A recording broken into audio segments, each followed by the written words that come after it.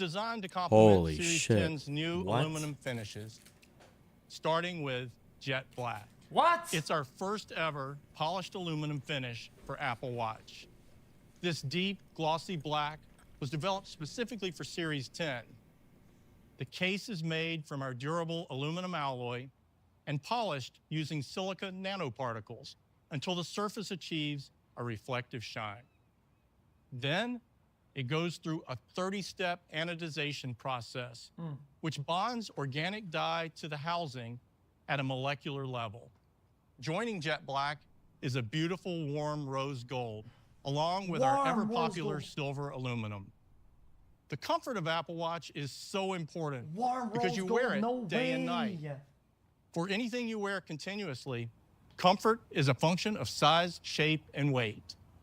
And on your wrist, every millimeter and every gram matters. That's why we pushed the limits of technology to make Series 10 the thinnest Apple Watch ever. At just 9.7 millimeters, it's nearly 10% thinner than Series 9, a significant reduction considering how compact Apple Watch already is. Achieving this radically thinner profile required further miniaturization of several already tiny internal modules, like the SIP, digital crown, and speaker. The speaker system was completely re-engineered to be 30% smaller, without any compromise to acoustic performance. And for the first time on Apple Watch, you can play media like music or podcasts directly through the speaker. It's great for when you don't have your AirPods handy. Also contributing to Series 10's thinner design is an innovative metal back that fully integrates the antenna into the housing itself, combining two layers into one. A thin isolation split encircles the metal back for great cellular performance, and is bonded to a watertight layer that maintains 50-meter water resistance, so you can still shower, swim, and surf. The new metal back also accommodates a larger and more efficient charging coil, making Series 10 the fastest charging Apple Watch ever. In just 30 minutes, you can get up to 80% battery, making it easier to charge your watch whenever it fits into your day. That's massive. A smaller speaker, metal back, and other innovations make Series 10 not only thinner, but also lighter weight. Aluminum cases weigh up to 10% less than the previous generation. And we're introducing another lightweight material in a gorgeous new finish. What is it, polished carbon? Titanium. This year, Grade 5 titanium replaces stainless steel. With titanium's remarkable strength-to-weight ratio, Grade 5? Series 10 weighs almost 20% less than the stainless steel Series 9. The case is made of aerospace-grade titanium that's polished to a mirror-like shine, then PVD-coated in one of three stunning colors: natural, gold, and a dark slate gray. Dark slate And gray, we've no updated way. the elegant Milanese loop and classic link bracelet to perfectly match the titanium finishes. The uninterrupted lines of case, back, and watch band celebrate the beauty of metal. To complete the metallic look, the Reflections face has an intricate shimmering dial that reacts subtly to your movements and transitions gracefully to always-on mode. The sleek shape, expansive display, sapphire front crystal, and sophisticated finishes I've been wanting that, Jeff. make I've been Series wanting that. 10 the most refined expression of Apple Watch yet. We were torn apart at birth. That's dramatic. This is the story of the best part of the sandwich and his crust. How's it feel to be so irresistible? Irresistible? Oh, is that what people are saying? That's it. Ugh, irresistible. Uncrustables are the best part of the sandwich. Did he say a 10% reduction in weight? Oh my God. 10% reduction, guys? Is this the future?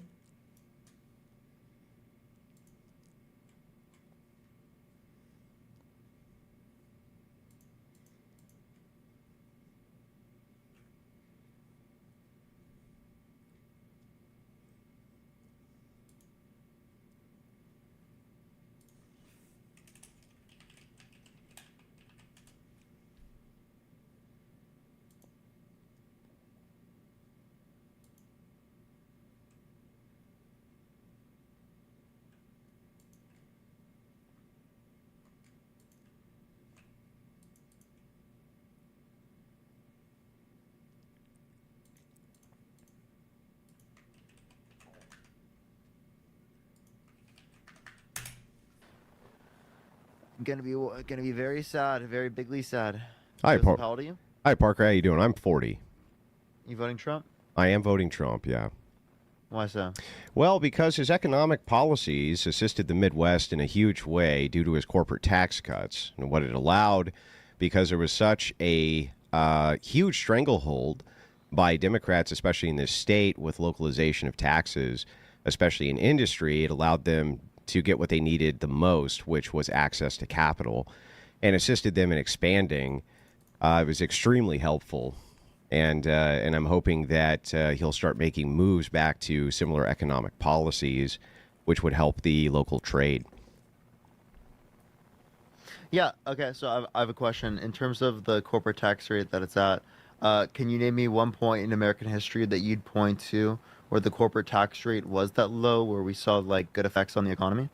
Yeah, during the Trump administration. Okay, I'm referencing other than the Trump administration. Yeah, but why would that? I don't understand why that's a non sequitur.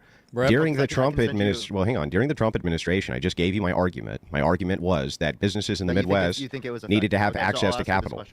Yeah, so listen, if you actually, I can send you a paper. How does corporate tax cuts give you access to capital? I'd be curious to hear Andrew Wilson walk us through that one economically, but okay.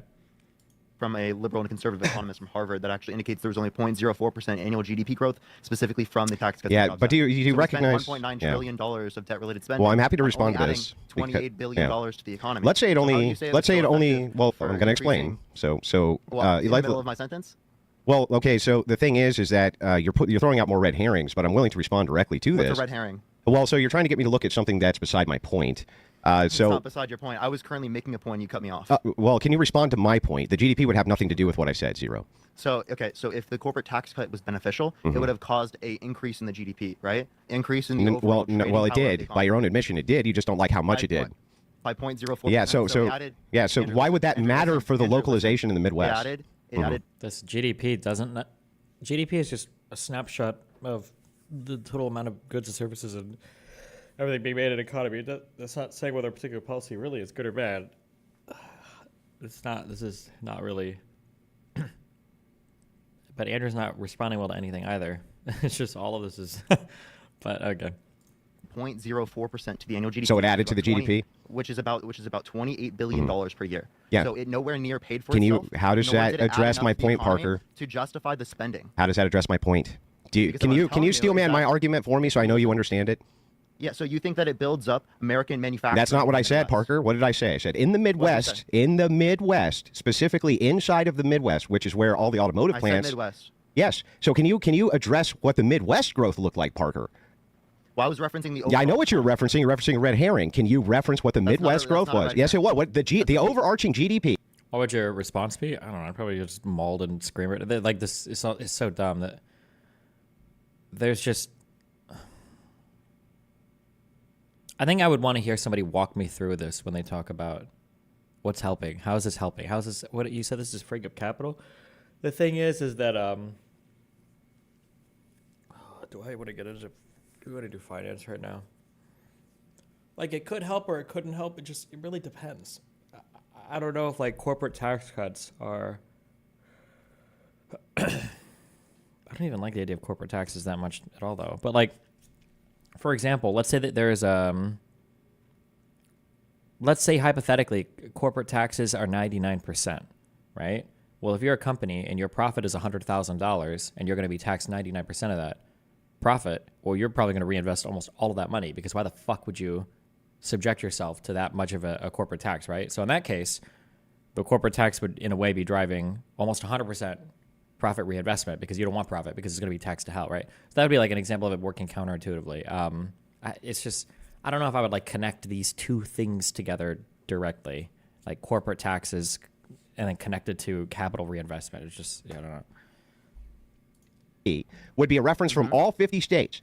Many of them have Democrat controllers. They have their own tax brackets. They have all of this. What I'm asking, but it's from I'm asking specifically, Listen, Andrew, if you can address my point for the Midwest specifically. The effect on the GDP, according to the Tax Cuts and Jobs Act. Which has what to do with my point, Parker? $1.9 trillion is not justified, given that it only added. Has nothing to do with my point. $1.9 trillion of spending is the overall country spending this, and then it only added $28 billion per year. Okay, right, Parker. First of all, okay, that's very low. Very low ROI, right? Very low. So why would we use the money to do this rather to invest in other things in the economy. Okay, so Parker, you still aren't actually addressing my point. When you're specifically looking at Answer my fucking question. well, you're not answering to mine. You don't get. Oh, you're so mad. You're wanna answer the you're question? refusing to answer mine. Do you need a Kleenex, Andrew? Answer the damn question. Bro, why are you not I answered your answering to question mine? already. I addressed it. I Okay, said how? The economic growth that specifically comes from the Tax Cuts and Jobs Act is minuscule to the amount of money that we put into spending for it. So if you want to put money into investments, put money in investments that give you better ROIs than 0.04% annual GDP growth due to 1.9 trillion. Parker, that doesn't address that doesn't address my argument, Parker.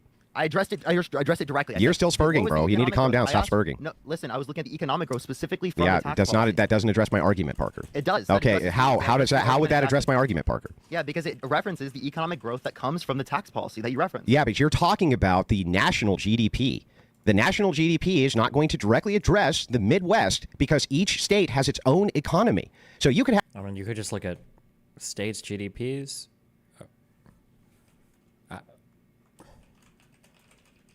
I mean,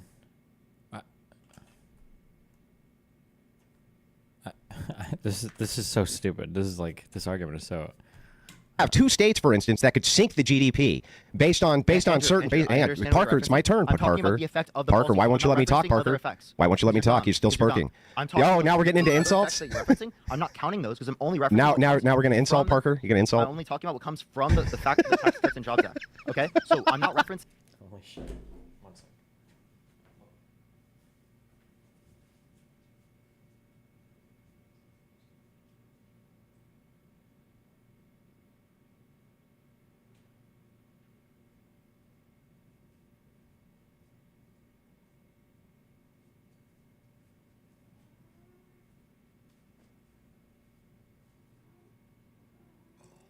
Hello, baby.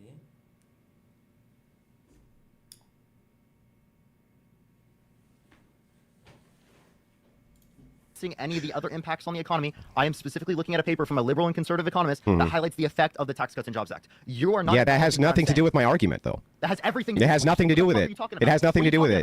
Parker, did I what? Parker, stop spurging. Calm down, so we can have a conversation here. Andrew, you don't have. You're still spurging, bro. You're still spurging. You're deflecting. You're screaming at the top of your lungs. Calm down, so that we can talk, bro. You're spurging. I'm trying to give you the argument. I'm not screaming. You're gaslighting. Then why won't you let me speak, Parker? I am letting you speak. Okay, great. Not acknowledging my points. Yeah, because you can't move and deflect from what my argument was. I'm not deflecting, genius. You asked why. Okay, did you ask me why I was voting for Trump? I did. Okay, and specifically the benefits from the Tax Cuts and Jobs Act in terms for of what? The Midwest. Yes. Midwest growth. Yes. What you're not acknowledging is that the Midwest is a part of the United States. Parker, I didn't know that. Is the Midwest part of the United States, Parker? I had no idea. Did you know? I had no idea, Parker. There's also other manufacturing in the United States. Yeah, it doesn't address my argument, Parker. Doesn't address my. He just mutes me. It does address your argument because it looks at the overall effect of the Tax Cuts and Jobs Act. You're like an NPC, bro. Right now, you're fucking screaming into the mic. No, you are, bro. You're an NPC. You've no NPC. Economics. I'm NPC right now citing a paper. I'm citing a paper from a liberal and conservative economist, bipartisan support that shows that you're wrong. They just mute. No source. You just sat up here. You said, "What's the effect on the Midwest?" I'm looking at the overall effect of the Tax Cuts and Jobs Act. It's not on the Midwest, though. The effect is on the Midwest. I'm looking at what the effect is from the overall spending bill. Because it was $1.9 trillion of spending. Yes, but that was debt-related spending. Yeah, Parker, that still doesn't actually address the argument for the 15th time. It does. It literally doesn't. Does. For the 15th time, it does. It doesn't. You can't. It references Parker, the GDP growth from the Tax Cuts and Jobs Act. Are you still going to spurg, or am I going to get a chance to talk here? Wait, I literally gave you the chance to speak. You said something dumb, so I argued against it. Well, all you have is ad homs. You just keep saying, "Oh, this is dumb. You're dumb. Everything's dumb." But you're not actually you're not addressing the argument. No wonder you didn't. Reasons why it was dumb. Yeah. Okay. Well, Parker, I'll tell you what. Can you give me a paper that says? Actually, I'll do one better for you. I'll do one better for you. If I pay your bill, will you come out to the Whatever podcast and do a 1v1 debate against me? Absolutely. Okay, I'm going to pay your bill. I'm going to head out there in a week. Andrew, you guys already ran away last time. Who's you guys? Who's you guys? We literally had a day set up. What does that have to do with me? On the Whatever podcast. Has what to do with me? I'm a guest. You guys ran away. You guys, I don't own the show, Parker. Will you do a 1v1 debate with me, Parker? All the time. You will go on. What does that have to do with anything? Does that mean I own the show? I'll debate you on religion. I'll debate you on social issues. I'll debate you on politics. Yeah, I'd like to see how you're going to do when you don't have the mic mute button, Parker.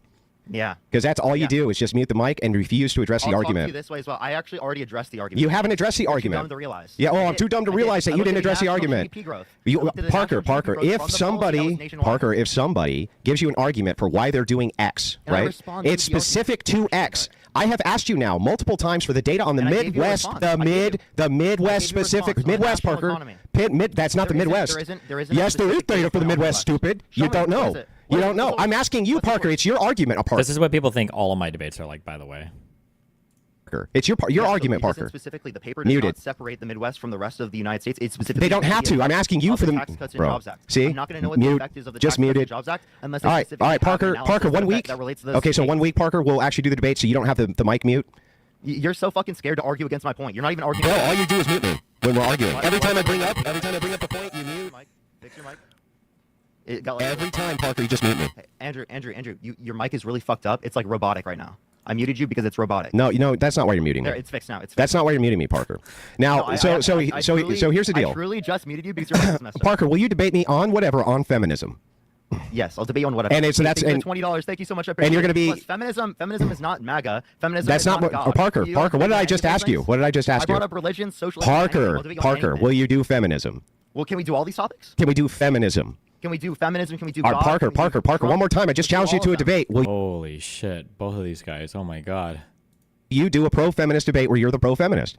Yes, I'll debate. Okay, I'll debate great. feminism, So but I one- also want to debate religion. Yeah, I yeah, want to that's debate nice. I don't MAGA. care what you- I want to debate all these other. Parker, I've You're blown scared you to out. debate I've this. blown you out with the transcendental argument before. Oh no, Yeah. you're such a dumbass. That's fine, Parker. Transcendental argument I'll is tell you not what. proof. I'll tell you It's what. not We'll evidence. give you The two. Transcendental argument is not proof or evidence. It's Just simply muted. you just Muted fucking again. said that. Muted again. That's all you know how to do is mute. You're screaming. You're screaming. No, Andrew. Parker, you're spurging. So here's the thing. You're literally not Dude, arguing all you against it. do You're literally- is mute. You're not actually giving me a response. to what I Just said. okay. If you Yes. pay- Can you steelman Parker's argument? If the tax cuts cost us trillions, does it not make sense to directly invest instead, like we did with the infrastructure bill? Am I missing something?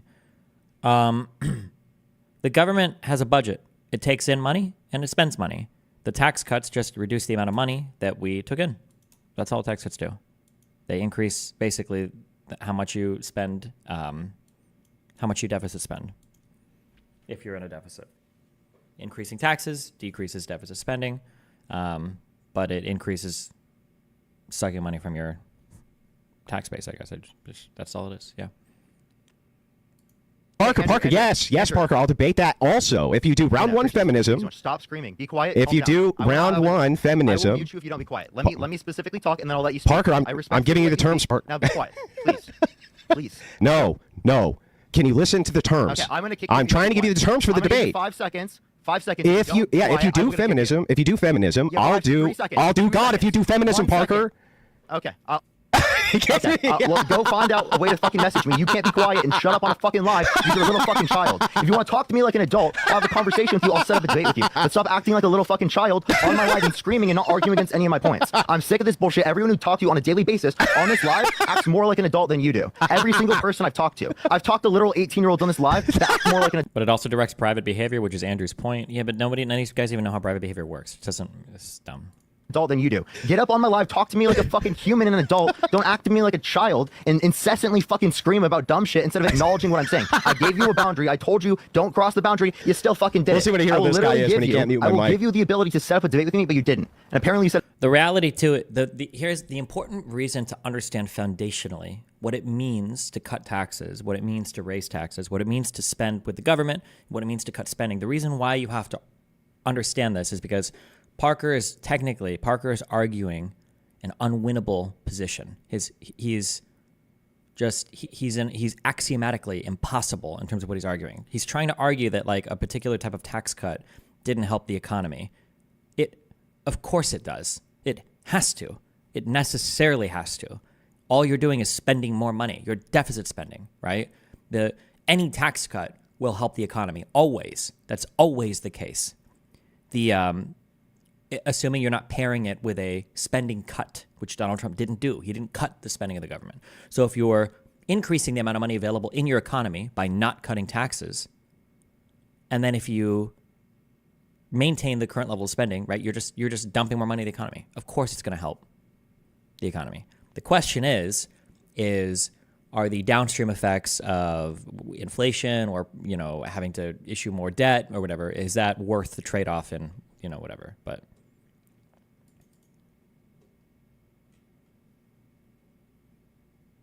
I literally tried to a million times. Tried to give it to him. What a weirdo, dude. I gave you an argument. I gave you.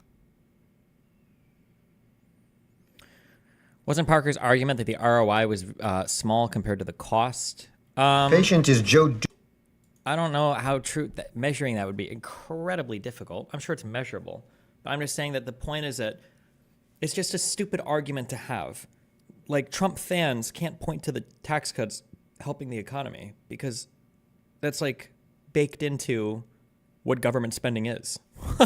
Like this is the issue that I have. Destiny, X is always good for the economy if you ignore the bad effects, isn't the point you seem to think it is. Really? Because what you just stated was the Republican platform verbatim, which is tax cuts are always good for the economy if you ignore the bad effects. You understand that that is the entire Republican platform for tax cuts, right?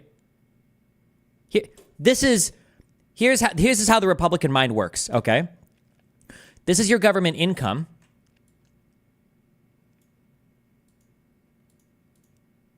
This is your government income. This is your government expenditures. All right? If Democrats do this, where they, because we can never raise taxes, I guess. When Democrats do this, when they raise how much money the government is spending, when they increase spending, conservatives lose their fucking mind, okay? This is horrible and it's bad. But when conservatives do this, hold on.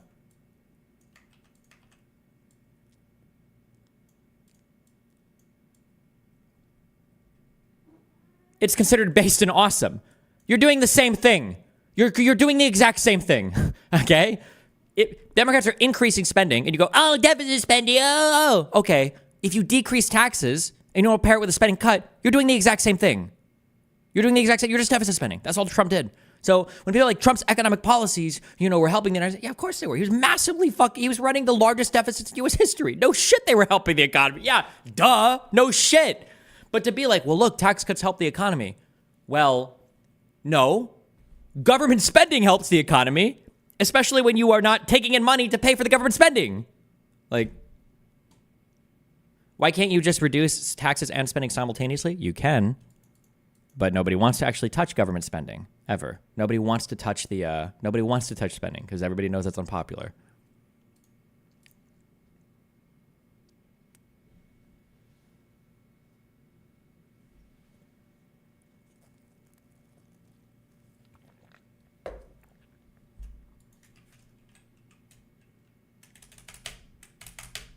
Tax cuts force budget cuts to eliminate waste also. No, it doesn't.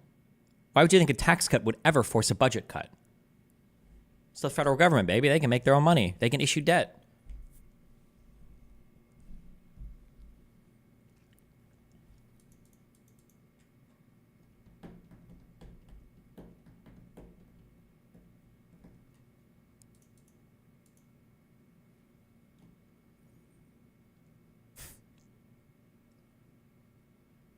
Show you a ad from the Russian army.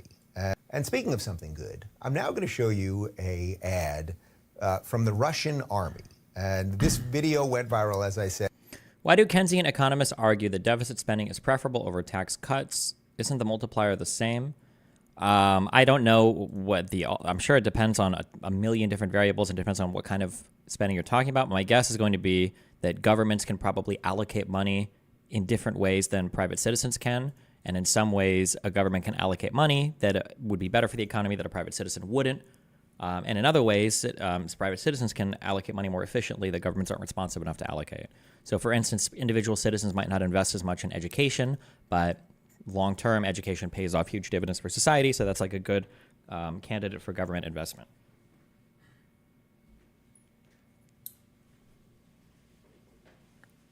Because somebody looped it together with an ad from the American Army, and it's an incredible, just a truly incredible juxtaposition of the way one country behaves in a serious manner and in the way another country behaves, unfortunately the United States, in a completely unserious manner. This was retweeted by all sorts of people, including Ted Cruz, and then of course he started getting called a Russian asset and everything else. So first let's show you this Russian Army video. Это первый день твоей новой жизни. Что ты знаешь о себе? На что ты способен? Вопросы могут остаться без ответов, но разве ты сможешь узнать себя, познать границы своих возможностей? К черту границы! Ты готов ломать себя? Да, потому что без врага нет боя, а без боя нет победы. Но на самом деле главный враг вчерашний — ты. Твоя задача выследить врага, догнать его, превзойти, стать лучше, чем он, и вернуться назад. Победить. All right, I don't speak Russian, but I assume he was saying something to the effect of, you know, we're serious people, and I. Now let's look at the... Well, what about the Russian military? Oh. Those are some nice tanks you got there that are being manned by incredibly... Oh, whoa. Very straight. Definitely not homoerotic. Definitely very militarily capable. Huge muscles. Throbbing.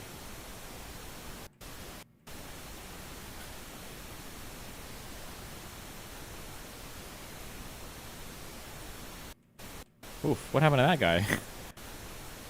Wait. I'm sure the explosives that they're using here are far more expensive than the tank itself, at least, right?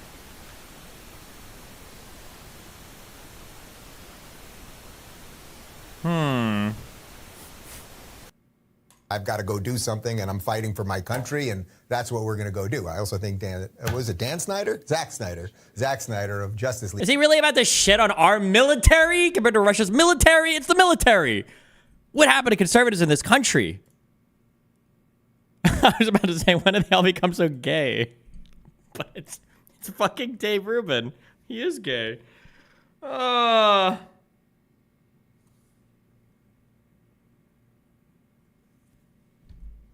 League probably directed that thing. You can see, you don't even need to know exactly what he's saying to understand, and whether you think it's propaganda or not, and we can have all of those debates. But what you're seeing is the Russian government is whether you think it's propaganda or not. Imagine the level of charitability. An advertisement for a country's military. Okay, now whether you think it's propaganda or not. putting out an ad saying, we want soldiers, we want to be able to defend our country, we're going to do what we got to do. Now, defend your country. As long as the Iraq War was a defensive war for the United States, I'll let you slide with that one, Dave. Okay. now allow me to show you what the U.S. Army put out last week. It begins in California with a little girl raised by two moms. I also marched for equality. I like to think I've been defending freedom from an early age. Standing at the altar to marry my other mom. With such powerful role models, I finished high school at the top of my class. I found it. A way to prove my inner strength and maybe shatter some stereotypes along the way. I'm U.S. Army Corporal Emma Malone Lord, and I answered my calling. We're screwed, people. You're literally gay and you adopted a kid. You are doing the most woke shit that has ever been happening in the history of all of American society. Why do you think that of all the people that could even attack somebody in this way, you would be the person to do it? Like, it's just such an unbelievably stupid line of attack. One of the benefits of having a society, by the way, that is more diverse and is accepting of that diversity is the fact that you can deploy your resources in a more efficient manner. In some society in where you hate your women, you hate your gays or whatever, right? They might not even join the military. We had like 1 million people that were African-American fighting in World War II, right? We were able to take a population of people that were enslaved in this country, all right? We're willing to sign up for, well, willing, I mean, they were conscripted, right? But that fought with our military in World War II. Meanwhile, the Nazis are diverting fucking resources from the front line so that they can kill more Jewish people. Like, one of these strategies has clearly worked and produced the leading empire of the world for the past 100 years. And another one of these strategies is making it so that Russia is being invaded by Ukraine. What, like, in what world are we saying that these are the guys that have it all figured out? You get it? You get it? Like, can you imagine that Russian guy coming up against that girl? No offense to that girl. No offense to her lesbian. The Russian guy would probably be petrified, and he would close his eyes, and he would remember back when he was on his knees sucking off his commanding officer before Ukrainian drones were dropping grenades on them. I'm shitting. I don't even like to shit on Russians like this. It's not even like, God, it's so stupid. It's such a stupid fucking... Lesbian mothers. No offense to the marching. No offense to equality. No offense to any of that. But if you give me a, East Village lesbian... Just as also as a heads up, ideology is pretty important. Like, it does motivate people to fight for things. It really truly does impact like how willing a population is to take up arms and fight, how willing a population is to endure whatever conditions there are, right? Look at the Ukrainian conditions are not the best, and that country is still enjoying incredibly broad support for the war. They're fighting, I don't even know. I was going to say the second largest military. I don't know where Russia even ranks right now in terms of the military, but it's your ideology, your willingness to fight, like all of these things are incredibly important. Again, like we can laugh at the women and equality and blah, blah, blah, okay? But wasn't Golda Meir, was she the first female head of state in the world? I'm trying to remember was there another one? There might have been another country that had a first female head of state. But like this is an LOL woman who's head of state winning a surprise war against against other Arab countries, right? The Yom Kippur War. She was the prime minister. And it's a woman. It's just it's so stupid. It's just such a dumb I hate this line of attack. It's such a what is this from? Are we watching House right now? It's just such a stupid line of attack. It's disgusting. And it's not even because it's not even about like wokeness or whatever. It's just stupid. It's not good strategy. It's just I hate this guy so much. I hate him so much. I actually hate this guy. And now that I know he's Russia, bought and paid for, I hate him even more. Or rather, my hatred is legitimized, at least. Of that. But if you give me a, East Village lesbian versus Vladimir Putin, who's going to win? What are we doing? What are we doing? That's great. You know that Vladimir Putin isn't actually like fighting in the war, right? Nobody cares if you're gay. Nobody cares if you're straight. Nobody cares if you're trans. But which one of those? Nobody cares if you're gay in Russia? Do you think that's true, Dave? I love that you have such an American-centric view on this, that everybody around the world is just super accepting of other types of sexual orientations. That's great, but nobody cares if you're straight. Nobody cares if you're trans.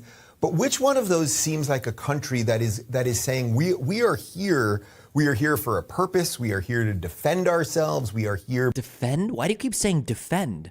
Defend from what? Because we believe in the documents that got us here, and we are strong and don't mess with us and all of that stuff. Now, again, maybe the Russian one is propaganda.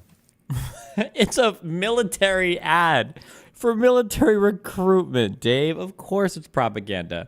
That's not even bad, though. They're supposed to be propaganda. No shit. I'm not going to sit here and defend a Russian army ad, right? Although I would defend Ivan Drago fighting Rocky Balboa in Moscow on Christmas Day in 1985, I believe that was.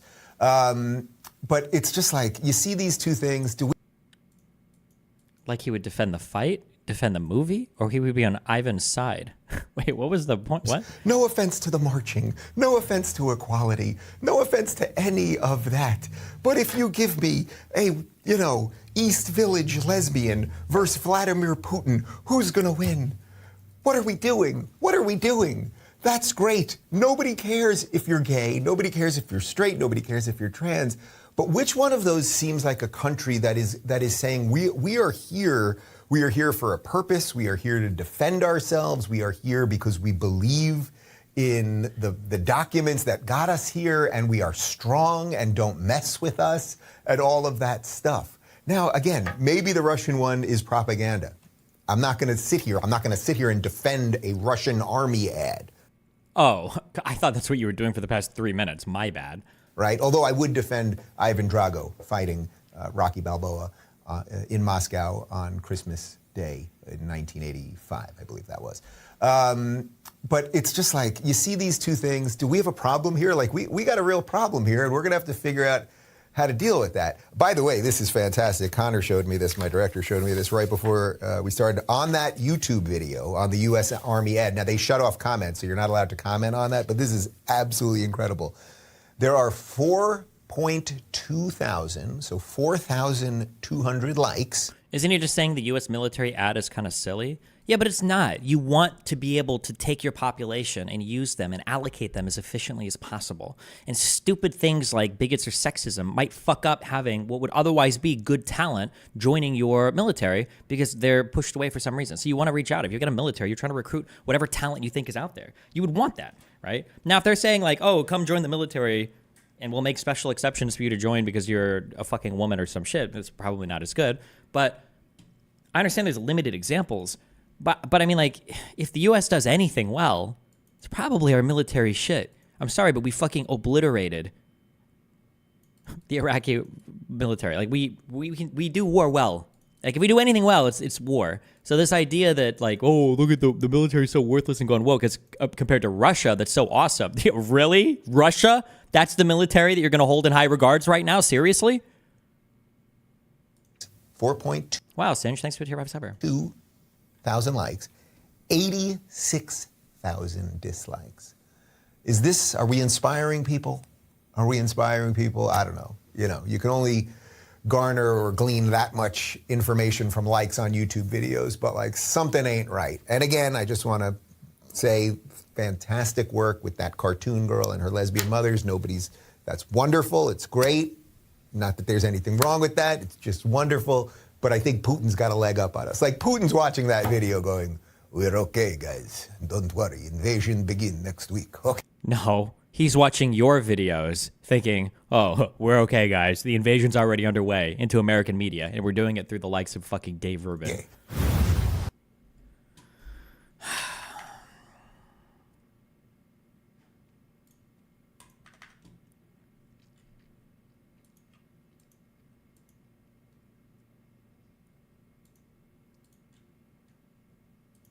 How old even is this fucking video?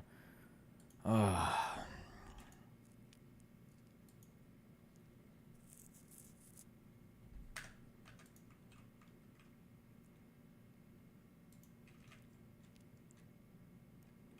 Three years old.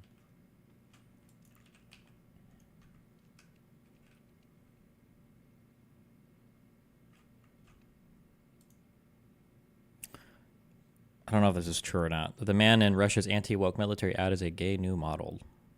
Gay nude model. I see people posting, but I'm not about to go dig through that to find out if that's actually real.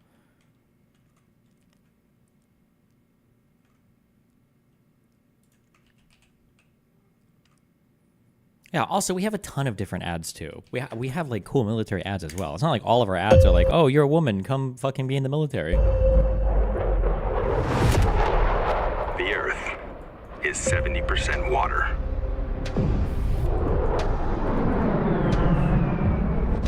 And 30% land.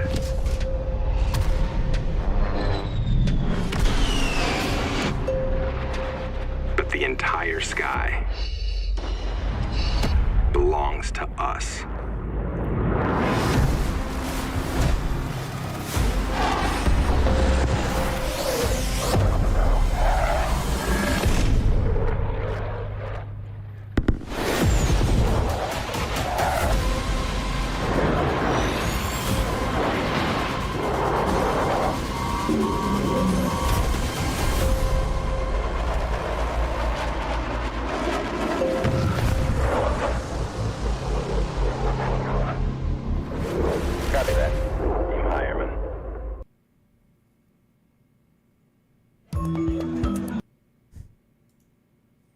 Also, don't forget the best military ad we had. Fucking Top Gun 2.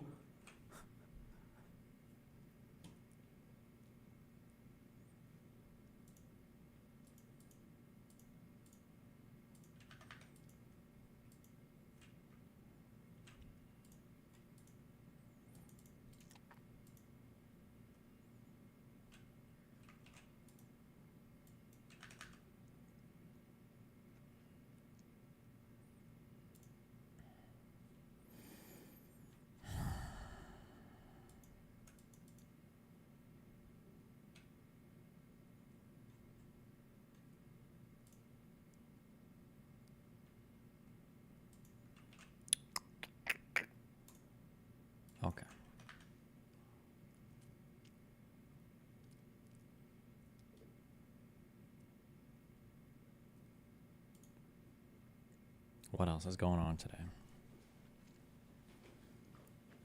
An amazing Harris ad.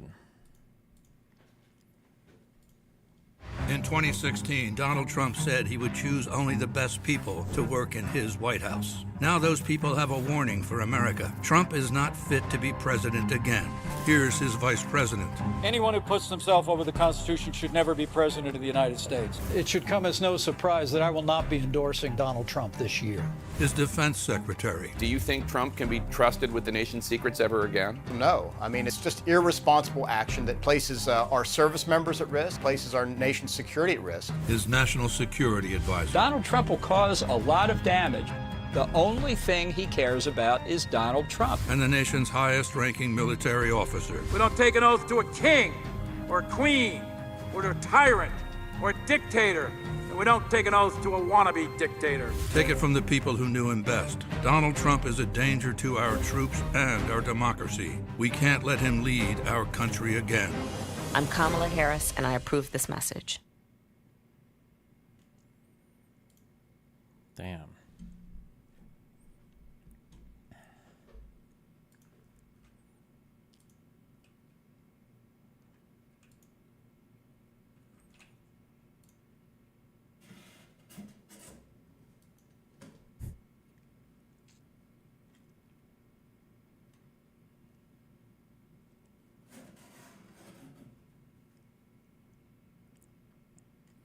Andy, you gonna clean that up?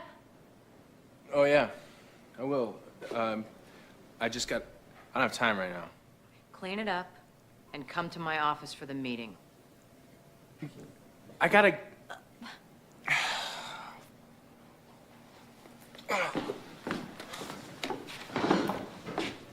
What is this?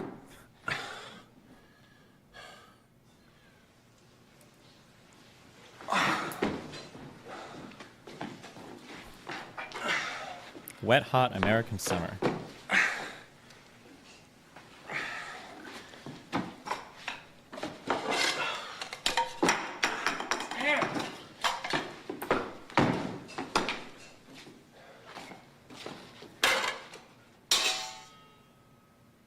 What?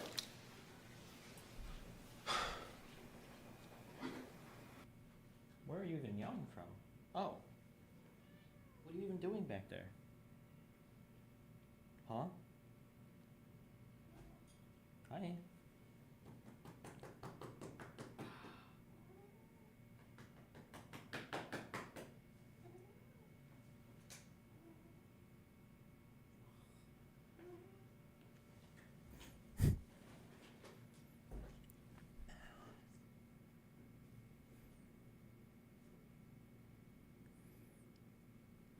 I can't argue with retards, okay? You're What a retarded. waste. I'm What did he being say? I analyst. didn't hear. Did he You're say the fucking R retarded. Yeah, I so hope it there's doesn't no take way I him can down. argue with you on this God issue. damn. I'm I think done. you're okay. Jesus Are you Christ! fucking Like, scared? Are you what? fucking retarded?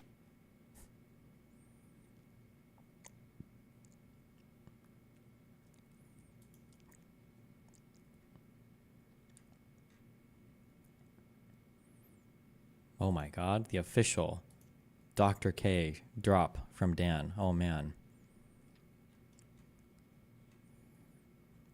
Hi, Parker. Nice to meet you. Yes. Nice to meet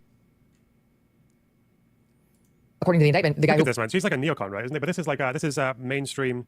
This is like mainstream media, and she's actually accurately representing the story. That's so funny. Isn't that crazy? Like, I swear, if you watch someone like this, you'll be more informed than if you watch someone like, I don't know, even like Hassan, right? Like, yeah, even though she's like right wing as shit, because at least we're actually getting the story. She sounds like she's read the indictment. She actually took an hour out of her day to read the indictment, like an absolute god.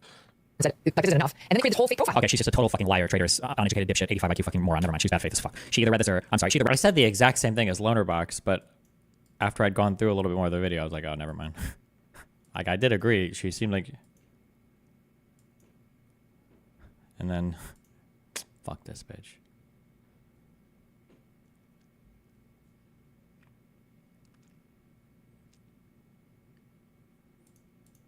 It is my immense pleasure to be joined today on Bad Faith. 1 hour. Fuck that.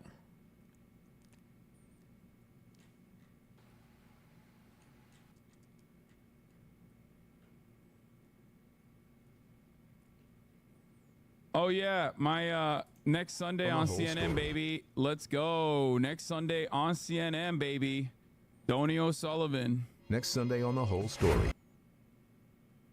How does a Bernie bro become a pro-Trump, pro-Putin social media superstar? I've been to Russia, I've been to China. Their major cities are much nicer. Donnie O'Sullivan meets the terminally online young men of the disillusioned left. MAGA communism. You know people watching CNN are going to say, you're crazy. And star influencers trying to stop the spread of misinformation. Oh, man. True. I want to make sure that they're not falling down this right-wing rabbit hole. The Whole Story with Anderson Cooper. Whoa! Whoa! Let's go, baby. Woo! Thank God.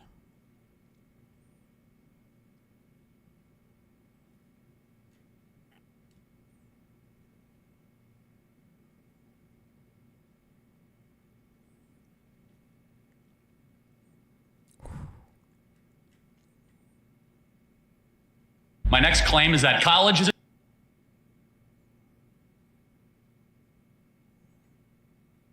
scam.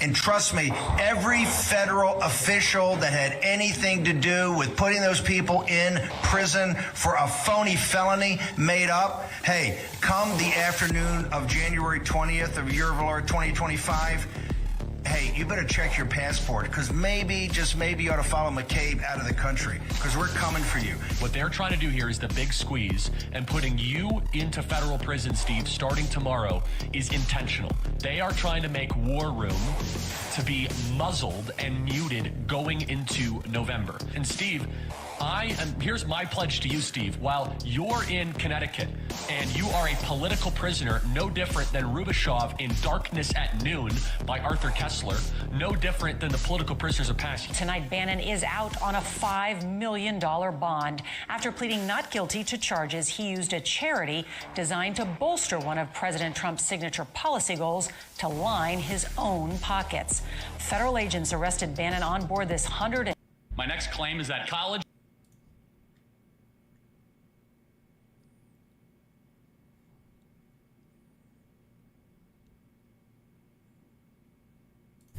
Dude, I get it. Interacting with this guy is just going to create. How long ago was this?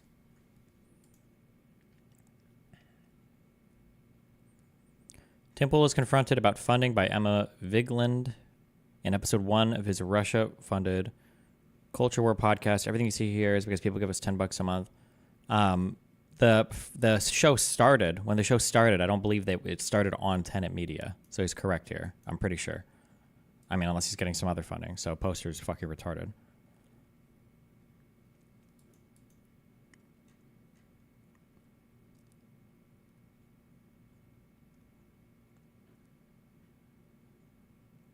Yeah, this might have been the case. Sam also pointed out that Emma was on Tim's show the same month he finalized his negotiations with Tenet Media.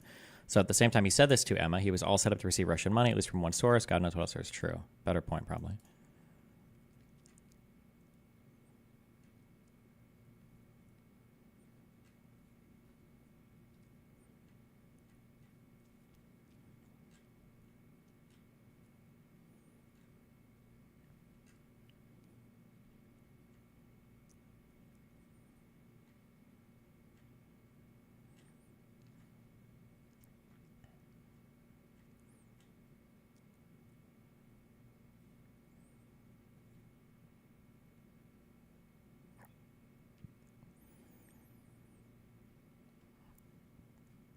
What are your thoughts on the Jordanian security guard that shot 3 settlers? No clue. Haven't looked into it at all.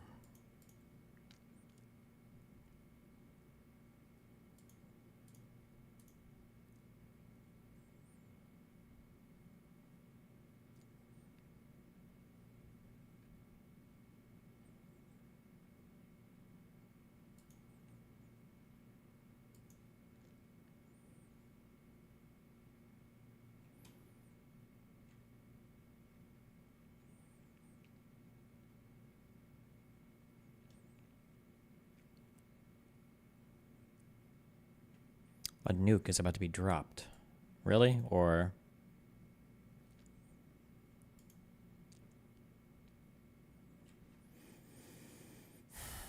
Dugan, 42, political consultant, presents with palpable purpura. Who's the newbie? ALT and AST are through the roof. Otherwise known as rash and liver damage. Fascinating. Senator Anderson sent this case to us and personally requested we take a look. That's reason enough for me. Black guy campaigning for the opposition. Does Obama know about this? I tried calling him on the brother hotline. He didn't pick up. Wait, does this spit up? Oh, it's when Masters is what her name is, right? Martha M. Masters. I'm Dr. House. This is the rest of the team. Boring, bimbo, and bite size. Martha enjoys quadratic equations, Italian frescoes, and her turn-ons include learning to be a doctor. Our patient's liver damage explains the rash and cryoglobulins we found in his blood, but we can't explain the liver damage. Shows no other signs of drug or alcohol abuse. Now all you've got to do is figure out which one is bimbo and which one is bite size. What about toxic exposure? Wow. Dude, I get it. Interacting with this guy is just going to create drama that he uses to get clicks. I mean, the dude's got like 170 videos about Dave Rubin. Yeah, we do cover that. I mean, I think part of what we do is we try to respond to some of the right-wing ecosystem on the internet because there's a vacuum truly left. You guys have a lot more money than the left-wing media space. We just try to combat it a little bit. I think the issue with that, I can understand why you'd say that, but it looks like this is a great way to kick off the show, actually, like the start of the culture war. I actually don't think that whatever this space has more money because this is a fractured independent space of varying ideologies. Tim, I'm in your compound right now. Yeah, I'm rich. I live in a one-bedroom. I mean, how did you get rich? I started. God, I hate Emma so much. Oh, she's about to fake being poor. God, I hate her. I hate her. I hate her. I hate her. I hate her. I hate her. I hate her. I hate her. I hate her. Also, Tim is lying here when he says the right is fractured. They are 100% coalesced around, like, they are the most orthodox political opinion group right now. The left is a much wider tent type ideology thing, for better or for worse.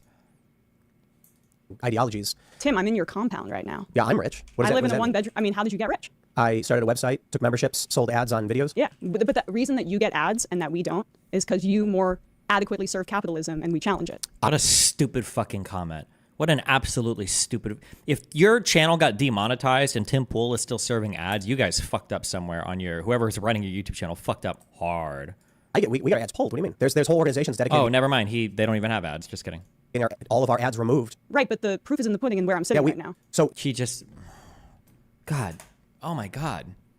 So this is memberships. This is almost entirely because people pay to become members of our websites. You know, if the majority report, you guys have been around a lot longer than I have. The inability to provide a product to a customer does not mean that one political faction has more or is granted more because of capitalism or anything like that. Like if Sam is unable to, I mean, Sam's had way more subscribers than me for a long, long time. Right. And he just like, I'm not saying this to be like mean. I'm saying if he doesn't know how to turn revenue, the issue is more so you need like a COO or somebody who's going to say, here's how we provide something to a market that generates revenue so we can expand our business.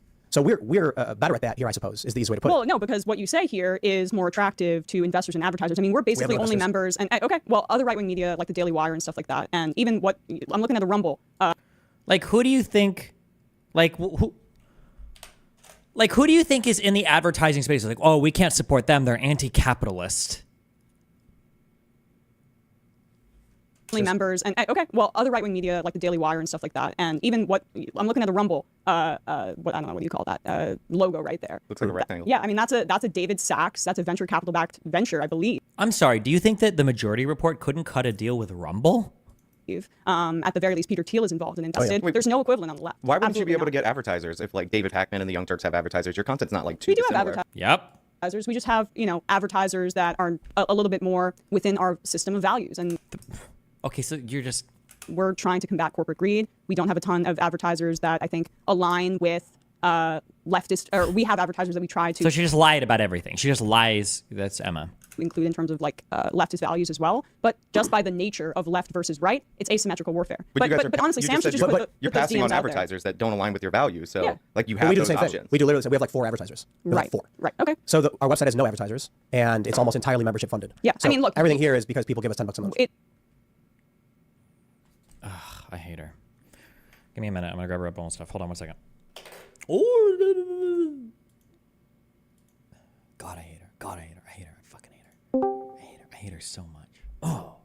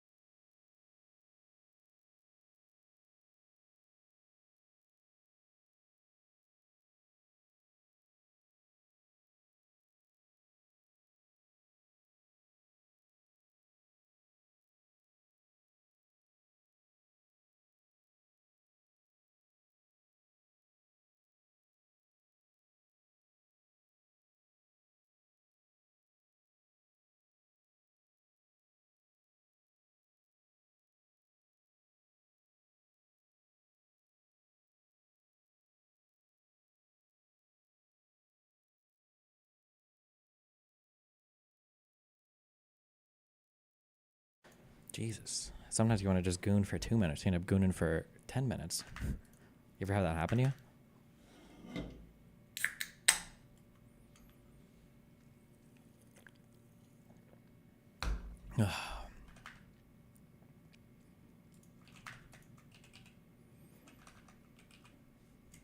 No matter what I tell you, all right, they're going to say I lied. They're going to say this is bullshit, right?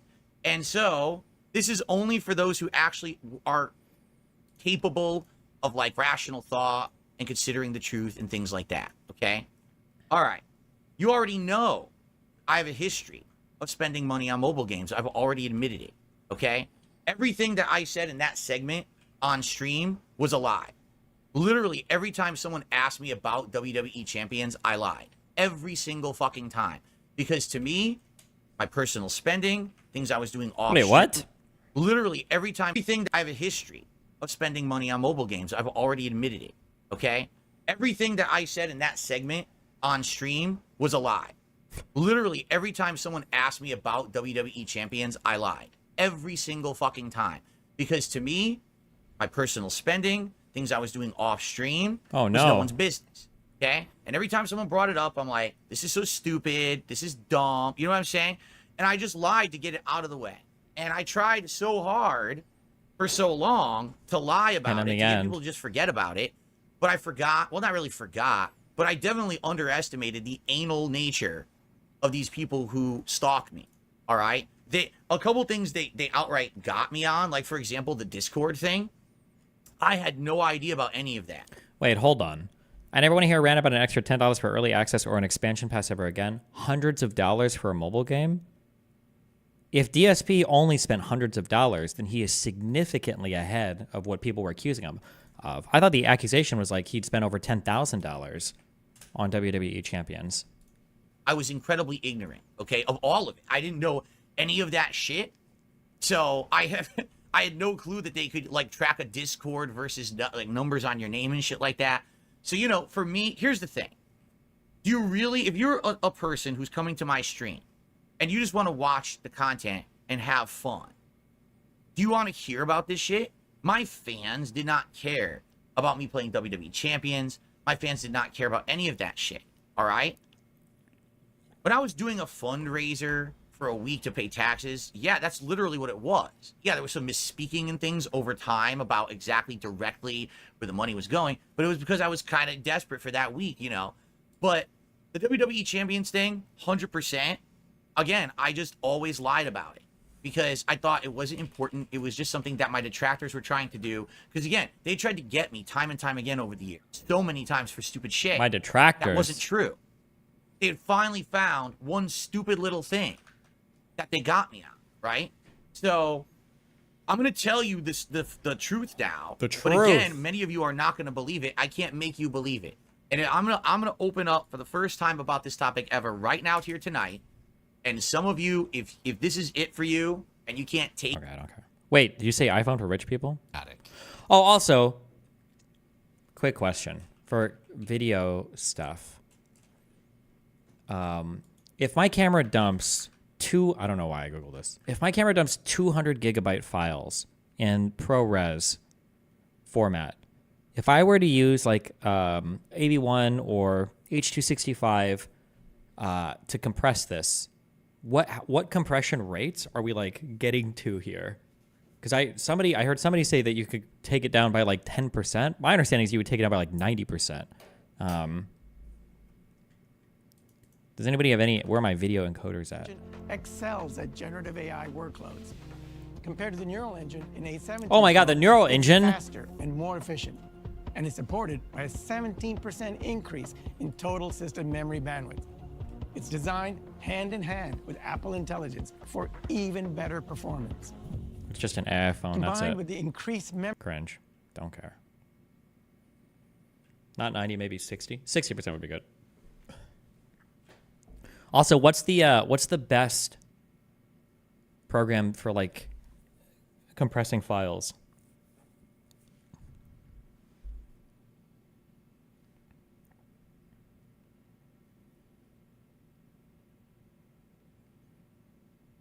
Am I retarded for not caring about the AI shit? Apparently you are, but so am I, brother. I don't give a fuck. FFmpeg. Do they make a nice GUI for FFmpeg, or do I have to be a command line bro?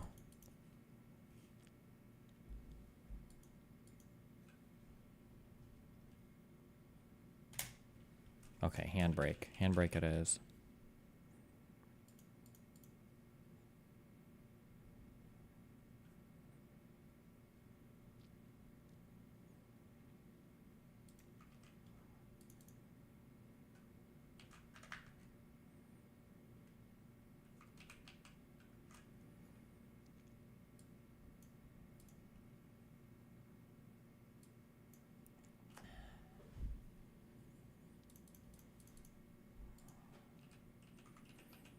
FMPEG meme. Rose. For those of you who are wondering why I was off Instagram for a long time, this is from Myron Gaines. It's because a scammer named Idris Kiba, aka Unlocked, banned my main account, Unplug Fit, as well as my other Fresh and Fit affiliated accounts. My main account was at around 500,000 followers, and it was my 10th account after being banned so many different times by scammers. He then tried to extort $20,000 to get them back, and we said no, so he continued banning accounts linked to us. He was arrested by the FBI in late July and was indicted last month. Fuck him and fuck Instagram's exploitative ban system. This is why X is a superior platform to Instagram. Wait, what?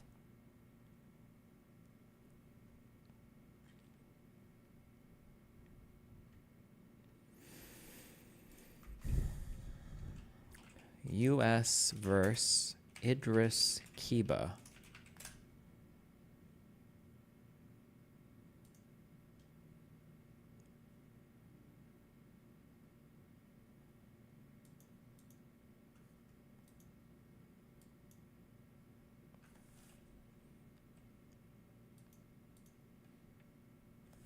Stop. Wait, do I...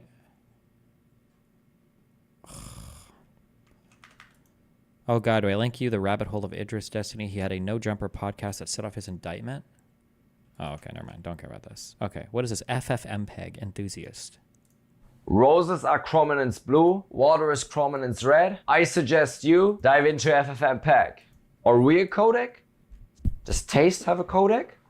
Most people go into, I don't know, iMovie to do a quick edit and then export for 20 minutes. They haven't heard of FFmpeg. In FFmpeg, 2 minutes. Proprietary codecs. The codec can't be transcoded in FFmpeg. Does it really exist? FFmpeg uses multi-threading by default. Ah, so efficient. Power of open source. Replace the audio? No problem. Fix the image? No problem. Convert the video? No problem. Concat a PNG sequence? No problem. Create a non-playable file? No problem. Yeah, I can apply a lot.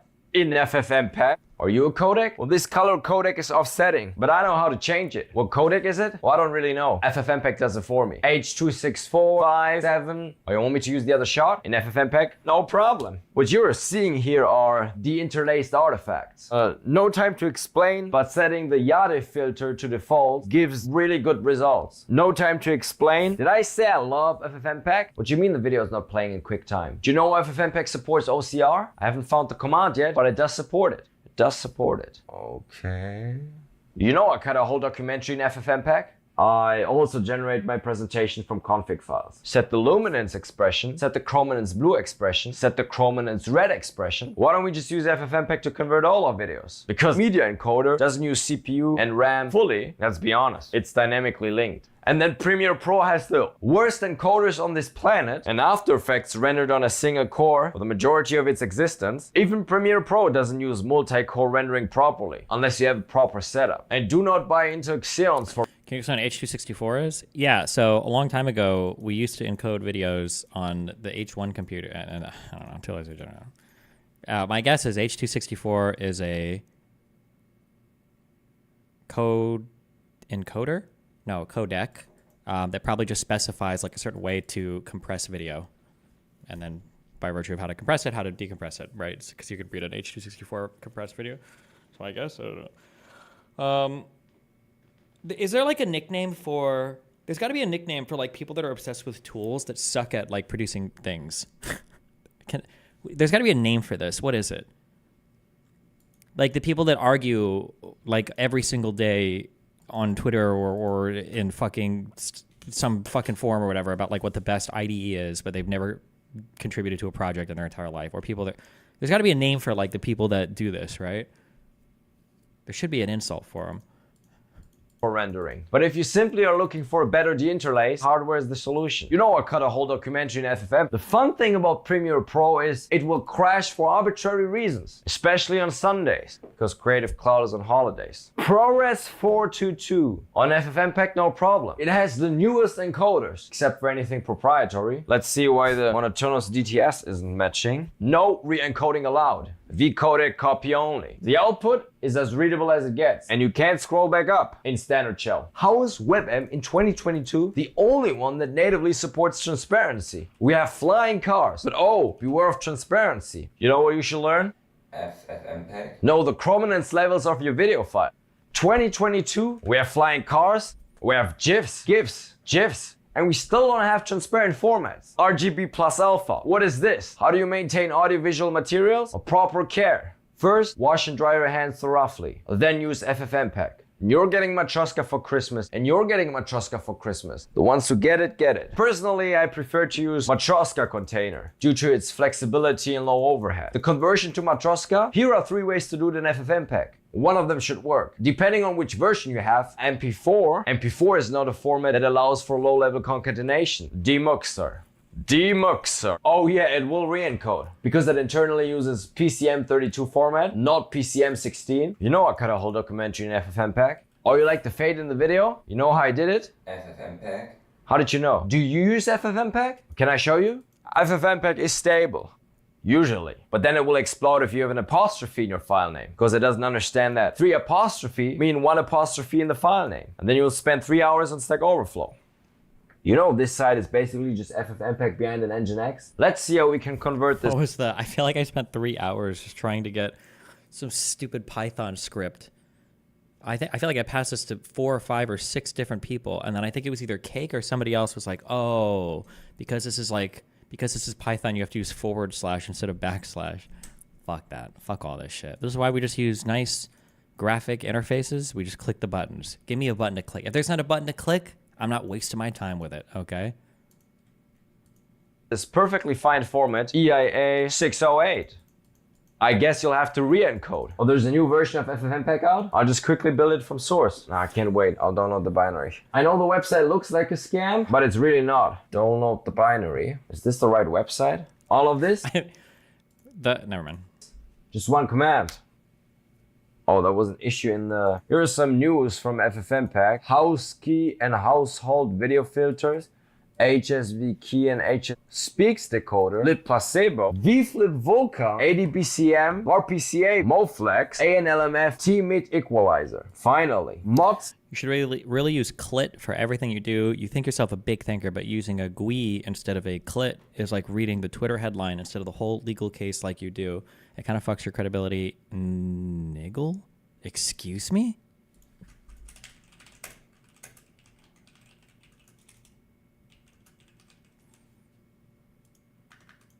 Demuxer. It's like Harry Potter. You know what's hard? Beating FFmpeg in terms of decoding speed, unless it's a proprietary codec. Well, I fixed my issue by not using FFmpeg. Okay. What I've gathered from this video is apparently proprietary codecs are very commonly used, and FFmpeg does not work very well with proprietary codecs. That's the one piece of information I've gleaned from this. So in the future, somebody is going to type something in chat where they're like, Destiny, what do you think about like FFmpeg versus DaVinci or something? And I'm going to say something like, I actually prefer DaVinci because I like working with a lot of proprietary formats. And you're going to think, whoa, Destiny must have like a big background in like programming or something he doesn't let on. But no, I just listen to shit meme videos like this and then I repeat the jokes. So it seems like I know what I'm talking about. But I actually have no fucking idea. And that's why I don't use FFmpeg, because I have a lot of proprietary humor that I like to work with a lot. MKV toolnix using the MKV merge command. Did I say I love FFmpeg? I must have forgot a space somewhere. Oh, there it is. Okay. ARMv6T. That's what I was looking for. I feel the binary comment is like, oh, I'll just compile my... I feel like there's like a whole list of questions. It's like, why do you like this? Oh, I like that it's open source. Oh, have you like gone through the code? No, but I think others do. Oh, like who? I mean, they can. Oh, okay.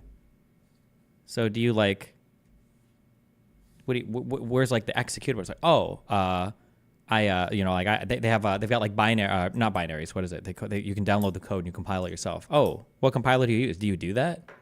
No.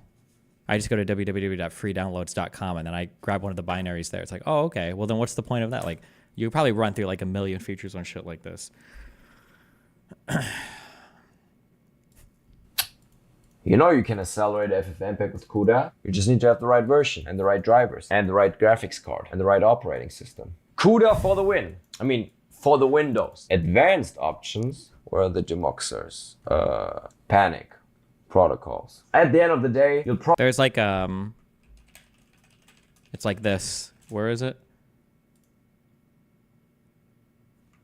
Using Linux in front of classmates.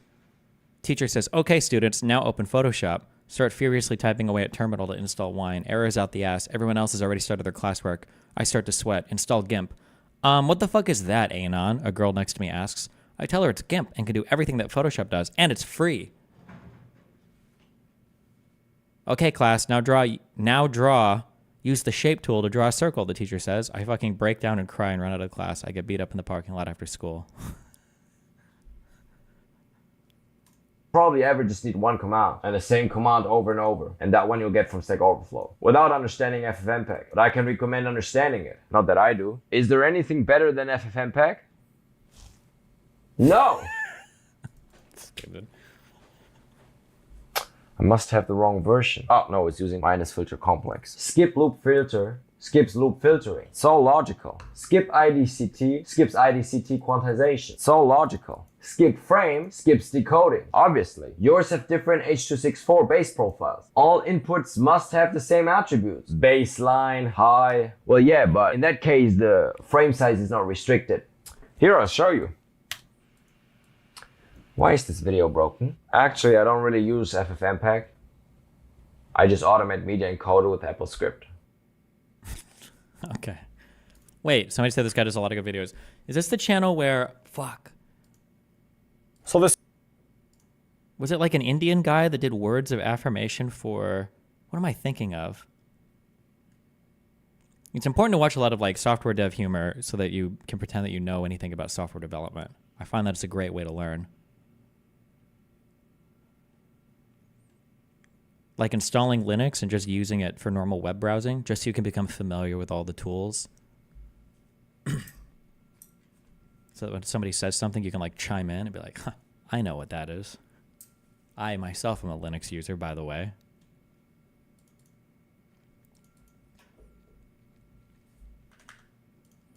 You're thinking of Krazam. Am I? Just one feature. Why is this taking 3 years to apply? Look, it's not that simple. Oh, the services guy. Oh, it's the positive affirmation for site reliability engineers. Is that what it was? All right, I have priorities. My team has deadlines. We have other deliverables in progress. I'm still not understanding this. Why is it so hard to display the birthday date on the settings page? Why can't we get this done this quarter? Look, I'm sorry. We've been over this. It's the design of our back end. First, we have to call the bingo service. See, bingo knows everyone's name-o, so we get the user's ID out of there. Then from bingo, we can call papaya and MBS to get that user ID and turn it into a user session token. We can validate those with umnop, and then, once we have that, we can finally pull the user's info down from Raccoon. Yeah, but couldn't the Raccoon team basically just... No, Raccoon isn't guaranteed to have that info. Before we do this, we have to go to Wingman and do a query to see if the user's willing to take it to the next level, or if they're just playing the field. Now, Wingman is cool, but he doesn't store any user info himself. He has to reach out to other user info provider services, like RGS, Barbie Doll, Ringo2, BLS. But how does it know what all the user provider services are? Well, for that, it has to go to Galactus, all-knowing user service provider aggregator. And while Galactus has omniscient knowledge of all current user info providers, it doesn't have future sight or knowledge of past user info providers, so it expects a time range. To get all the current user info providers, we need to pass a time range with the current time and a time representing the end of the universe, which we get from EKS, our entropy chaos service. EKS is being deprecated at the end of the month for Omegastar, but Omegastar still doesn't support ISO timestamps like they said they would a month ago, so until Omegastar gets their fucking shit together, we're blocked. We can't get sign up for our use case. We can't use EKS. There's nothing we can do. So Galactus won't be able to find our new birthday boy provider, which means Wingman won't know how to talk to anybody, which means I won't be able to find true love and I'll die alone.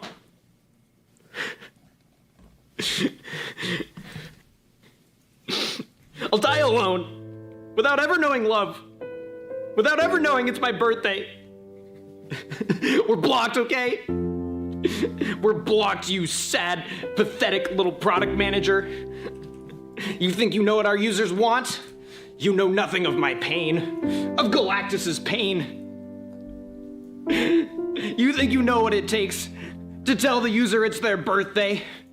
You know nothing. Delivering this feature goes against everything I know to be right and true, and I will sooner lay you into this barren earth than entertain your folly for a moment longer.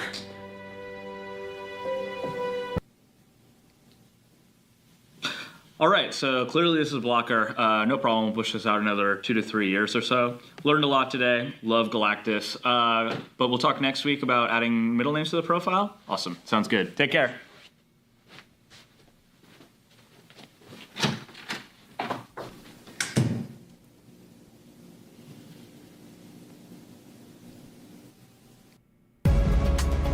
Wow. I don't understand anything in this video. When Cake started talking about services, I said we have to build every single thing as just one giant entity, and then we don't have to worry about any upkeep ever. Nobody else is updating any of our software because all of it is in-house, and it's just one massive monolithic entity, testament to Jader's engineering virtuosity.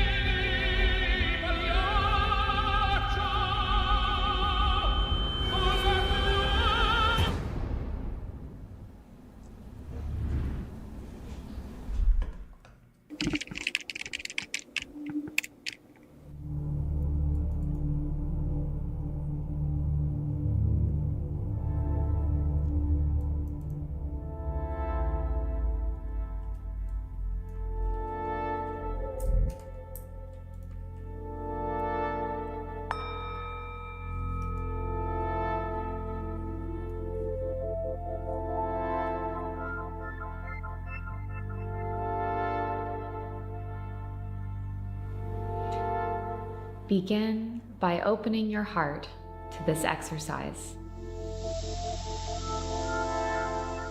Now, exhale.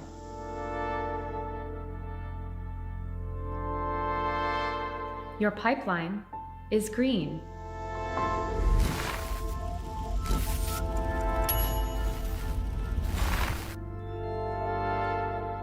Your tests are well written and stable.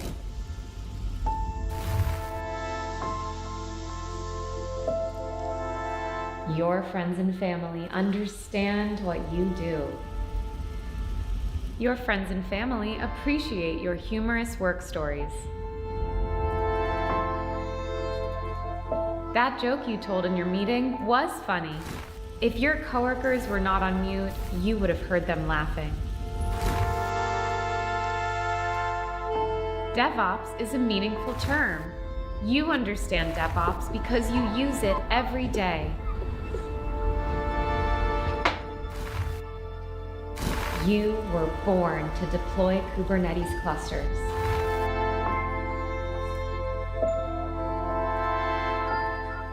You are happy. This is from the show Severance? Wait, was this guy on the show Severance? You or are happy.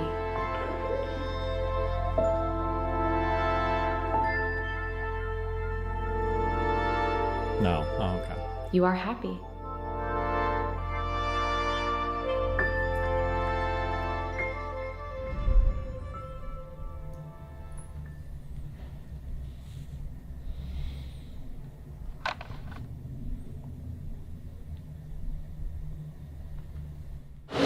So I'm taking a look at this and I'm like, who signed off on this bullcrap, okay? Like, did you even think for 1 second about your alarming or your metric thresholds or anything? Because I'm seeing like one box to handle the entire front end's request. Newsflash, I think that's like, I don't know, a bajillion requests a second to one server. What the hell are you freaking talking about? Can we get the check soon? I'm sitting there, I'm saying, I don't know, I think what we need to do is go back and remake this and make it not such crap, okay? And everyone is there. I could tell Vicky wanted to freaking get up and cheer because it's like, everyone was thinking this, but finally someone had the freaking guts to say it. I swear, if I walked out those doors, this place would be underwater so fast their heads would freaking spin off. I'm telling you, Dave would be coming to me and be like, please, please, please come back, please come back. And I'd be like, you had your chance, okay, in 2021 when you promised that we'd support SUSE Linux by the end of the year, and who worked their butts off to get it done? The SRE team did, okay? And now I've had it up to here with you, and I'm out of there. They would Wow.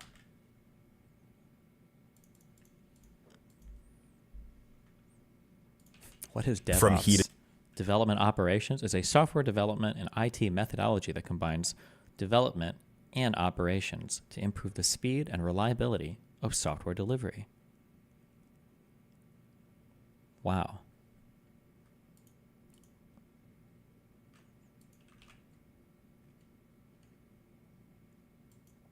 DevOps is whatever you want it to be.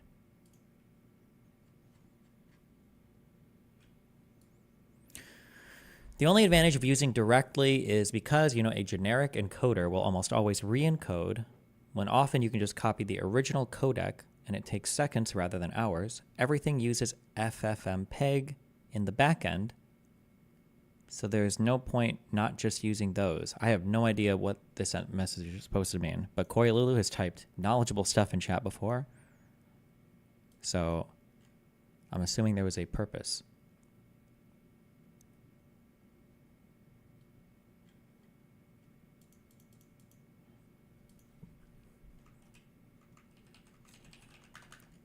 Unrelated, but this is also mandatory viewing.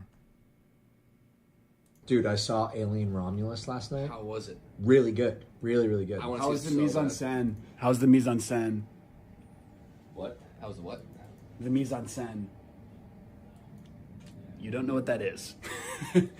No, I had read a spec script, so I was wondering how it technically played out on the screen. I'm pretty interested in stuff like that. Yeah, it played out well. Sure. Didn't we watch this? No, that's an illusion. Dude, it was pretty good. Liam's like, were there big explosions?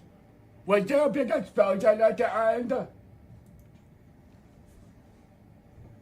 Is there a post-credit scene?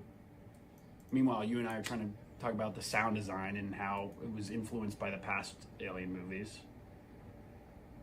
Yeah, I think you'd really like it, actually.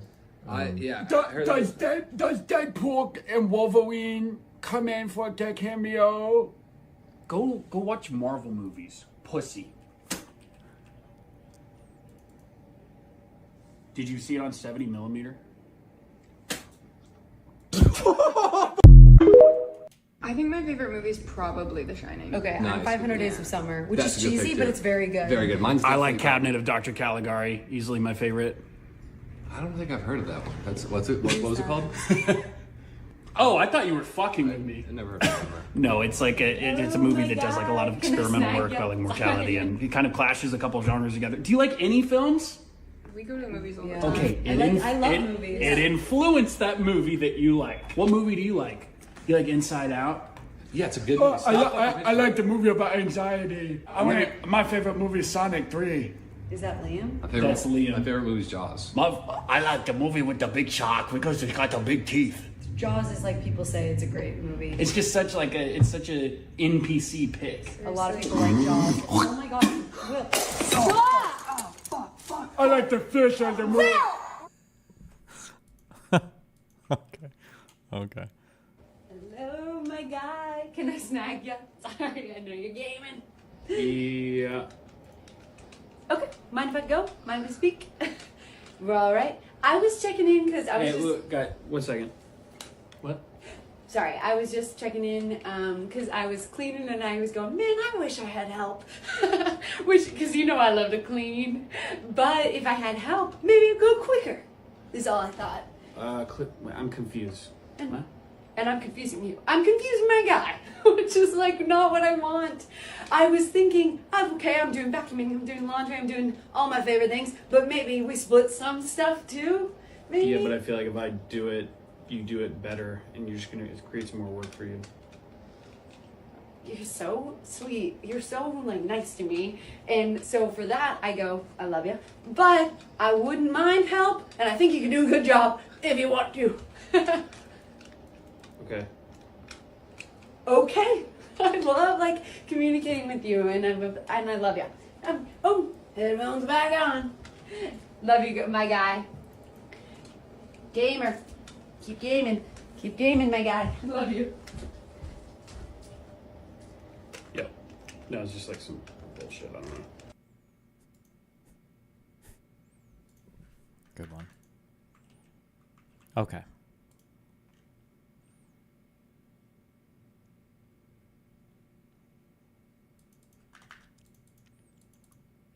Is there any other news stuff today? Or are we getting right into the work? Right into the work.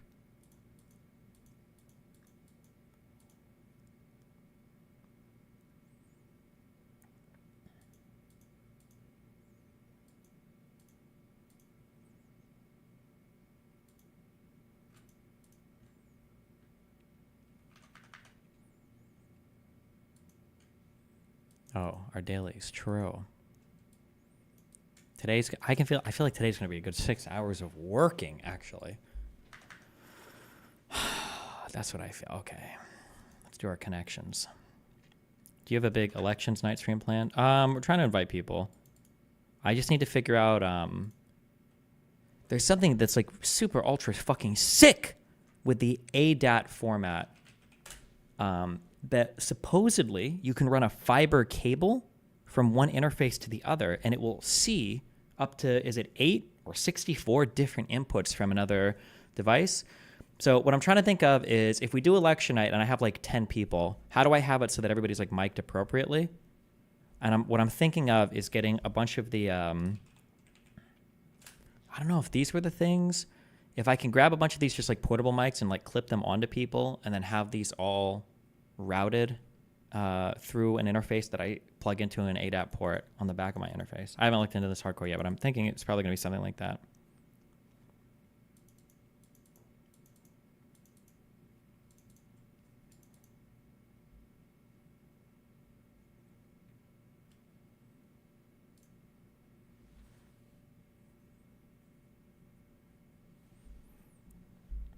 Who would destiny onto the t-shirt under an open shirt? This is just the style. Oh my God. Also, speaking of style, okay, my next dip. Oh, I have feelings about, I'm wearing, so all the Lululemon stuff is, all the material is synthetic, okay? Here's something that is interesting. Synthetic material does not wrinkle. Like, I didn't iron this shirt. It just doesn't wrinkle. Now, on one end, it seems like, on the shirt, they don't wrinkle. So on one hand, it seems like stuff that doesn't wrinkle is cool. However, I've noticed a huge downside in that stuff that doesn't wrinkle also doesn't iron well. So like something that I've kind of, I don't know if I would say I've missed it. I don't do much. I haven't like dug into formal clothing yet. I'll do it at some point. But like these pants are cotton, or at least they're not like a heavy synthetic material, but I ironed these pants and you can see the iron crease. Wait, where is it? You can still see this. That's good, which is good. Like if you iron pants, I think you want like a line to be shown where you iron down the pant leg. But if you have like synthetic pants, you can't iron them. They won't hold like an ironed crease. Which I don't know if I'm just I don't even know what you would call it. I like the looks of ironed, like very, very, very stiff, crisp collars, cuffs, creases down pants. But for why? I don't know why. I just think it looks very formal. I think it looks very formal and nice. But the starch help. I don't know. I didn't even try starching them. I don't think synthetics hold it very well. I think these are really good, like casual pants. But you can't iron. Look, even in the modeling pictures, you can't iron these pants. They will not hold. So I don't think they're really good for super formal formal wear. I think it's fine for like this open like t-shirt, or even if I button these up, like that type of thing is fine. But yeah, you can't iron these. It's a random observation. But also, the next thing I'm thinking of, okay, I don't know I don't know, because I still have to do more reading here. I think I want some type of like silver box chain. These seem to be like an easy starter jewelry thing. You can like tuck them under some wear, but I have no clue what to start looking for. Well, no, I have some clue. I gave some indication. This is the next step for our casual wear. Some type of basic starter silver box chain. I think these can look nice, and you can even wear them like tucked into the shirt. Maybe we'll see. I'll see what I can find here. Get some really basic rings. I don't know how I feel about rings yet. I feel like rings are cringe, maybe, but when I get a watch, when I do more formal stuff, I think that like an Apple Watch is fine for like this type of like whatever casual, or this, what I'm wearing right now. I don't even think I would consider this business casual wear. I would still consider this casual wear. I think having a really nice watch for, especially if you're wearing like a suit or if you're wearing anything with a tie, I think having a nice watch is a very nice accessory, but I haven't gotten into formal stuff at all yet. Please no chains, actual Hassan look. Well, the issue with Hassan is like, I don't know how I feel about, all of these takes are very low conviction. I don't know how I ever feel about men wearing multiple chains. I think one is fine. And I think you can wear them, and I think they can look nice and tasteful and good. But as soon as you've got like 3 or 4, when you're doing stuff like that, you're getting, I'm not going to say it's bad. It's just a very different type of, you're going into a different area.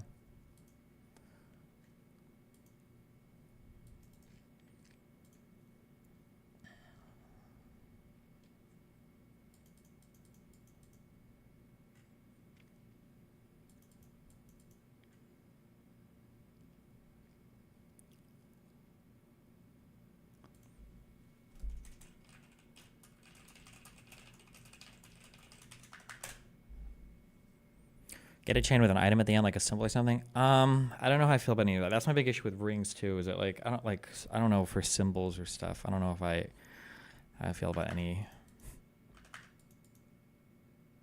like that.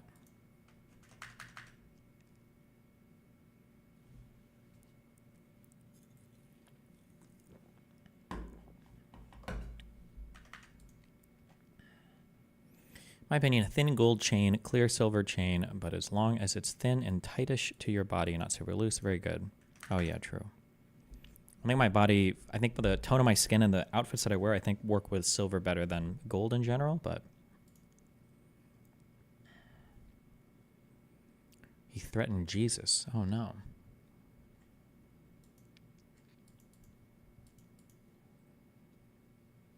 Without it, it feels soulless. Symbols allow you to show off a part of your personality. I don't know if I'm just still like mind fucked from not caring about fashion shit growing up, but the idea of like showing off my personality through mass-produced jewelry and stuff has just never like fit in my brain well. So I don't know if that's the case. Like I think like a plain basic piece of jewelry is just like a nice visual accent to anything you're wearing, but like this is a symbol that shows that I stand with this. And I don't know, but I mean I don't know. Who knows? Whatever, we'll see. Let's see. 4 groups of 4. Here we go. Wait.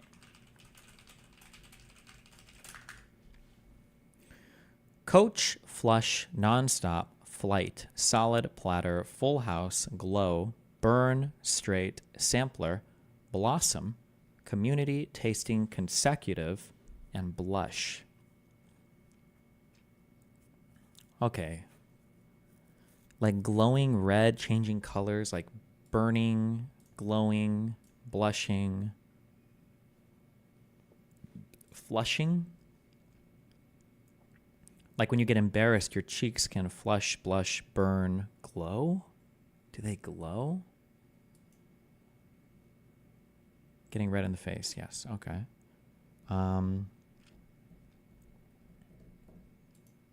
What kind of flights do you get? You can get a non-stop flight. You can get a straight flight. You can get a consecutive flight.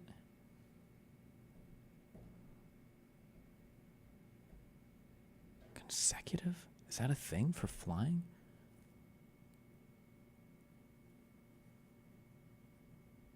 You can fly coach, fly flight. No. Okay, hold on. Sitcom TV shows or whatever. Full House, Community. Oh, shit. Fuck. Okay. Poker hands. You can get a full house. You can have a straight. You can have ooh, maybe not poker, but something else. Consecutive or sampler? Are these like poker hands and other card games? Oh, shit. Oh, no.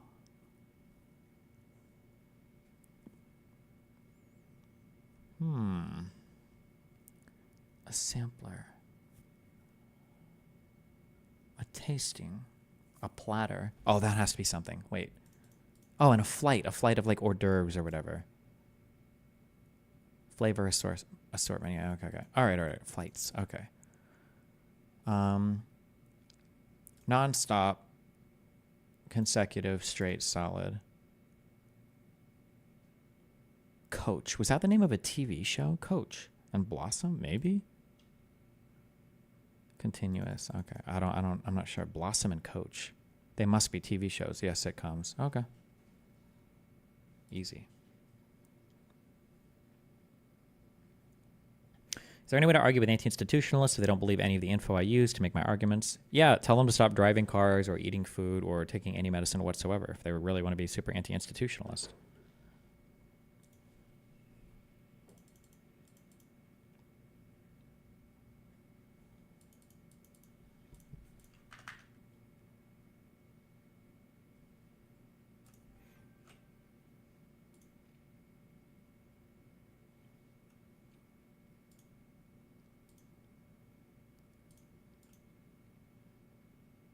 What do you make of all these tariff defenders on Twitter? They just usually don't know what tariffs are. But it's fine. It's whatever. Okay. I think we're talking to some of the canvassing people from the Wisconsin event. Hold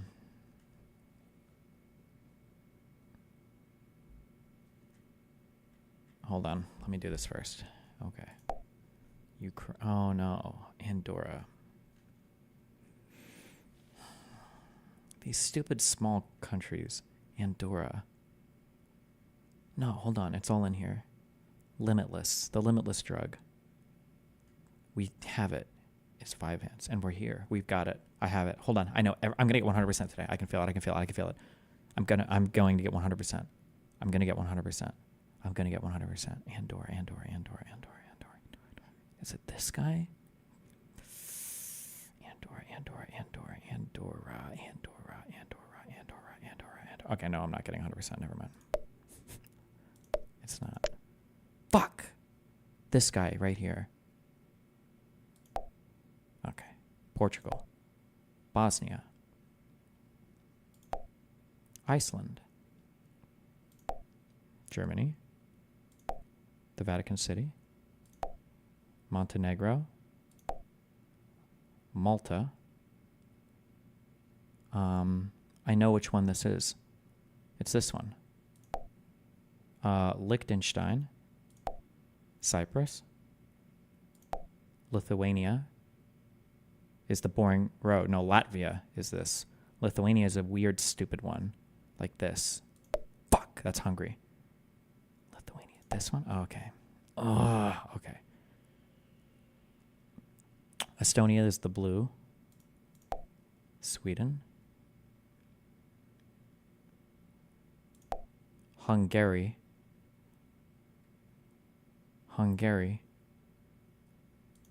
Bulgaria. Hungary is boring. It's this one. I know it's this one. That's Romania.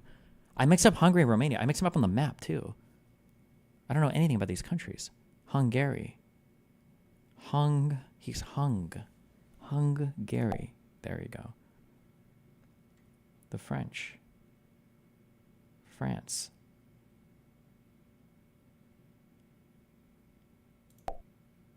Belarus. Monaco.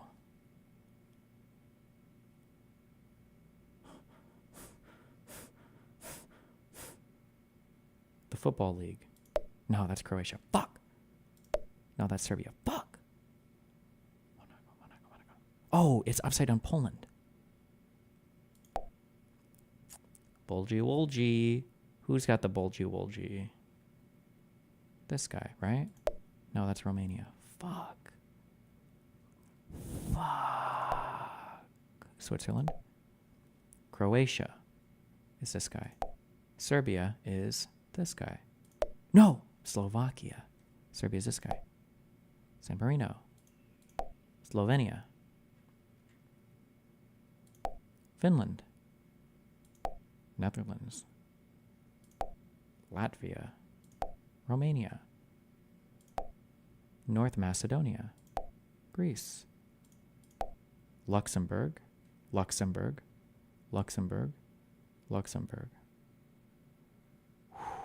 Ooh, you're a tricky one. No, the bomb pop. Belgium. Czech Republic. Kosovo. Spain. The UK. Denmark.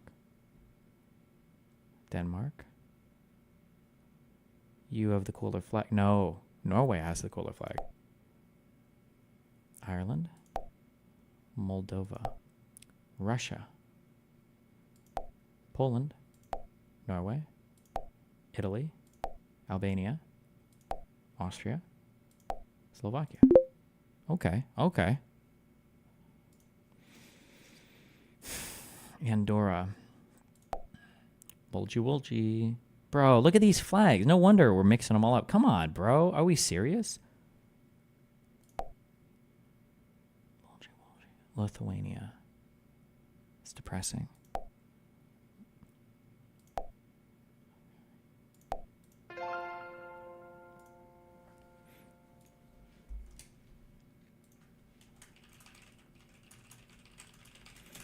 Okay.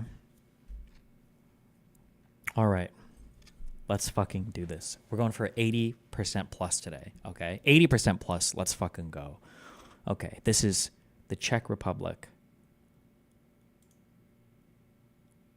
The Vatican. Kosovo. Bulgy. Croatia or Serbia? Croatia or Serbia? Okay. Switzerland. That's Liechtenstein. Switzerland is the big guy. He's a bigger dude. Hungary or Romania? Hungary or Romania? Is it one of those two? Hungary or Romania? Hungary. It's not Romania. I know it's not Romania. It might be Hungary. It's not Hungary. It's It's Lithuania? No, Latvia. Latvia? No. Lithuania. Fuck.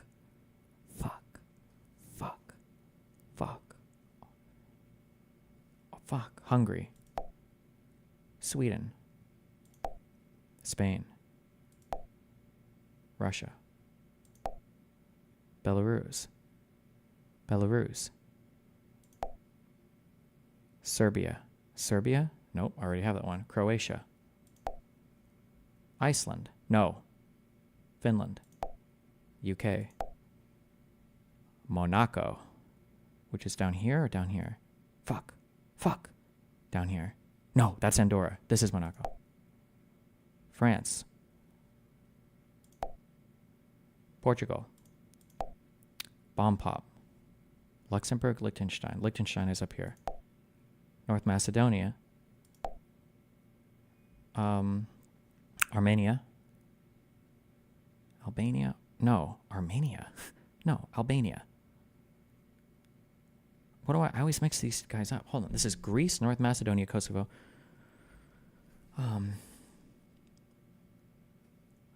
Albania. The beautiful coasts. It's got all the coast, right? No, it's up here. Fuck. Italy. No. That was a trick. That one doesn't count. That doesn't count. This was hidden here, okay? Hidden dot. Poland. Boring road. Ukraine. The Netherlands. Cyprus. Norway. No. Denmark.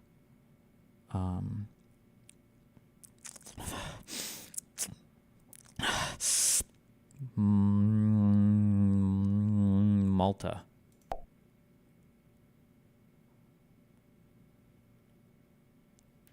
Bulgy Wolgy.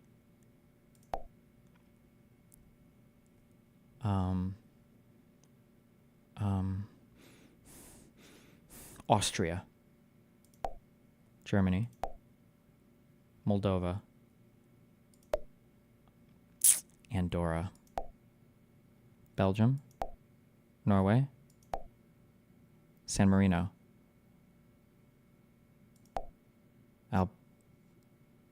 Wait, this is Albania, right? Which one is this? No, Albania. Okay. Greece.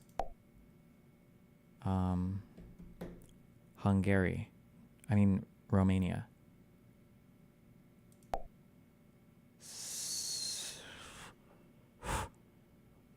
Slovakia.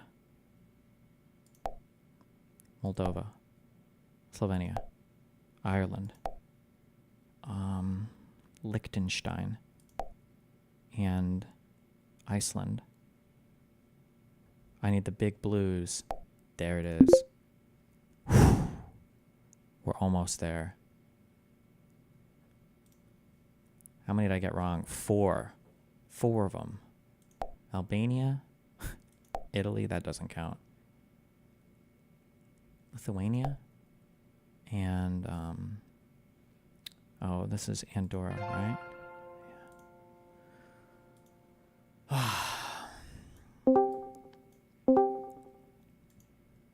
Hello, hello.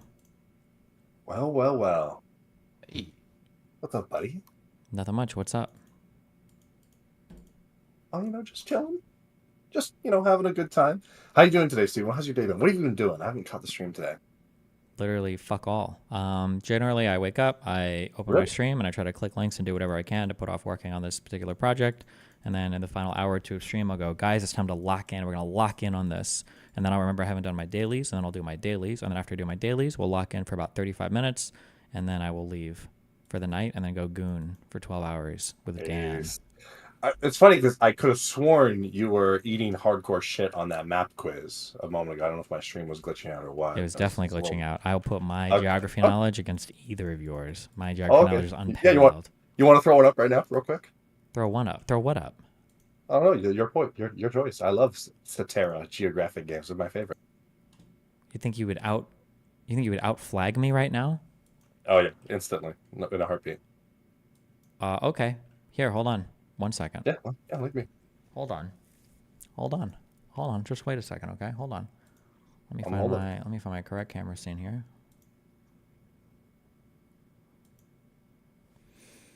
Do you know how to share screen on Discord? Oh yeah, I know. Okay.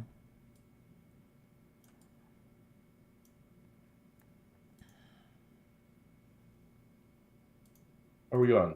Which one do you prefer? Hold on, I'm gonna send you one, okay? Oh, okay.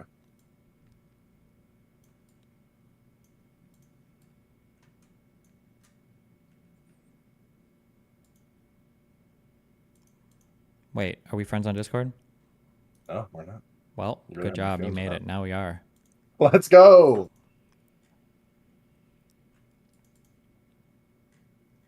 Did you get my friend request? I did. Did you see I accepted your friend request?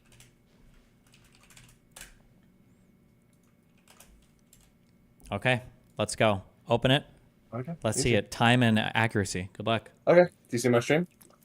Yeah, I'm watching. Let's see it. You ready? You ready to go? Okay, cool. Start with the easy. Oopsie. Kosovo. Let's see here. Serbia. So that's gotta be Iceland. Kosovo right there. Austria. Iceland. Oh, love Austria. Russia. Big fan of Kraut. Montenegro. Love his videos. Montenegro. Who could forget Lobanjka, my Liechtenstein. favorite CSGO. Of course, Liechtenstein. Bosnia and Super fun. Herzegovina. There's Bosnia and Ukraine. Herzegovina. Of course, Andorra. Ukraine. Okay, hold on. Andorra, My of shit is course. lagging so hard right now. I'm so sorry. I don't think we Oh. can do this. Yeah, I'm sorry. Oh, Fuck, no, it's just what's it's wrong? lagging. Wait, it's what lagging a happened? lot Wait, right wait. now. The stream can't really see anything that's going on. Oh no! The screen We're is under like That's not what they're attack. saying in chat. Though. Yeah, it's They said glitching. We're under It's attack. glitching. It's glitching Oh, a lot. It's glitching a no, lot no, right now, no. unfortunately.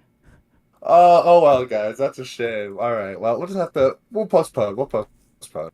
Yeah, I'll come back in a week. Okay, and we'll do this Okay. in a little bit. Okay, we'll I'll come upgrade back. my internet. Okay. Oh, We'll come you back know what in you a week. could do? You could do it live in front of everyone in Wisconsin. Wait, Reese, where would people be able to see Destiny live in person in the immediate short-term future? Could you give me some details on that? Yeah, well, coming up, we have the lovely Wisconsin event with Destiny, handful of other streamers, all coming out to Wisconsin. We're going to be canvassing.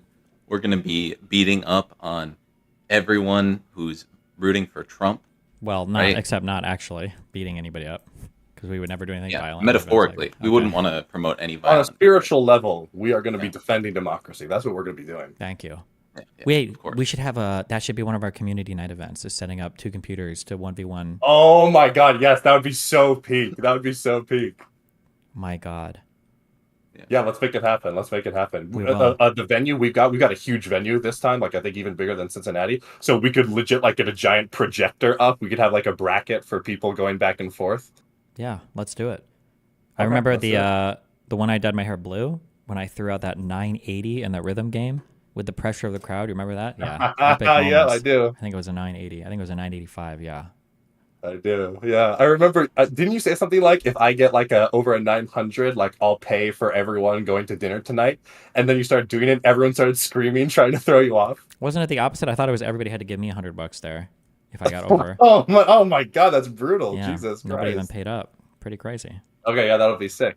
Yeah, so October 5th, October 6th, Reese, that's the time they can come on down to Wisconsin, help us secure the victory for our God Queen Kamala Harris. True. Hell yeah. And also secure the important Senate seat. There's a Senate seat there. Really? The Senate? That's what a I pretty actually heard a critical rumor that electoral body. yeah, don't they have 2 in Wisconsin? I think most states have 2 senators actually. Yeah. Oh, yeah. Every okay. state actually has 2 senators. Cool. No, it's just the one this year. No, yeah, it's gonna be Wisconsin's like obviously it's like one of the biggest swing states there is. It's super super important. These events are always such a blast. I don't know, Reese, were you ever at any of the ones down in Georgia, the legendary ones? No, honestly, I wish I could have come back then, but I was like, full-time job, didn't really have time off, and actually my boss denied me. Funny story, denied me time off for 4 months straight. So that was cool. But fortunately, got out of that. Wait, what do you do for work? What industry? So I was doing corporate training. So I was working for a bunch of companies. At the time, it was a healthcare company. So I was training all of these people to like deal with people's health insurance and teach them how to deal with people's health insurance. And, obviously. What does that mean? Give me one day. Why is it I feel like every time I talk to a white collar worker, you guys, your jobs all sound fake. You just said you worked in corporate training for healthcare and you taught people how to deal with people's stuff. Okay, so I'll give more information. Yeah. I feel like it's boring and most people It's don't. not. I want to hear a detail. Yeah, talk me through All a right. training session. Go. So, picture this, right? Picturing. We have millions of elderly people trying to get their insurance. During a few months of the year is the only time they can get their insurance. And then a certain time when they can change their insurance. Yeah. We need to have massive amounts of people hired for those periods because you have tons of people calling in, right? Tons of people asking. Who needs to have massive, like, so do you do corporate training for healthcare insurance providers? Correct. Okay. Insurance provider. Gotcha. I did it for other companies as well, writing like this corporate training and then also managing those classes and shit like that. Okay. Is there any point to, can I be honest with you? Okay. I'm a decently intelligent, I would even say above average intelligent individual. Okay. When the healthcare exchange is open, I have never gotten healthcare before. I think I would, but I am honestly, I have no fucking idea. There's like a million different plans. There's like, I don't want to be like on the bronze plan. That sounds like the death plan, like the death panel one. But the gold ones are like absurdly expensive. Is there like meaningful differences between like the 5 trillion different plans that are listed on the on the ACA site? Do you have any idea, or that might be like a little bit outside of your? Yeah, come on. Yeah. So first of all, there's a ton of differences, but also most of the places that I was doing stuff for was for Medicare, because that's really when the biggest like open enrollment and where those are super relevant. Okay. All the different types of plans for those. And yeah, there's definitely big differences, and that's why there are tons of people who are in insurance sales. Okay. And it's also really confusing. So Okay, you have I'm to sorry. have, like, licenses and shit. I detracted you. I took you off your path. Okay, so you train healthcare insurance people to what? Be on the phone and sell their insurance plans to old people better, or what? Yeah. So there's tons of different stuff. One, yes, understand and sell insurance plans, but then also how to deal with and help people actually get it, like when they're trying to get drugs.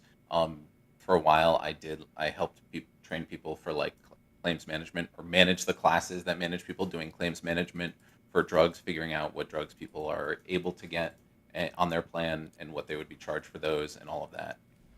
So wow, how do you feel about single payer healthcare coverage? Ooh, true.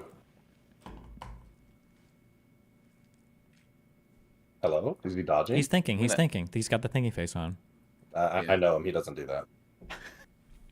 This is false, I think, all the time. Yeah, honestly, I'm gonna say that I'm very much not as informed as I should be on the alternative systems and how effective they could be. Okay, sell me on our current system. Sell me on our current system? You seem like the hesitation there makes me feel like you have somewhat of a warm feeling or warm feelings about our current system. So defend it. He's hiding his power of I can tell. Yeah, he is. He absolutely So, is. Oh yeah. Well, currently, I'm a big fan of all of like the Medicare systems and the like parts like A, B, and C plans. Basically, everything for the elderly that we have set up, I'm a really big fan of, because of like how many things that we actually do cover and all of the limits that we have imposed. I know someone that I was seeing a while ago, their dad got like a massive heart transplant. Hold on, just real quick, because that sounded really bad. You said when you're a fan of the limits you have imposed, you mean like the deductible limits, right? No. Or so what yeah. So there are limits to how much people can pay in both prescription drug costs and total medical costs. Uh-huh. So with a lot of these plans, you can go ahead and you have really expensive drugs, and some people will have drugs that are like $10,000 a month. Absolutely insane.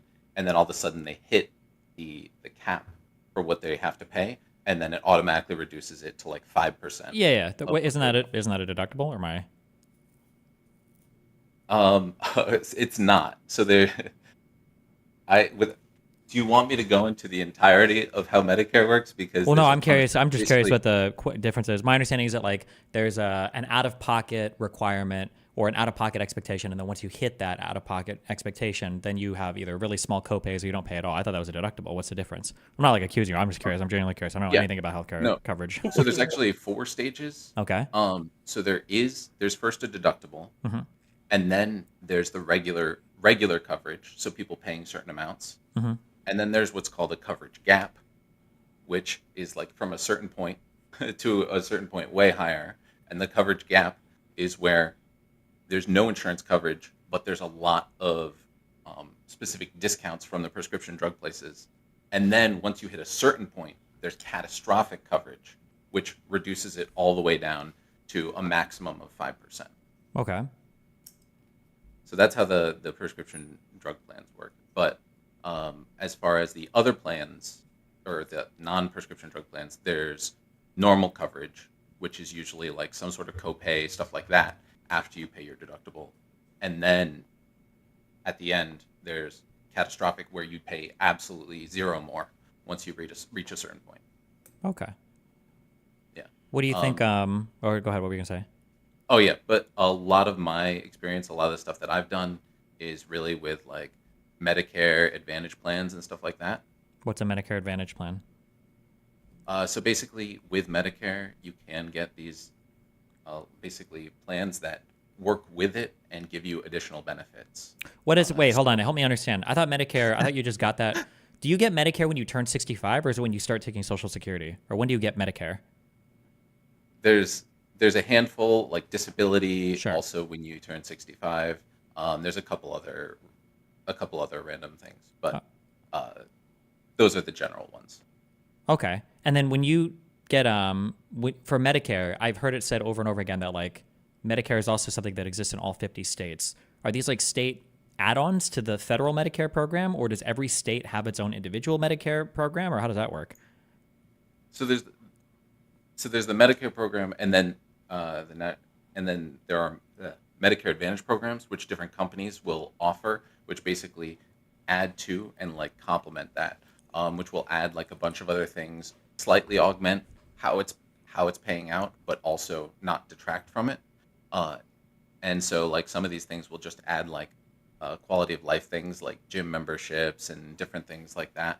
And some of them will also combine like prescription drug with their normal like Medicare Parts A and B, which like hospital and doctor coverage and stuff like that. Okay. How do you feel about Medi-Cal? I do not know enough about Medi-Cal. I wasn't specifically selling in California. I believe they also have a specific license that you need for them. Okay. Do you have any hot takes or any takes whatsoever about healthcare coverage, insurance, or anything in the United States of America?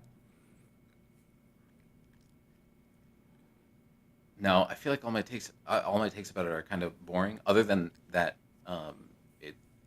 a lot of the things that are happening right now, I'm like, in Medicare, I'm like happy with. Like, I'm really happy when I see people and I'm able to help them and like manage their costs relatively easily with the way Medicare is set up. I think more clarity or like more education on it would be really helpful, because I met this lovely group of old people, and I ended up bonding with them because I was like walking near them, and I ended up bonding with them because they had no idea how to understand any of their plans, and I explained it to them, and they're still like texting me now and asking me about questions about their healthcare. Oh, that's cute. Can I ask how old you are? Yeah, I'm 35. 55. Oh, okay. I'm cool. I'm 35. Just as a quick thing, I'm sorry. I never really think about this. I never talk about it much. I think people take it for granted now, but the ACA, the pre-existing condition thing, that's a really, really, really big deal. And I think that everybody takes it for granted today. Like even Trump and the Republicans have jumped onto the pre-existing condition thing. I think I used to tell this story, or I might have told this story a long time ago on stream, that I had a manager at McDonald's who he didn't give a fuck. He was a good worker, but he truly just didn't give a fuck about anything. Like he called the cops one time because there was a police officer that had pulled somebody over and was blocking like our like he called the cops on the cop, and he didn't tell them that he was, and it was just like, this guy doesn't give a fuck and everything. And I remember one we were working a night shift, and I asked him one time, I was like, you seem like pretty hardcore, like what's going on? And he told me. He was like, I got diagnosed a couple of years ago as a type 1 diabetic, so McDonald's basically owns me. I can't leave my job because there's no way that he could ever get insurance at any other place. He's like, this is where I'm at.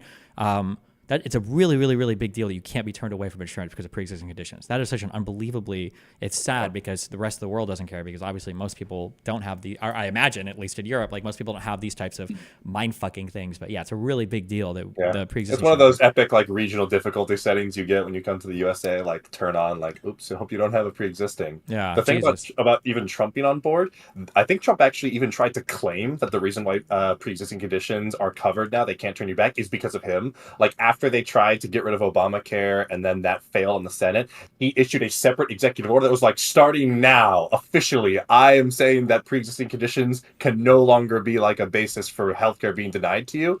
It was God, it fucking boils my blood when they just try to like covert, like take over the positions that we had to fight and bleed for, like get them across the line. Yeah. Like we lost a bunch of Senate seats in 2010 getting Obamacare over the line. I think the last time we had a Democratic senator from Nebraska was right up until 2008, and he voted for Obamacare, and then he lost hard. There were a bunch of like Midwest, like more sort of centrist Democrats who lost their seats to get Obamacare over the line, which really just goes to show you how important every single single seat is. Even with the majority we had in the Senate, actually, there were Obamacare got watered down a lot. Well, it was weren't they one away? Was it Lieberman? Weren't they one senator away from having a public option? I want to say yes, but I don't remember. Yeah, it's annoying. Here's a question, okay, for insurance guy on the bottom. This is a rough one. I'm sorry, okay, but man, old people, they're really fucking us up right now. I feel like there are two hugely positive things that we've advanced in society, and it's causing a third really, really, really bad thing. One is, I think in general, the general trend has been extending people's lifespans. Maybe not necessarily their health spans yet, like how long you have a healthy life, but we're extending lifespans by quite a bit. And we are also developing new and cutting edge and better treatments to cure certain things, which is awesome.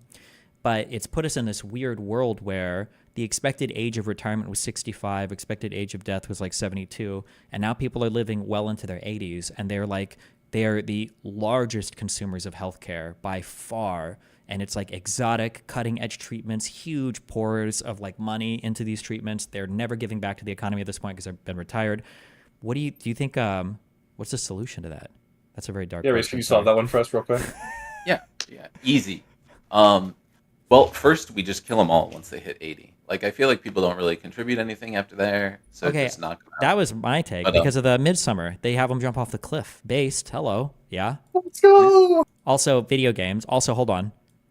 I love you both very much, but just because I get more media coverage now, let's chill on those types of answers because somebody's going to clip this and use it as examples of progressives wanting to murder. It's so crazy. I actually saw a bunch of deep fakes that were being made of your stream, people you pulled on. Like, it was really weird. You can tell because like the camera's like blurred out around them. The AI can't really handle the background a lot. So like that's always the dead giveaway for like those kind of deep fakes of your stream specifically. I can tell. Yeah, they also do. I think they do a lot of video training on streams where I'll have people on and they have like these huge light sources in the background. The subjects aren't lit at all. It's like trolling the fuck out of anything I feel about like video stuff. Like you can see how overexposed the camera is because of how like poorly lit the person is in the middle of the camera. Yeah, all deep faked basically. Yeah, for sure. Yeah. I think the Senate seat stuff is so sad because a lot of people are now more than ever just focused on the presidential stuff, which I mean, granted, it's super important. But that's why I really love these events when we can double up. Ohio event earlier in the year was fantastic. Don't get me wrong. We had like 300 people out. I think we knocked more doors than any other DGG event ever. But you need to go to Wisconsin where you can be double as effective. You can both get the presidential election, but there's also that critical Wisconsin Senate seat.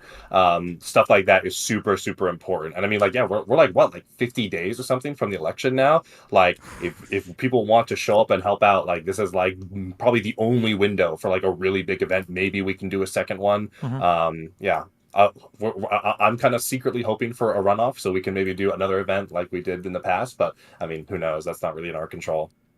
Yeah. And I was looking, I couldn't find any event that knocked more doors that was like non-coordinated campaign event. I mean, I'm sure we probably in our single weekends, I'm sure we knock more than the coordinated campaign events. No. Yeah, we do. Yeah, absolutely. We do. Also, wait. So, what was the solution then for old people? I'm just curious. Do you have any idea? They don't like super well researched. Honestly, but... I think that some sort of predictive model as to how old people are going to live to would be really nice. Obviously, slightly unrealistic. I think pushing back the retirement age is a given at this point, but at the same time, we have to have like certain cutoffs because people can't just be like, oh, they're 20 now, and then they just keep watching it get pushed farther and farther away from them. I feel like that's also a really like slippery slope in the fact that these people will stop voting for that, right, and end up just putting us into more debt. But again, I haven't done super deep research into that, so Yeah, you're all about your job. No wonder they fired your ass. Anyways, do you think it would be controversial to have different retirement ages for different racial groups? Yeah, I think that'd probably be pretty controversial. Yeah. One thing that I heard, telling me. One complaint that I used to hear that was unfortunate was that the Social Security retirement payout age seemed to be, I don't think it was directly linked, but for a while it seemed like it closely followed the African American life expectancy. So like African American life expectancy had lagged behind white American life expectancy for quite a while. And with the life expectancy of an African American, you were basically expected to die right as you could, like right at 65 or right whenever the full Social Security benefits would start. And it was like, okay, well, this is kind of fucked. And whiter people had longer life expectancies than Hispanic people, whatever those count as. And so they would be able to reap the Social Security benefits more. So, yeah.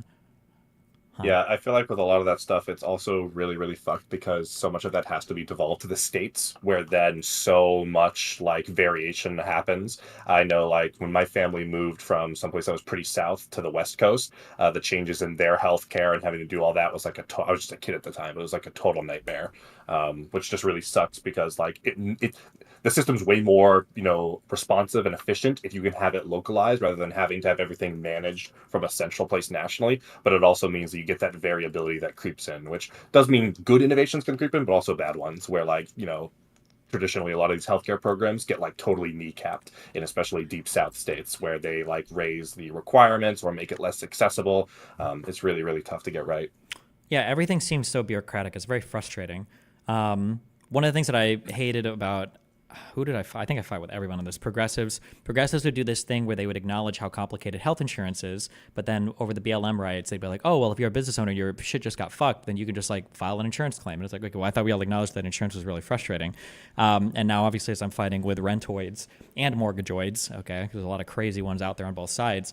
I remember my aunt and my dad, my aunt has a house, and she had hurricane damage.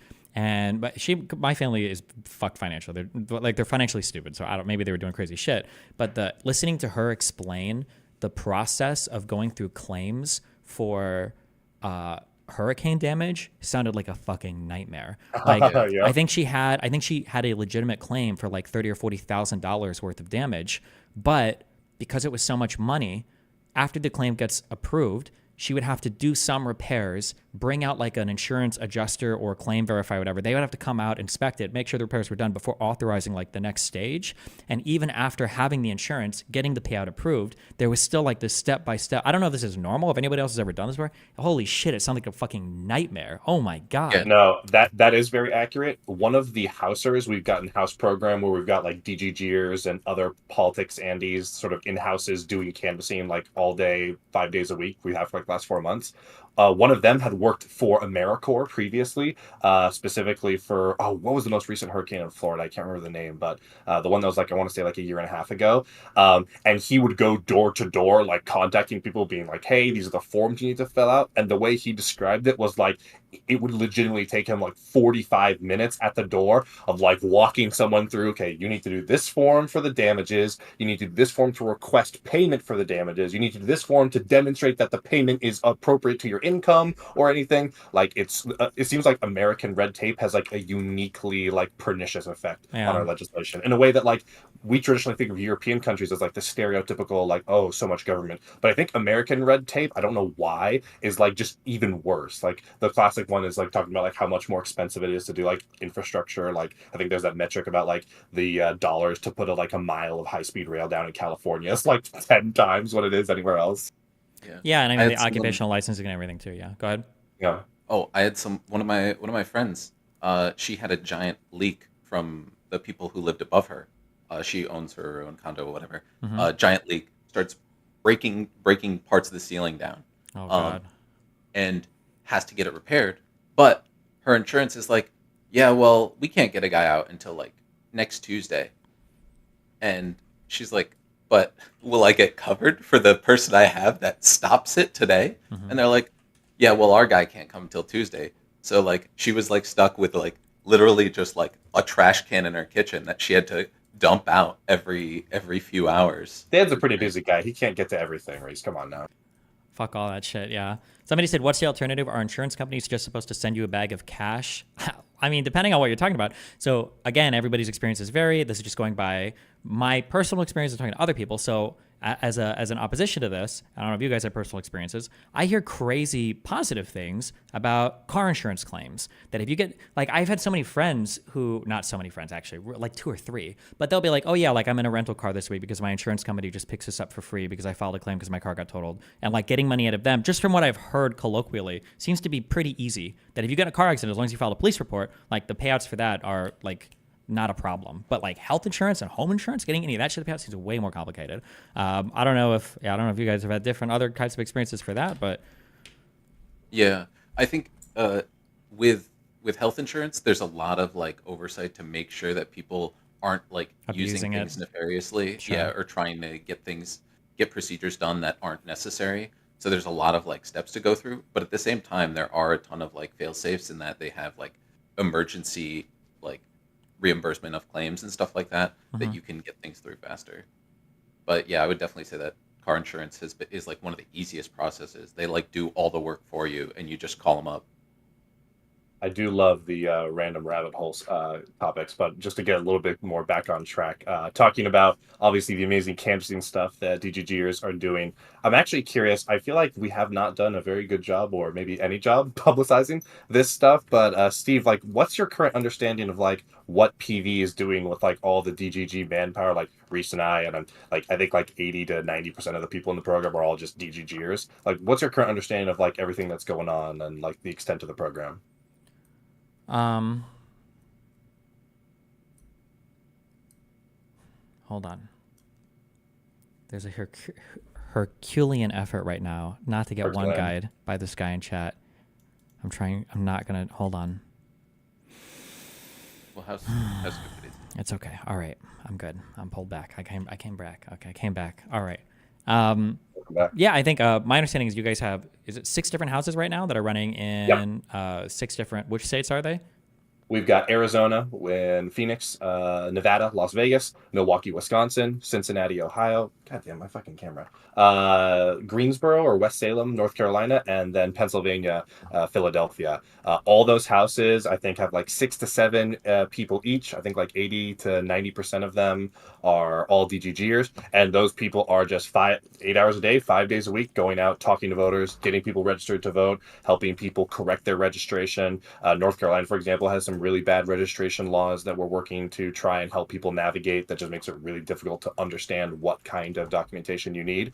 And all of those houses also, every single Saturday, they will gather anybody who's in the area that wants to come out, whether they're DGGers or just local people who we knock the doors of and we talk to them and they say, hey, we want to come out and help. And we'll grab all those people every Saturday that they're available, get some pizza, go out, knock some doors together, and then typically like go watch a movie or play some board games after, hang out, have a fun time, maybe hit some bars up. Yeah, that's like the house program. That's in addition to obviously the big Wisconsin event we're trying to promote for next month. Cool. Do you guys should be like publishing numbers somewhere or something so people can look and like jerk off. Yeah, we should. Yeah, we absolutely should. I don't have anything specific on hand right now, but I do. Okay. Well, I mean, in the last month, we had like 62,100 something doors across our 6 houses. You said so over. Wait, say that again. We had about 62,148 or so doors. Okay. And that's just from our, to be clear. Just from our like 6 people in these houses. Nice. Across 6 people per house across all 6 houses. Across the roughly. 6, yeah. There's a couple houses that are like 1 extra person or like 2 less people, especially as like people are, we have lots of people who are in the program just for the summer and then are going back to school at different times. But generally it's about 6 to 7 per house. Yeah. Yeah. Speaking of, there's a couple openings if you want. If anyone wants to join up, basically housing paid for, food paid for, basically hang out with people full time, board games, video games, destroying people at map games, that sort of stuff. Hell yeah. This guy gets destroyed in map games all the time. He sucks. Do you have wait, if people want to sign up for houses, where do they go? Or can I link the same one for the canvassing thing in Wisconsin? Yeah.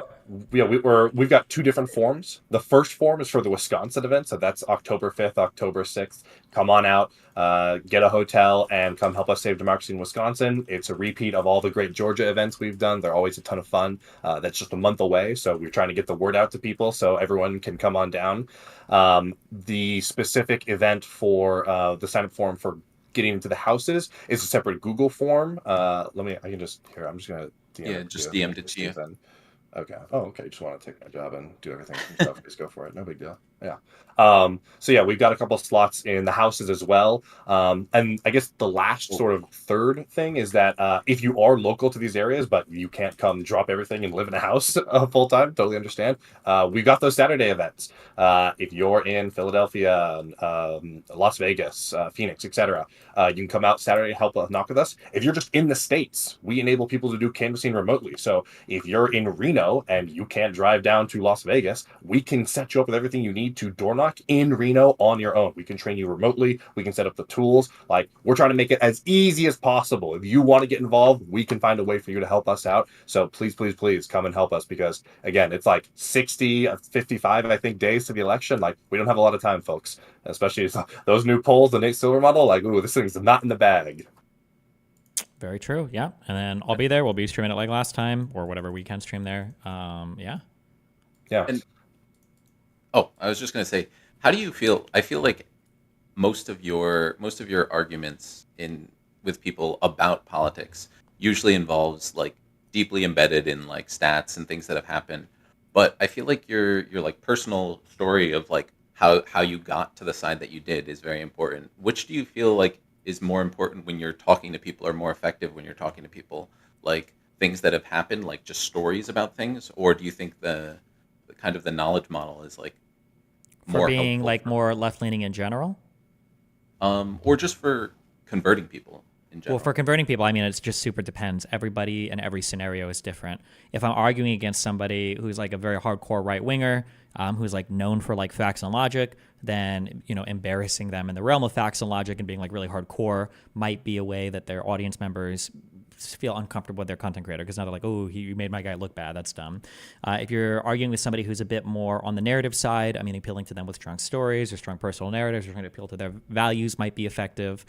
It also depends on the issue as well, right? Like showing people that their values are not being served by their political interests can be valuable. It just depends on, you know, oh, you voted for this guy. Well, you know, in 4 years, what did he do to help you?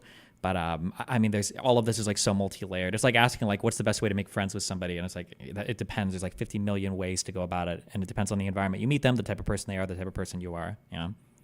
Yeah. Which one do you feel like you employ more when you're like arguing with your mother and stuff like that? With my mom, I'm not doing any type of persuasive rhetoric. I'm just trying to trigger her as hard as possible. Oh my God, let's go. That's all we do. Yeah. That ship sailed a long time ago. We're probably never agreeing politically. Yeah. And now it's harder, unfortunately, emotionally for me. It's a bit harder now to deal with it, because now that she has Alzheimer's disease and her short-term memory is not quite as good. Now when I view, like even today, she's already sent me like 3 different things. Now when I see all these like crazy Republican propaganda talking points, it just makes me even more irritated that I know that her mind is like, or what part is left of her mind is being hijacked by these insane right-wing propaganda things. Yeah. Yeah, it's very fucking annoying, so. Yeah, it's super frustrating, because I feel like for me, there's so many things that are like so helpful, and then people only respond, like at least in person on one-on-ones when we're talking to people at the door, people only respond to like some of the emotional things.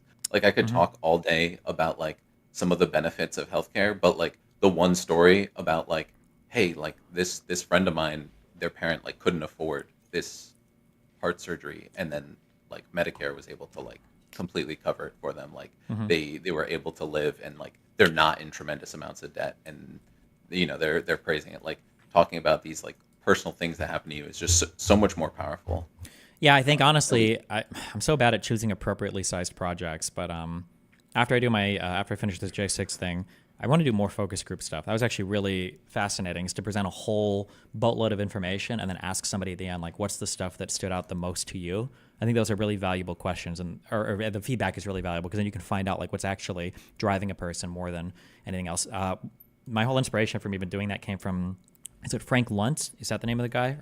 Yep, Frank Luntz is your favorite. Yeah, listening to some of the focus grouping he did around COVID stuff, where he did it was a long one. They went through a bunch of things, but I think one of the things that was really convincing to a lot of the people was, I think it was Chris Christie telling a story of like a friend who was healthy and died from COVID, which is like the stupidest fucking thing to have your mind convinced by, but that was like the most convincing thing to a lot of the people. And I was like, okay, yeah.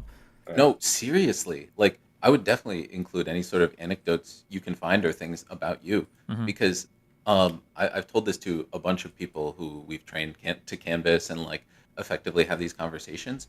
And one of the things that still sticks out of my mind after like five months of canvassing, I went to a door, and I knocked on someone's door, and they started spewing the normal stuff about the border and how immigrants are killing people. And I was like, okay, I'm locked in. I know all these things, like all this stuff that's happening, all the stuff that, you know, Republicans are rejecting. And then she just dropped, she's like, yeah, you know, immigrants are killing people. My son was killed by an illegal immigrant a week ago, and starts crying. And I'm like, you know, like, what do you say to that? Like, how do you even respond? It's so much difficult to dispute with people about their personal feelings. Yeah, it really sucks and it's painful, but like, yeah, there's some people that you just can't reach at certain points in time, and someone like that, you know, there's no, you know. I mean, depends on how brutal you want to be. Got killed by an illegal immigrant. When did the illegal immigrant come into the country?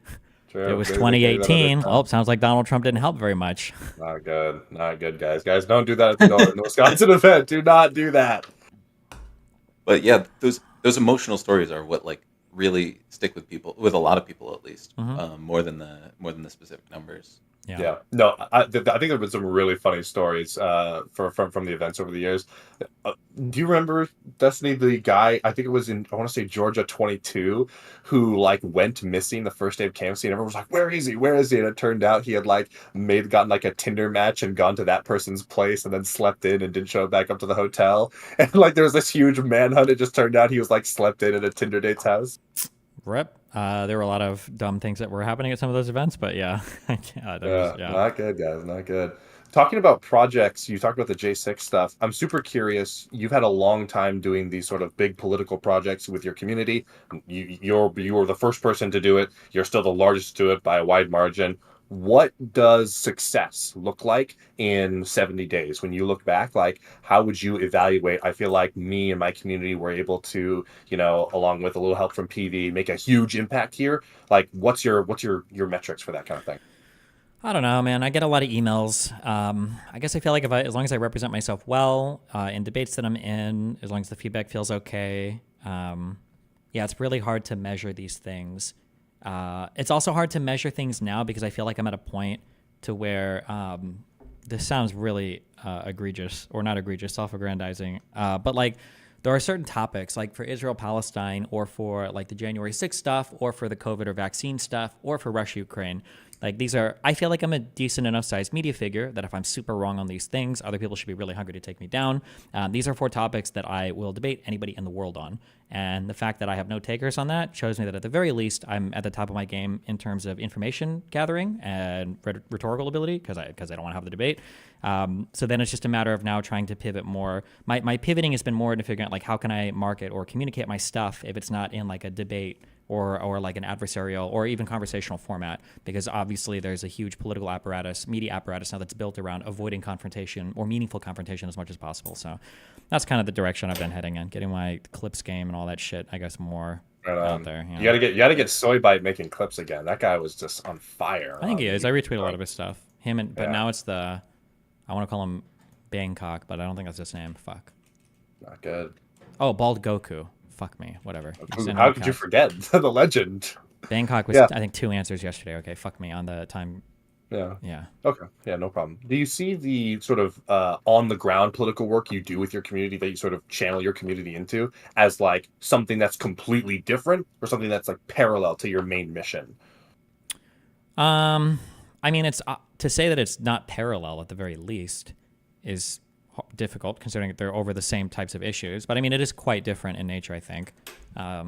It's obviously different. But I mean, like, obviously you would hope to activate your audience at the end of the day for voting stuff. Yeah. Yeah. What's your like dream scenario, like the golden path of Paul Atreides, or everything goes right in terms of that ground game?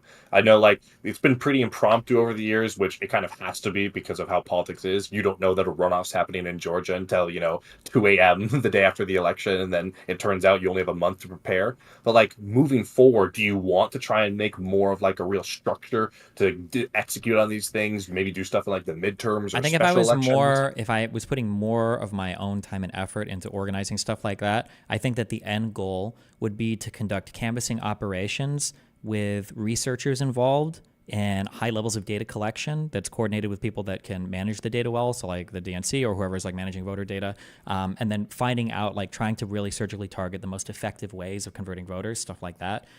Taking like a very heavy research-driven perspective and then like pushing in that direction and like doing stuff like that. Yeah, I think would super. be like the gold standard. Yeah. Yeah, that's really what a lot of our program is. In traditional door knocking, you're really just, trying to talk to people and just, hey, did you know there is an election? Because, so many people are disengaged. But in the House programs, one of the advantages of having DGGers and community members embedded in these houses for 4, 5, 6 months is that you can get really good at door knocking. You can do much more specific strategies. You can develop a personal story that you deploy in different conversations. In the sort of organizing world, this is called like deep canvassing or deep listening, something that Sejin really innovated with our program, bringing it up, and is something that we're able to deploy. And it is so cool to look at how the different conversations go with different voters and break down that data. One thing, just anecdotally, I know that I noticed is the weeks where Biden was dropped out and then Kamala came in. It was like night and day at the doors in a way that we had never seen before, where people were really interested in politics. They were talking about politics in a way we'd never seen, most voters talk about before. They were super knowledgeable and engaged. Really, really fascinating stuff to see when you're on the ground. I feel like that's a really cool thing you can do when you have a real structure to this political organization, as opposed to just like doing an event every time there's like a runoff. Sure. Yeah. Yeah. I mean, I'm also really excited about like all of the, like, obviously there's a lot of proprietary stuff, but like all of the data that we are collecting about our efficacy, because after all of these people who we've talked to who have said that they're going to vote, like, anyone who votes, all that data is in there. So we're going to be able to see some of the efficacy that we've had in talking to these people, convincing them to go out and vote and getting people out to the polls. So I'm super hyped about that as well. Yeah, but of course, all that only happens if we can knock lots of doors. So that's why we're, here trying to get as many stamps as we can. I don't know about you, Stephen. I believe there was a clip you, Stephen, of saying you think you could maybe get one of these events to like 1,000 signups plus if you really pushed it. I don't know if you still feel that way, but I feel like, especially when you talk about like how big YouTube is and how a lot of those people are just like watching or never watching stream, never going on the Reddit. I feel like there's huge untapped potential to get as many signups on that form. I think actually, can we pin that in the chat? I'm sorry, I just realized like it's been like 30 minutes since we posted it, and it's probably like underneath 1 million messages. There you go. I posted it again. Yeah, awesome. Yeah. Okay. But are you still trying? Do you still think you can get an event to 1,000 people, or? Well, I mean, we can post the link. We'll see what happens. Yeah. We can post a link and see what happens. Come on now. First you walk back on the geographic games, right? You're saying, "Oh, listen, I'm training. I'm training for that one." Okay. I'm working on it. Well, we don't have a lot of time to train for the election, Steve. We got 65 days here. 65 days until the election. We're working on it, okay? Listen, we'll keep pushing this link, all right? Oh, yeah. And I'll be there, so. Yeah. You're going to be there, and we're going to have a rematch on those Geographic Satera games. We'll have it up on a big projector so everyone can see you get demolished live by the original. I'd like to just point out, by the way, your little Pfizer jacket bit. Don't think I didn't know what you were doing. When I had that Pfizer jacket first at the Georgia event in 2022, and you just conveniently find one. Listen, I know what inspirational, okay? Okay. Oh, well, thank you. Actually, I super appreciate you saying that. Yeah. And is there any other accommodations you need, like a specific mouse or anything, so you don't back out when it actually happens? I can do it with any hardware whatsoever. You give me a trackpad, and I'll crush this clown. Okay. Right on. Yeah. Awesome. Well, I don't want to take up any more of your valuable time here, but super appreciate the shout out. Event's gonna be awesome, y'all, and it's only 3-4 weeks away, so. Please hit that sign up link, get signed up. We do offer financial assistance for hotels if you need it. We ask that you please don't request that unless you really need it, because we want to try and help as many people out here as we can. I know I personally, in that first Georgia event way back in the day, I barely scraped up enough money together to even buy a plane ticket. So if you can afford the hotel, please buy it on your own. But if you don't, we do have that financial assistance. That's what it's there for. So don't hesitate to submit a request. Looking forward to seeing all of you down there. Cool. And make sure to sign up soon, especially if you want financial aid, because that financial aid is going to go incredibly quickly. 3 weeks, boys. 3 weeks. Yeah. We got to get it going. All right. Well, thanks a lot. I'll probably talk to you guys again more over the next. Oh yeah. Yeah. Hell yeah. Couple weeks. Oh, yeah. You'll be seeing me. Have fun. Be careful. Don't die. Okay. All right. Love you, buddy. Bye-bye. Bye.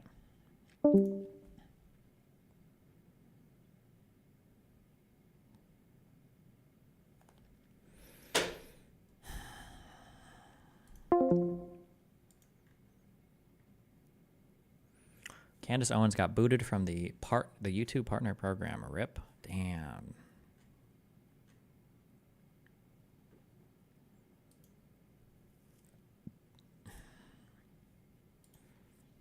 The Jews are after her. Okay. If we get 45K today, we will win the election because of our canvassing efforts. Just because of our canvassing efforts, okay? We will solo carry the entire election. Do you think this means Northern Ireland? God damn it. I don't know what the fuck this is. What are the colors? Do the sports colors ever match like the country? Like, is this like Austria or like it's red and white? I don't fucking know. Oh my God. These logos look older, like they're from the 90s.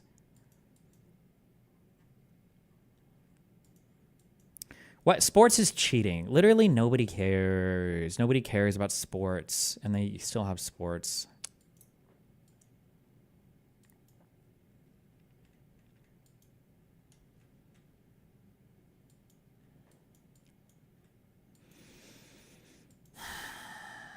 Glazing contractors. Fuck yes. Glazing. Northern Ireland. I don't even know if what that... No, it wouldn't even be... That wouldn't even make sense. Where do they play football at in the UK? Hold on. Can I tell anything from the fucking houses? I just don't know anything about these dog shit fucking sporting events. Color with a U means British? Or it could be in Australia or whatever bullshit, right? You think? British? London? Do they play football in London? Do they play football in Manchester? Do they play football? Where do they do it? Cambridge? Manchester? 99, 2001. I don't know, bro. Fuck me. Oh my God. We take those. We do take those. Holy shit. Wexham AFC defender Ryan Valentine is scoring a penalty to keep the club out of relegation in the 2006-2007. How would we have gotten... Is there any way we could have gotten the date better? 2006-2007.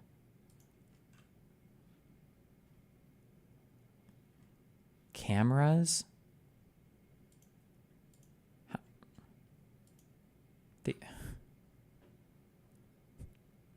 Flip phones? I don't even barely see any phones. Last time I looked at a game with almost no cell phones, and I predicted it to be old, and it was really new, and the people were like, oh, people aren't on their phones all the time at games. So I don't even know how that would have worked, but okay. Somehow, we take that. We take those.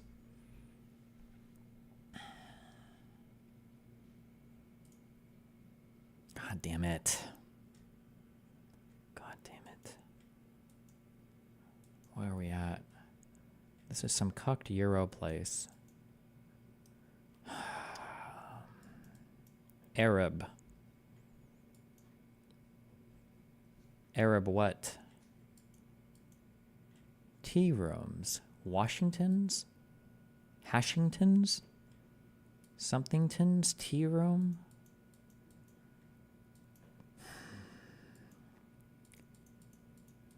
Is it some American university? Is it some Middle Eastern bullshit? What is that? Can't read it. It's gonna be like Iran, like pre-revolution or some bullshit that I'm just supposed to know. Do these look like Persians?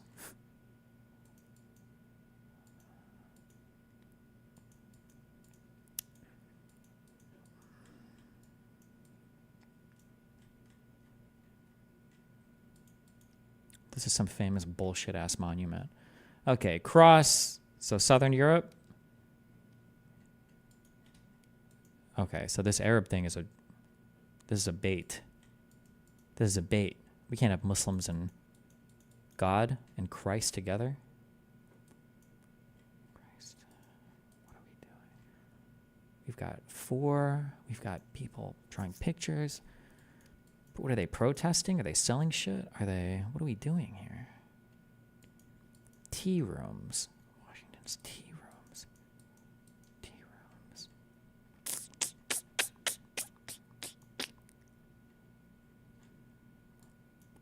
I want to say Italy or France somewhere. And then the year I want to say is like, my God, when did Terminator 1 come out? It's got to be.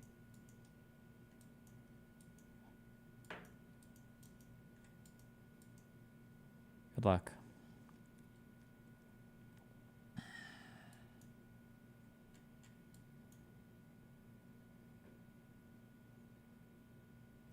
Rome? Would it be? I don't even know what the fuck Rome looks like. I literally have no idea. 82. Good luck.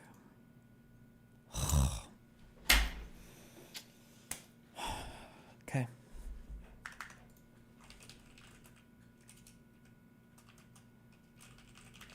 When did Terminator 1 come out? 84. This was 85. She had that Sarah Connor hair. Holy shit. Okay, we're locked in. We're locked the fuck in. We're locked in. We're locked in. Okay, we're locked in. Let's go. Okay, let's fucking go. Oh no. Oh no. Indian garb? Asian? Mongolian? I don't know what the fuck is going on here. This is some weird Asian shit. So that means... Wait. Monk? Tibet?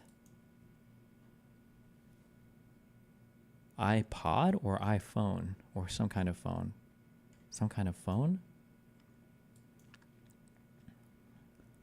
Norduling tailoring. Weird text. Oh fuck. Give me something. It's very modern. I have no clue what Mongolia looks like or Tibet. I don't know if Tibetan monk is the only thing that's coming to my mind, and I don't even know if that's like a real thing. I just feel it. It could literally be any place in like fucking like any place in fucking China.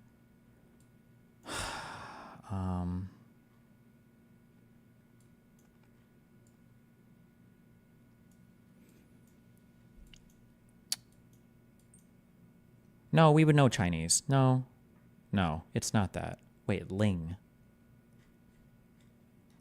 Wait, what's this up here? A lot of English text, right?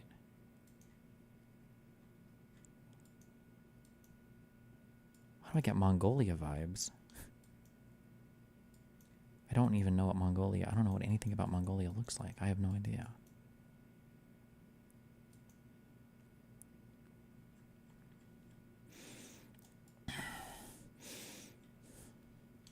I have no idea.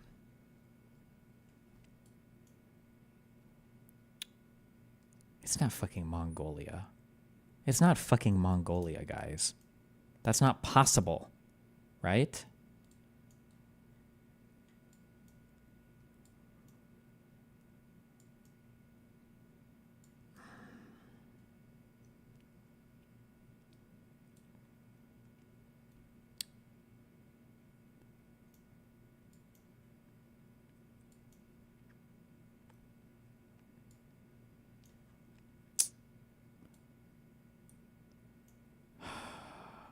I'm going to throw it down here, and we're going to see what comes up. Good luck. This is a very modern picture, though. 2022. No. Wait. Cars. These cars are so modern. 2020. 2022. Good luck. Ooh. Bhutan. 2 men carrying a painting of the king of Bhutan. How the fuck am I supposed to know that? Bhutan, country in South Asia. I don't know why I'm looking this up. Okay, we were okay on the year. We weren't as far off as we could have been.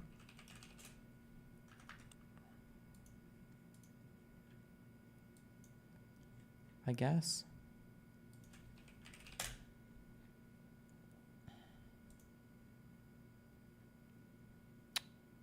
We could have been closer. Fuck. Fuck. We could have been closer. We could have been closer.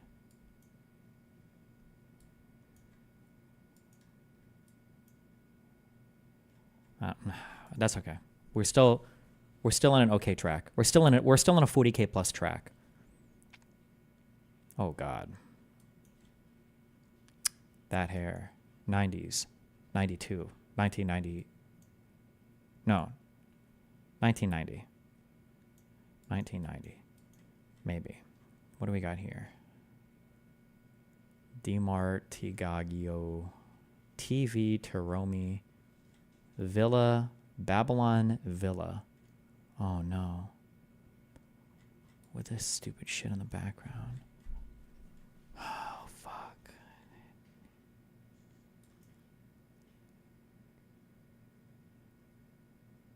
Camping. This is supposed to be camping, but it's spelled differently. Camging? So it's not English. Demarcock. This is in a different language.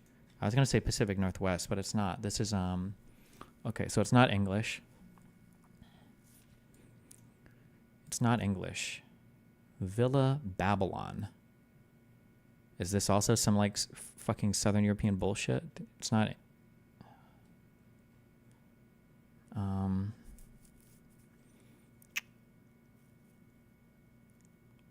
my God, where's Nice? I went to Nice once, and they had lots of trees and mountains, kind of. Do you think it's French? Babylon, like, is going to refer to some bullshit monument in fucking Italy that I'm not. It's not on a stupid island, right? Oh my God, Babylon. No, that's not going to refer to a place. It's just going to be a.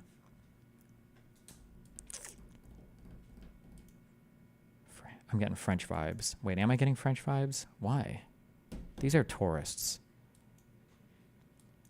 This outfit. What is this bullshit? Is this Spanish? Maybe it's Spain.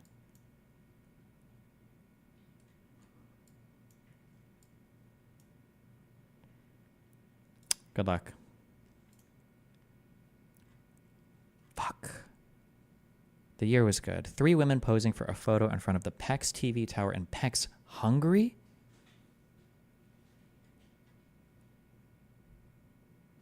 Damn, we're nailing the years. How the fuck am I supposed to know this? What the fuck? In Hungary. Okay.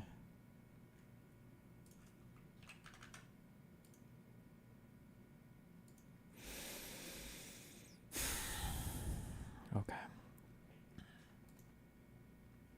We can still do 40K. This is our big one. Just say no to a Welsh assembly. Ooh, we got so much. On September 12th, you will hear, or you will bear a heavy responsibility. You will be called upon to decide the something of Wales and Britain. Okay. It has to be in Cardiff, right? There's like no other real cities in this place.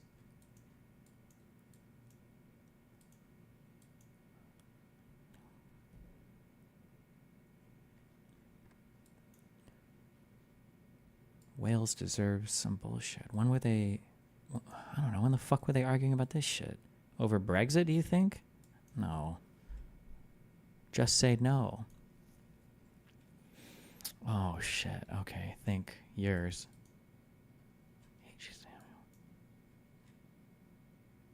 Years. No cell phones. Not a single cell phone? Not a single cell phone. Not a single phone. And they're protesters, so they should have their phones out, right? They should have their phones out, and they don't.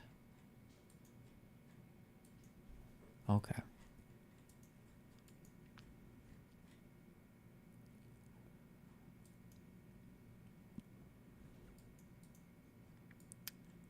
Oof. Just say no. What big events would I don't know any events here. I don't even know when the fuck was like the Good Friday Agreement. Was that like 97? Is that way too late? Was it earlier? that wouldn't even have anything to do with these people though, right? This is over here, right? And could it be over Brexit? No, this picture was way before then. What the fuck? What politics do you guys even have in this stupid fucking island? Oh, I have no clue. I don't know. Okay. On September 18th,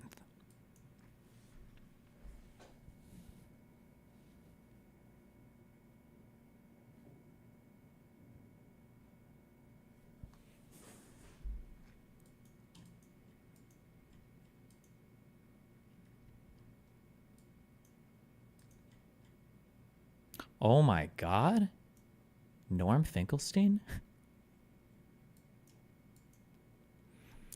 Okay, well, now we're doing, I can't even do a fashion analysis because they're bongers, so who the fuck knows?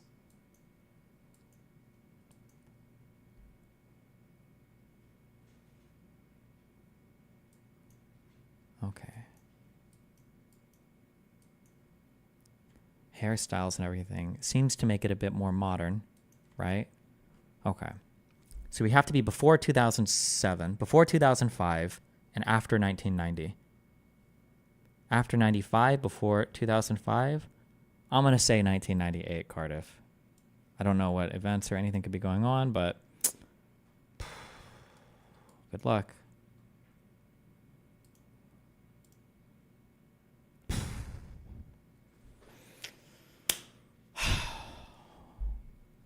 A no campaigner on the streets of Newport, Wales during the 97 Welsh devolution referendum. The referendum resulted in a majority in favor, leading to the National Assembly for Wales being formed 2 years later. What did I say we needed to save the election? Oh, I said 45K for us to solo win the election. My God.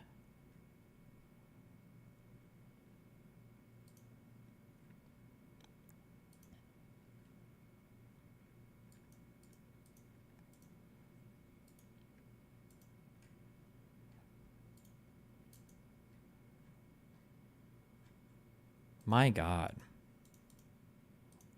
Decent run. We can take those. Okay. Should try these language quizzes. Guess the Asian language, guess the European language. Oh, shit.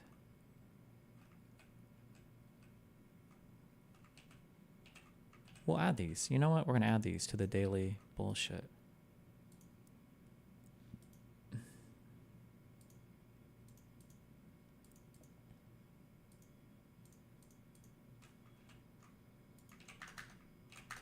Let me use the restroom real quick. Okay, we're done. No more exciting stuff today. This is going to be an ultra boring day today. Oh, that Piers Morgan episode I did earlier was boring. Okay, don't bother watching it. Actually, I think the second half was a little less boring.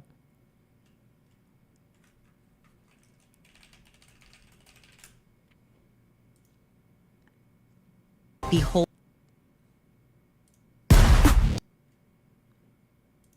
Hold on, there's one good moment. There was one good moment. No transcript? Hello? Why is it doing this? Is it taking a while? Because it was just uploaded like...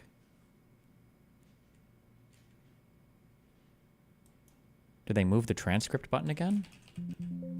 Whatever. Why do we do this? This is so stupid. What? This Are so quick to be like, Trump's a felon, he's a bad guy, and all these things. Yeah, you know, and they're like, no, felons should be able to vote and do all these things. They're like, unless it's Donald Trump. But George Floyd was apparently an amazing person, so. Well, George Floyd was brutally murdered by a police officer who was convicted of brutally murdering him, and unfortunately we saw it all on a cell phone. Otherwise, it would have probably never been reported. I can see you shaking your head there, Destiny. Yeah, this happens all the time. Whenever you debate conservatives, I mean, it's happened here, it's happened in other places. It'll be like, here's the standards for, Republican lawmakers, and then they'll point to like people on Twitter on the other side. Like, well, what about that person? Well, I don't remember voting for George Floyd for president or nominating him for president. The idea that that's your basis of comparison, like, oh, you got a problem with Donald Trump? Well, what about George Floyd? It's just such a hilariously telling, I think, example. Well, let me ask you a difficult question. Well, he was also a criminal about overdose, but that's another situation. That still doesn't get him any closer to being nominated for president of the Democratic Party. I don't understand what the comparison is for. It's just funny to have different standards. You're like, this is fine, but this isn't fine. That's the whole point of that. You don't need to read that deeply into it. It's not. It's funny to have different standards for different people. Isn't that the point to have different standards for different people? Like, Yeah, The point is I know, more once again, that's a way joke. they It goes uplift far George over Floyd. They both put him sides. on murals. They have tattoos. People have tattoos of George Floyd. They uplift him as this amazing, heroic individual. And the point that she's making is less about George Floyd being president. It's the way that they degrade Donald Trump. Because yes, it is not a glorious thing that we have a presidential candidate who has felonies on his hands. But what is more her point that she's making here is that they are degrading him, making it seem like he's this awful person, like he is the worst person to ever walk this earth. But then George Floyd, who has this terrible rap sheet, he is uplifted to the heavens by the left. So it's not about him being president. Well, let's not. It's just so stupid. I'm sorry. I love my mom to death. She's one of the best people in the world. She would make a horrible president. Okay, if my mom was auditioning to be my mom, I would be #1 her supporter. If my mom was auditioning for president, I'd be her biggest hater on the internet. Like, obviously, you have different standards for different people. This is such an insane point. Why would you even try to defend this? At least let her dance. And also, the entire point is the left right? has different standards for everything except for Donald Trump. That's the whole point. Anything he does is horrible, but if anyone other Well, let's talk about. I tell you what. Let's talk about. the video. Let's talk about different standards because I found it. That is fine. That's that's congratulations. Okay, Kim was still testing missiles. Okay, that didn't stop under Donald Trump. The appeasements that he was making the issues. Everybody always was like Donald Trump is great foreign policy, and then anytime you bring anything up, everybody just goes quiet. Like, what do you mean he had great foreign policy? What are you talking about? To make an agreement cutting out the ills in the Middle East. This idea that of economic issues, fun of Kamala Harris being unable to string together like a coherent sentence when Donald Trump gave a 3-minute rambling answer to what policy would you support to help children and to help childcare for struggling families is hilarious. Donald Trump literally can't speak. He's never put together a coherent policy thought. That's why he does 3-hour-long interviews every day with the biggest people in the country because he can't talk. Got it. You should try actually watching one and listening to the words that he's saying instead of getting so excited that Donald Trump is watch speaking. every single one. Every single one. Really, give me one coherent policy position that Trump has expanded on in the last 2 months. So out of Theo It's so dumb. I hate these people. Let me use the bathroom. 1 second. God, I hate these fucking people. Hold on.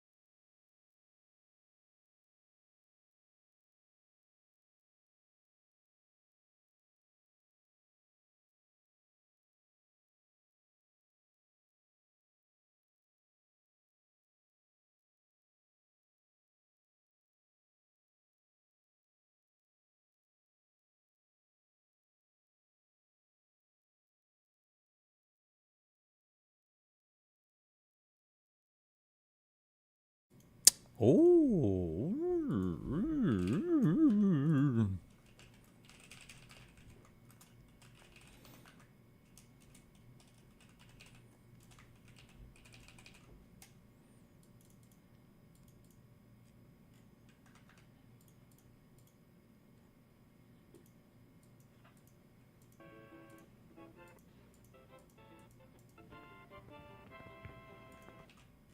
What? Okay.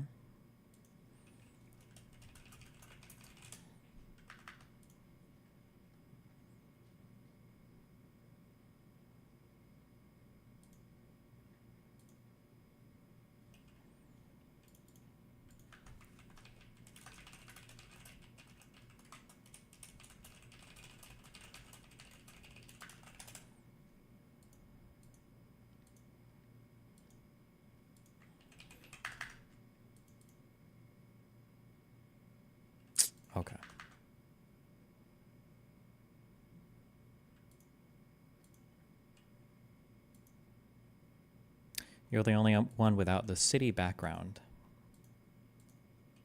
Oh, wait, am I? Oh, because they're all like in a studio green screen or some bullshit. Play the video while you work? Well, I have to listen to videos while I work, so.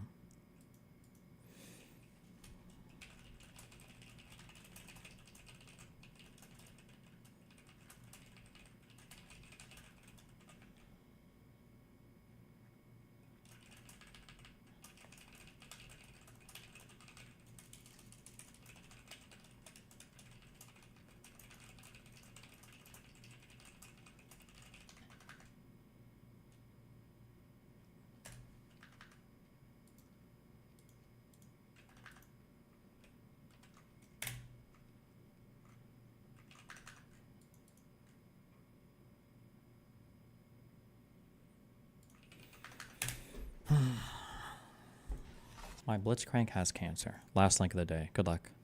How often do you turn your PCs off? Basically never.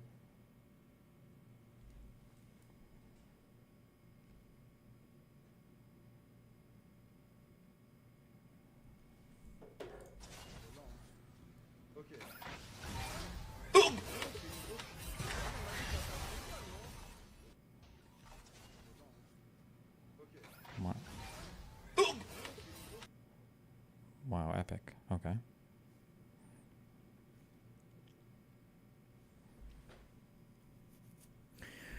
Are you going to bring us Bellingcat's founder Elliot Higgins on stream? I mean, if he wants to, yeah. I think Erudite reached out.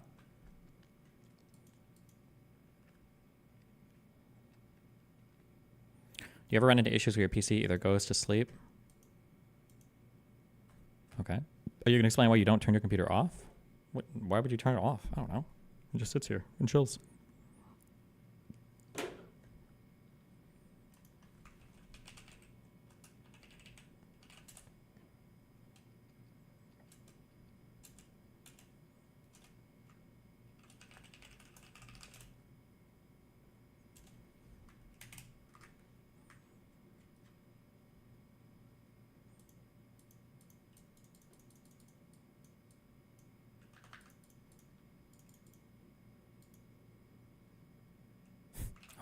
No more links.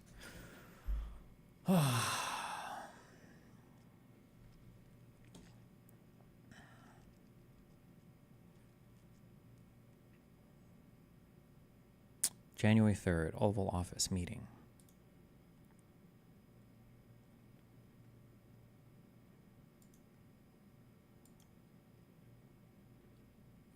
Tensions building between Trump and his DOJ. Events finally culminate. Dramatic meeting. Rosen requests a meeting at 6:15 with Donald Trump through Mark Meadows on the 3rd.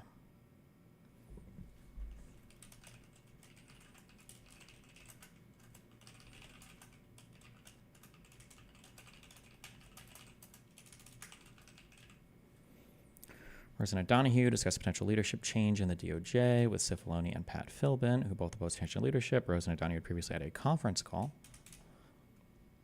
Almost every assistant attorney general agreed they would resign if Rosen were removed from office and replaced with Clark.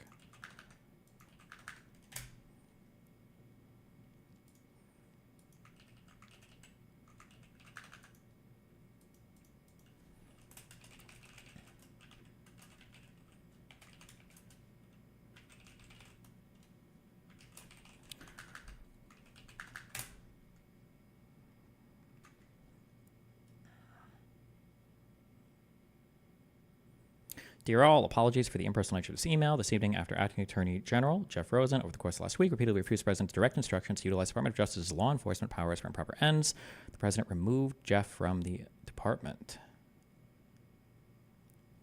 PADAG. Rich Donahue and I resign from the department effective immediately. Jeff loves the Department of Justice, as do we all.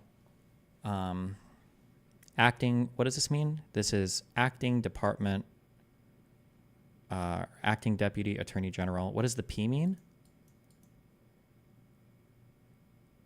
He was the acting deputy attorney general. What does the P mean? What? Is your computer built or bought? I think I've built all of mine.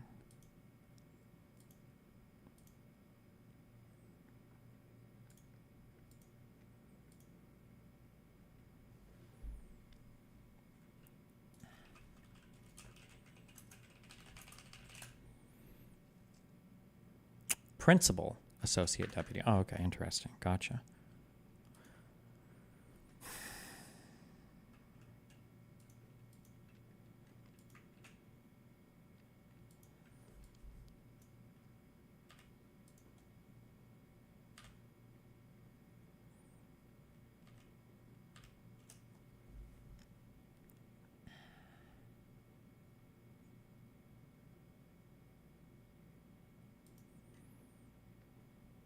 Okay. This is a pretty short, simple, concise one, I think. So we have oh,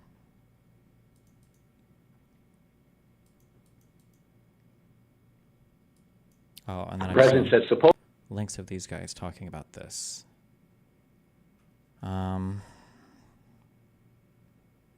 This was on June 21st. 16th. 21st.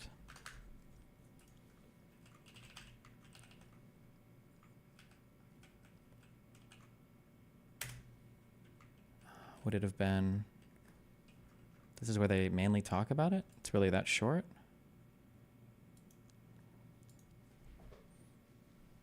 And dead people, etc. And I said, do you have their names? Yes. Will you give them to me? Yes.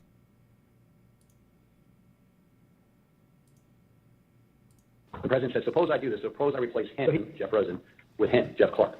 What do you do? And I said, sir, I would resign immediately. There's no way I'm serving 1 minute under this guy, Jeff Clark. You'll hear from Mr. Donahue in person on Thursday as my colleague, Mr. Kinzinger, presents details about this plan. The chair requests those in the hearing room remain seated until the Capitol Police have escorted members from was also oh, this is like a teaser for next time? Is that... Okay, so the majority of this is going to be testified to here, I imagine. Clark is going to be mentioned a lot more. Yeah, there we go. Interesting. Okay. Let's see. Who's talking? Mr. President. What do you want? Donahue. That's a guy. Hirschman's a guy. We turn to yet another element of the president's effort to overturn the 2020 election, this one involving the Department of Justice. A key focus of our hearing today will be a draft letter that our witnesses here today refused to sign. This letter was written by Mr. Jeff Clark with another Department of Justice lawyer, Ken Kukowski, and the letter was to be sent to the leadership of the Georgia State Legislature. Other versions of the letter were intended for other states. Neither Mr. Clark nor Mr. Kukowski had any evidence of widespread election fraud, but they were quite aware of what Mr. Trump wanted the department to do. Jeff Clark met privately with President Trump and others in the White House and agreed to assist the president without telling the senior leadership of the department who oversaw him. As you will see, this letter claims that the U.S. Department of Justice's investigations have, quote, identified significant concerns that may have impacted the outcome of the election. December 28th, 2020.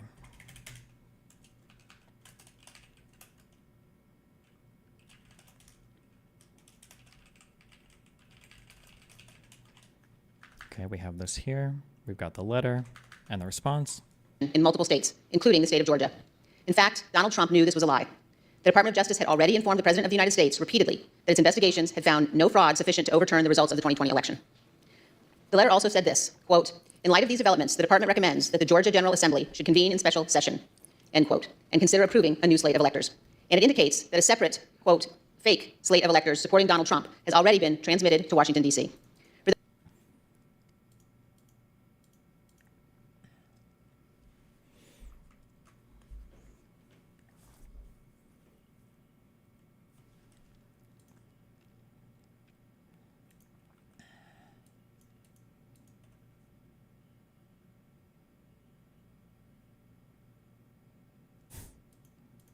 Am I not going to be able to copy this because of how annoying this fucking watermark is? Nice. Good one.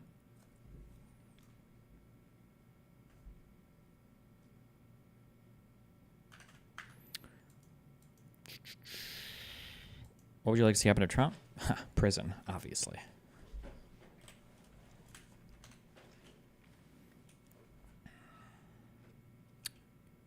Probably image to text it. Oh, maybe actually. I wonder if this will fuck it up, actually. Let's see.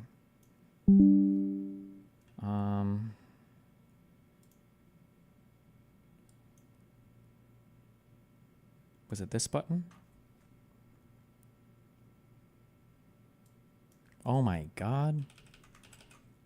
Haste? Hello. Wait, I can't. I couldn't copy that? Okay, let's try this again.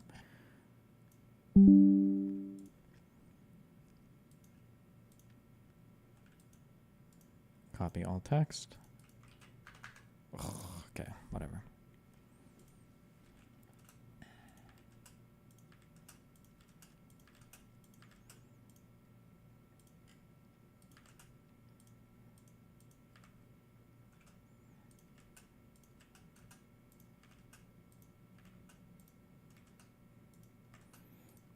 Okay.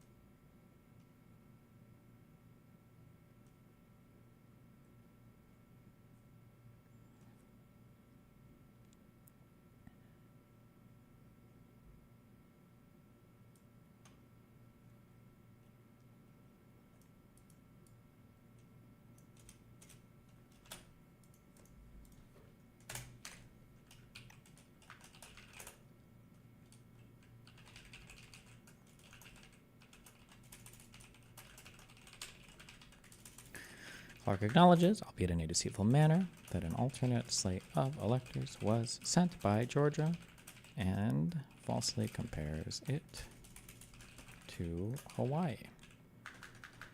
Okay, quote here. Cute. Okay. Is there any person who you would concede is probably smarter than you and you disagree with on most things? It would depend. I mean, like, being smart doesn't mean that you're well-read in a particular area, right? There's probably plenty of people that are smarter than me that I disagree with on certain things, but it's probably going to be things that are outside of their area of expertise. That would be my gut, right?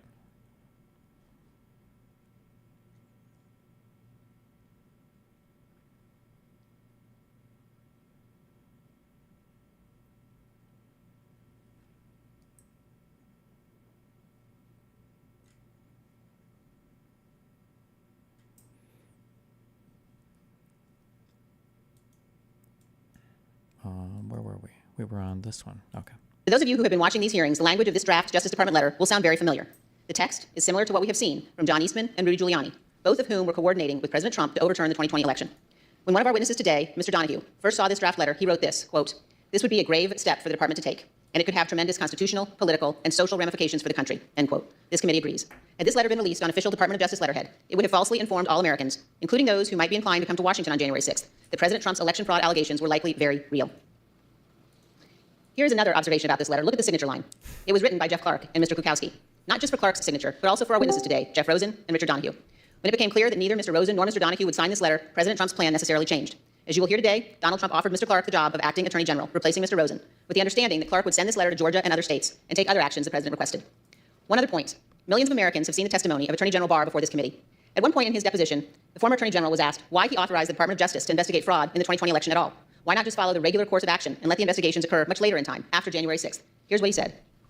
Felt the responsible thing to do was to be in a position to have a view as to whether or not there was fraud. And frankly, I think the fact that I put myself in the position that I could say that we had looked at this and didn't think there was fraud was really important to moving things forward. And I sort of shudder to think what the situation would have been if the position of the department was we're not even looking at this until after Biden's in office. I'm not sure we would have had a transition at all. I want to thank each of our witnesses before us today for your role in addressing and rebutting the false allegations of fraud at the root of January 6th. And thank you for standing up for the Constitution and for the rule of law. Of course, not all public officials behaved in the honorable way our witnesses did. At the close of today's hearing, we will see video testimony by 3 members of Donald Trump's White House staff. They will identify certain of the members of Congress who contacted the White House after January 6th to seek presidential pardons for their conduct. Thank you, Mr. Chairman. I yield back. Without objection, the chair recognizes the gentleman from Illinois, Mr. Kinzinger, for an opening statement. Thank you. Thank you, Mr. Chairman, and thank you to our witnesses for being here. I'd like to start with a personal story. So in May of 2009, I returned from service in Iraq and I announced my intention to run for Congress. A big reason I decided to run for Congress was my motivation to ensure freedom and democracy were defended overseas. I remember making a commitment out loud a few times and in my heart repeatedly, even to today, that if we are going to ask Americans to be willing to die in service to our country, we as leaders must at least be willing to sacrifice our political careers when integrity and our oath requires it. After all, losing a job is nothing compared to losing your life. Within the halls of power, in the face of a president, Depends on the job, depends on the life. Just kidding. that commitment can easily be forgotten. Presidential pressure can be really hard to resist. Today, we'll focus on a few officials who stood firm against President Trump's political pressure campaign. When the president tried to misuse the department and install a loyalist at its helm, these brave officials refused and threatened to resign. They were willing to sacrifice their careers for the good of our country. The Department of Justice is unique in the executive branch. The president oversees the Department of Justice, yet the president's personal or partisan interests must not shape or dictate the department's actions. The president cannot and must not use the department to serve his own personal interest, and he must not use its people to do his political bidding, especially when what he wants. I've been contemplating unaliving myself for a while. I know you had a friend who took his own life. I'm still here for some reason. Would it be selfish to do so? I want to live and also die. Well, if you have any dependents or anything like that, or people that rely on you, it's a pretty bad thing to do. But hey, listen, most of you guys that seem like you're in chat, you want to kill yourselves, you're like 20 years old, okay? You got a lot of time in life. If you ever are suicidal, at the very least, I would say exhaust your options of exploring all of the ordinary things, the medication steps, the therapy steps, the talking to whatever. Go, run through a few therapists, try at least like 4 or 5 before you decide to rip on into the ethers. And yeah, good luck. Thing to do is to subvert democracy. The president cannot pervert justice nor the law to maintain his power. Justice must, both in fact and law, be blind. That is critical to our whole system of self-governance. During this hearing, you'll hear time and time again about the president's request to investigate claims of widespread fraud. Our witnesses, Mr. Rosen, Mr. Donahue, and Mr. Engel, stood firm in the face of overbearing political pressure because they understood that their oath was to the Constitution and not to the personal or political interests of the president. The president and his allies became keenly aware that with legal challenges exhausted and electoral votes certified, their only hope would be a last-ditch scheme to prevent Congress from certifying the win, thus throwing the entire system into constitutional chaos. The president wanted the department to sow doubt in the legitimacy of the election, to empower his followers and members of Congress to take action. If the department could just lend its credibility to the conspiracies, people would have the justification they needed to spread the big lie. So President Trump ultimately wanted the Department of Justice to say the election was, quote, corrupt, and, quote, leave the rest to me and the Republican congressmen. As you will hear today, the department's top leadership refused. Not surprisingly, President Trump didn't take no for an answer. He didn't accept it from Attorney General Barr, and he wouldn't accept it from Mr. Rosen either. So he looked for another Attorney General, his third in 2 weeks. He needed to find someone who was willing to ignore the facts. That is not the norm. Let's look at what Attorneys General, Democrats and Republicans alike, have said about upholding their oath to the Constitution. Attorney General ultimately owes his loyalty to the integrity of the American people and to the fidelity to the Constitution and the legitimate laws of the country. That's what he's ultimately required to do. I will be an independent Attorney General. I will be the people's lawyer. If, however, there were an issue that I thought were that significant that would compromise my ability to serve as Attorney General in the way that I have described it as the people's lawyer, I would not hesitate to resign. As you and I discussed, the President proposed to undertake a course of conduct that was in violation of the Constitution that would present me with a difficult but not a complex problem. I would have 2 choices. I could either try to talk him out of it or leave. Those are the choices. The Attorney General's position as a cabinet member is perhaps unique from all of the cabinet members. Yes, a member of the President's cabinet, but the Attorney General has a unique responsibility to provide independent and objective advice to the President or any agency when it is sought, and sometimes perhaps even when it is not sought. Everyone in that video, from Eric Holder to Jeff Sessions, spoke as one about the independence of the department. It's a point of pride at justice to apply the law without the President's political self-interest, tainting its actions or dictating how it uses its authorities. But President Trump did find one candidate at justice who seemed willing to do anything to help him stay in power. Let's hear what President Trump's own lawyer, Eric Hirschman, had to say about Jeff Clark's plan to overturn the election. Wait, let me get the...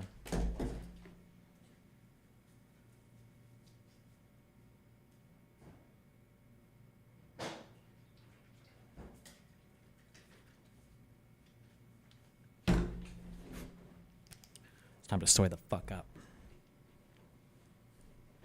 I'd like to advise viewers this video contains some strong language.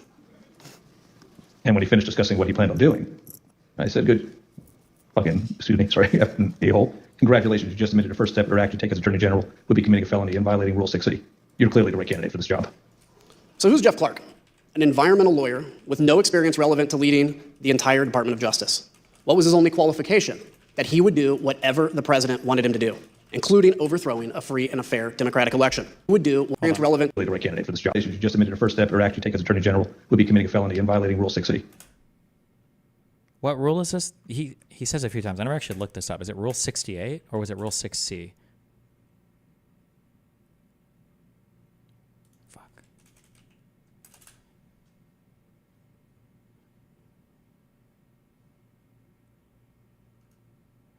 Okay, maybe to do with grand juries, I guess? You're clearly the right candidate for this job. So who's Jeff Clark? An environmental lawyer with no experience relevant to leading the entire Department of Justice. What was his only qualification? That he would do whatever the president wanted him to do, including overthrowing a free and a fair democratic election. President Trump's campaign to bend the Justice Department to his political will culminated in a showdown on January 3rd. Today, we will take you inside that early evening Oval Office meeting where top Justice Department officials met with the president. At stake, the leadership and integrity of the... Should have all these names down.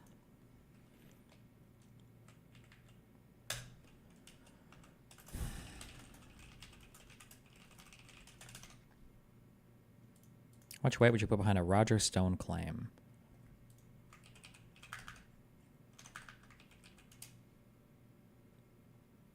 what they're assuming is the election will be normal. The election will not be normal. Oh, these are the California results? Sorry, we're not accepting them. We're challenging them in court. If the electors show up at the Electoral College, armed guards will throw them out. I'm the president. You. You're not stealing Florida. You're not stealing Ohio. I'm challenging all of it, and the judges we're going to are judges I appointed. You. You're not stealing the election. That's basically what Bush did to Gore.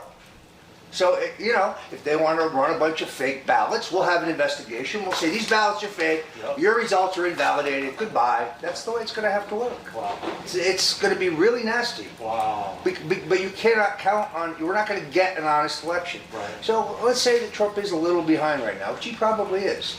That doesn't bother me. But even if he wins an honest election, we're not going to have an honest election. Got it. They're stealing us blind in Florida right now. So, wow. You know, it's not the first time it's happened in this country, and it happens around the world. Yeah. What was the date of this when this was recorded? Does anybody know? Did they say at the beginning? So he's going to have to fight for the presidency in the courts. Our next election will be decided in the courts. Wow. Because they cheat, and we don't cheat. Yeah. We've never cheated. So this was July 9th, 2020. This was July 9th. July? 4 months before the election. So the rudiments of the plot really to overturn the election were being discussed as early as the summer, months before. Yes. Yeah. And this clip is actually from the day before President Trump commutes Roger Stone's sentence. And this planning, what this also shows is I think, the first small movements towards what became Stop the Steal in 2020. That we're here seeing, actually seeing Roger in the middle of a conspiracy, basically. I mean, that is what it is, a conspiracy to overturn the election. And Roger was right in the middle. And here we actually see documented how it kind of began this spring. Well, he's actually saying that that's what they're going to do. Yes. He actually said it. Exactly, and as we discussed just before, he's saying what they're going to do, and that's exactly what happened, more or less. But it's so outrageous when you hear it that you are prone to just discard it as bravado or exaggeration. Do we, is there like a full video that this came from? Is there like a longer form of this? I'm just curious. Okay, where were we here? Richard Donahue, and who else is present? We've got Pat, Jeffrey Clark, Stephen Engel, Trump, Rosen, Donahue, Pat, Philbin, and E. Top Justice Department officials met with the president. At stake. Eric Hirschman. Okay.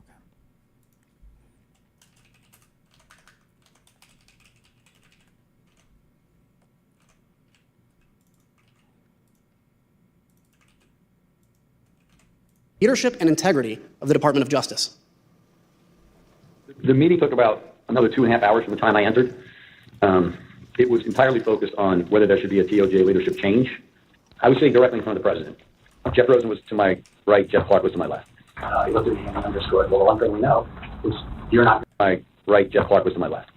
He looked at me and underscored, well, the one thing we know is... Okay. Hold on.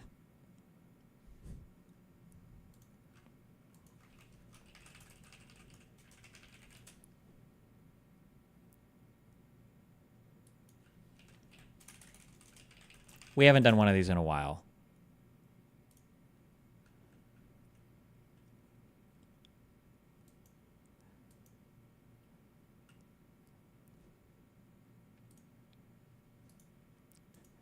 You got to hold on. Well,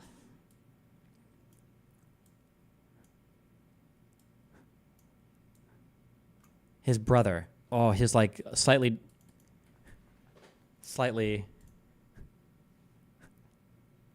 cousin. His cousin, Bill Murray. A little bit. Just a tad. Just a tad. Just a tad.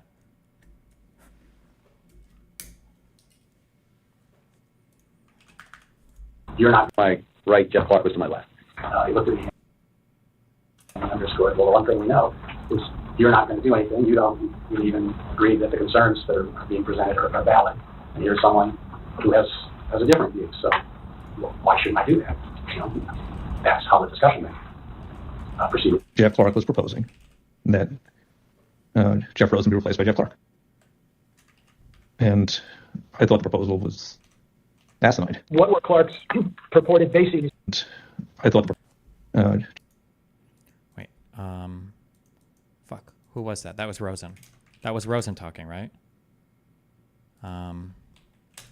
Donahue talking.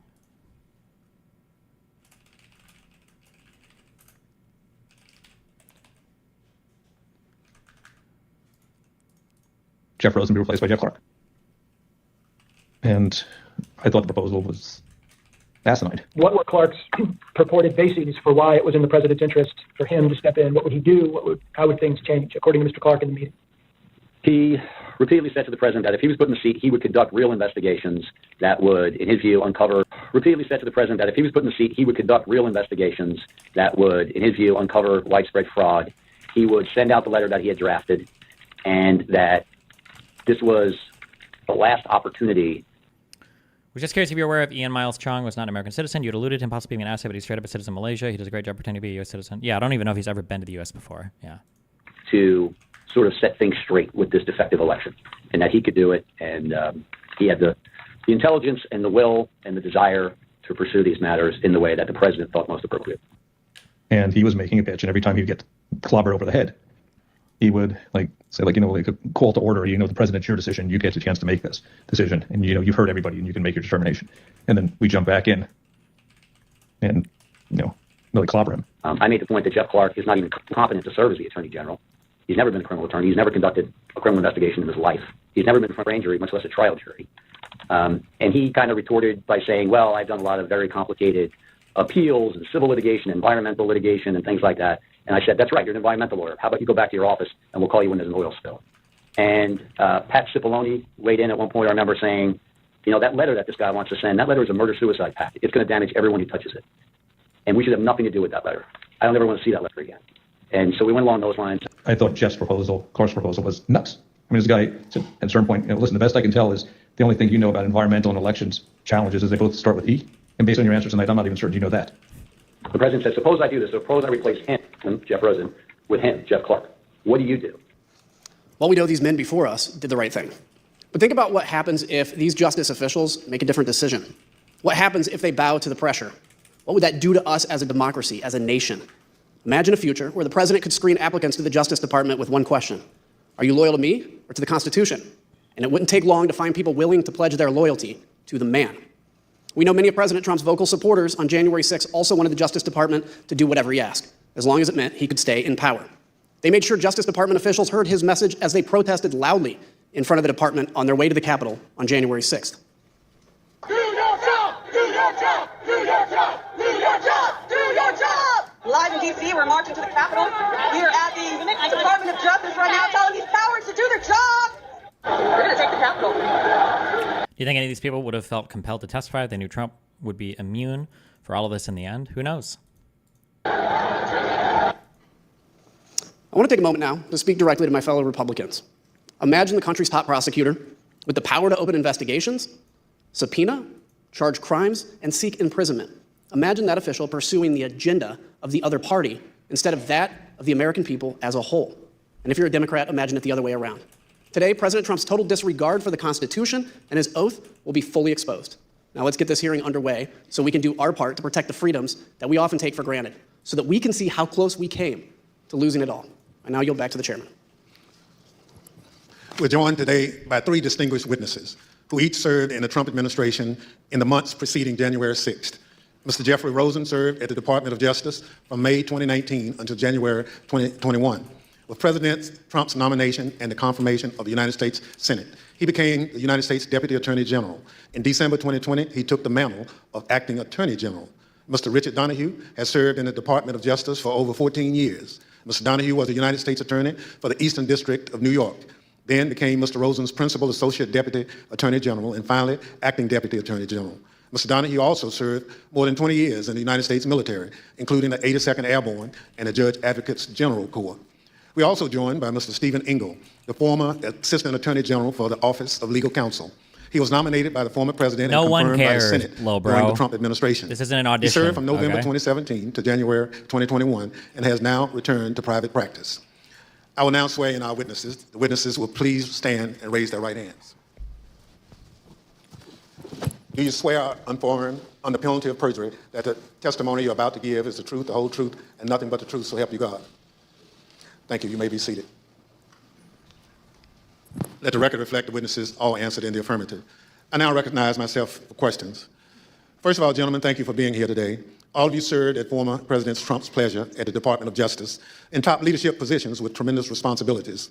Former Attorney General Bill Barr told the Select Committee that before he left the department in December 2020, he told President Trump on at least 3 occasions there was no evidence of widespread election fraud that would have changed the results of the presidential election, and refuted numerous specific claims of election fraud the president was making.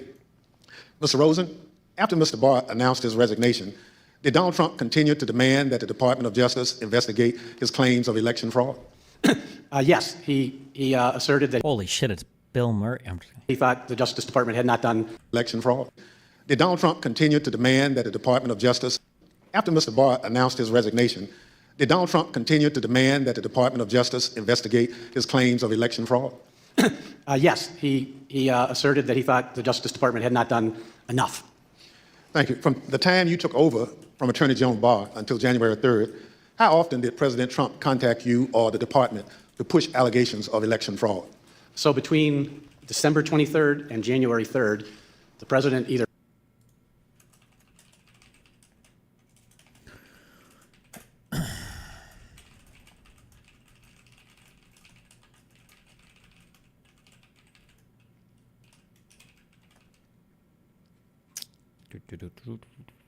Hold on.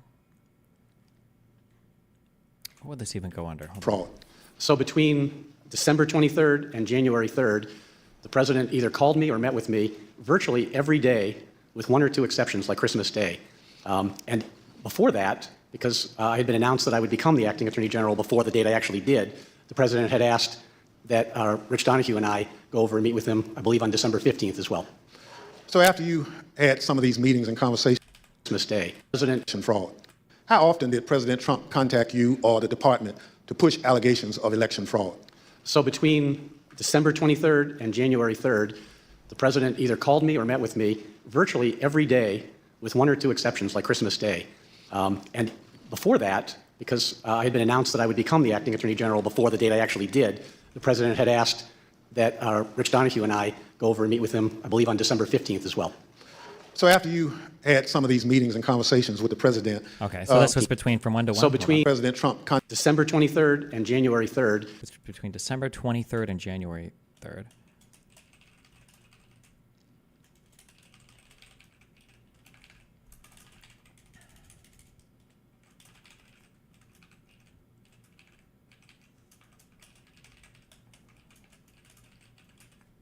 Wait, did I? Went into. Oh, not good. Oh, shit. Wait, have I been timestamping these correctly? Hold on. Copy, video. Frozen sync Trump conversion. Wait. Oh, shit.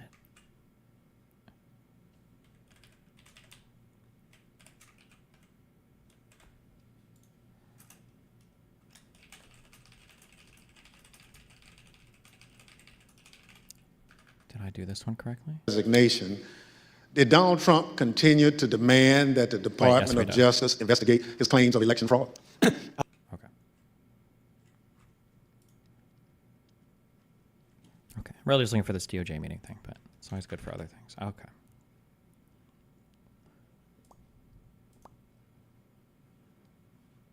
Don't care about this. And we were here. The president either called me or met with me virtually every day, with 1 or 2 exceptions like Christmas Day. And before that, because I had been announced that I would become the acting attorney general before the date I actually did, the president had asked that Rich Donahue and I go over and meet with him, I believe, on December 15th as well. So after you had some of these meetings and conversations with the president, what things did the president raise with you? So the common element of all of this was the president expressing his dissatisfaction that the Justice Department, in his view, had not done enough to investigate election fraud. But at different junctures, other topics came up at different intervals. So at one point, he had raised the question of having a special counsel for election fraud. At a number of points, he raised requests that I meet with his campaign counsel, Mr. Giuliani. At one point, he raised the whether the Justice Department would file a lawsuit in the Supreme Court. At a couple of junctures, there were questions about making public statements or about holding a press conference. At one of the later junctures was this issue of sending a letter to state legislatures in Georgia or other states. And so there were different things raised at different parts of, or different intervals, with the common theme being his dissatisfaction about what the Justice Department had done to investigate election fraud. I will say that the Justice Department declined all of those requests that I was just referencing because we did not think that they were appropriate based on the facts and the law as we understood them. Thank you. So, Mr. Donahue, on December 15th, the day after Attorney General Barr announced his resignation, the President summoned you and Mr. Rosen to the White House. At this meeting with the President, what did he want? The President summoned you on December 15th, the day after Attorney General Barr announced his resignation.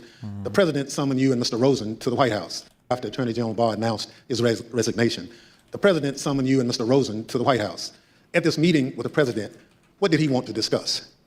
There were a number of topics of discussion that day, Mr. Chairman. Much of the conversation focused on a report that had been recently released relating to Antrim County in Michigan.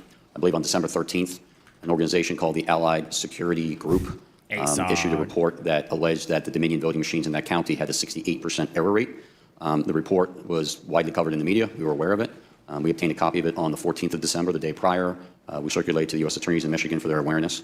And we had a number of discussions internally, but the conversation with the President on that day, the 15th, was largely focused on that. And he was essentially saying, have you seen this report? He was adamant that the report must be accurate, that it proved that the election was defective, that he in fact won the election, and the department should be using that report to basically tell the American people that the results were not trustworthy. And he went on to other theories as well, but the bulk of that conversation on December 15th focused on Antrim County, Michigan, and the ASOG report. Thank you. Mr. Engel, we know that Attorney General Barr announced on December 1st, 2020, that the Department of Justice had found no evidence of widespread fraud that could have changed the outcome of the election. So from December 1st, 2020 until today, as you sit here, have you ever doubted that top-line conclusion? No, I've never had any reason to doubt Attorney General Barr's conclusion. Thank you. Pursuant to Section 5C8 of House Resolution 503, the Chair now recognizes the gentleman from Illinois, Mr. Kinzinger, for questions. Thank you, Mr. Chairman. In the weeks leading to January 6th, the Department of Justice was fielding almost daily requests from the President to investigate claims of election. Pursuant to Section 5, 2020 until today, changed the outcome of the election. So from December 1st, 2020 until today, any reason to doubt? As you sit here, have you ever doubted that top-line conclusion? No, I've never had any reason to doubt Attorney General Barr's conclusion. Thank you. Pursuant to Section 5C8 of House Resolution 503, the Chair now recognizes the gentleman from Illinois, Mr. Kinzinger, for questions. Thank you, Mr. Chairman. In the weeks leading to January 6th, the Department of Justice was fielding almost daily requests from the President to investigate claims of election fraud. Each claim was refuted time and time again, an effort Attorney General Barr described as whack-a-mole. When each of the President's efforts failed, he resorted to installing a new Attorney General to say the election was illegal and corrupt, simply so he could stay in power. President Trump started leaning on the Justice Department the first chance he got. On November 29th, his first television interview after the election. Where is the DOJ and the FBI in all of this, Mr. President? You have laid out some serious charges here. Shouldn't this be something that the FBI is investigating? Are they? Is the DOJ investigating? Missing in action. Can't tell you where they are. It's so funny to think that like Barr was at home and Barr watched this interview and he got so ass pained that Donald Trump threw him under the bus publicly. That I don't know if they're going to go into here, but after this aired, when our unhinged president called into his partisan news org that was pushing lies for him about Dominion to complain that the DOJ wasn't fabricating evidence for him, when Barr saw this, he immediately reached out to the fucking AP, to the Associated Press, and gave an interview saying, by the way, Trump is fucking lying. There isn't shit here. That's how ass-pained he was when Trump went on Fox and Friends here, or Fox News, or whatever the fuck show this is, and threw Barr under the bus. Republican congressmen echoed the president just 2 days later. They wrote a letter to Attorney General Barr laying into the Justice Department for a, quote, shocking lack of action in investigating the claims of election fraud. That same day, Attorney General Barr stated publicly that President Trump's claims had no merit. Ignoring the top law enforcement officer in the country, Republican congressmen amplified the stolen election message to the American public. Let's listen. And so there's widespread evidence of fraud because people haven't done their jobs. Durham and Barr will deserve a big notation in history when it's written of the rise and fall of the United States if they don't clean up this mess, clean up the fraud, do your jobs. Somebody said this guy gave a speech. Was it this one? Who in his speech was so crazy his tooth fell out? Is that true? Can I get the original footage? I don't ever need to. Since 2000. Witness. 2001. Witness. Okay.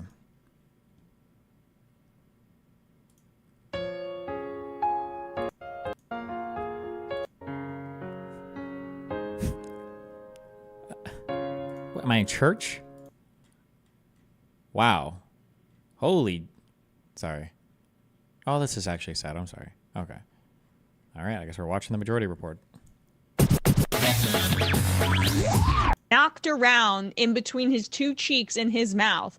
He almost lost it. He's decomposing before our very eyes. He just lost his tooth. Here we go. Oh my God, this is the one. Someone get that. Oh, there goes the tuck. There goes the tuck. That man clearly needs to feed. Okay. Never mind. We just don't have a good video of this. Never mind. And save this little experiment in self-government. Again, I join my colleagues in calling on Attorney General Barr to immediately let us know what he's doing. We're already working on challenging the certified electors. And now what about the courts?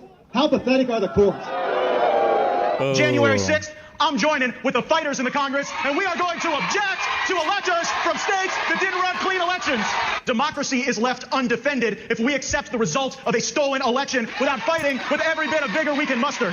The ultimate date of significance is January 6th. This is how the process works. The ultimate arbiter here, the ultimate check and balance is the United States Congress. And when something is done in an unconstitutional fashion, which happened in several of these states, we have a duty to step forward and have this debate and have this vote on the 6th of January.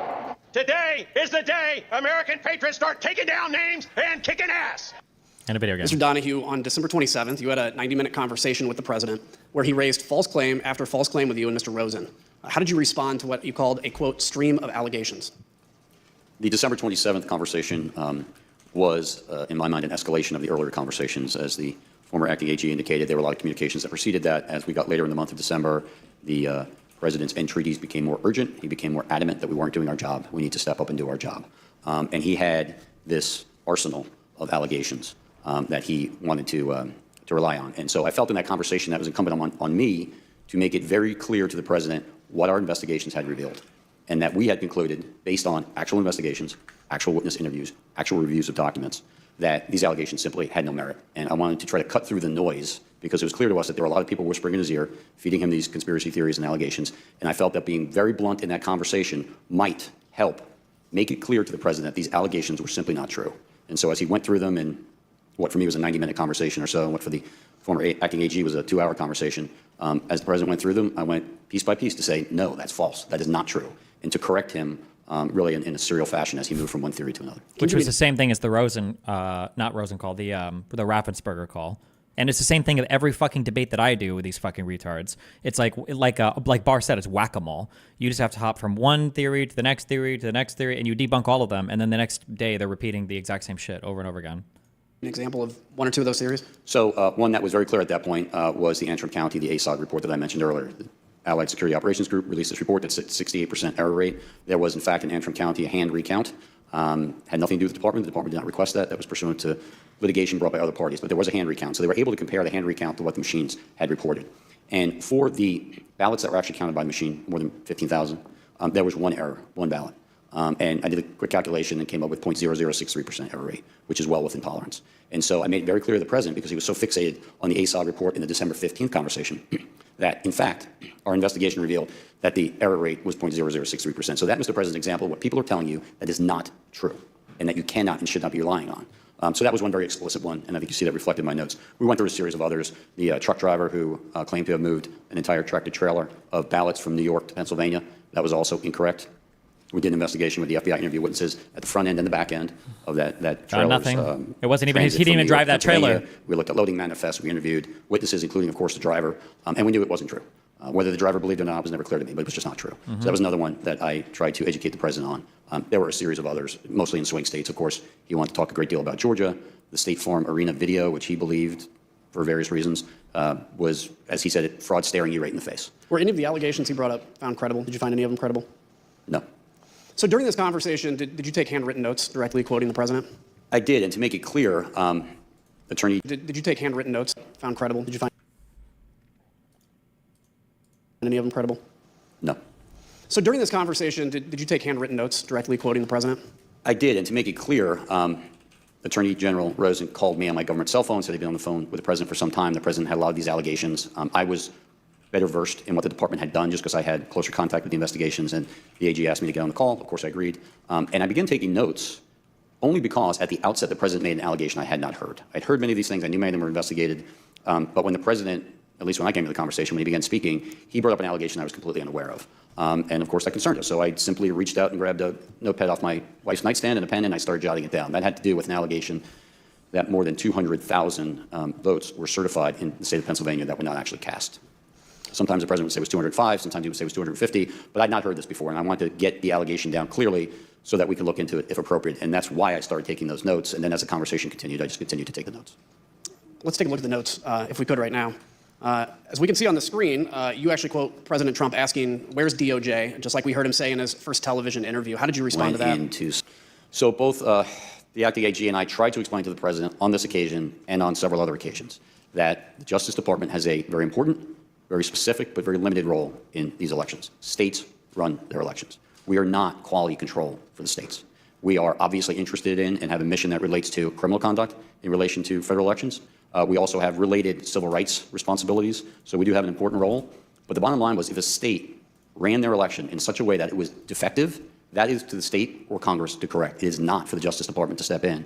And I certainly understood the president as a layman not understanding why the Justice Department didn't have at least a civil role to step in and bring suit on behalf of the American people.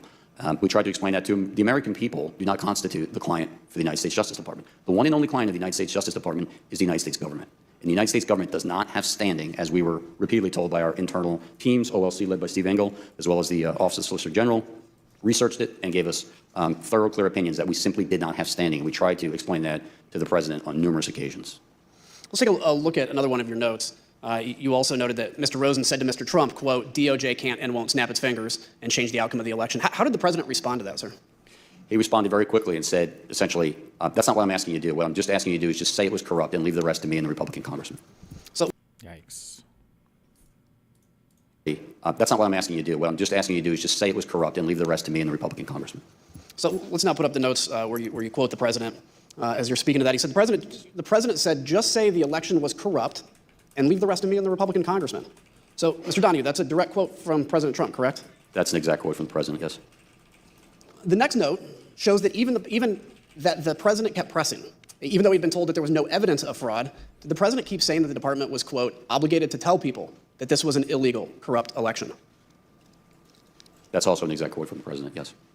Let me just be clear. Did the department find any evidence to conclude that there was anything illegal or corrupt about the 2020 election? There were isolated instances of fraud. None of them came close to calling into question the outcome of the election in any individual state. And how would you describe the president's demeanor during that call? He was more agitated than he was on December 15th. The president, throughout all of these meetings and telephone conversations, was adamant that he had won and that we were not doing our job. But it did escalate over time until ultimately the meeting on January 3rd, which was sort of the most extreme of the meetings and conversations. So I want to make sure we don't gloss this over. Just say it was corrupt and leave the rest to us. The president wanted the top Justice Department officials to declare that the election was corrupt, even though, as he knew, there was absolutely no evidence to support that statement. The president didn't care about actually investigating the facts. He just wanted the Department of Justice to put its stamp of approval on the lies. Who was going to help him? Well, Jeff Clark. Mr. Rosen, on Christmas Eve, your first official day as the acting attorney general, President Trump called you. What did he want to talk about? The same things he was talking about publicly. He wanted to talk about that he thought the election had been stolen or was corrupt and that there was widespread fraud. And I had told him that our reviews had not shown that to be the case. So we had an extended discussion, probably 15, maybe 20 minutes, something like that, with him urging that the Department of Justice should be doing more with regard to election fraud. Did he mention Jeff Clark's name? Yes. It was just in passing. He made to election fraud with him, spread fraud about that he thought want to talk about. Christmas Eve, your first official day as the acting attorney general, President Trump called you. What did he want to talk about? December 24th. Christmas Eve, your first official day as the acting attorney general, President Trump called you. What did he want to talk about? The same things he was talking about publicly. He wanted to talk about that he thought the election had been stolen or was corrupt and that there was widespread fraud. And I had told him that our reviews had not shown that to be the case. So we had an extended discussion, probably 15, maybe 20 minutes, something like that, with him urging that the Department of Justice should be doing more with regard to election fraud. Did he mention Jeff Clark's name? Yes. It was just in passing. He made what I regarded as a peculiar reference. I don't remember the exact quote, but it was something about, did I know Jeff Clark, or did I know who he was, or something like that. And I told him I did. And then the conversation just moved on. But when I hung up, I was quizzical as to, how does the president even know Mr. Clark? I was not aware that they had ever met or that the president had been involved with any of the issues in the civil division. It was a bit of a surprise when he brought his name up? Yes. So Mr. Clark was the acting head of the Civil Division and head of Environmental and Natural Resources Division at the Department of Justice. Do either of those divisions have any role whatsoever in investigating election fraud, sir? No. And to my awareness, Jeff Clark had had no prior involvement of any kind with regard to the work that the department was doing. What does Han mean in front of their name? A long time ago, I don't know if it still is continuing in any form, but there used to be a MOBA called Heroes of New Earth. And the people that play that game had a religious attachment to it, and they want everybody to know that they played it because they think it's better than LOL and Dota. Or it means honorable, which could mean judge or holding certain positions in government. That Attorney General Barr has talked about to this committee. So let's take a minute and explain why the president mentioned Jeff Clark's name to Mr. Rosen here on Christmas Eve. On December 21st, some Republican members of Congress met with President Trump in the White House to talk about overturning the 2020 election. Let's hear Representative Marjorie Taylor Greene talk about how this meeting got set up. I was the only new member at the meeting. I called President Trump on Saturday and said, we've got to have a meeting. There's many of us that feel like this election has been stolen. So on the screen, makes it sad that not only have most people not seen these hearings, but that even if they did, they would refuse to believe them. Maybe, I don't know. Listen, we're working on it. Got set up to talk about overturning the 2020 election. On December 21st, some Republican members of Congress met with President Trump in the White House to talk about overturning the 2020 election. Let's hear Representative Marjorie Taylor Greene talk about how this meeting got set up. I was the only new member at the meeting. I called President Trump on Saturday and said, we've got to have a meeting. There's many of us that feel like this election has been stolen. So on the screen, you'll see that President Trump's Chief of Staff, Mark Meadows, tweeted. Hold on. Can I find, I want that video. I want this Fox, wait, is this on Fox News or? Marjorie Taylor Greene before 2021 talks about Trump meeting. Is that Newsmax? Oh, ooh. Newsmax.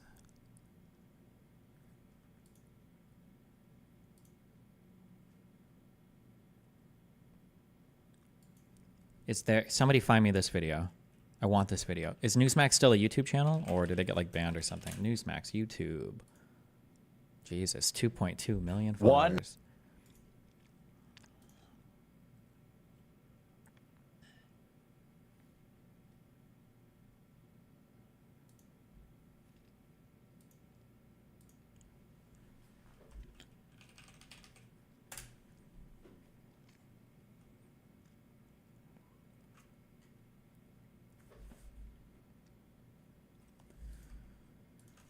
Before 2021.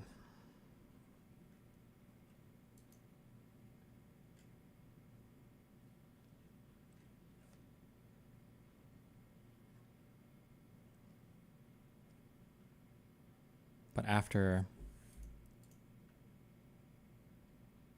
oh fuck, hold on. Well, hold on. Green, before 2021, after 2019.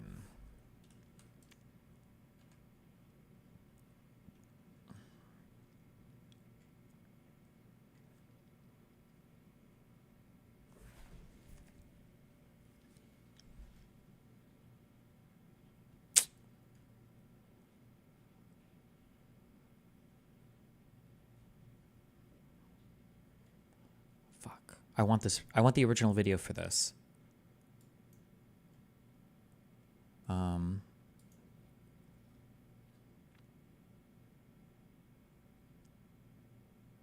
Fuck. Somebody find it. Somebody find this video. I want the original video. I want to see if I can read more.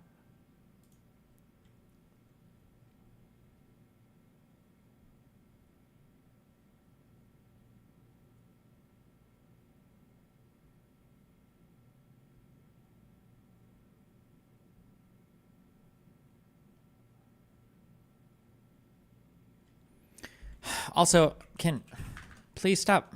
I can't communicate to the world. Okay, the Andrew Tate stuff, you guys are recycling the same news over and over and over again. It is so annoying how retarded.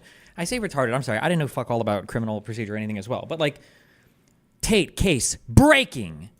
The same judge who placed Tate under house arrest had the following to say about the evidence supporting the charge that he had sex with a minor. With regard to the crime of sexual intercourse with a minor held against the defendant Andrew Tate, the judge of rights and liberties finds that the administered evidence leads to the reasonable suspicion that it was committed by the defendant. Yes, that's the standard that you need to meet, probably, for an arrest. You're not saying anything new here. Nothing is breaking.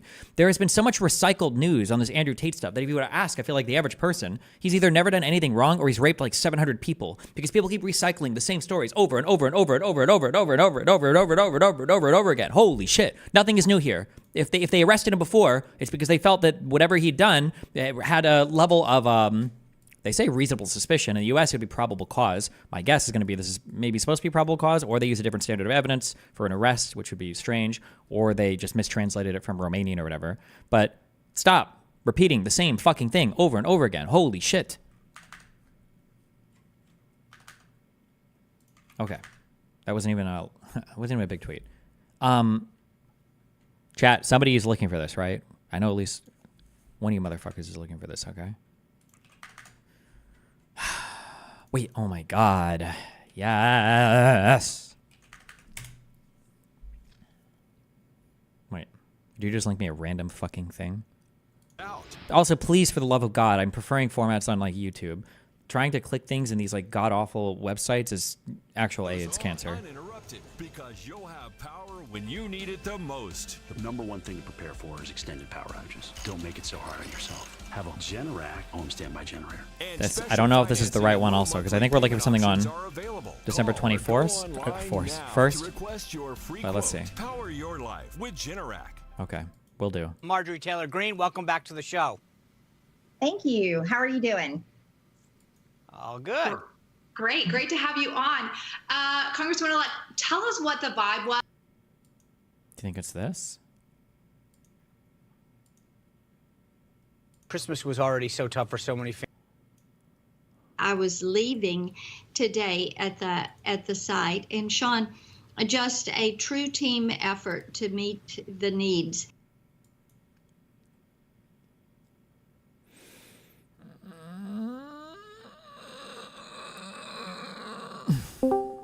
Hey, dude. What? Have you seen all the drama about the female Adeptus Custodes? Adeptus Custodes? Adeptus Custodes. I don't even know what that means.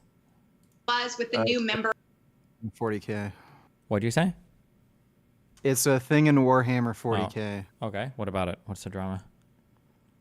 Okay, so the Adeptus Custodes are these genetically enhanced warriors. Or no, just tell me what's the drama. Were... Is it that they're too muscular and they're women and people are mad, or? Well, there's two parts to this. So the Adeptus Custodes are traditionally male in the lore. So people are freaking out about that. And one of the arguments for why there can't be any female Adeptus Custodes is because they're genetically enhanced super soldiers that are, like, supposed to be hyper-masculine. Now, they just introduced female Adeptus Custodes, and the first female is extremely masculine, as you would expect. Okay. And people are complaining that, one, it's a girl, and two, it's a girl that's masculine. So they kind of want it both ways, where they complain that there can't be any women who are Adeptus Custodes because they'd have to be very male. And then when there is a very masculinized woman in that role, they're like, why is a fucking dumb bitch ugly like trans girl here? It's kind of weird. Yeah, sounds retarded. Yeah. Yeah, I just kind of wanted your take on it. Like, I'm not super into 40K lore. Like, not hyper nerded into it, but you know, I've dabbled in it a little bit, and I think most of the fandom is just like insanely. Like, I don't even know the word for it, like fucking triggered babies or something. Well, is I it don't know most why of the fuck they fandom, or is care it so like much. just like Reddit? Like I don't know what percentage of them it matters. I have no idea. No, I'm it's sure. a big portion of the fucking fandom that are like freaking out. Okay. Yeah, I don't know. Sounds cringe, I guess. Yeah, it's not just like like quartering types where he has zero interest in any of the source material he's covering, and then he'll like freak out and complain when a movie he doesn't even watch or a show he doesn't even know or comic book he's never read, like the female Thor thing, like he'll freak out about it but like has literally no clue about any of the story. Like it's all 40K nerds, but like my god, I've never seen an actual fandom freak out like babies like this. Yeah, I have no idea. I would have to know like the lore better to know if I would be like if this is okay or if it's dumb. I guess I'm not sure. Yeah. The only issue with the prior lore is there's a lot of material that has like said that they were men, but it wasn't so explicit where it would exclude any and all females. So like it said men of the Adeptus Custodes. So if there's only like 0.0001% women in the group, like it's an extreme rarity, you'd expect them to say something like that. The reason that they are so mad about the lore change is because originally the Space Marines, they were supposed to be all males because something about the genetic enhancements just like killed all women that got the genetic enhancements. The Adeptus Custodes, though, are not Space Marines, so I don't know why this is such a big deal. Yeah, I know. It's crazy. I don't know what the fuck people are complaining about.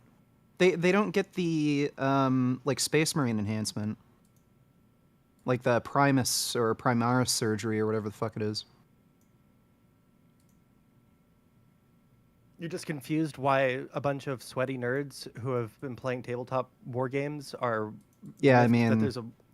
Sanzo, you need to boost your mic by 2,000%. I'm not turning you up. Your shit is so beyond fucked. I can't even believe you're doing whatever you're doing right now. You are the cancer-killing Discord.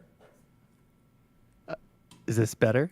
Yes, thank you. Okay. Okay, gotcha. Cancer's in remission. Yeah, I mean, I know, I know I shouldn't be like too surprised because they're tabletop nerds, but this like, has been a dude. massive. The female Space Marines, the female Custodians, all of that stuff has been a major issue in the fandom since I started playing when I was like 12 years old. Really? Oh yeah, no. Like I can understand 100%. Space Marines. Are either of you? Wait, hold that on. makes Do either of sense, you have but- like a significant command of the lore? I have a pretty good command of the lore insofar as what we're talking about here. Yeah. Okay, what is the why? So are the Adeptus Angelaries, whatever the fuck, are they supposed to be all men? Were they written that way? Not explicitly for the Custodies, no. For the Space Marines, yes. For the Wait, Custodies, Are the I guess, Space Marine, are the female Adeptus, or are the Adeptus whatever part of the Space Marines? No. No, they're like a step above. So Okay, wait. Why did you bring it's- up Space Marines then? I'm just trying to understand. The reason I bring up Space Marines is because that's the argument that they're using, because it's all space magic. It doesn't really have to make any real world sense. And What do you so mean? they're Hold on, using stop. Yep. Just because something is fiction doesn't mean that's not true. Internal consistency is incredibly important in a fictional world. So Well, eject what I'm that saying argument. is Yeah. that they're two completely different processes. Like one are like a bunch of like 8 foot tall, superhumans that are just like the big bad like shock troops that go in. Those are the Space Marines. Okay. And the Custodies are basically like demigods. Each one of them is their own individual demigod. Okay. So so why are people mad that they're women? Was it ever written that they were all men, or did people just assume they were all men, or Yeah, what? not explicitly. Not explicitly for the Custodies. Yes, explicitly for the Space Marines. So what is the lore justification people are giving to be ass mad? Women. None. Yeah, that's it. It's like the most retarded shit you could fucking imagine. And like, again, they're going both ways. They're saying, one, women couldn't be an Adeptus Custodes because they're like genetically enhanced super soldiers basically, and they'd have to be very masculine. And then when they make it fit the lore, where the first female Custodes that they showed is hyper masculine, like 8 feet tall and everything. They're like, ugly girl. Ugh. Like, it's just bizarre. Sure, I feel like these are two separate claims, whether they're ugly and not No. like crazy No, feminine they're- or beautiful enough versus like, were they in the lore, right? Like the second one is probably No, always stupid, but the first one might have. The same people are making two of those same two arguments. It's crazy. So what I'm saying is they are paired with an all-female group called Sisters of Silence, so that might be part of it, as they already had a counter all-female part of their army. Are the Sisters of Silence the female analog to the Adeptus? They're not the same at all. One is just like super psychic or anti-psychic people, and that's the Sisters of Silence, and then the Adeptus Custodes are basically the demigod guys. Okay. The big thing is there's a whole bunch of different factions that say all these different things. For the humans, they have the Space Marines. The female analog to those are the Sisters of Battle. So they kind of do have representation with Space Marines, but like lore-wise, it's a little bit different. And then there's the Custodes, which are just supposed to be the demigods that protect the actual God Emperor. There's not really any explicit thing for the Custodes, but yeah. And again, the only like deep lore references that suggest they're male don't make explicit suggestions that they're male like they do with the Space Marines. Like with the Space Marines, it's explicitly said no female can become a Space Marine because they all die during the process. With the Adeptus Custodes, they just make like subtle references saying like all men in the Adeptus Custodes, like that sort of thing. Okay. Yeah, it sounds retarded, I guess, then. Glad we could settle that. Yes. All right, well, take care, I suppose. Enjoy the rest of your stream. Yeah, be careful.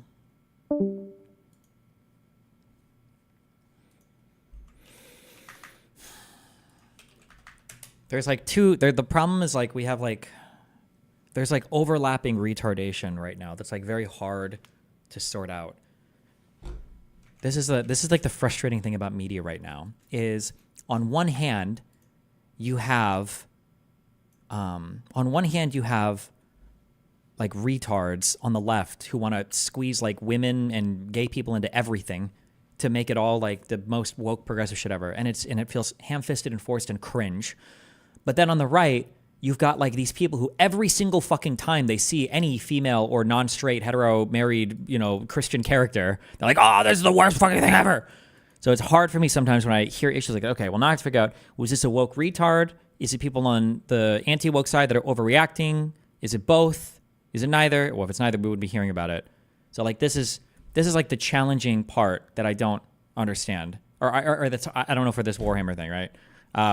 Like, for instance, I would argue that things like the Star Wars and Captain Marvel stuff feels like females can't fail. The future is female. They can never fail. But also, people on the right got way too mad about it. So you wind up in this like cringe area. What is red and... No, doesn't it make blue? No, purple. Who did color mixing? Red and green makes... brown? Oh no. Wait, I don't fucking know. Yellow, brown, and gray? What makes purple? Is it red and blue? There you go. Yeah, that fits. That's a good color for them anyway, okay? You get these like worlds where people are just complaining about everything, and the woke people were like kind of cringe and dumb, and it's like, it's just annoying as fuck. Oh,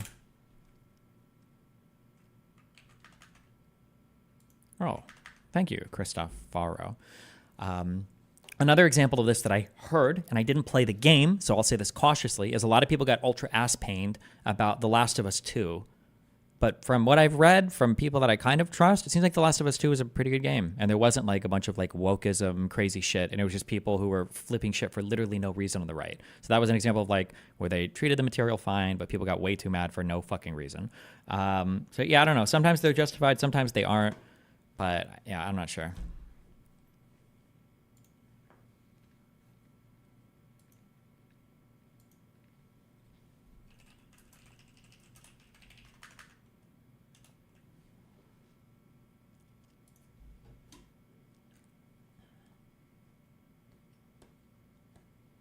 I think killing the main character in the first 10 minutes of the game on top of that and replacing it with another character added fuel to the fire. Sure, but I mean, like, it's sometimes you take brave. That's a brave step. That's what they did in Metal Gear Solid 2, basically. Listen, that's a brave choice. Okay, I give you props for that. I think it's about disrespecting the original characters. No, I have never met somebody that is seriously a fan of any media that ever uses that phrase, disrespecting the characters. No offense, but oftentimes you guys are the least media literate and you guys are the least fans of the original material, and you come in with that phrase like a fucking wrecking ball, where disrespect the characters to you just means like wokeify something with no understanding or appreciation of the original media. You don't even know what the original media is about. That is probably one of the most triggering fucking phrases that I ever hear, is like, you disrespect. You don't even know any of the original fucking lore. Fuck out of here with that. My God. What? I could go off on The Last of Us 2 fucking complaining bullshit. Uh-oh. So, first of all, it was pretty clear before the second game was even announced that Ellie was going to be the main character, because she had the best section in the first game. They were clearly hyping her up to be the new main character. Secondly, The Last of Us is an adult story. It's kind of like Game of Thrones in the way that no character is safe. So, like, the people who are complaining about Joel dying in the first, 10, 15 minutes of the game, they're just fucking retarded babies. No one is safe in The Last of Us 2. Anybody can die, and the point of killing Joel was to give Ellie a motivation in the game to have her be the main character. And it was clear that Ellie was going to be the main character. Like, what goal is she gonna have in the second game if Joel's alive? Like, none really in particular. So Joel dying made perfect sense. All these idiots just want a perfectly safe story where all their favorite characters live happily ever after at the end of the game. It's just fucktarded. No complaint that I've seen from these people saying they disrespected the fandom. Like, none of it makes any goddamn sense. You're a baby, get over it. Characters die in real life, and the story of The Last of Us 2 is supposed to be grounded and realistic, where characters you love and care for die. Wow. Okay. I haven't played the game, so I can't have super strong opinions on any of this, but all right. Yeah, and I mean, like, as far as a gameplay perspective, like, people even said the game itself was bad because, like, they didn't like certain things in the story. The game was objectively better in literally every single metric. The controls were better, the enemy AI was better, the way they handled loot drops were better. What you could do, like, you could actually lay prone in the game, the stealth mechanics were better, shooting mechanics were better, like, literally everything, like, the level design, it actually felt like you were in a world and not on some, like, just linear path in this, like, small section like in the first game. The way they designed the map and the alternate routes and the way you could see the whole environment, it made you feel like, oh, I'm in this one area and I have to travel here and I'm a part of a bigger world. Everything as far as gameplay was better. So if we ignore the story, the actual game was far better. And I would say the story is way better too. Like, the first game was literally just guy with fucking his daughter dead, has issues coming to terms with his daughter's death and doesn't want to be in a relationship with a kid that he sees as his daughter. Then he finally gets over it. And it's just two characters traveling from one place to another place. It was very fucking simple and straightforward. Not that that's a bad thing, but extremely simple. The second game dealt with, like, issues with revenge, self-destruction, like, how these different, like, cult-like groups and societies form, and how they end up just inherently becoming violent, and, like, these little people within these groups trying to deal with being a part of, like, this bigger machine that's kind of, like, stronger than them, and they kind of get thrown around in these fucked up situations and they don't know what to do. Like, it was a way more complicated story and a lot more interesting. Like, Last of Us 2 is just a fucking good game. It's one of the best games ever made. Anybody who disagrees is a fucking idiot. Okay. Like, if you liked the first game, There is no reason why you shouldn't like the second. Go fuck yourself. You're just a Okay, baby. I gotcha. who Okay, can't I got it. handle I the haven't played main it. I character can't connect to dying. any of this, but okay, thank you. Gotcha. We got your take. Thank you. All right. Be careful, bye. Well, take care. Yep. Can you elaborate? For the most part, I agree, but for a franchise like James Bond, it would be disrespectful to put in a woman, or really, it'd be so hard to pull it off that in 99% of scenarios, it's going to look disrespectful. The idea of disrespecting that phrase is just fucking retarded to me. In my opinion, James Bond, I feel like it's pretty integral to James Bond that he's a man. He's like very much embodies a lot of like the masculinity, in some ways like the false bravado, in some ways the playboyness. That's a very masculine, historically masculinely coded character, and I think it would be really difficult to swap him out for a woman and have it be anywhere remotely the same. But the problem with you fucking retards is as soon as you hear me say something like, "Oh yeah, that means you guys are, and yeah, because they're strong. That's a masculine trait. That's strong. They're strong." Like the problem is you code every single like admirable trait in any form of media as like, Master Chief has to be a man. No, Master Chief wouldn't have to be. Master Chief could be swapped out with a woman. It wouldn't really change anything. That character isn't coded to be like ultra masculine. Like James Bond is a very like traditionally like British masculine, like playboy archetype character. It wouldn't make sense to replace. James Bond with a woman. But there are other characters that you can swap. Some women to men, some men to women. It just depends on the. Character. And it depends on like what the central like identifying elements are of the character, basically. But see, because I also heard people say things like, so in my opinion, from what I've seen of James Bond, so for instance, James Bond needs to be British, but nothing about James Bond needs him to be white. But some people were freaking the fuck out about that. Oh, you can't make James Bond not white. People were arguing against like Idris Elba, against him when he was younger playing James Bond. And I was like, I think he could be an amazing James Bond. I think it would be a really fucking interesting movie to watch. But people were losing their minds over that suggestion. It's like, I don't think he has to be white. He just has to be British. But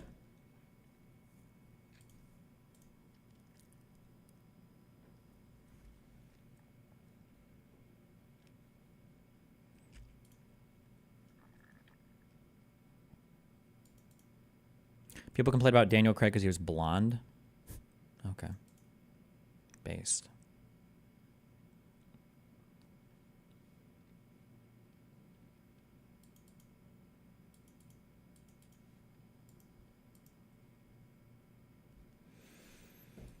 I think the worst part of The Last of Us 2 is the fact that the game's narrative was fueled by revenge and then 180 at the last second, even though Ellie mercilessly slaughtered hundreds of people. That's like a...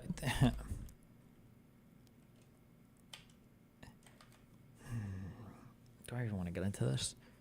NPCs that get killed in games don't really count as things that you consider. That's like always been the case. It's the same with movies as well, right? That's like saying oh, Star Wars was fucking terrible. Good and evil? What about the fact that when they blew up the Death Star, it was still under construction, so all the construction workers died? Or every single superhero movie ever is like the most fucking evil movie ever. Like, you're telling me that the Avengers, when they were fighting in New York, didn't kill tens of thousands of people when buildings were being blown up and everything was being exploded? You don't think anything, like, these aren't things, you're not thematically considering these things, right? Like NPC deaths or, yeah, like, it's the way that you factor this into the moral of a story, or the way that you factor it into like the message or meaning at the end. Also, pretty sure the whole point was Ellie was being vengeful up until the last lady, and then she changed her mind because she realized, right, the whole point was up until that point she was being vengeful and she was killing people too. So it's like, it's just retarded. This is like a level one, this is like a retard objection where it's like, well, kill people and then she stopped killing people.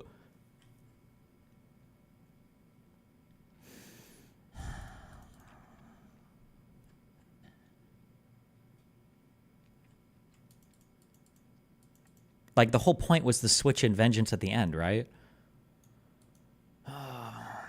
They killed the main character by him giving his name away, when throughout the entire first game, he'd been hesitant to do that, and he just so happened to give his name away to the people. Okay. You know that, like, in the first game, do you understand how fucking retarded and story-breaking and immersion-breaking and stupid it was that this guy that was so concerned about survival literally AR-15s his way through an entire building full of security guards? Like, he kills like 100 Firefly fucking soldiers. Like, that whole, everything about that scenario is like impossible and retarded and stupid and not in line with the rest of the game either, right? This whole game is like a sneaking stealth survival game, and now all of a sudden you're literally playing Call of Duty, blowing away like 500 Firefly soldiers, right? But nobody complains about that because it serves a gameplay and it's fun. It's climactic, right? Like it's just like brain broken, autistic, stupid shit. Okay.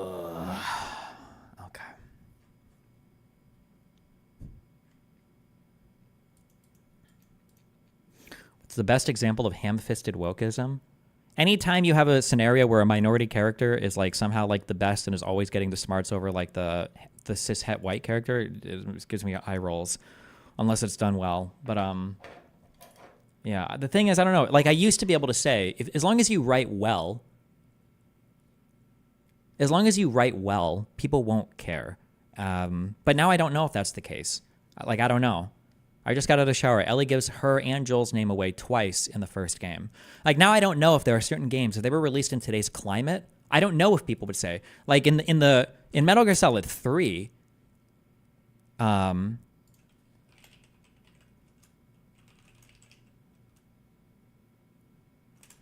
in Metal Gear Solid 3, the Vulcan is like terrified of the boss, right? Like he has extreme respect for her and he's like scared that she could like insta-kill him.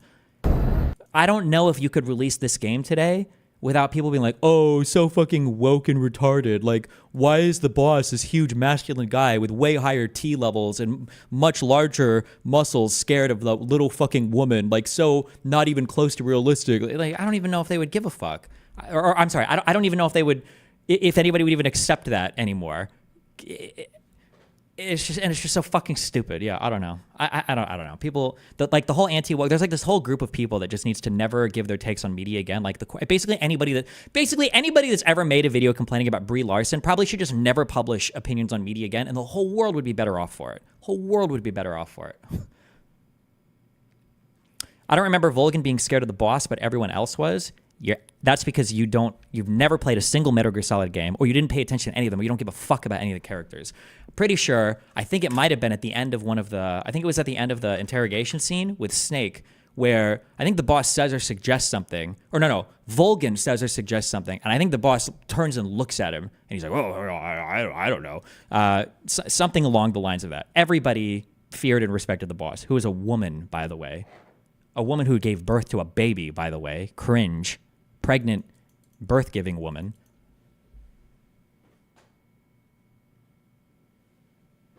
Or Fortune in Metal Gear Solid 2. How can a woman hold such a big gun?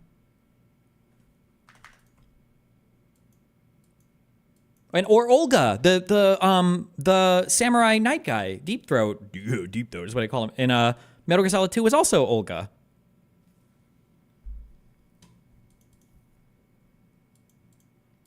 The Vamp in Metal Gear Solid 2 is bisexual.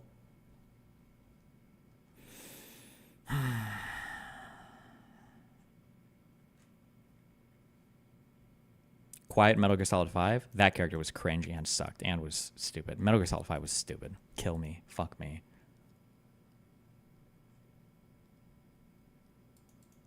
At Destiny, no, you fucking idiot. He even tells the boss to fire a Davy Crockett missile at the beginning of it against her wishes. What? No, she was stealth.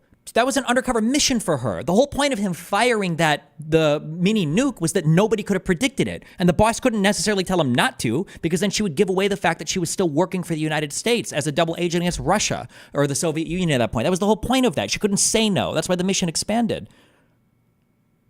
Stop. You're actually going to trigger the fuck out of me. Stop. Don't care. Don't care. Don't care. I don't care about this anymore. It's video games. Who cares? Okay.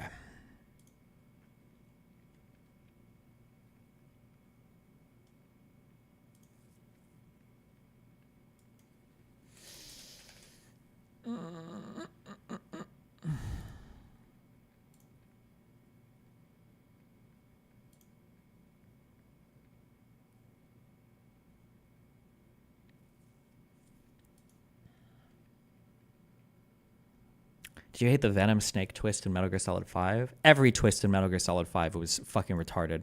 Remember when there was the girl at the beginning of the game and it was like a super tense scene because they had to take the ass bomb out of her?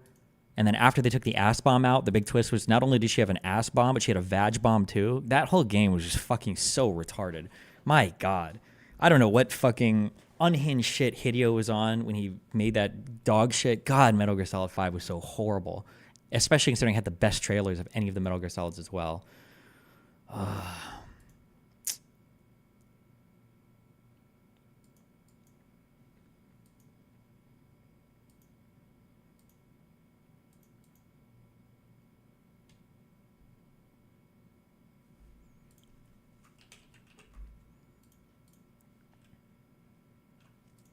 I don't know if there's anybody else that could have done this without getting like insta-killed by Volgan, because Volgan was like the big bad dude. What is this fairy disguise? Ooh. It's gonna rub off on you, Homophobic, not good. and then you'll lose sight of who you really are.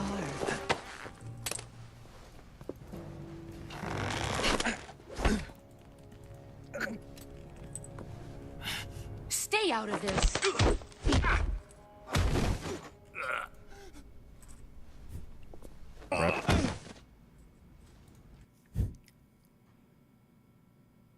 The Venom Snake twist was great. Also explain why you kill the boss twice in the first 2 games. No, shut the fuck up. It wasn't okay.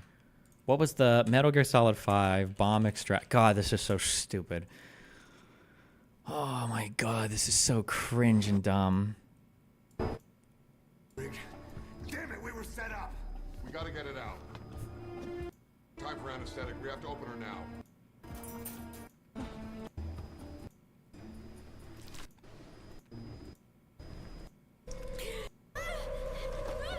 There's like so much cringe shock value in this stupid fucking game too. And the camera, he obsesses over like this Michael Bay, like the lens flare shaky cam. None of it is done like that tastefully. God, this game is so fucking cringe. Compared to all of the other Metal Gears, they get the bomb. Thank God. They got the stomach bomb. Thank God. Toss it. We did it, guys. Thank God. But then they realized, oh fuck, there's not this. That wasn't enough. There was a second bomb. Because why would you put one bomb in somebody when you could put two? Do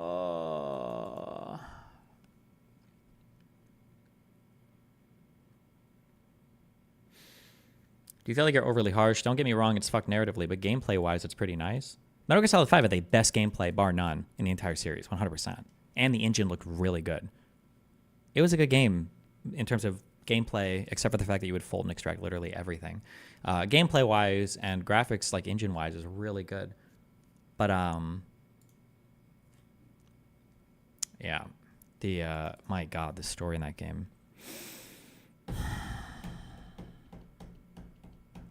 I was wrong and misremembered part of it. He is the one that fires David Crockett, not the boss. He just does it because he's crazy. Yeah, that was the whole point. The whole point about that was that nobody could have predicted it, right? I think that's what they say in the ending monologue.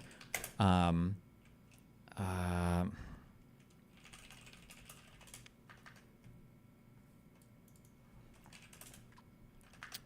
the fuck is this bullshit? Who cares?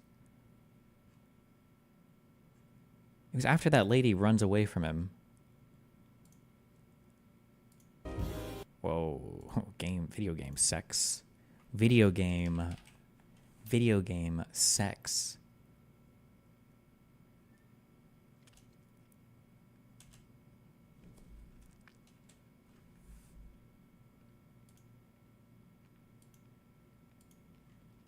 The boss could have earned Volgan's trust.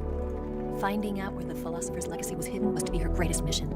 But then everything was going according to plan. But then something happened that no one could have predicted. He fired the nuke. Colonel Volgan fired an American-made nuclear warhead at Sokolov's research facility. Khrushchev demanded that the U.S. government provide proof that it wasn't involved. They couldn't just abort the operation to steal the Even Ocelot didn't want it to happen. legacy. But I think he is also like a triple agent. Wait, Ocelot is also the boss's son, right? I think. Anyway. Okay, we're done. Stop.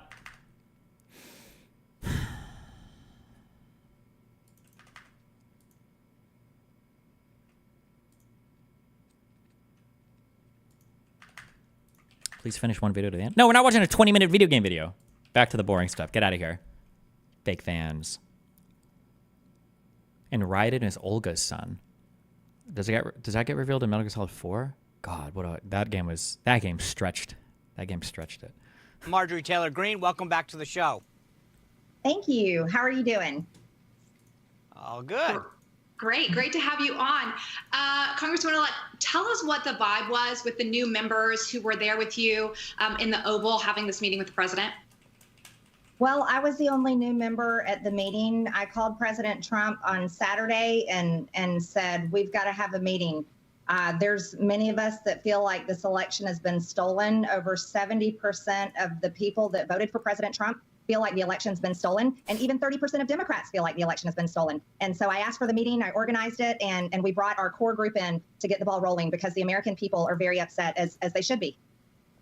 You know, Congresswoman-elect, this is interesting because when I first came to Capitol Hill back in the 1990s during the Contract from America period, there was this saying on Capitol Hill that freshmen's job were to be seen, not heard, right? This idea that you worked your way up to seniority. Here you are, not even sworn into office. You call the President of the United States. He takes the call. You relay this information, and then you put together this meeting.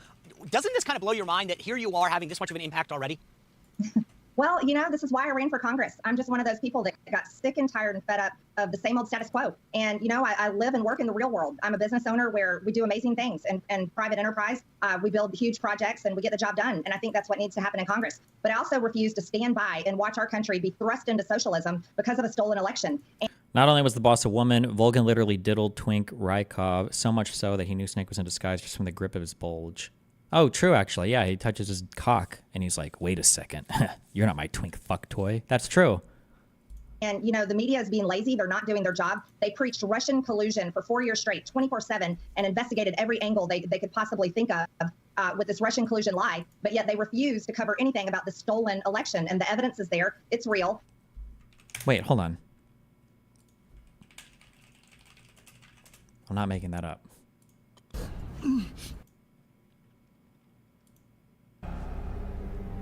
The freeboot.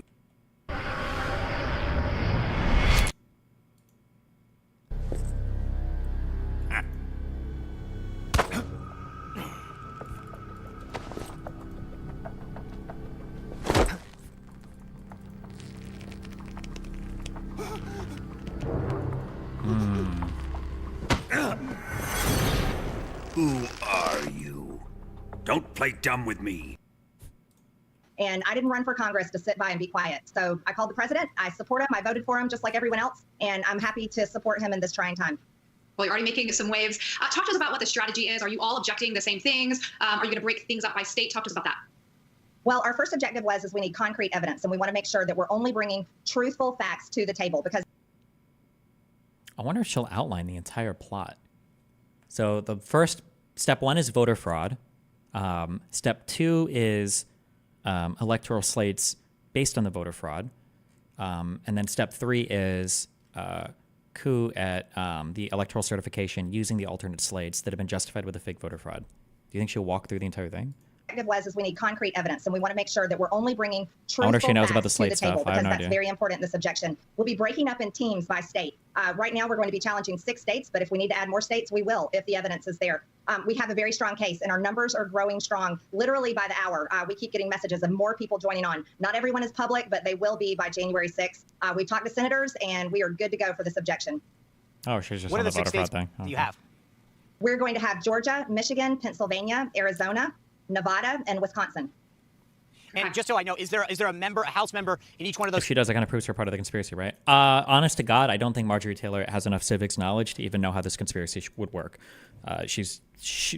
Marjorie Taylor Greene is legitimately an idiot. So I don't know if I would ever say she's a part of this conspiracy. States that has But identified I could be underestimating her. I'm not sure. as sort of leading the effort in that state, for example? I can't fully give that information, but the core group of us that are leading this effort, we're going to be very engaged and leading state by state. And all of us have pledged to co-sponsor every single state objection because this is a unified effort. Look, President Trump has been fighting for the American people for 4 years. He supported all the Republicans when we ran for office this election cycle. He tweeted everyone's win rate accounts. He held rallies in all these states and supported everyone. He endorsed. Metal Gear Solid notoriously has had many gay representation. You, the player, were gay the entire time. People. He held fundraisers. He supported Mitch McConnell, the leader in the Senate. He supported Kevin McCarthy, our minority leader in the House, and everyone there on down. And so this is the time Republicans need to step up and support President Trump. We cannot allow our country to be stolen by the Democrats with a fraudulent, stolen election. And this is the time to get engaged. Well, Congresswoman-elect Marjorie Taylor Greene, thanks for being here to give us the inside scoop. We'll have to have you back before January 6th to hear what the latest is and who else has signed on. Okay. Thank you. We're watching this one. Does it feel like this election has been stolen? So on the screen, you'll see that President Trump's Chief of Staff, Mark Meadows, tweeted about that meeting right after it happened. He said, quote, "Several members of Congress just finished a meeting in the Oval Office with President Donald Trump, preparing to fight back against mounting evidence of voter fraud. Stay tuned." On the same day he met with these Republican members of Congress, President Trump Wait, so was Rick Perry in that meeting? Called into a conservative political convention, and he used the opportunity to pressure the Department of Justice to investigate his bogus claims.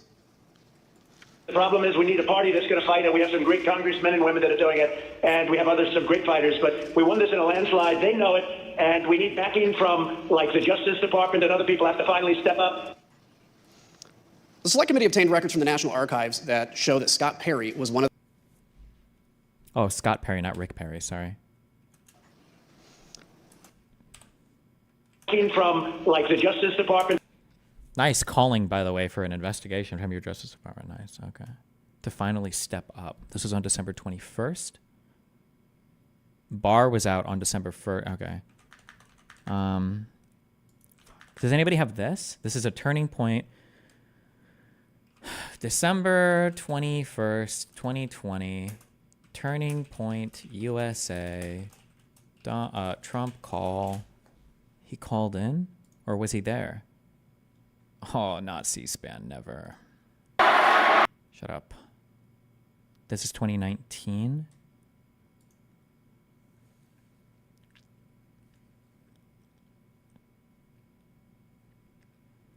Why not dedicate a number of hours a week to playing something like The Last of Us 2? It will leave the non-research frog something to look forward to and preventing burnout. I'm nowhere close to burnout because I'm barely even researching, number one. And number two, the whole beginning of my stream is always front-loaded with like non-research stuff, so fuck you. Can I do before 2021? Before 2021? Trump calls in at Turning Point USA. This can't wait. I would never do this to you, but this is something. God, it's so cringe how like sycophantic. Oh, guys, it's fucking Biden. Guys.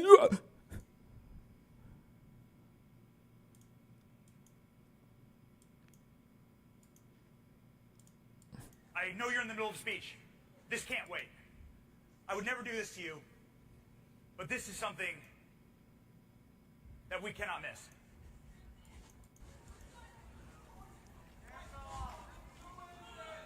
Hello? Who's there? Hi, Charlie. How are you? Is that Benny? Yep. That sounds like a big crowd of beautiful people. Mr. President, we have... Hi, Charlie. We have 4,000 students here. It's amazing to hear from you and our Student Action Summit. And thank you for calling in. I mean, we have your back 100%, by the way. 100%. I know you do. I know. Charlie, I appreciate it. I appreciate everybody there. I've spoken for Charlie numerous times, and we've always had a great time. And we are fighting really for the country because this election, we won this election in a landslide. They dropped hundreds of thousands of ballots in each state.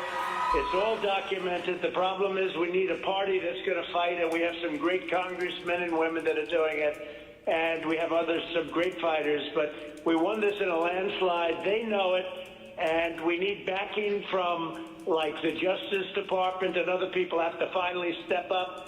But I just want to thank Charlie for the support. Charlie's always been there. I watched you the other night with Steve Hilton, who's a great guy, too. And I will tell you, we appreciate it, Charlie. Mr. President, we have your back, and this is a great surprise. On behalf of all of our thousands and thousands of students, thank you for fighting for our country. God bless you. Thank you. Yeah. You take care of yourself. Have a good time. I'll see you soon, Charlie. Thank you, everybody. Bye. Thank you, Mr. President.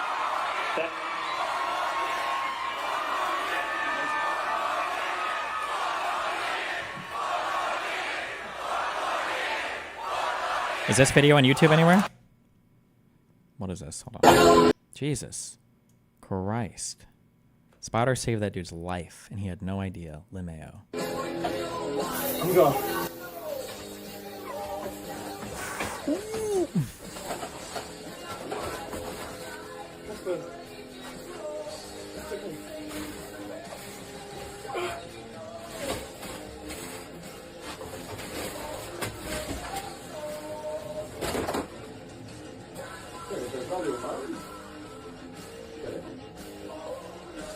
This video seems fake in so many different ways. Is this real? What am I watching?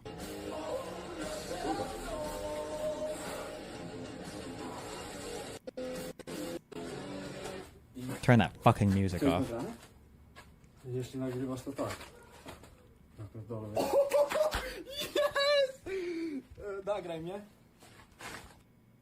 He held his breath while lifting and passed out?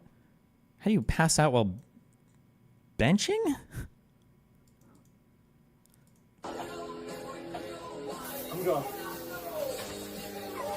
Are these 45s? Like weird 45s? Or are these 35s? They look small for 45s. Or like the diameter is small. But they could be... They're 15 kilos? Those are cement weights. Those are plastic with sand in them.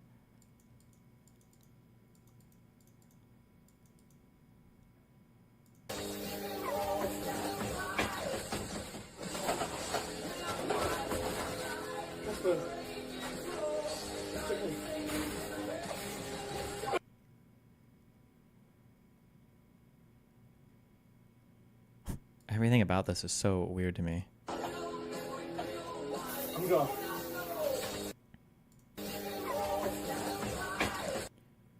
I don't even know where to begin. Okay, firstly, if you're spotting somebody, your hand should be under the bar, not this back area. That doesn't matter too much, though. This is a minor gripe. We're going to nitpick everything, okay? They're Polish, so we're nitpicking everything, okay? This guy's grip is insanely wide, right? Like, his, like, thumb is on the rings. But I mean, that's not necessarily bad, unless it's a different type of bar. Maybe? I can't tell. Does this look like a really wide grip? Or... But that's not necessarily wrong or bad. So he starts to fail here. This guy tries to lift. Now...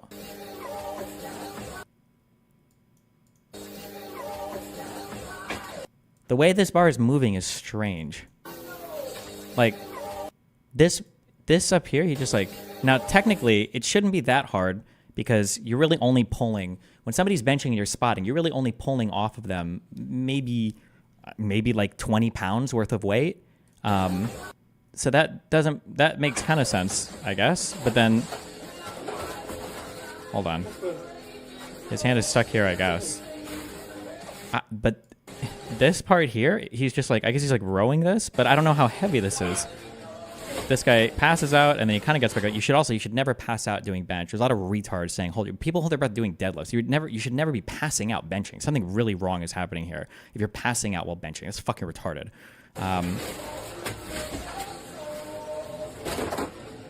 Then these things fall off. The way that he's like moving this bar around, this doesn't feel like it's like hundreds of pounds, but I don't know. Everything about this is so weird.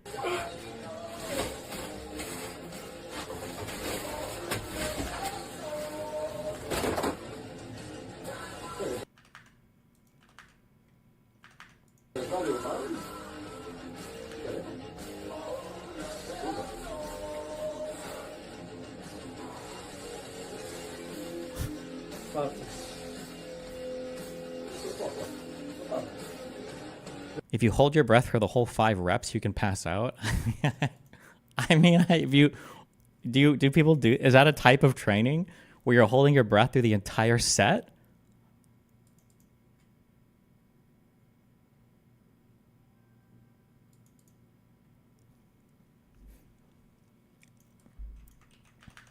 You never get lightheaded lifting? Yeah, it can definitely happen if you're like squatting or deadlifting for sure. But benching? That sounds retarded. A lot of people have a bad habit of holding their breath. You're supposed to hold your breath when you're doing like big lifts that involve your core. You can hold your breath through the whole lift. That's perfectly fine. You could hold your breath while benching, or you could release it. I don't think holding your breath while benching is as important because stabilizing your core while bench pressing isn't like as important. It's not like a huge thing. It's good for the rest of your body to be stable, but like, I don't know. I don't believe this video. We're giving it a D- in the realism detector. All right. Good luck, Tabor.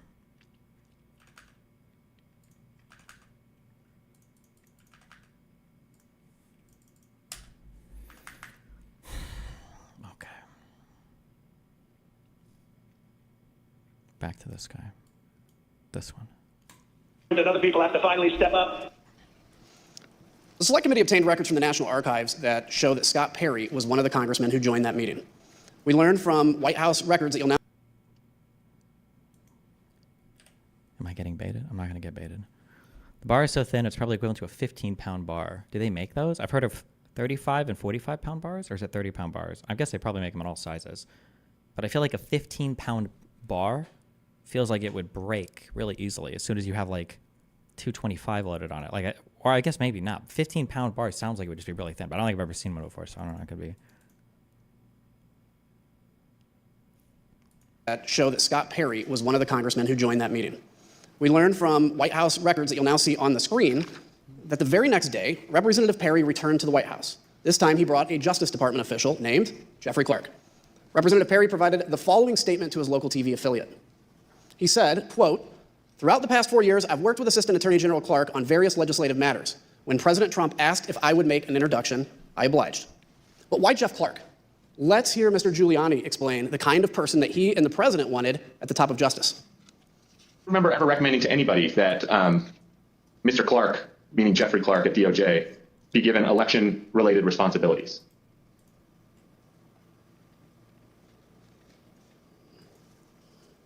You mean beyond the president? Good one, little bro.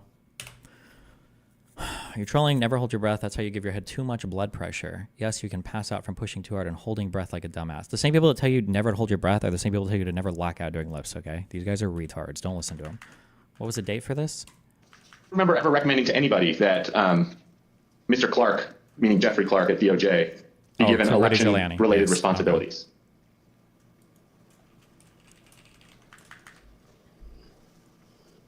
You mean beyond the president? Correct. Well, beyond the president, I do recall saying to people that somebody should be put in charge of the Justice Department who isn't frightened of what's going to be done to their reputation. Because judgment was filled with people like that. Should put somebody that's... Jesus. Wait, when did he say this? Did they give a date?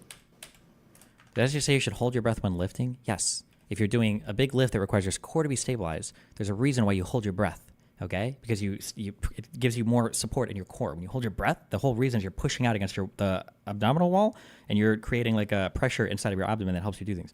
This isn't even controversial. Stop trolling me in my chat right now. Stop. I remember ever recommending to anybody that Mr. Clark, meaning Jeffrey Clark at DOJ, be given election-related responsibilities. He doesn't give a time. He never stated a time for this, right?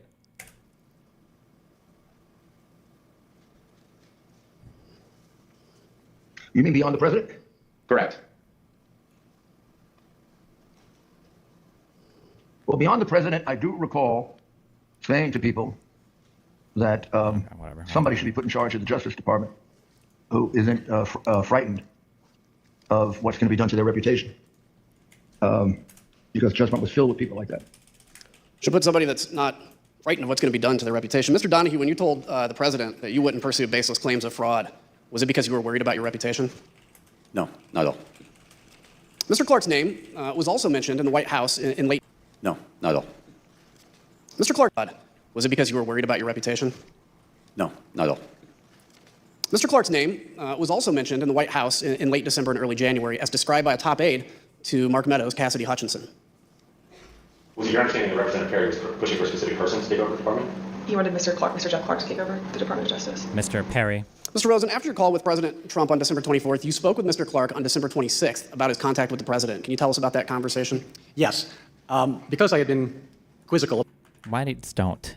No, you're not. This is not sound advice. Exhale when you push up and inhale when you let down. This is like old wives' tale advice for lifting. Is the when you push during concentric direction, you inhale and you do this, you exhale. That's not what you do. No, you don't have to do that. Hold your breath. Do the lift. If any normal person, if you ever go to push something, you just try it. Pretend you're going to go push a car, lean up against the wall. What's the first thing you do? You inhale deeply, and then you stabilize your core using the breath in your lungs. It's just like a natural human movement. Everybody does this. You go and you watch professional deadlifters, you watch people squat. They're not inhaling and exhaling all the way up and down. You hold the breath so that it helps you stabilize your core. What do you think a weightlifting belt does, right? It's the same thing. It helps you stabilize the front and back of your core while you hold your breath. That's what you do. That's the whole point. Your core is more stable when you exhale. You're trolling. You're permabanned. You're fucking retarded. How could your core be more stable as breath is leaving your body? Just think about how fucking retarded what you just said there. You think you're more stable as you're breathing out? You're literally exhaling stability. What are you talking about? Stop. Don't troll me anymore. Stop.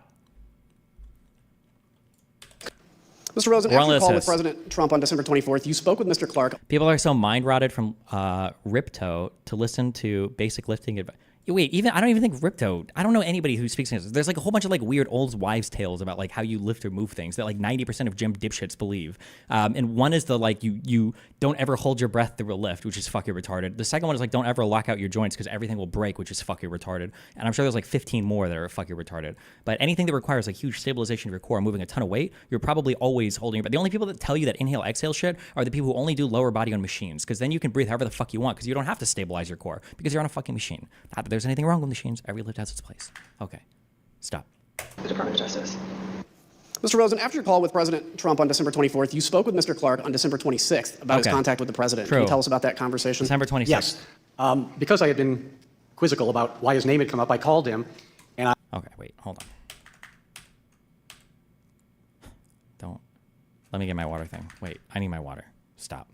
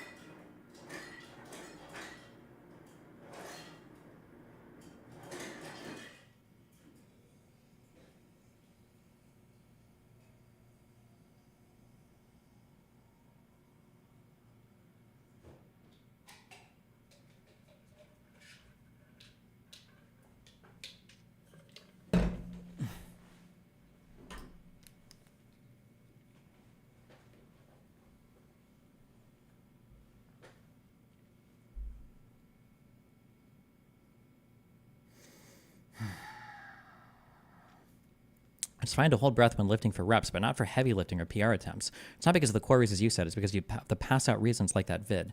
Why would you want to be weaker when you're trying to do a 1 rep max on a personal best or a personal record? Why would you want to be weaker not having the internal pressure than your ordinary lifts?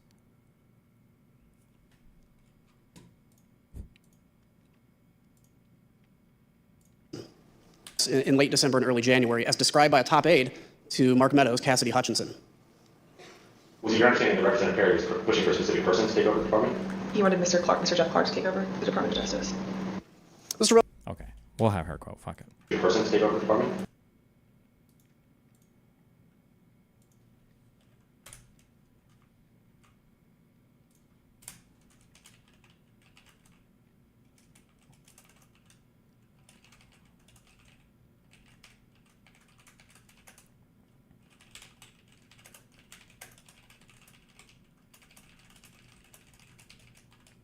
Please clarify that you're saying not to hold your breath for an entire set of 12 reps of a squat, for example, but you inhale. You should take your biggest breath before you enter the gym, and you should be able to hold it throughout your entire workout. Like from start to finish for an hour. He wanted Mr. Clark, Mr. Jeff Clark, to take over the Department of Justice. Mr. Rosen, after your call with President Trump on December 24th, you spoke with Mr. Clark on December 26th about... Your muscles require oxygen during exercise. Holding your breath will decrease your lifting capability. That's a troll message. I know that's a troll message. I know that's a troll message. I know it's a troll. And I'm going to listen to this, and I'm not getting baited anymore. Please stop baiting me. Please. Make them stop. Don't do it, okay? Don't do it.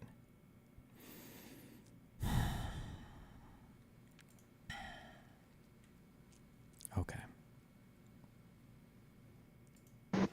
I am the master of my own destiny. You're right. Okay. Do you plan to go over the video AJW made?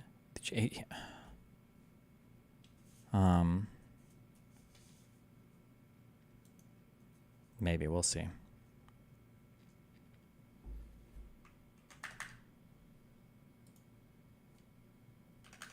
Mr. Rosen, after your call with President Trump on December 24th, you spoke with Mr. Clark on December 26th about his contact with the president. Can you tell us about that conversation? Yes. Because I had been quizzical about why his name had come up, I called him, and I tried to... This was on the 26th. Explore if he would share if there was something I ought to know. And after some back and forth, he acknowledged that shortly before Christmas, he had gone to a meeting in the Oval Office with the president. That, of course, surprised me. And I asked him, how did that happen? And he was defensive. He said that it had been unplanned, that he had been talking to someone he referred to as General Perry, but I believe is Congressman Perry. And that unbeknownst to him, he was asked to go to a meeting and he didn't know it, but it turned out it was at the Oval. He found himself at the Oval Office. And he was apologetic for that. And I said, well, you didn't tell me about it. It wasn't authorized. And you didn't even tell me after the fact. You know, this is not appropriate. But he was contrite and said it had been inadvertent and it would not happen again. And that if anyone asked him to go to such a meeting, he would notify Rich Donahue and me. Is there a policy that governs who can have contact directly with the White House? Yes. So across many administrations for a long period of time, there's a policy that, particularly with regard to criminal investigations, restricts at both the White House end and the Justice Department end those more sensitive issues to the highest ranks. So for criminal matters, the policy for a long time has been that only the Attorney General and the Deputy Attorney General from the DOJ side can have conversations about criminal matters with the White House, or the Attorney General and the Deputy General can authorize someone for a specific item with their permission, but the idea is to make sure that the top rung of the Justice Department knows about it and is in the thing to control it and make sure only appropriate things are done. Mr. Ringo, from your perspective, why is it important to have a policy like Mr. Rosen just discussed? Well, it's critical that the Department of Justice conducts its criminal investigations free from either the reality or any appearance of political interference. And so people can get in trouble if people at the White House are speaking with people at the department. And that's why the purpose of these policies is to keep these communications as infrequent.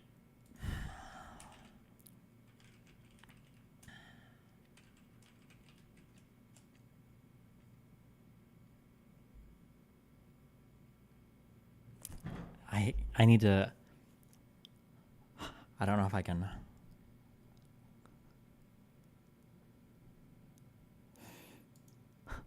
I don't know if I can do it. I can't help it.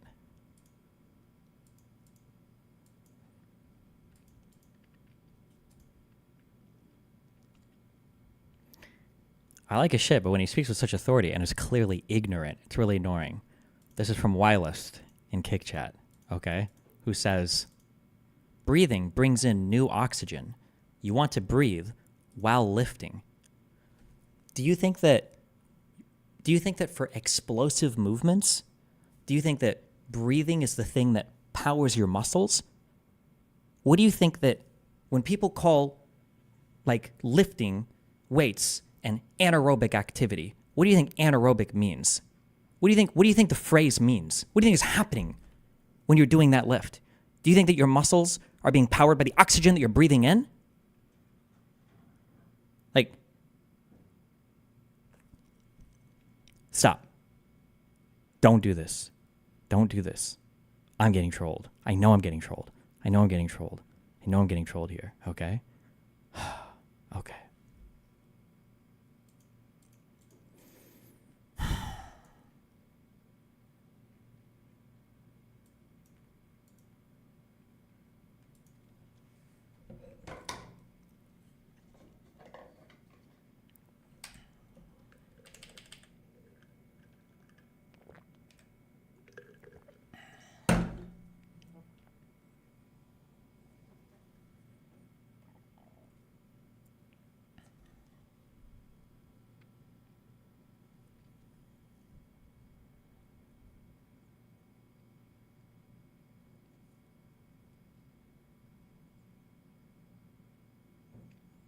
Why?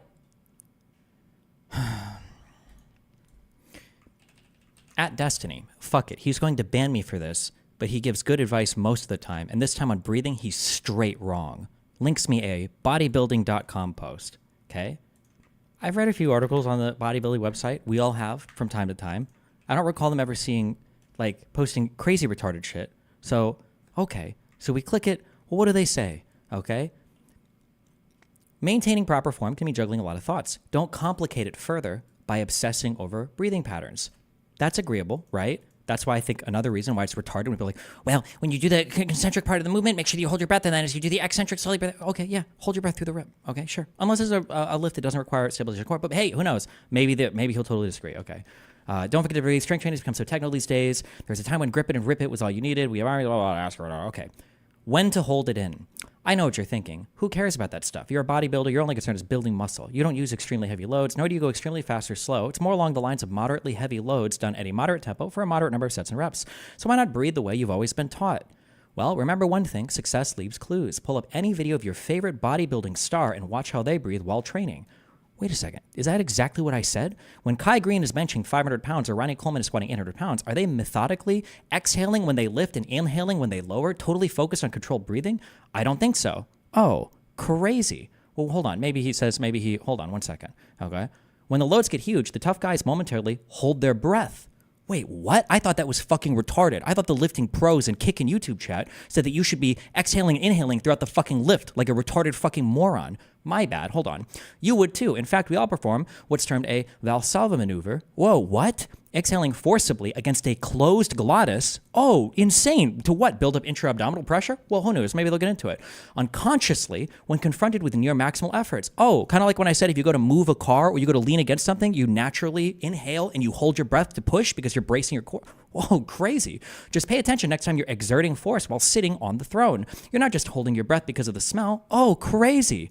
Outside of the weight room, sprinters, archers, and shooters all know that a strategic breath hold early in a motion helps keep them steady and direct their power optimally, or maybe they don't know it, they just do it. Breathing and in particular breath holding is an instinctive process. If you attempt to lift a heavy load, you'll naturally hold your breath. Research backs up the safety and effectiveness of the situational Valsalva. A study published in the Journal of Strength and Conditioning Research in 2010 found that for subjects lifting at their 1 rep maxes, the thing that we were just speaking about, crazy. This technique produced only minor and transient rises in blood pressure. Oh, so you shouldn't pass out normally when you do it. Oh, crazy. To maximize intra-abdominal pressure, whoa, holy shit, the thing that we were just talking about during strength training, you should breathe deeply, okay, approximately 70% maximum into your belly and hold that breath if possible throughout the repetition? Whoa, holy shit, crazy. Exhaling only when you complete the rep. This provides optimal support for the spine, what, your core? And it makes you stronger structurally? What, for your posture and the anterior chain? Oh my God, wow, crazy. Kill yours in a video game. Did you link it and not even read what you linked? What was the point of linking me this? Okay. Thank you, though, for linking that, assuming I would ban you because you thought the article disagreed because you're fucking retarded. Okay? Sounds like you've been holding your breath too much, little bro. And at the highest levels as possible, just to make sure that people who are less careful about it, who don't really understand these implications, such as Mr. Clark, don't. Okay. That's why we're locked in. From your perspective, why is it important to have a policy like Mr. Rosen just discussed? Well, it's critical that the Department of Justice conducts its criminal investigations free from either the reality or any appearance of political interference. And so people can get in trouble if people at the White House are speaking with people at the department. And that's why the purpose of these policies is to keep these communications as infrequent and at the highest levels as possible, just to make sure that people who are less careful about it, who don't really understand these implications, such as Mr. Clark, don't run afoul of those contact policies. Thank you. So the Select Committee conducted an informal interview with the White House counsel, Pat Cipollone, and his deputy, Pat Philbin, about their... When you say informal interview, does that still imply under oath? Can you still get in trouble for lying? I would imagine it's still under oath, right? To be fair, I've always heard you're supposed to exhale when you lift. That's what I've always heard. Yes, it's just an old wives' tale. It's just a random thing that people say, but it doesn't make any sense, and nobody does it naturally, and it doesn't even feel good to do it. If you're supporting a heavy weight, the idea of decreasing your pressure as you're lifting a heavy weight, you would just never think to do that. It feels so bad. Imagine if you're at the maximal point of your lift, a squat or a deadlift, and you're like exhaling as you come up. You're literally decreasing the pressure and support for your upper and lower back as you do it. You would never do that. It feels horrible to do it. It would feel horrible to do that. No, you would never do this. For benching, you can get away with it because honestly, the support doesn't matter that much because it's a fucking bench press. So the Select Committee conducted an informal interview with the White House counsel, Pat Cipollone, and his deputy, Pat Philbin, about their contact with Mr. Clark, though neither has yet agreed to sit for transcribed and videotaped interviews. But Pat Cipollone told the Select Committee that he intervened when he heard Mr. Clark was meeting with the president about legal matters without his knowledge, which was strictly against White House policy. Mr. Cipollone and Mr. Philbin, like Mr. Rosen, told Mr. Clark to stand down, and he didn't. On the same day, Acting Attorney General Rosen told Mr. Clark to stop talking to the White House. Representative Perry was urging Chief of Staff Mark Meadows to elevate Clark within the Department of Justice. You can now see on the screen behind me a series of texts between Representative Perry and Mr. Meadows. They show that Representative Perry requested that Mr. Clark be elevated within the department. Representative Perry tells Mr. Meadows on December 26th that, quote, Mark, you should call Jeff. Okay. Mark, just checking in as time continues to count down. 11 days to January 6th and 25 days to inauguration. We've got to get going. Representative Perry followed up and says, quote, Mark, you should call Jeff. I just got off the phone with him, and he explained to me why the principal deputy won't work, especially with the FBI. they will view it as not having the authority to enforce what needs to be done. Mr. Meadows responds with, I got it. I think I understand. Let me work on the deputy position. Representative Perry then texts, Roger, just sent you something on Signal. Just sent you an updated file. Did you call Jeff Clark? Huh. Crazy. We were mad about Hillary Clinton using a private email server, and now these guys are literally using encrypted, end-to-end encrypted text messaging services to communicate with each other. Mr. Donahue, Representative Perry called you the next day on December 27th. Who told him to call you? My understanding is the president did at the outset of the call. Congressman Perry told me that he was calling at the behest of the president. What did he want to talk about? Actually, wait. I want to see those. On the J6 thing, where is the... I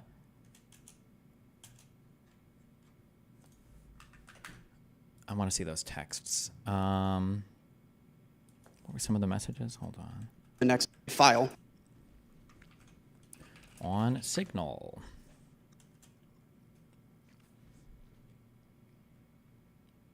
Do they really submit all of these as fucking individual exhibits? Holy fucking cringe. Stop. Oh my God.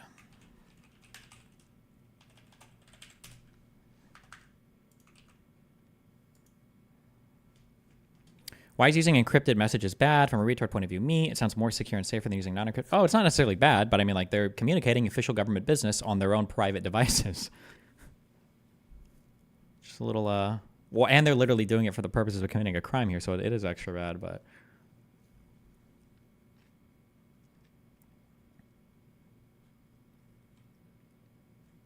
Do we have any? Okay, no, that's not here. Control F. Documents on file. Control F.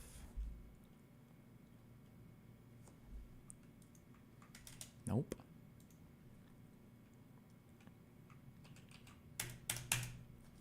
Wait.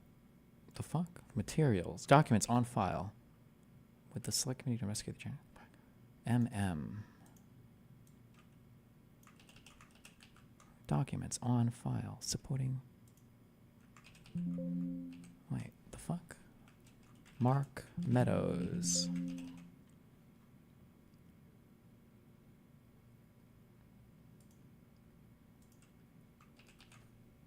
No.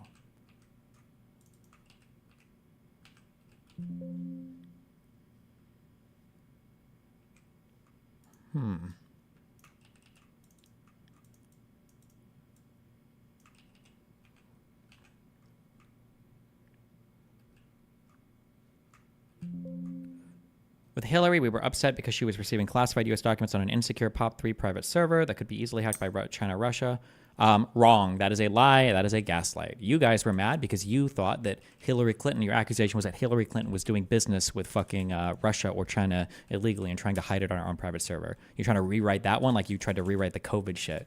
Oh, when we said lab leak, we just meant that like there was possibly a mistake at a laboratory that ended up leaking the virus. That's bullshit. The original contention was that China fucking manufactured the drug, or that there was like a gain of function manufacturing of the drug that like intentionally fucking leaked it. That was the strong initial claim. The fuck out of here. Okay, 2020 messages with Rep Perry to Meadows. This?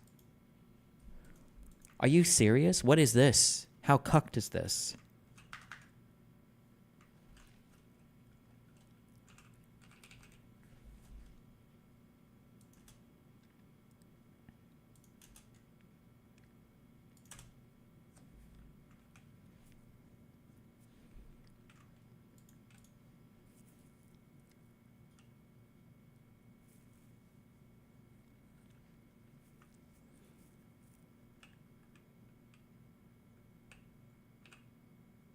Ugh. Okay, whatever. Their video has it done up nicer, I guess. Mr. The FBI. They will. I just got off to get going. Time continued. Department, Perry, and the Department of Justice. You can now see on the screen behind me a series of texts between Representative Perry and Mr. Meadows. They show that Representative Perry requested that Mr. Clark be elevated within the department. Representative Perry tells Mr. Meadows on December 26th that, quote, Mark, just checking in as time continues to count down. 11 days to January 6th and 25 days to inauguration. We've got to get going. Representative Perry followed up and says, quote, Mark, you should call Jeff. I just got off the phone with him, and he explained to me why the principal deputy won't work, especially with the FBI. they will view it as not having the authority to enforce what needs to be done. Mr. Meadows responds with, I got it. I think I understand. Let me work on the deputy position. Representative Perry then texts, Roger, just sent you something on Signal. Just sent you an updated file. Did you call Jeff Clark? Mr. Donahue, Representative Perry called you the next day. People pass out because they're straining too much. This is a common way to injure. You should not pass out holding your breath one time and then going through one rep. If you're passing out, then you have an underlying medical issue that you need to resolve with a fucking doctor somewhere, okay? You should not be passing out doing a lift. If you're lifting heavy enough weight that passing out is an actual concern for you, then you're way beyond any fucking lifting advice or any bullshit that we're talking about on this stream. You know who you are. You know what your limits are at that point, okay? If you go to fucking deadlift 135 and you pass out because you hold your breath, you have underlying medical issues that you need to go to the hospital and address, because that's not ordinary. Something is wrong with your body. Something is broken with you. Figure it out. Fix it. And don't give advice based on your own broken body that, oh, you can't hold your breath because you'll pass the fuck out, okay? Jesus Christ. Day on December 27th. Who told him to call you? My understanding is the president did at the outset of the call. Congressman Perry told me that he was calling at the behest of the president. What did he want to talk about? He wanted to talk about Pennsylvania in particular. He gave me some background about why he in particular doesn't trust the FBI and why the American people don't necessarily trust the FBI. And then he went into some allegations specific to Pennsylvania. Wait, is this about Perry? Hold on. Who told him to call you? Mr. Donahue, Representative Perry called you the next day. On the 27th? On December 27th. Who told him to call you? Okay. My understanding is the president did at the outset of the call. Congressman Perry told me that he was calling at the behest of the president. What did he want to talk about? He wanted to talk about Pennsylvania in particular. He gave me some background about why he in particular doesn't trust the FBI and why the American people don't necessarily trust the FBI. And then he went into some allegations specific to Pennsylvania, which included, amongst others, this allegation that the Secretary of State had certified more votes than were actually cast. Did you direct the local U.S. Attorney's Office to investigate that claim? So Mr. Perry said that he had a great deal of information, that investigations had been done, that there was some sort of forensic type report that would be helpful to me. And I didn't know Congressman Perry. I'd never heard him before this conversation. But I said, sir, if you've got something that you think is relevant to what the Justice Department's mission is, you should feel free to send it to me. And he did. And I was en route from New York to Washington. I got it. I looked at it on my iPhone. Obviously, I couldn't read the whole thing in transit like that. But I looked at it to get a feel for what it was, and then I forwarded it to the United States Attorney for the Western District of Pennsylvania. Did they get back to you? What did they conclude?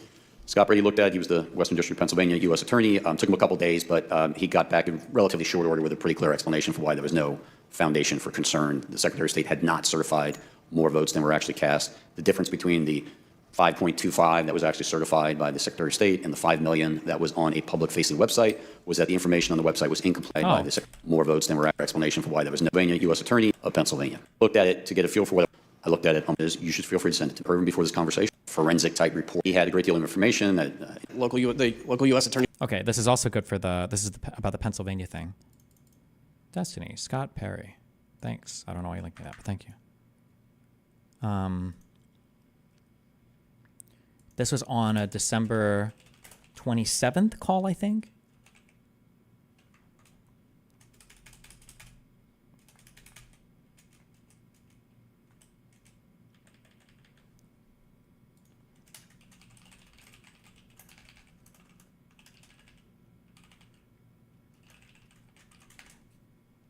This is the Pennsylvania lie. Attorney's Office to investigate that claim? So Mr. Perry said that he had a great deal of information, that investigations had been done, that there was some sort of... Scott Perry also repeated this lie during the objection on the Senate floor. Oh, I should mark all those objections. General concluded that he was unable to establish with any degree of reasonable assurance that the SURE system is secure. I'll have this on my Gen 60, I guess, maybe. Extra links.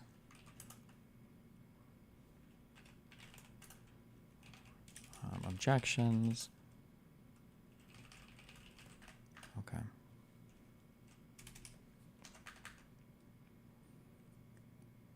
When we hit the Gen 6 section, I'll do that. Forensic type report that would be helpful to me.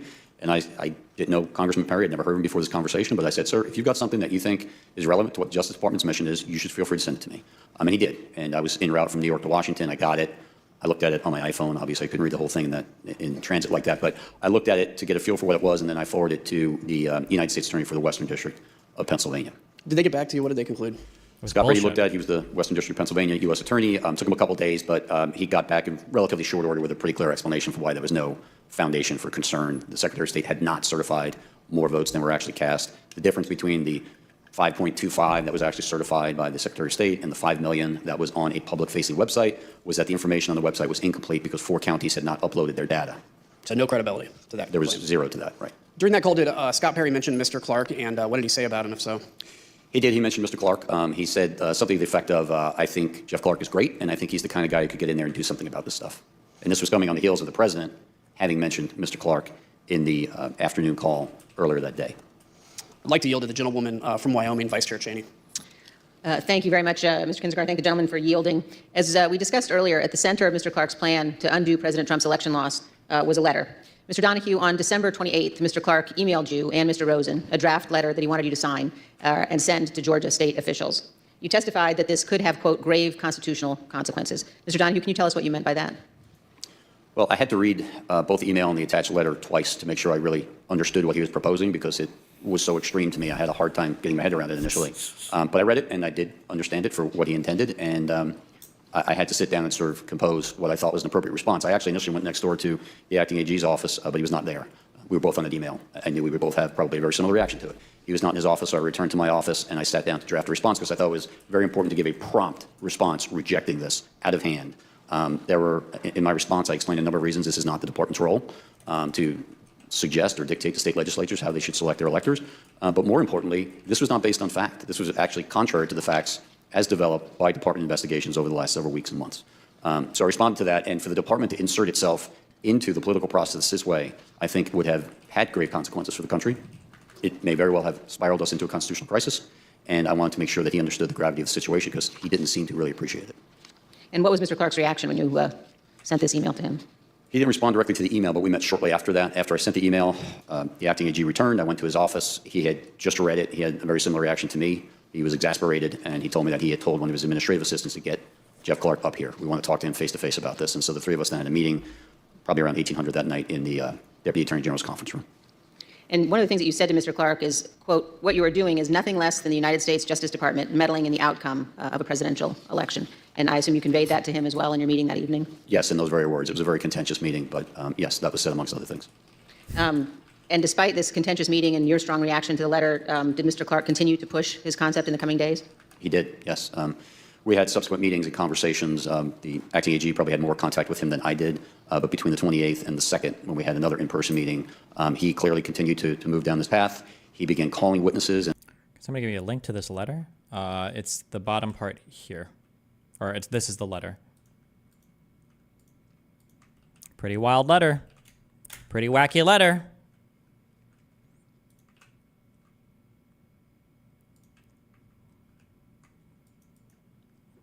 This is the letter that Trump wanted the DOJ to send out that was basically saying like, hey, just so you guys know, we've actually found a lot of really credible evidence for voter fraud, so you guys should probably change your electoral votes, just giving you a heads up from the DOJ, which was a total fucking lie. But Trump wanted the DOJ to send this out. Nobody in the DOJ obviously wanted to send this letter out because it was a fucking lie. But Clark, this weird environmental lawyer guy, said he would send it out because he was recommended to Trump by by Scott Perry. And Trump was trying to push this idea of Clark. He even made him the acting attorney general for a little bit in the hopes that Clark would engage in this fraud against the states on behalf of the president, represented the DOJ. But obviously, well, not obviously, but this is a huge meeting on January 3rd, and half the DOJ threatened to resign if Trump would have gone through with this. So he decided to pull back. And apparently conducting investigations of his own. And he got a briefing from DNI about purported foreign intelligence interference. And we thought perhaps once it was explained to him that there was no basis for that part of his concern, that he would retreat. But instead he doubled down and said, well, okay, so there's no foreign interference. I still think there are enough allegations out there that we should go ahead and send this letter, which shocked me even more than the initial one, because you would think after a couple of days of looking at this, he, like we, would have come to the same conclusion that it was completely unfounded. And when you learned that he had been... Did we ever find out why Clark did this in the first place? Was he directed by anyone on Trump's side? Yeah, by Scott Perry, congressman, and by Donald Trump. Yes, both of them wanted him to do this. Yes, absolutely. And, we don't, well, that's what other people are testifying to, and and it's hearsay, but obviously Clark won't talk directly to anybody. And Perry won't talk directly to anybody. So we have to go by testimony from other people saying, oh, I think he contacted me at behest of, or whatever, that was my understanding. So we're going by what the acting AG and the acting deputy AG said at the time. Clark also blocked me on Twitter because he knows he's guilty. And nothing makes you more guilty than blocking me on Twitter. Okay, 100% though. calling witnesses and conducting investigations on his own. Oh, actually, he blocked me on Twitter for tweeting that, for tweeting that exact letter at him, which is crazy. He should own it. He should be proud of it. Fuck. I don't remember how long ago this was. Oh, wait. No. Honest question. Why do you think Trump cared about half the DOJ resigning? I feel like it would be something he'd not care about versus keeping the presidency. Good question. Why would he care about half the DOJ resigning? If he truly felt like there was voter fraud, shouldn't he have welcomed it? Wouldn't that have been the ultimate opportunity to clear out the deep state? That's such a good that's such a good question. I think I wrote it down here. Why didn't Trump allow the DOJ to resign so that he could have Clark lead the investigation into voter fraud? Right? Wouldn't that make sense?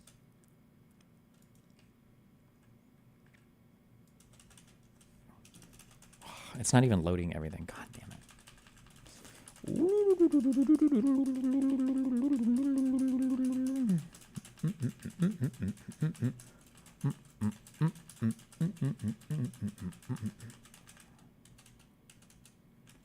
don't remember when I even tweeted. I'm not going to be able to find it.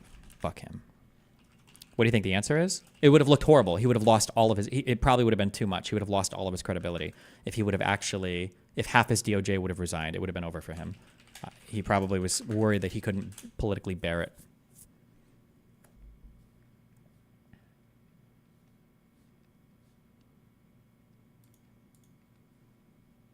Oh, this is the letter. In case you're wondering, because Jeffrey Clark tweeted something retarded, because everything he tweets is retarded.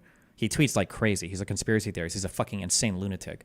In case you're wondering, this is the guy that's pressuring through Trump, the DOJ, to send out a fake letter to the states claiming the DOJ had found good evidence of election fraud. This is the letter that he sent. Fucking loser. Okay, sorry. Where were we? We were... Wait, here? Back. No, we weren't here. We were here. Did you confront him? Yes. And Parents, I still think there are enough allegations out there that we should go ahead and send this letter, which shocked me even more than the initial one, because you would think after a couple of days of looking at this, he, like we, would have come to the same conclusion that it was completely unfounded. And when you learned that he had been calling witnesses and conducting investigations on his own, did you confront him? Yes.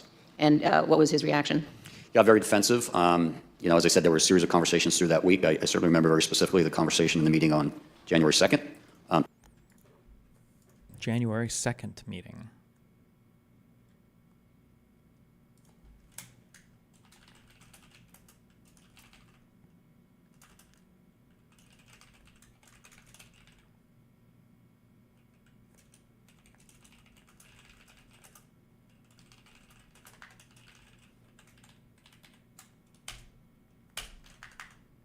That got even more confrontational, but he was defensive, and you know, similar to his earlier reaction when I said this is nothing less than Justice Department meddling in an election, his reaction was, I think a lot of people have meddled in this election. That guy, and so he kind of clung to that, and then spewed out some of these theories, some of which we heard from the president, but others which were floating around the internet and media, and just kept insisting that the department needed to act and needed to send those letters.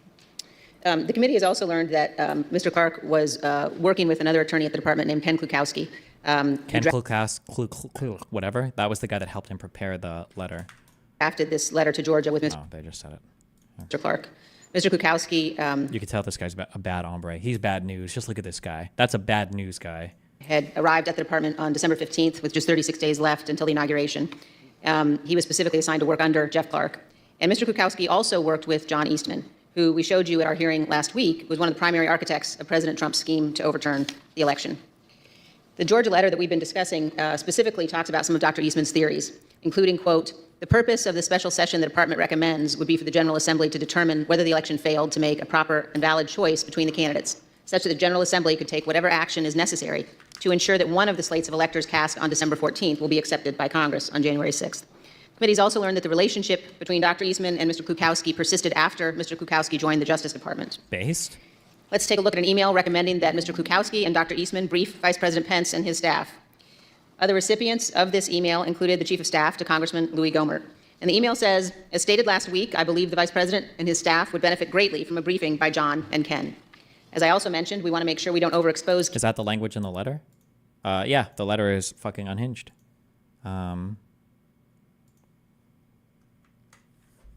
Not only did they say, I don't remember which part she just read. Not only did the letter say, you should convene a special session. Did she even, hold on, I want to show Dr. Klukowski 6th. Committee. Not only did she say you should convene a special election, she said if you don't, your legislatures might convene it even without you. I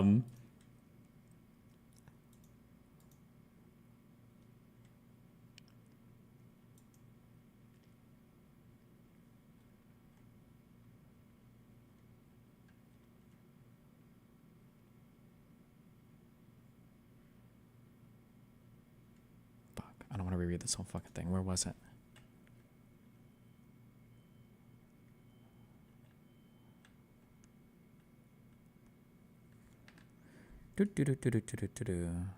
Oh. Well, the DOJ believes the governor of Georgia should immediately call a special session to consider this important and urgent matter. If he declines to do so, we share with you our view that the Georgia General Assembly has implied authority under the Constitution of the United States to call itself into special session for the limited purpose of considering issues pertaining to the appointment of presidential electors. The Constitution specifies the presidential elector shall be appointed by the legislature of each state, and the framers clearly knew how to distinguish between a state legislature and a state executive, so their disparate choices to refer to one, the other, or both must be respected. So they're saying even if the governor doesn't follow, fuck it, maybe your legislature will just come into session without you. He's also learned that the relationship between Dr. Eastman and Mr. Klukowski persisted after Mr. Klukowski joined the Justice Department. Let's take a look at an email recommending that Mr. Klukowski and Dr. Eastman brief Vice President Pence and his staff. Other recipients of this email included the Chief of Staff to Congressman Louis Gohmert. And the email says, as stated last week, I believe the Vice President and his staff would benefit greatly from a briefing by John and Ken. As I also mentioned, we want to make sure we don't overexpose Ken given his new position. This email suggests that Mr. Klukowski was simultaneously working with Jeffrey Clark to draft the proposed letter to Georgia officials to overturn their certified election and working with Dr. Eastman to help pressure the Vice President to overturn the election. I want to thank all of our witnesses for being here today and for answering our questions about this letter and other issues. We asked Mr. Clark some of the same questions that we've asked you, and here's how he answered. Clark, it's going to be fifth. Did you discuss this draft letter to Georgia officials with the President of the United States? Fifth, and executive privilege again. Oh, and executive privilege. He's got two. He's got EP and the Fifth Amendment. Not only am I protected by the Fifth Amendment, it was my president. Fuck you, bitch.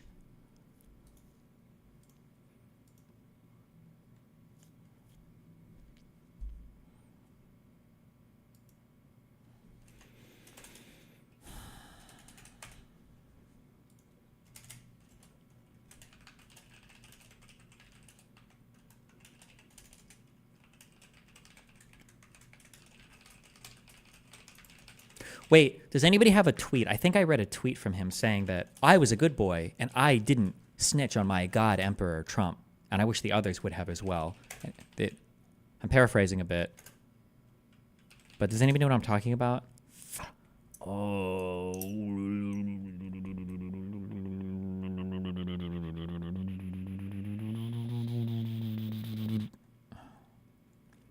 He tweeted something like this. He's on Truth Social? No fucking shot. Holy cringe.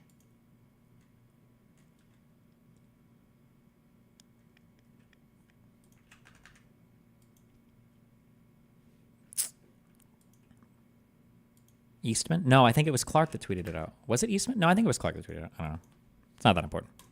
Did you discuss this draft letter to Georgia officials with the President of the United States? Fifth, and executive privilege again, just restated for the abundance of caution. Okay, if you look again at the draft letter, in the first paragraph, second sentence says, the department will update you as we are able on investigatory progress, but at this time we have identified significant concerns that may have impacted the outcome of the election in multiple states, including the state of Georgia. Isn't that in fact contrary to what Attorney General Barr had said on December 1st, 2020? Fifth. And executive privilege. Mr. Chairman, I yield back. Mr. Chairman, I reserve. Pursuant to the order of the committee of today, the chair declares the committee in recess for a period of approximately 10 minutes. Enough time to goon. Hassan getting triggered. Oh, we got time to get a Hassan clip in here? Yeah, boom. Uh-oh. 2 days ago. Oh, my Lord. I mean, dude, this actually makes me kind of mad. Uh-oh. Because, like, motherfucker said I was pro-Russia, and I didn't get the bag. Like, for years. They still say I'm pro-Russia. And I didn't even get the bag, dude. Bro, there is no way you just linked a fucking Destiny clip. Tier 3, 5-month subscriber. We must be on opposite world right now. Are you all right, chatter? You couldn't find a better source? That's insane. Half of the people that are on that indictment Destiny try to fuck, dog. What are you talking about? Like all of them. People are allowed to do whatever they want, you know. And if Destiny wants to be a cuck, he can. I'll still support him, but you got to chirp him too. You understand that, like, you talk all this shit online. You would never fucking say this shit to me in real life, to my fucking face, because the bull that fucks my wife would beat the shit out of you. Okay, that dude is jacked as fuck. Find me at an event, kid.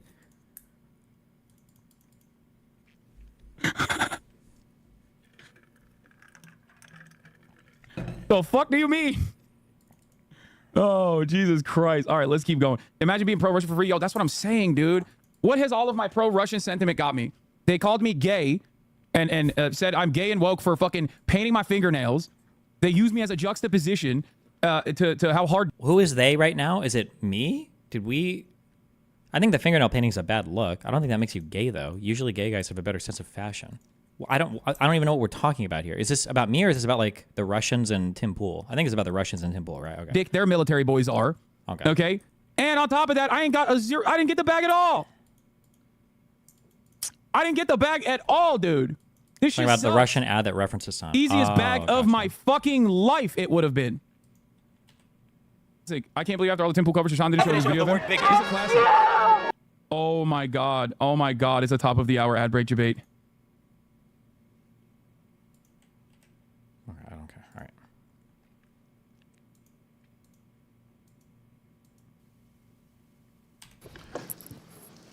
The committee will be in order. The chair recognizes the gentleman from Illinois. Thank you, Mr. Chairman. Mr. Chairman, around the time Mr. Clark was pushing for the department to send the Georgia letter, the president and his supporters were pressuring the Justice Department to take other actions to change the outcome of the 2020 election. And? Mr. Engel, you were the head of the Office of Legal Counsel. Can you first off explain your role? What is that? Sure. One of the Attorney General's most important responsibilities is to provide legal advice to the president and to the executive. God, who does he look like?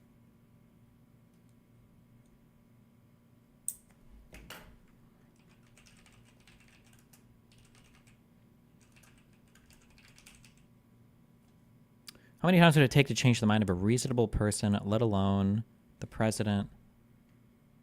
When confronted with evidence that refutes their claims, who knows? Depends on how good faith they're being. There's like a short guy who's like, no, not Eisenhower. Fuck, fuck. What actor am I thinking of? He's like a. I don't think he's. I don't think he's in this movie. No. Do it all the same. God, this B plot. God, this was so cringe. Oh my God. Fuck, who am I thinking of? Executive branch. As a practical matter, given the responsibilities of the Attorney General, the Assistant Attorney General for the Office of Legal Counsel exercises that job on a day-to-day basis. And so, in addition, the head of OLC often functions as a general counsel, essentially to the Attorney General, and so is often the chief legal advisor to the AG, as well as the White House and the executive branch more broadly. So, given that role, can you kind of describe your relationship with the president?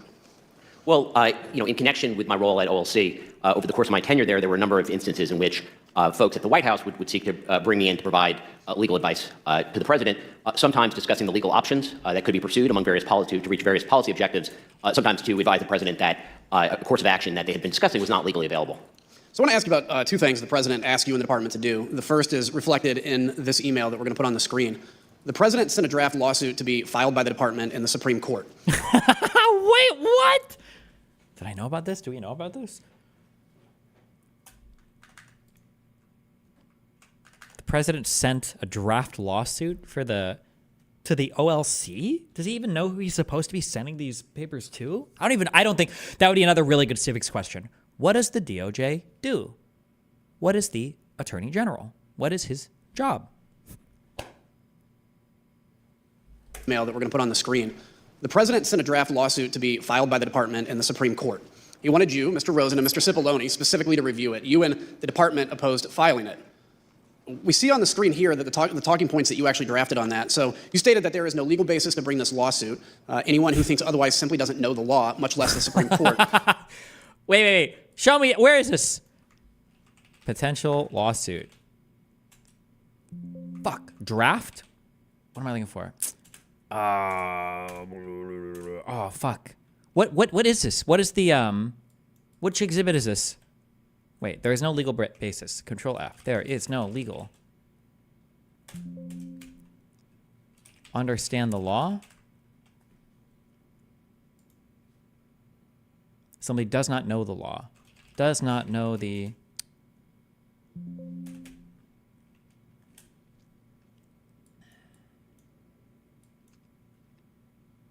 legal basis to bring this law. We rose into Mr. Sipple. Molly Michael, Control F. Molly Michael.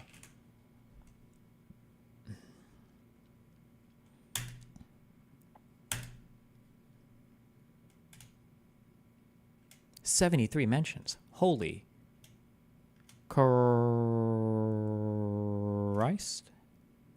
Email chain. Don't care, don't care, don't care, don't care.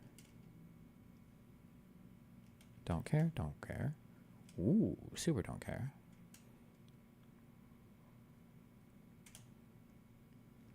December 8th, probably don't care. With the Supreme Court amicus brief. Okay, on December 5th, Senator Mastriano sent an email to his executors related to a case brought by Representative Mike Kelly. Supreme Court amicus brief. Okay, that's not relevant to what we're looking for.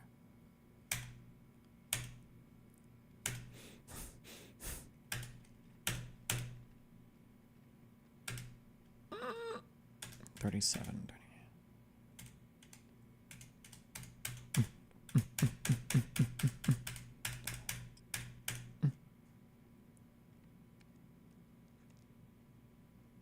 Nope, not this. From POTUS. Wait, this? December 14th? I don't think so. Nope, nope, nope. Nope.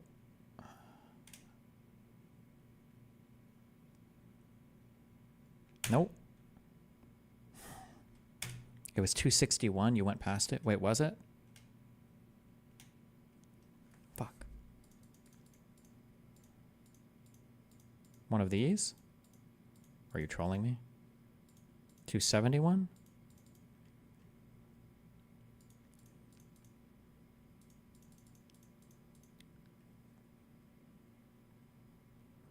Order denying application for injunctive relief presented to Justice Alito and denying referral to the full court. That doesn't sound like it. Trump outed he doesn't know the three branches of government the other day. He said when Harris was AG of California, she signed a law redefining rape as a nonviolent offense, even though she wasn't a legislator. That's pretty funny, if that's true. Oh, did they mean page 261? Oh, shit, maybe.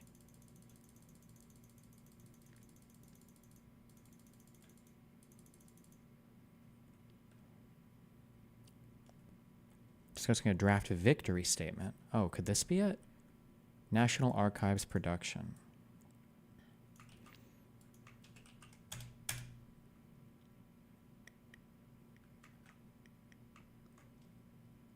I don't think it's this. I think you're trolling me.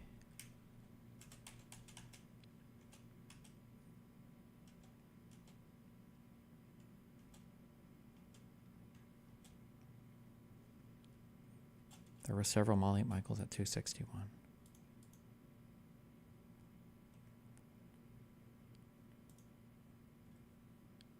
These are all discussing a draft victory statement.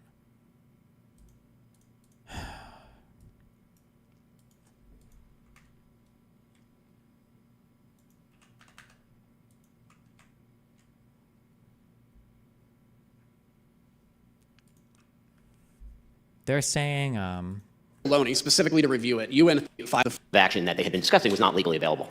So I want to ask you about two things the president asked you and the department to do. The first is reflected in this email that we're going to put on the screen. The president sent a draft lawsuit to be filed by the department in the Supreme Court. He wanted you, Mr. Rosen, and Mr. Cipollone specifically to review it. You and the department opposed filing it. December 29th, 2020. Molly Michael email. Molly Michael, December 29th, 2020. What is this? This?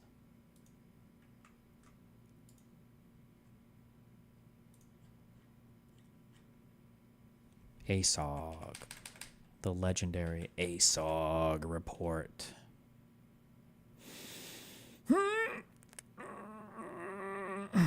December 20th, 2020. Control F. December.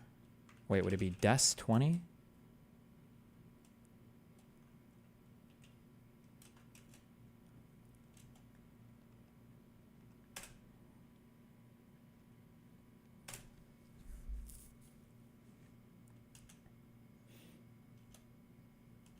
Alex Jones Show. Prison Planet.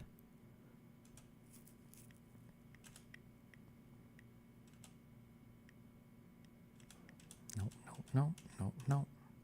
Fuck.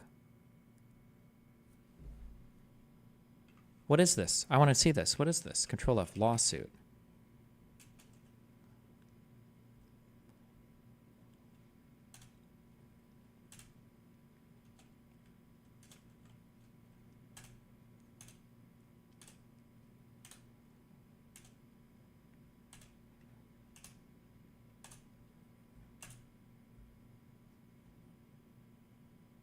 May have never been filed. No, I understand it wasn't filed, but I just want to see the request. I want to know what this draft lawsuit was.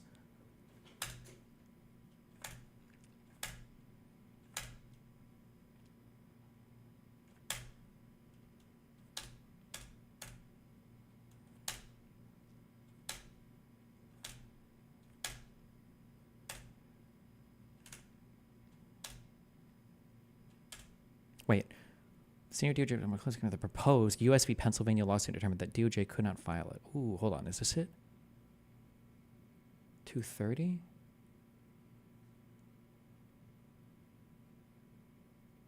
After 4:20.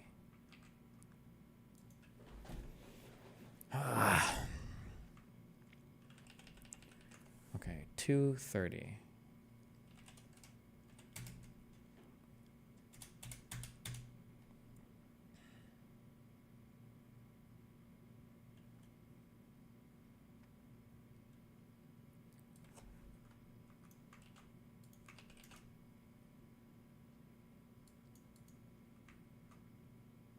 No.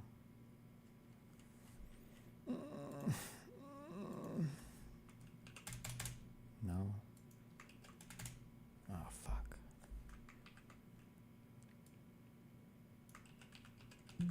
Fuck. Fuck. December 28th? Jeffrey Clark. No.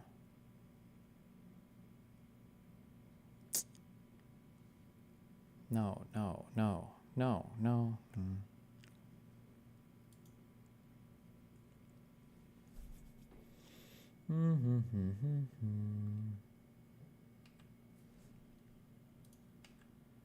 Do you think this could be it?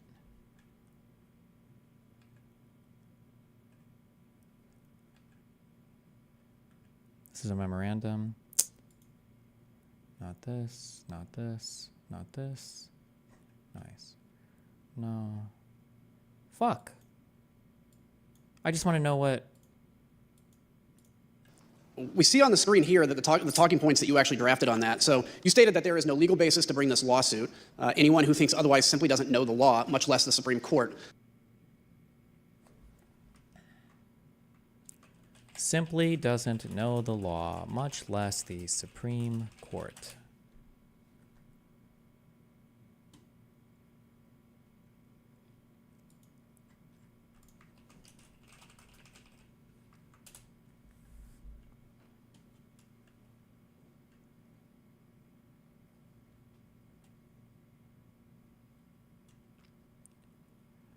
Former assistant, okay, Steve Engel explained how Trump wanted the DOJ to send a lawsuit drafted by Trump's outside attorneys to the Supreme Court. I just want to know what this, I need this draft. It was never filed, yes, but I mean the request may not be in the documents for J6. Yeah, they reference a few things in this committee that they don't have in the thing, in the actual document here, but it looks like they're referring to a thing that I would imagine they have sourced somewhere. We see on the screen here that the talking points that you actually drafted on that. So you stated that there is no legal basis to bring this lawsuit. Anyone who thinks otherwise simply doesn't know the law, much less the Supreme Court. Why was this the department's position? Well, I mean, I think that it was, the memo sort of speaks to this, but essentially this was a draft lawsuit that apparently was prepared by people outside the department. It would be styled as brought by the United States and by the acting solicitor general, that apparently was prepared by people. The memo sort of speaks. Why this was this also lawsuit? December 28th, December 29th. Okay.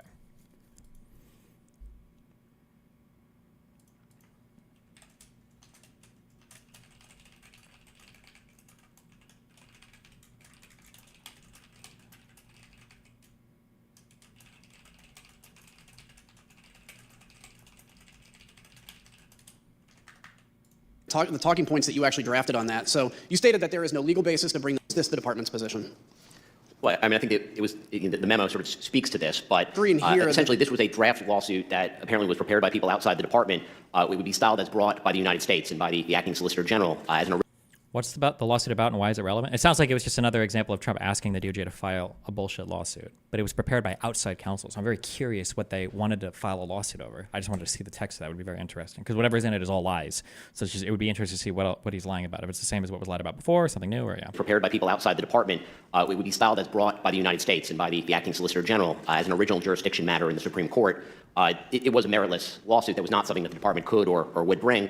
Somebody obviously prepared it, handed it to the president, and he forwarded it on for our review. But that memo explains why the Department of Justice, as Mr. Donahue said earlier, doesn't have any standing to bring such a lawsuit. The lawsuit would have been untimely. The states had chosen their electors. The electors had been certified. They'd cast their votes. They'd been sent to Washington, D.C.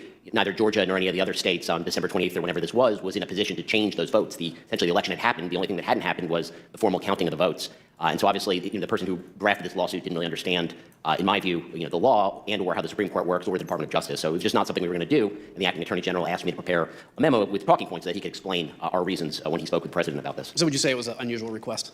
It was certainly, you said the request that the department file a lawsuit from drafted by outside lawyers was certainly an unusual request. There was another issue you were asked to look into. In mid-December, did the White House ask Attorney General Barr to consider whether a special counsel could be appointed to look into election fraud issues? Yes. I mean, I think the president was probably vocal at the time that he believed that special counsel was something that should be considered to look into election fraud, and there was a specific request where the attorney general sought my legal advice in the middle of December. And what was your conclusion? What conclusion did you reach? So this request was whether the attorney general could appoint as a special counsel a state attorney general. Isn't that definitionally weaponizing the DOJ for a corrupt POTUS? Huh, yep. To conduct an investigation. I mean, as a legal matter, under federal law, the attorney general actually has fairly wide discretion to delegate prosecutorial authority, including to state prosecutors, which happens to assist the department, not uncommonly. Obviously, a state attorney general exercising prosecutorial authority on behalf of the Department of Justice would be fairly uncommon. When we looked at the issue, what we saw is actually that the state was Louisiana, that the state law precluded the Louisiana attorney general from accepting. What the fuck lawsuit would it have been in Louisiana? What? Any position, any official position. Oh, I wonder if they wanted to get the state of Louisiana to file a lawsuit against another state, kind of like the Texas v. Pennsylvania one. Maybe that was the goal. On behalf of the United States government. So that answered the question that it was not legally available. So during your time at the department, was there ever any basis to appoint a special counsel to investigate President Trump's election fraud claims? Well, neither Attorney General Barr nor Acting Attorney General Rosen did appoint a special counsel.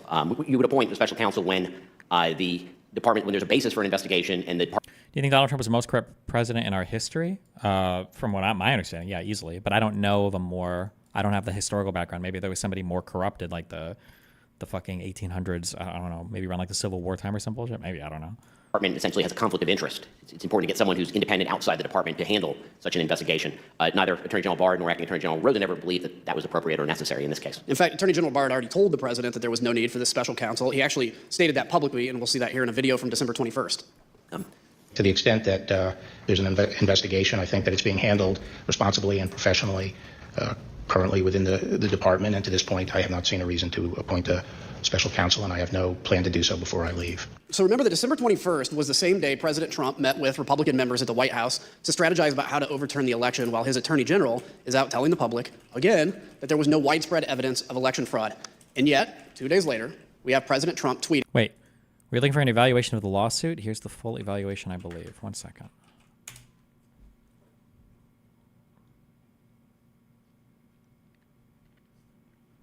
Nixon's stuff isn't even close to as bad as what Trump did. Unless there's some crazy shit that Nixon did that I just don't know all the facts about. Oh, this is the memo. Let's see. Evaluation of potential original jurisdiction suit in the Supreme Court. There's no legal basis to bring this lawsuit. We cannot file a suit without a legal basis, and we are certain that if we did, the justice would probably dismiss it. Anyway, there's no reason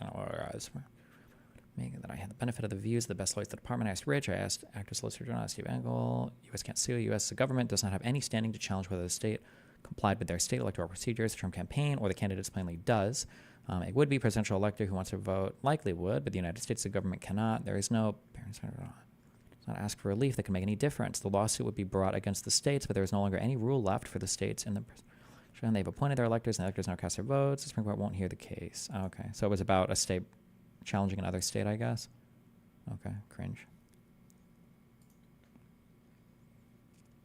Again, publicly pressuring the department to appoint a special counsel. He said, quote, After seeing the massive voter fraud in the 2020 presidential election, I disagree with anyone that thinks a strong, fast, and fair special counsel is not needed immediately. This was the most corrupt election in the history of our country, and it must be closely examined.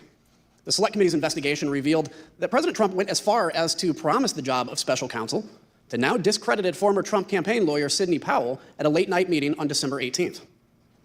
I know on Friday he had asked me to be special counsel to address the election issues and to collect evidence, and he was extremely frustrated with the lack of, I would call it, law enforcement by any of the government agencies, and to special counsel to... Can you fucking imagine this insane lady as a U.S. special counsel? Holy fuck.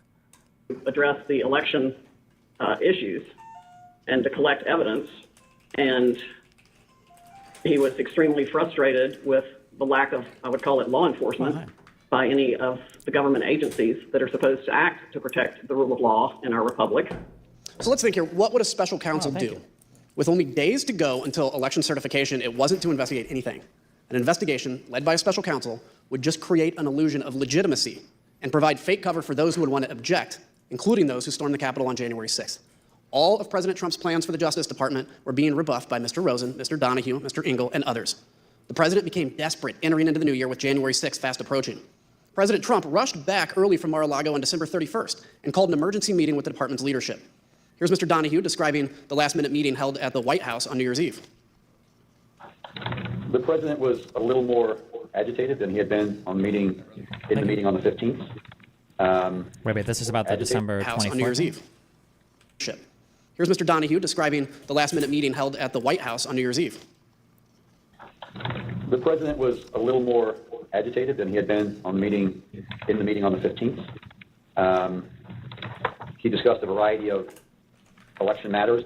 He did say, this sounds like the kind of thing that would warrant appointment of a special counsel.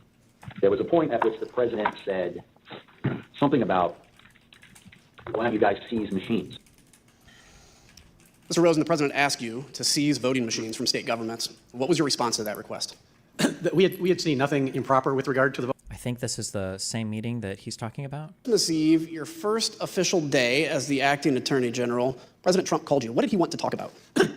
The same things he was talking about publicly. He wanted to talk about that he thought the election had been stolen or was corrupt and that there was widespread fraud. And I had told him that our reviews had not shown that to be the case. So we had an extended discussion, probably 15, maybe 20 minutes, something like that, with him urging that the Department of Justice should be doing more with regard to election fraud.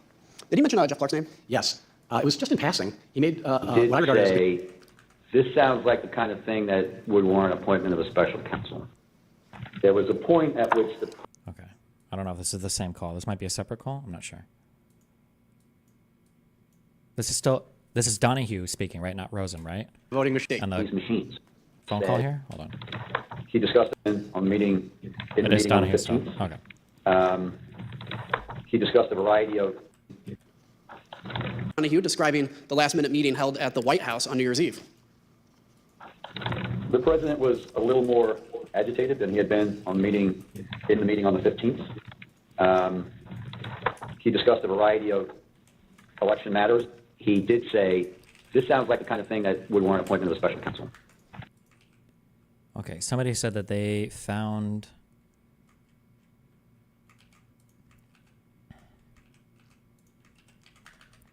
the lawsuit.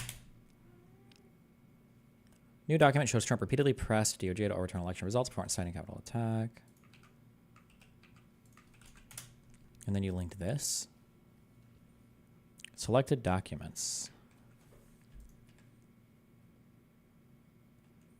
Jesus. We're not going over all this shit. Do you think the lawsuit is in here?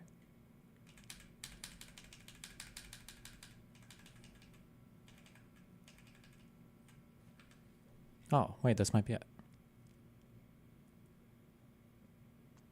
Wait, this is versus Pennsylvania. Didn't they talk about doing Louisiana? Wait. The president asked me to send the attached draft document for your review. Have also shared with Mark Meadows and Pat Cipollone. If you'd like to discuss with POTUS, the best way to reach him over the next few days is through our operators. So this is December 29th. Oh, this might have been the proposed lawsuit then?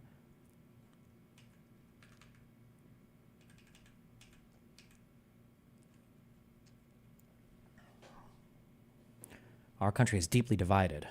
More than 77% of Republican voters believe that widespread fraud occurred in 2020. See, Marbury v. Madison. This court has, on significant occasions, had the step into the breach of the time of tumult, declare what the law is, and right the ship. Bro, anytime you're having to cite cases that are over 100 years old, okay, that's all, you're always in the danger zone legally there, okay?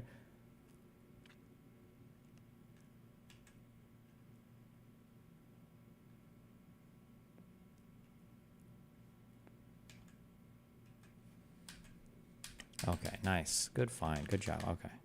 Goofy. This is a goofy fucking lawsuit. This was on page 35.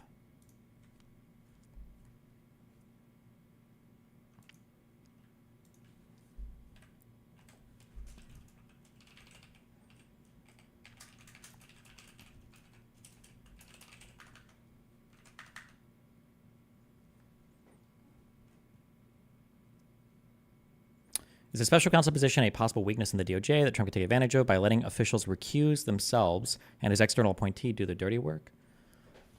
I mean, I could be wrong, but isn't a special counsel supposed to be appointed by the AG, not by the president, no? Or...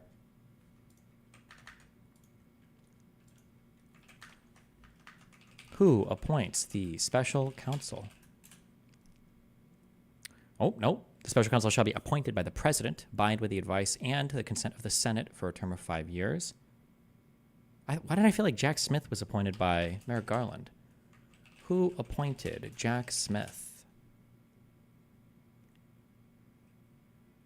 He was appointed by, by Merrick Garland? Maybe there's different special counsels?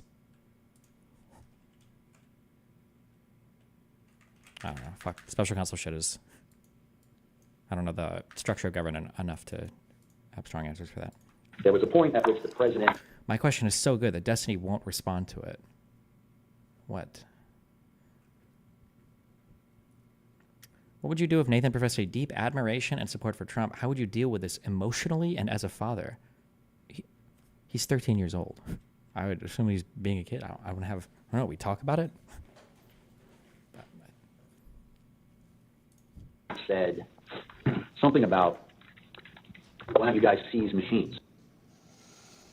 Mr. Rosen, the president asked you to seize voting machines from state governments. What was your response to that request? We had seen nothing improper with regard to the voting machines, and I told him that the real experts at that had been at DHS, and they had briefed us that they had looked at it and that there was nothing wrong with the voting machines. And so that was not something that was appropriate to do. There was nothing wrong. We had seen... ask you to seize voting machines. You guys seize machines. Mr. Rosen, the president asked you to seize when did they ask him voting machines from state governments? What was your response after to December that request? 24th? We had seen nothing improper with regard to the voting machines, and I told him that the real experts at that had been at DHS, and they had briefed us that they had looked at it and that there was nothing wrong with the voting machines. And so that was not something that was appropriate to do. There would be no factual basis to seize machines. Mr. Donahue, I don't think there was legal authority either. Yeah, Mr. Donahue, can you explain what the president did after he was told? This was Rosen, right? Something that was appropriate to do. There would be no factual basis to seize machines. Mr. Donahue, I don't think there was legal authority either. Yeah, Mr. Donahue, can you explain what the president did after he was told that the Justice Department would not seize voting machines? The president was very agitated by the acting attorney general's response, and to the extent that machines and the technology was being discussed, the acting attorney general said that the DHS, Department of Homeland Security, has expertise in machines and certifying them and making sure that the states are operating them properly. And since DHS had been mentioned, the president yelled out to his secretary, get Ken Cuccinelli on the phone. And she did in very short order. Mr. Cuccinelli was on the phone. He was the number 2 at DHS at the time. I was on the speakerphone, and the president essentially said, Ken, I'm sitting here with the acting attorney general. He just told me it's your job to seize machines, and you're not doing your job. And Mr. Cuccinelli responded. Mr. Rosa, did you ever tell the president that the Department of Homeland Security could seize voting machines? No.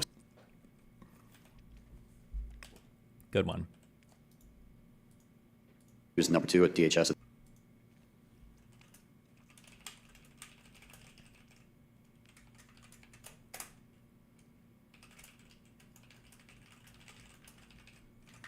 the time, I was on the speakerphone, and the president essentially said, Ken, I'm sitting here with the acting attorney general. He just told me it's your job to seize machines, and you're not doing your job. And Mr. Cuccinelli responded. Mr. Rosa, did you ever tell the president that the Department of Homeland Security could seize voting machines? No, certainly not.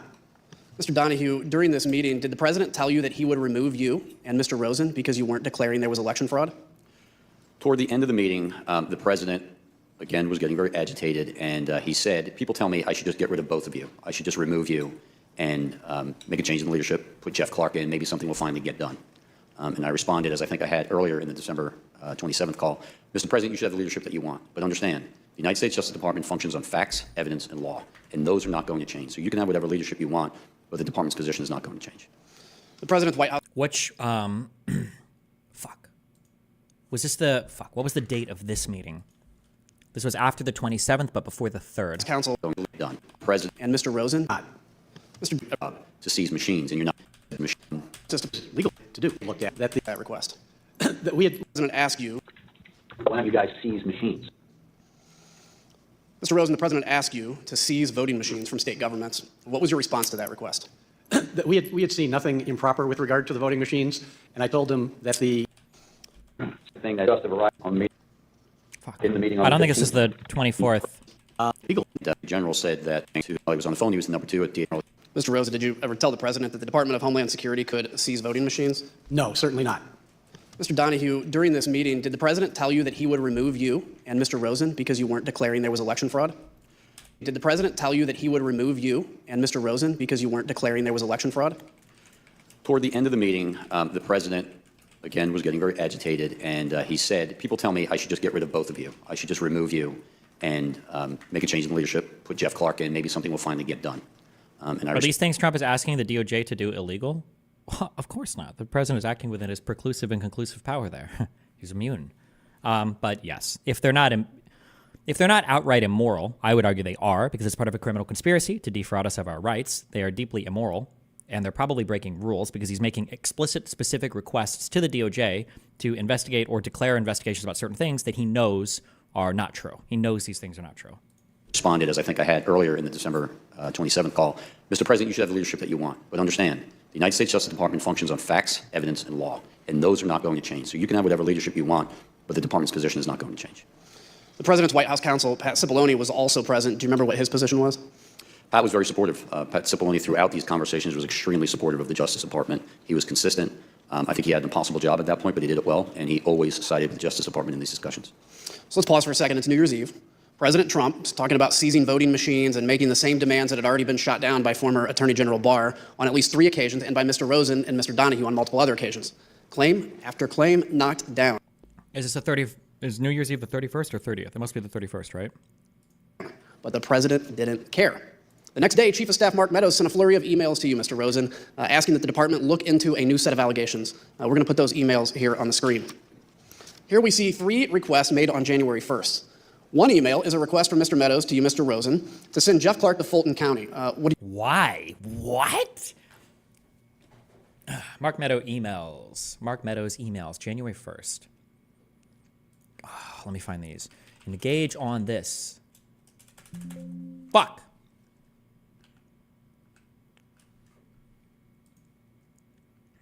New Mexico complaints.docs. Find me this one.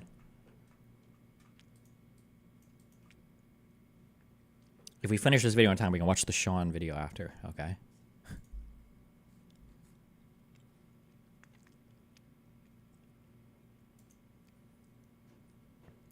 Mark Meadows. Where are Mark Meadows Productions?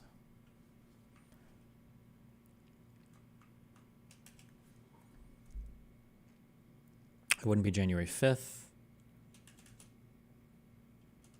Not in November.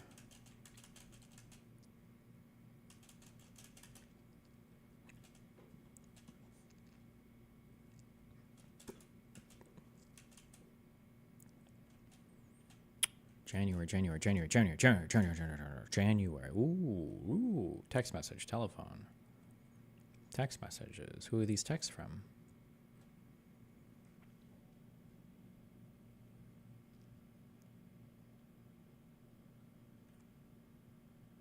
Aw, who is this? A poor Republican that was worried about destroying the country. The president should call everyone off. It's the only path. If we substitute the will of states through electors with a vote by Congress every 4 years, we've destroyed the Electoral College respectfully. Who is, fuck, we read who this was from. Was it Hannity? I don't remember.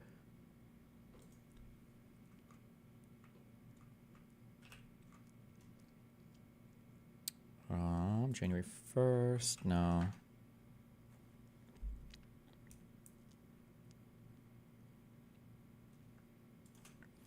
Suppose Trump did get Powell as special counsel. What would have happened? Could she have done anything beyond declaring more investigations? It's just a matter of like mucking up the system more, throwing out more false allegations, but now having the supposed authority of the DOJ behind it. Just stuff to like stall everything and cause confusion and constitutional crises.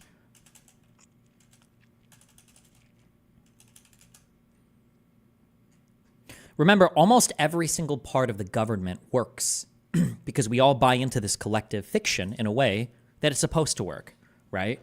So say, for example, the Supreme Court does something. Who cares? Let's say the Supreme Court says the president is allowed to do this. What if he still does it? Who the fuck cares? Everybody could just say, fuck the Supreme Court. Or say that the president decides to do something that the Congress doesn't want him to do. Well, who the fuck cares? What's going to happen, right? Or let's say Congress starts doing shit that the Supreme Court and the president doesn't want, right? Who the fuck cares, right? Technically, we all kind of operate off this idea that we're all like acting in good faith within our institutions.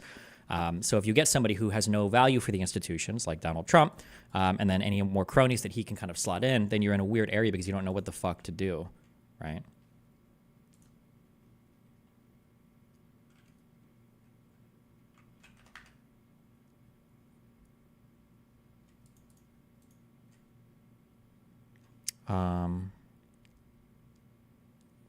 Fuck.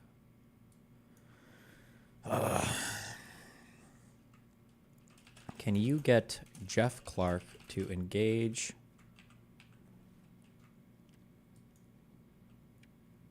on this issue immediately? To engage on this issue immediately.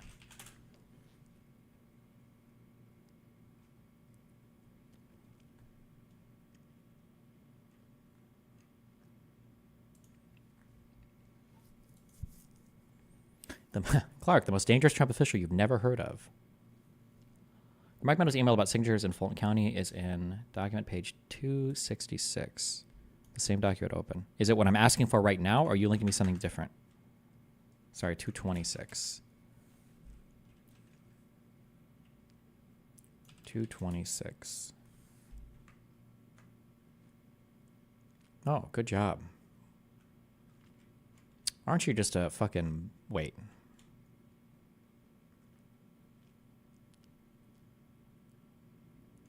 Oh, no, you are a god.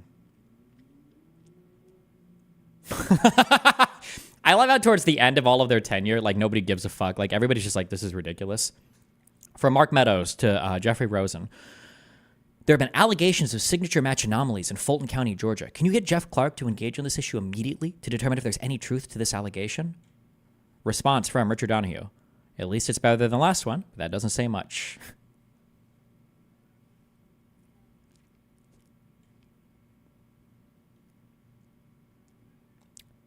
From Mark Meadows to Jeffrey Rosen, a fucking YouTube video. What is this YouTube video? Wait, not this.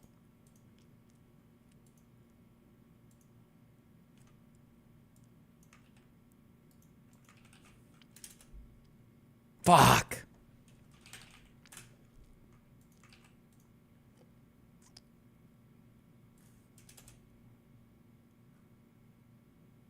Brad Johnson, Rome satellite servers, an update. What?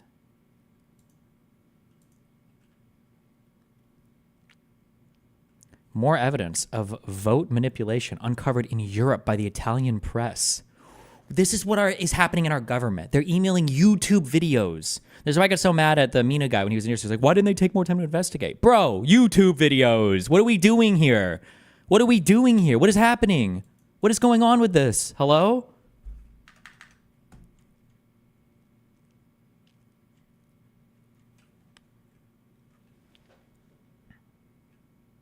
Illustrious Mr. President, I confirm my direct knowledge that activities undertaken here in Italy have had a negative impact for the President of the United States regarding the manipulation of the electoral vote of November 3rd and 4th, 2020. Jesus Christ.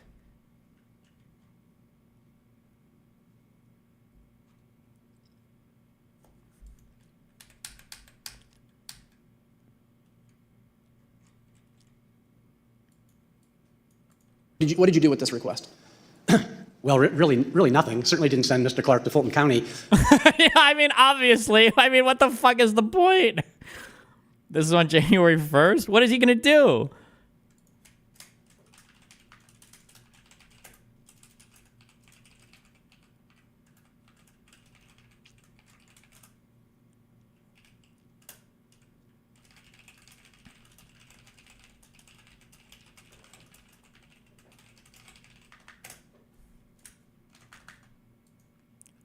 Is it 226?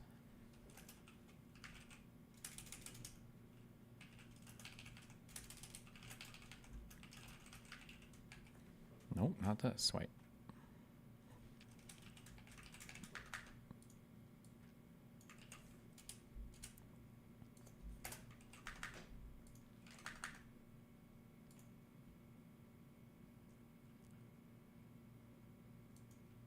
But that email was the first corroboration I had seen of Mr. Clark had told me at that point that the president was considering making the change by Monday, January 4th. So Mr. Meadows' email was something of a corroboration that there were discussions going on that I had been not been informed about by Mr. Clark or anybody else.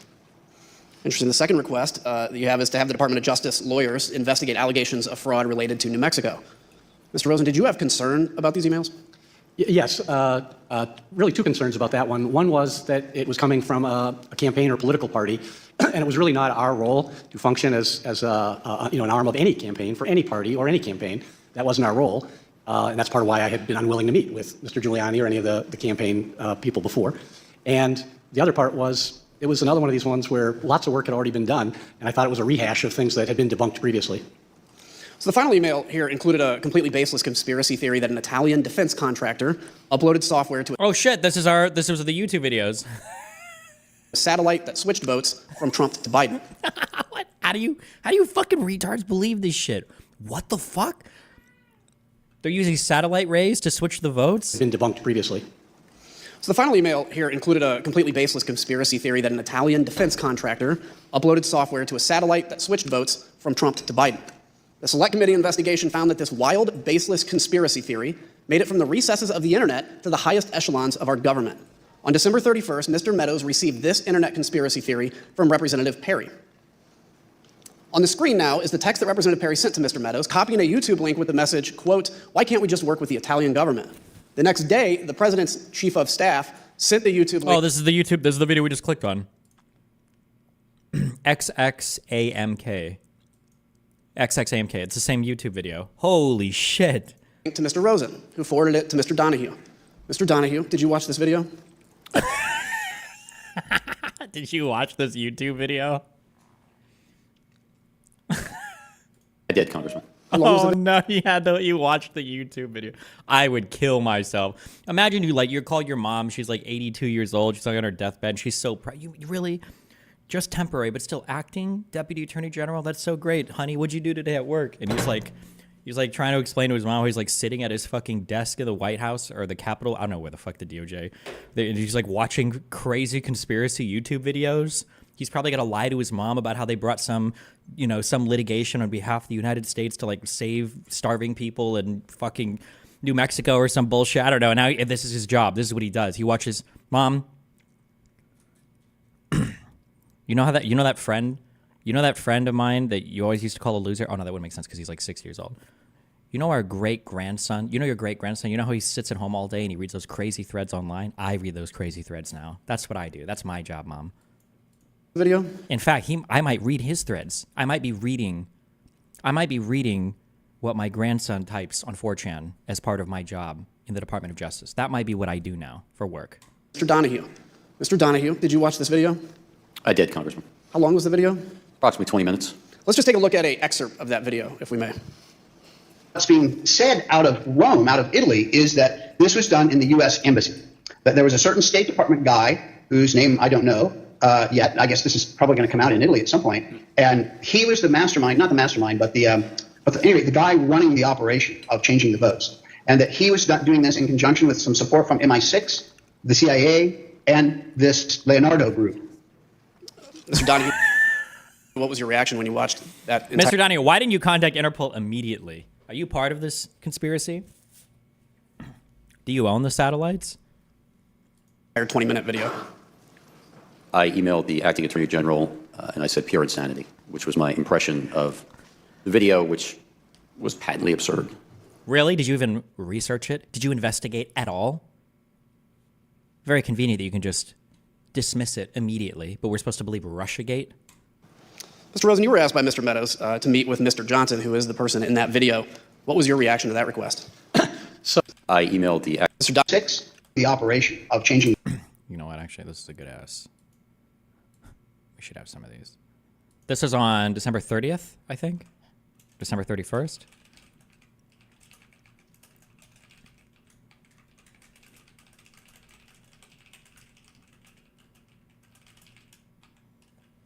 The votes. Minute video. I emailed the acting attorney general and I said pure insanity, which was my impression of the video, which was patently absurd. Mr. Rosen, you were asked by Mr. Meadows to meet with Mr. Johnson, who is the person in that video. What was your reaction to that request? So ordinarily, I'd get an email like this, and there was no phone call. It would just come over the transom. But this one, he called me, Mr. Meadows, and wait, is that what they were requesting in that state? Hold on. Let's see. On page 35 of this is the lawsuit filed by the DOJ, which was prepared by outside counsel. You've linked me a different... Is this from the Senate Judiciary Committee when they did their report? On page 147. Prayer for relief. So to have standing in a case, you have to prove that you were impacted. I think it's like a particularized injury or whatever. You also have to prove that the court can provide some relief. So prayer for relief is when you say, this is what I want you to do to make me whole. Make it right. Wherefore, the United States respectfully requests that this court issue the following relief. Declare that defendant states Pennsylvania, Georgia, Michigan, Wisconsin, Arizona, and Nevada administered the 2020 presidential election in violation of the Electors Clause and the 14th Amendment of the U.S. Constitution. Declare that the Electoral College votes cast by such presidential electors appointed in the defendant states cannot be counted. Enjoin the defendant states' use of the 2020 election results for the office of president to appoint presidential electors to the Electoral College. Enjoin means to prevent, right? Instruct or urge to do something. Oh, no, wait. That's enjoin defendant states' use of the 2020 election results for the... Enjoin the defendant states' use of the 2020 election results for the office of the president to appoint presidential electors to the Electoral College. Wait, what does that mean when we say this here? Instruct or urge somebody to do something, prescribe somebody to do something, prohibit someone from performing... Oh, no, it does. Oh, I'm sorry. Okay. Wait, it means the opposite in law is what it means. Okay, that's a little weird, but okay, gotcha. Okay, but that makes more sense. I'm sorry. Okay, yeah. Enjoin defendants, because it's saying they're not allowed to appoint their presidential electors. Enjoin the defendant states' use of the 2020 election results for the office of president to appoint presidential electors to the Electoral College and authorize, pursuant to the court's remedial authority, the defendant states to conduct a special election to appoint presidential electors. Enjoin defendant states' use of the 2020 election results for the office of president to appoint presidential electors to the Electoral College and authorize, pursuant to the court's remedial authority, the defendant states to conduct an audit of their election results supervised by a court-appointed special master in a manner to be determined separately. Award costs to the United States? Damn, we don't even want to pay for our own lawsuit? Oh, no. Oh, yeah, awarding costs would mean that the states are paying for the lawsuit. Grant such other relief as the court deems just and proper. Jesus.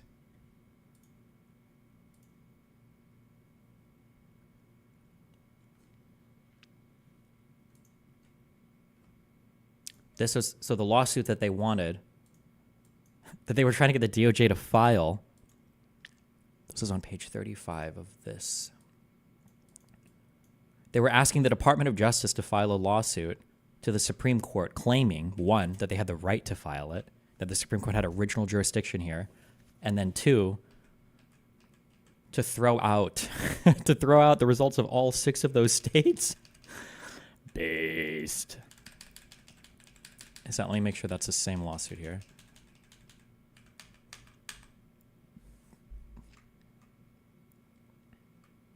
It is. Yeah, okay. But this one doesn't have the nasty shit on it. Damn.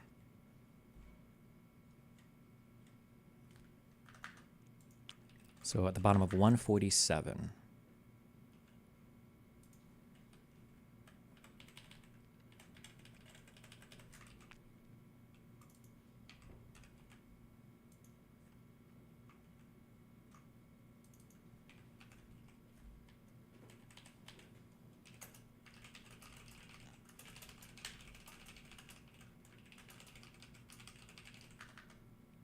Jesus.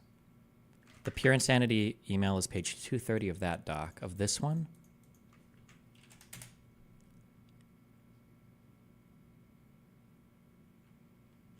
Or of this one?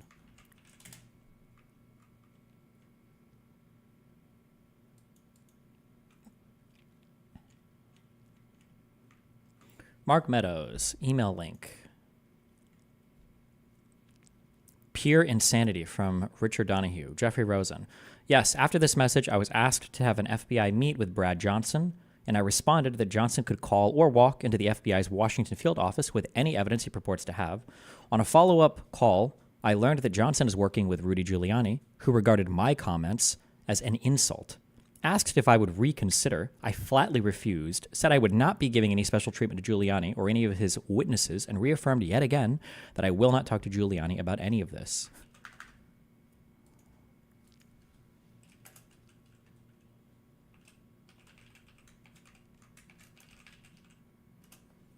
It's on Rumble.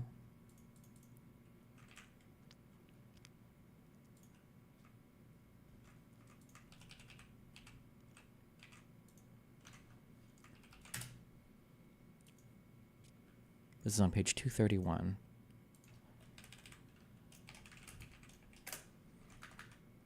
I don't have time to cut this video in. December the 17th and of 2020, you know, everybody at this point, I think most people have stopped following any election news because it's just too much. Following the minutia of it, and there's so much misinformation. Wait, this was published on January 2nd. So this couldn't have been. Something I've mentioned previously and promised updates on. So this is intended to be the kind of overarching update. So all of this broke in Italy, and it's all linked back to the U.S. presidential election. And the thing that's been bandied about here is, you know, I think everybody looks at it and you kind of analyze the numbers, and you know it's not right, but that doesn't prove anything was done. I mean, you know that the answer you're getting is not correct, but you have to be able to prove it. So I think we're finally kind of tracking this down as to where the actual problems took place. And as I said, all of this broke in Italy. And in Italy, this is a huge scandal. This is running the news. The internet. The rest of the photographs are of. Okay. And that. Wait, no. Wait, is that the video we were doing? No, this one. And asked me to meet with Mr. Johnson, and I told him this whole thing about Italy had been debunked, and that should be the end of that. And I certainly wasn't going to meet with this person. Oh, and he initially seemed to accept that. Okay. He said, you know, well, why won't you meet with him? I said, because if he has real evidence, which this video doesn't show, he can walk into an FBI field office anywhere in the United States. There's 55 of them. And he said, okay. But then he called me back a few minutes later and complained and said, I didn't tell you, but this fellow Johnson is working with Rudy Giuliani, and Mr. Giuliani is really offended that you think they have to go to an FBI field office. That's insulting. So couldn't you just have the FBI or you meet with these guys?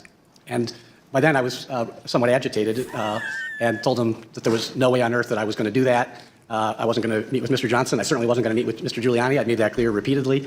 And so that's the end of that. You know, don't raise this with me again. And so because Mr. Donahue and I had been exchanging our views about this, I think it was 7:13 on a Friday night of New Year's Day, had run out of patience, and I sent the email that you're talking about, where I made pretty clear that I had no interest in doing anything further with this. Just to button this up, Mr. Donahue, did you receive a follow-up call from a Department of Defense official about this conspiracy? I did. I believe it was that same day. Can you give details on that at all? I received a telephone call from Kash Patel, who I know was a DOD official at that time, worked for, I believe, Acting Secretary of Defense Miller, and he didn't know much about it. He basically said, do you know anything about this Italy thing and what this is all about? And I informed him that the Chief of Staff had raised the issue with us in his office on December 29th, that we had looked into it a little bit. We had run the name that was provided to us by the Chief of Staff. I learned that that individual was in custody in Italy. He had been arrested for a cyber offense of some sort in Italy. The allegation was that he had been exfiltrating data from his company. He was either in the... Oh, convenient. So the Italian mafia got him on behalf of the U.S. CIA and MI6. An employee. And Hillary Clinton. Or a contractor of that company, and he was in custody. And the Jews.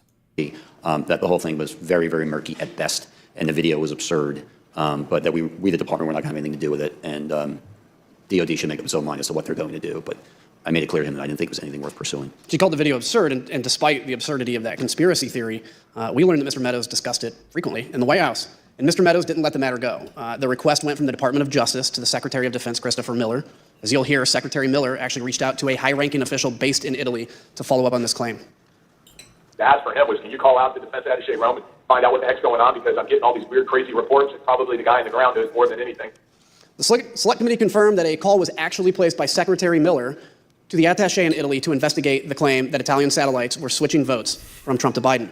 This is one of the best examples of the lengths to which the President Trump would go to stay in power, scouring the internet to support his conspiracy theories shown here, as he told Mr. Donahue in that December 27th call, quote, "You guys may not be following the internet the way I do." President Trump's efforts to this point had failed. Stonewalled by Mr. Rosen and Mr. Donahue, President Trump had only one option. He needed to make Clark acting attorney general. Mr. Rosen, during a January 2nd meeting with Mr. Clark, did you confront him again about his contact with the president? And if so, can you describe that? So at this point, Mr. Clark had told us that the president had asked him to consider whether he would be willing to replace me, supposedly on a timetable by Monday, the 4th. And so I had told Mr. Clark I thought he was making a colossal error in judgment, but I also hoped to persuade him to be more rational and to understood what we had understood, that there's not a factual basis for the fraud assertions that are being made. So at this meeting, Mr. Donahue and I met with Mr. Clark, and I guess my hopes were disappointed in that Mr. Clark continued to express the view that he thought there was fraud, even though he had not been a participant in the department's review of that, and that he was dissatisfied that we knew what we were doing. So, but he had acknowledged that he had had further, I don't know if it was meeting or phone calls or what, but further discussion with the president, despite having, a week earlier said that if he wouldn't do that, and if he did, if he got an invitation to do that, he would let Rich Donahue or me know. So it was a contentious meeting where we were chastising him that he was insubordinate, he was out of line, he had not honored his own representations of what he would do, and he raised again that he thought that letter should go out, and we were not receptive to that. Did he tell you in that the president had offered him the job of acting attorney general? That was a day later. On the 2nd, he said that the president had asked him to let him know if he'd be willing to take it. Subsequently, he told me that on Sunday the 3rd, he told me that the timeline had moved up and that the president had offered him the job and that he was accepting it. Well, let's ask about that. What was your reaction to that? Well, on the one hand, I wasn't going to accept being fired by my subordinate, so I wanted to... True. Oh, does he get into the quote here? There's such a good quote here. Because Clark says to Rosen, after Rosen is like, wait, what? The president is giving you my job? I think Clark says, yeah, but hey, listen, if you play ball, I'll let you be my deputy attorney general. I think he says it to Rosen. I wonder if that comes up here. Fuck, hold on. Was this part of the January 2nd call, or was this a different call on January, a different call on the... Well, John, then had asked him... Well, let's ask about that. What was your reaction to that? It was, again, out of line. He called... He needed to make Clark acting attorney general. You guys may not be by Mr. Rosen and Mr. Donahue. President Trump had only one option. He needed to make Clark acting attorney general. Mr. Rosen, during a January 2nd meeting with Mr. Clark, did you confront him again about his contact with the president? And if so, can you describe that? Okay, I think it was a different one. So at this point, Mr. Clark... Or was this the same meeting as Donahue? That got even more confrontational. But he was defensive, and similar to his earlier reaction when I said this is nothing less than the Justice Department meddling in an election, his reaction was, I think a lot of people have meddled in this election. And so we kind of clung to that and then spewed out some of these theories, some of which we heard from the president, but others which were floating around the internet and media, and just kept insisting that the department needed to act and needed to send those letters. The committee is also... Okay, I think this is a second meeting. I think it's a separate meeting. Told us that the president had asked him to consider whether he would be willing to replace me, and supposedly on a timetable by Monday, the 4th. And so I I had told Mr. Clark I thought he was making a colossal error in judgment, but I also hoped to persuade him to be more rational and to understood what we had understood, that there's not a factual basis. And I guess my hopes were disappointed in that Mr. Clark continued to express the view that he thought there was fraud, even though he had not been a participant in the department's review of that, and that he was dissatisfied that we knew what we were doing. So, but he had acknowledged that he had had further, I don't know if it was meeting or phone calls or what, but further discussion with the president, despite having, a week earlier said that if he wouldn't do that, and if he did, if he got an invitation to do that, he would let Rich Donahue or me know. So it was a contentious if he got an invitation to do that, despite having, a week earlier said that if he wouldn't do that, and if he did, if he got an invitation to do that, he would let Rich Donahue or me know. So it was a contentious meeting where we were chastising him that he was insubordinate, he was out of line, he had not honored his own representations of what he would do, and he raised again that he thought that letter should go out, and we were not receptive to that. Can he tell you in that the president had offered him the job of acting attorney general? That was a day later. On the 2nd, he said that the president had asked him to let him know if he'd be willing to take it. Subsequently, he told me that on Sunday the 3rd, he told me that the timeline had moved up and that the president had offered him the job and that he was accepting it. Oh, He told me that take it. Subsequently, he told me that on Sunday the 3rd, he told me that the timeline had moved up and that the president Okay. asked him to 150. We're at 152. Okay, so this is on the 3rd.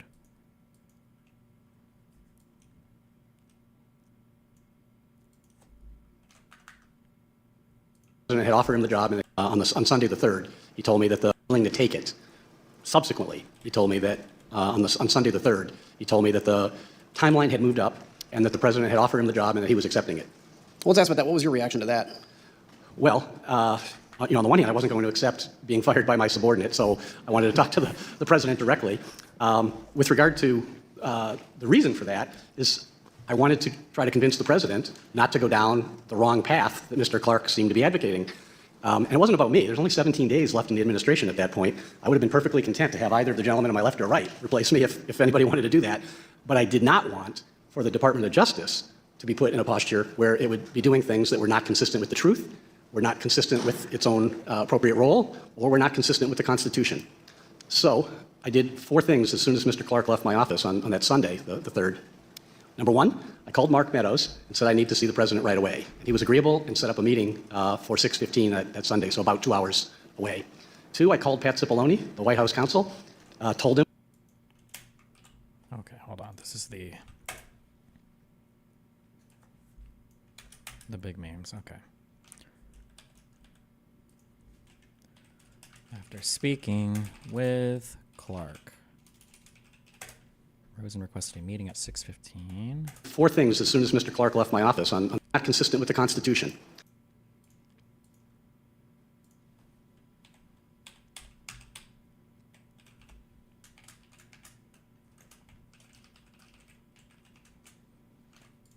So I did 4 things as soon as Mr. Clark left my office on that Sunday, the 3rd. Number 1, I called Mark Meadows and said I need to see the president right away. He was agreeable and set up a meeting for 6:15 that Sunday, so about 2 hours away. 2, I called Pat Cipollone, the White House counsel, told him what was going on, and he said he would go into the White House to make sure he was at the meeting and he would be supporting the Justice Department's position as he had been doing consistently. 3, I called Steve Engel, who was, I was at the department, it was a Sunday, but there had been some reasons I needed to be there. Mr. Engel, I called at home and asked him if he would come in and go to the meeting, which he did. It had proved to be quite helpful. And then number 4, I asked Rich Donahue and Pat Hovakimian, who had previously been my chief of staff, to get the department's senior leadership on a call and let them know what was going on, and which they did.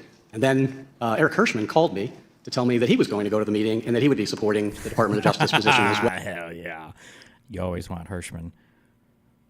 Well, so I knew that the meeting was on course and that I would have a number of people supportive of the Department of Justice's approach and not supportive of Mr. Clark's approach. Did Mr. Clark ask you to continue to stay at the department? At that Sunday meeting. Oh, this is it. When he told me that he would be replacing me, he said that he had asked to see me alone because usually he had met with me and Mr. Donahue. But he wants to kick Donahue out, but he'll make Rosen his assistant. because he thought it would be appropriate in light of what was happening to at least offer me that I could stay on as his deputy.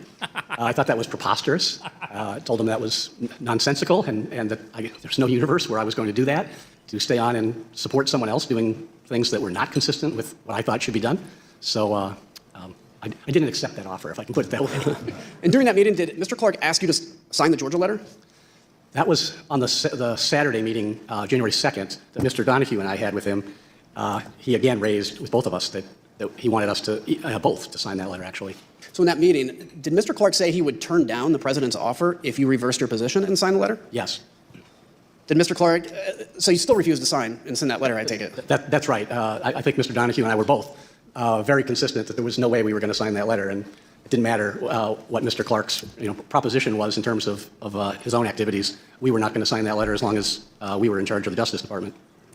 Thank you for that, by the way. Mr. Donahue, were you expecting to have to attend a meeting at the White House on Sunday, January 3rd? No. As the acting AG indicated, we had a meeting that afternoon that related to preparations for January 6th, so I was at the department, but I had no expectation of leaving the department. It was a Sunday afternoon, and I was there in civilian clothes, as we both were, and expected to have that meeting, do some other work, but I had no expectation of going to the White House that day. So let's ask, so prior to that Oval Office meeting, did you set up a conference call with senior leadership at the department? And if so, tell us about that call. Yes, so obviously it was a bit of a scramble that afternoon to prepare for the Oval Office meeting. We had discussed on several occasions, the Acting Attorney General and I, whether we should expand the circle of people who knew what was going on. It was very important that Steve Engel know, and that's why I reached out to Steve on December 28th, because if Mr. Rosen were removed from the seat and the President did not immediately appoint someone else to serve as Attorney General, just by function of the department's chain of succession, Mr. Engel would be in the seat. We wanted to make sure he knew what was going on should that occur. So the three of us knew. We also brought Pat Hovakimian in, so the four of us knew. But no one else, aside from Jeff Clark, of course, knew what was going on until late that Sunday afternoon. We chose to keep a close hold because we didn't want to create concern or panic in the Justice Department leadership. But at this point, I asked the acting AG, what else can I do to help prepare for this meeting at the Oval Office? And he said, you and Pat should get the AAGs on the phone, and it's time to let them know what's going on. Let's find out what they may do if there's a change in leadership, because that will help inform the conversation at the Oval Office. Pat Hovakimian subsequently set up that meeting. We got most, not all, but most of the AAGs on the phone.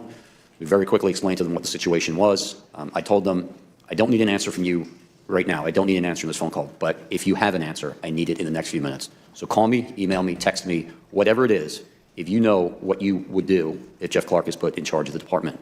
And immediately, Eric Dryben, who was the All of this testimony moving forward could not be reviewed, correct? Every single thing I've gone over today, none of this could be reviewed, correct? All of this would be off, unreviewable. What you would do if Jeff Clark is put in charge of the department. And immediately, Eric Dryben, who was the AAG of the Civil Rights Division, said, I don't need to think about it. There's no way I'm staying. And then the other AAGs began to chime in turn, and all essentially said they would leave. They would resign en masse if the president made that change in the department leadership. Incredible. I'd like to look at the assistant attorney generals on the screen. If we can pull that up, have their pictures. Did every assistant attorney general you spoke to, as you said, agree to resign? Megan Delrahim was not on the call only because we had some difficulty reaching him. But yes, the other people on the screen were on the call and all, without hesitation, said that they would resign. So as part of the Select Committee's investigation, we found out while Mr. Rosen, Mr. Donahue, and Mr. Engel were preparing for their meeting at the White House, Jeff Clark and the president were in constant communication beginning at 7 a.m. White House call logs obtained by the committee show that by 4:19 p.m. on January 3rd, the White House had already begun referring to Mr. Clark as the acting attorney general. Yep. As far as the White House was concerned, Mr. Clark was already at the top of the Justice Department.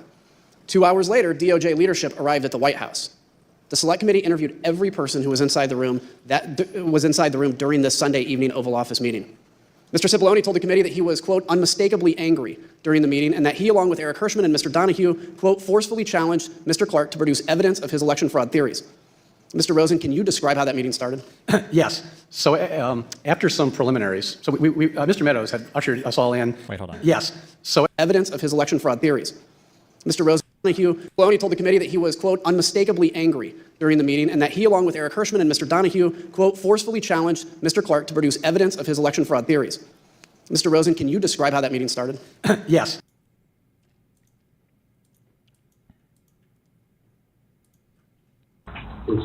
You're not going to do anything. You don't even agree. Okay, I might not need any of this because I think they might go into more detail here, but.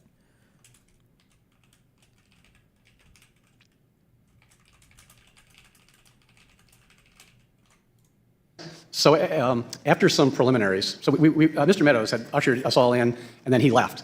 So Mr. Cipollone did some introductions and things. So after some preliminaries, the president turned to me and he said, well, one thing we know is you, Rosen, you aren't going to do anything. You don't even agree with the claims of election fraud. And this other guy at least might do something. And then I said, well, Mr. President, you're right that I'm not going to allow the Justice Department to do anything to try to overturn the election. That's true. But the reason for that is because that's what's consistent with the facts and the law, and that's what's required under the Constitution. So that's the right answer and a good thing for the country, and therefore, I submit it's the right thing for you, Mr. President.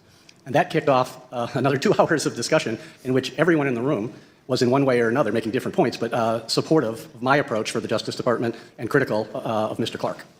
So at some point, Mr. Donahue comes in the room. Can you explain what led to him coming in the room? Oh, I forgot about that. So initially, in part, I think because he was underdressed, we had not arranged, we had not yet told the president that he was going to come in. The White House had a list of who would be there. That did include Mr. Engel and the White House counsel and the deputy White House counsel, Mr. Hirschman. We went in, and then we told the president, maybe 10 minutes into the meeting or something, I forget how far in, Mr. Donahue was outside, and he said, we'll bring him in. And then Wait, fuck, I should do it this timeline instead.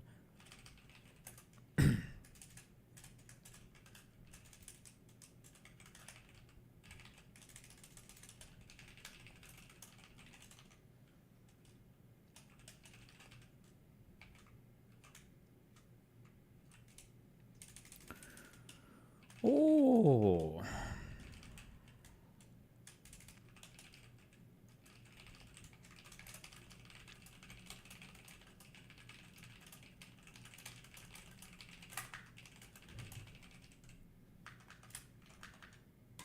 Mr. Donahue came in and joined the meeting.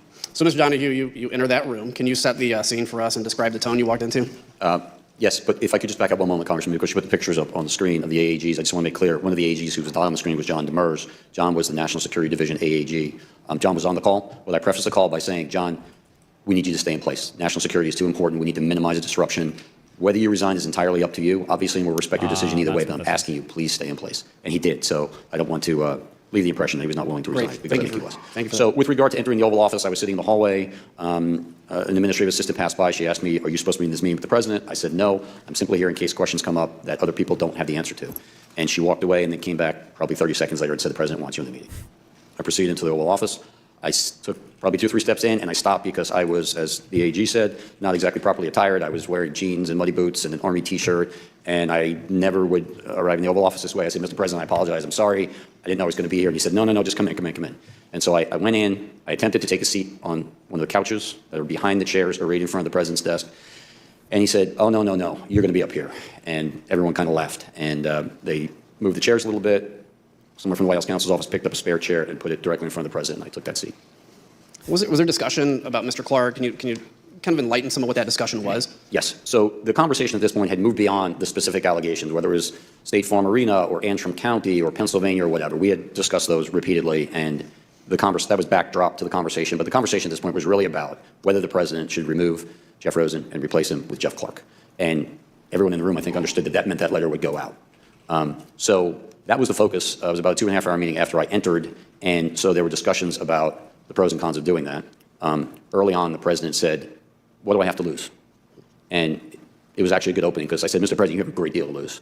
And I began to explain to him what he had to lose, and what the country had to lose, and what the department had to lose. And this was not in anyone's best interest. That conversation went on for some time. Everyone essentially chimed in with their own thoughts, all of which were consistent about how damaging this would be to the country, to the department, to the administration, to him personally.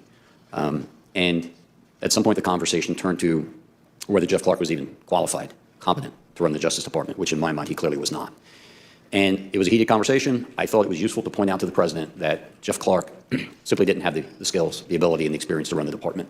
And so I said, Mr. President, you're talking about putting a man in that seat who has never tried a criminal case, who's never conducted a criminal investigation. He's telling you that he's going to take charge of the department, 115,000 employees, including the entire FBI, and turn the place on a dime and conduct nationwide criminal investigations that will produce results in a matter of days. It's impossible. It's absurd. It's not going to happen, and it's going to fail. He has never been in front of a trial jury, a grand jury. He's never even been to Chris Wray's office. I said at one point, if you walked into Chris Wray's office, 1, would you know how to get there? And 2, if you got there, would you even know who you are? Do you really think that Wray was the, Chris Wray, I think, was the acting head of the FBI, or was he actually confirmed? Or was it? Okay. Did he actually become the permanent director guy? I don't know if he was just acting. The FBI is going to suddenly start following. Oh, he still is. Okay. One, would you know how to get there? And two, if you got there, would you even know who you are? Do you really think that the FBI is going to suddenly start following your orders? It's not going to happen. He's not competent. And that's the point at which Mr. Clark tried to defend himself by saying, well, I've been involved in very significant civil and environmental litigation. I've argued many appeals in appellate courts and things of that nature. And then I pointed out that, yes, he was an environmental lawyer. And I didn't think that was appropriate background to be running in the United States Justice Department. Did anybody in I like how they're summarized. I wonder how did he actually say that? I don't think that's an appropriate background to be running the DOJ. support Mr. Clark? No one. Mr. Rosen, it was you he was going to replace. So what was your view about the president's plan to appoint Mr. Clark? Well, as I alluded to earlier, the issue really wasn't about me. It would have been fine, as I said, to have had Rich Donahue replace me. I would have said, great, I get 17 days vacation or something. But the issue was the use of the Justice Department. And it's just so important that the Justice Department adhere to the facts and the law. That's what it's there to do. And that's what our constitutional role was. And so if the Justice Department gets out of the role that it's supposed to play, that's really bad for our country. And I don't have a simpler way to say that. And when you damage our fundamental institutions, it's not easy to repair them. So I thought this was a really important issue to try to make sure that the Justice Department was able to stay on the right course. Mr. Donahue, did you eventually tell the president that mass resignations would occur if he installed Mr. Clark and what the consequences would be? Yes. So this was in line with the president saying, well, I have to lose. Along those lines, he said, so suppose I do this. Suppose I replace him, Jeff Rosen, with him, Jeff Clark. What would you do? And I said, Mr. President, I resign immediately. I'm not working 1 minute for this guy, who I just declared was completely incompetent.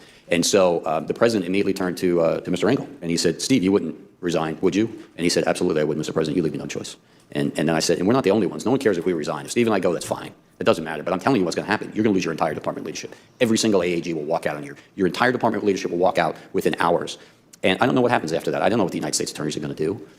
We have U.S. attorneys in districts across the country, and my guess would be that many of them would have resigned. And that would then have led to resignations across the department in Washington. And I said, Mr. President, within 24, 48, 72 hours, you could have hundreds and hundreds of resignations of the leadership of your entire Justice Department because of your actions. What's that going to say about you? Wow. Mr. Engel, can you describe what your reaction was to that? Yeah, no, I think when the president, my recollection is that when the president turned to me and said, Steve, you wouldn't leave, would you? I said, Mr. President, I've been with you through 4 attorneys general, including 2 acting attorney general, but I couldn't be part of this. And then the other thing that I said was that, look, all anyone is going to sort of think about when they see this, no one is going to read this letter. All anyone is going to think is that you went through 2 attorneys general in 2 weeks until you found the environmental guy to sign this thing. And so the story is not going to be that the Department of Justice has found massive corruption that would have changed the result of the election. It's going to be the disaster of Jeff Clark. And I think at that point, Pat Cipollone said, yeah, this is a murder-suicide pact, this letter. And I would note, too, Congressman, that it was in this part of the conversation where Steve pointed out that Jeff Clark would be left leading a graveyard. And that comment, Steve pointed out that Jeff Clark would be left leading a graveyard. And that comment clearly had an impact on the president. The leadership will be gone. Jeff Clark will be left leading a graveyard. Again, the premise which as Mr. Donahue has said, but that Mr. Clark could come in and take over the Department of Justice and do something different was just an absurd premise. And all he was doing, Mr. Clark, by putting himself forward, was blowing himself up. And if the president were to have gone that course, it would have been a grievous error for the president as well. Well, Mr. Cipollone, the White House counsel, told the committee that Mr. Engel's response had a noticeable impact on the president, that this was a turning point in the conversation. Mr. Donahue, towards the end of this meeting, did the president ask you what was going to happen to Mr. Clark? He did. When we finally got to I would say the last 15 minutes of the meeting, the president's decision was apparent. He announced it. Jeff Clark tried to scrape his way back and asked the president to reconsider. The president doubled down and said, no, I've made my decision. That's it. We're not going to do it. And then he turned to me and said, so what happens to him now? Meaning Mr. Clark. And he understood that Mr. Clark reported to me. And I didn't initially understand the question. I said, Mr. President, and he said, are you going to fire him? And I said, I don't have the authority to fire him. He's a Senate-confirmed Assistant Attorney General. And he said, well, who has the authority to fire him? And I said, only you do, sir. And he said, well, I'm not going to fire him. I said, all right, well, then we should all go back to work. Did you get a call from the president later that night? I did, I don't know, probably 90 minutes later or something like that. What was that about? The president, at this point, we left the White House, reconvened at the department. I left the department. I was back in my apartment. My cell phone rang. It was the president, and he had information about a truck supposedly full of shredded ballots. another meme investigation. In Georgia, that was in the custody of an ICE agent whose name he had. I told him that ICE was part of Department of Homeland Security. I had heard about this. If Department of Homeland Security needed our assistance, we, of course, would provide it. but it was really up to DHS to make a call if their agent was involved. And he said, fine, I understand. Can you just make sure that Ken, meaning Ken Cuccinelli, knows about this? I said, fine, I would pass that along to him. I eventually contacted Ken Cuccinelli later that evening, and I said, this is what the president told me. If you guys have anything you think should be brought to our attention, let me know. And he said, thank you, and that was it. Mr. Cipollone left the meeting convinced the president would not appoint Mr. Clark, but he didn't think the president had actually accepted the truth about the election. Sure enough, all the same debunked theories appeared in his speech at the Ellipse 3 days later. In the state of Arizona, over 36,000 ballots were illegally cast by voters, 500 votes. At least temporarily. Mr. Donahue, Mr. Rosen, Mr. Engel, and others stopped President Trump's efforts, at least temporarily. Yet the message President Trump and his Republican allies pushed throughout December made its way to his supporters anyway. And they kept up the pressure campaign on the way to storming the Capitol on January 6th.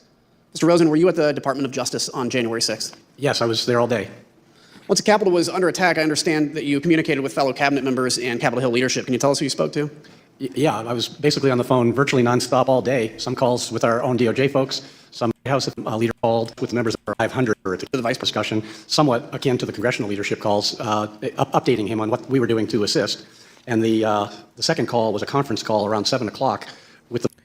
This shows that Trump was desperately looking for fraud. Why waste time looking into all these BS fraud claims if he just wanted to steal the election? At this point, you can take the position that Trump sincerely believes that there is fraud. But if you take that position, then you have to acknowledge that Trump is so unbelievably incompetent, he probably shouldn't even be allowed to drive, let alone be president of the United States. The vice president, congressional leaders, senior White House staff, some other cabinet officials, to address that order appeared to be close to being restored, but security still being determined, and the question being what time could the Congress reassemble? And there was... Yes, sir. We see here in a video that we're going to play now, and that's after you arrived at the Capitol, did you lead a briefing for the vice president? Leadership. Pardon. Mr. Donahue stayed steadfastly committed to the oath they take as officials in the Department of Justice. On January 6th itself, they assisted during the attack. As you see, he emailed the White House, quote, pursuant to a request from Matt Gaetz, requesting a pardon for Representative Gaetz himself. He manifested pardons in the day. Some of them failed to uphold theirs and instead chose to spread the big lie. Days after the tragic events of January 6th, some of these same Republican members requested pardons in the waning days of the Trump administration. 5 days after the attack on the Capitol, Representative Mo Brooks sent the email on the screen now. As you see, he emailed the White House, quote, pursuant to a request from Matt Gaetz, requesting a pardon for Representative Gaetz himself, an unnamed... Mo Brooks email. Mo Brooks. Please just show up. Um,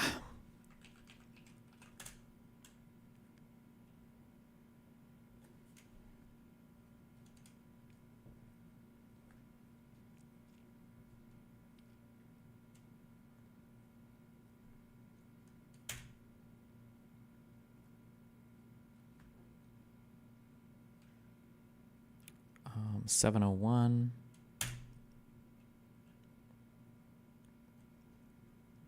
(702)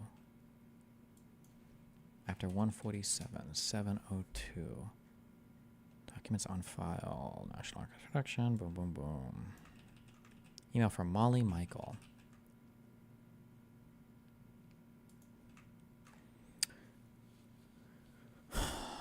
To Brooks, Mo Brooks. Dear Molly, President Trump asked me to send you this letter. This letter is also pursuant to a request from Matt Gaetz. It is clear that deep-pocketed and vitriolic socialist Democrats, with perhaps some liberal Republican help, are going to abuse America's judicial system by targeting numerous Republicans with sham charges deriving from our recent fight for honest and accurate elections and speeches related thereto. As such, I recommend that President give general, all-purpose pardons to the following groups of people. Every Republican who signed the amicus brief in the Texas lawsuit against other states deriving from their violation of Article 1, Section 4, and perhaps other provisions of the United States Constitution. Every congressman and senator who voted to reject the Electoral College vote submissions of Arizona and Pennsylvania.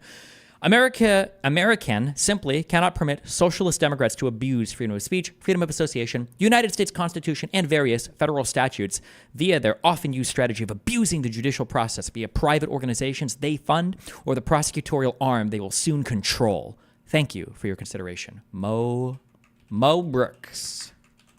Mo Brooks.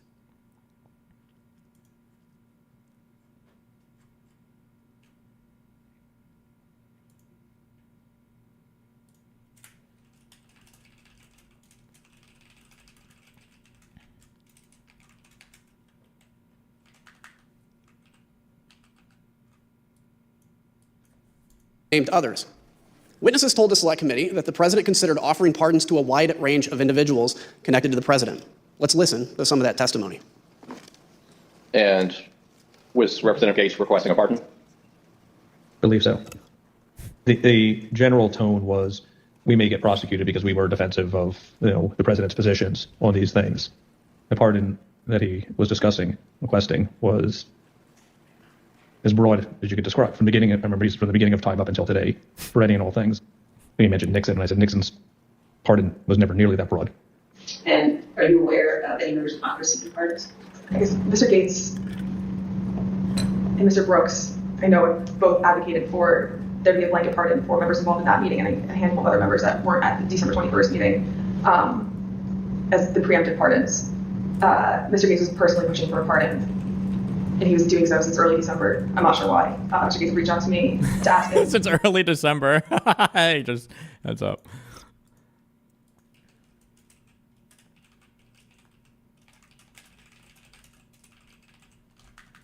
The president was Involved in the preemptive pardon. I'm not sure why. Mr. Gates reached out to me to ask. Several of them did. So you mentioned Mr. Gates, Mr. Brooks. Mr. Biggs did. Mr. Jordan talked about congressional pardons, but he never asked me for one. It was more for an update on whether the White House is going to pardon members of Congress. Mr. Gomer asked for one as well. Mr. Perry asked for a pardon too. I'm sorry. Mr. Perry, did he talk to you directly? Yes, he did. Did Marjorie Taylor contact you? No, she didn't contact me about it. I heard that she had asked White House Counsel Office for a pardon. Can you give this green? Are you aware of any conversations or communications regarding the Is that Jackson Hinkle? possibility of giving Congressman Matt Gaetz a pardon? I know he had asked for it, but I don't know if he ever received one or what happened with it. How do you know that Congressman Gaetz asked for a pardon? Asked for it, but I don't know if he ever received one or what happened. John McEntee.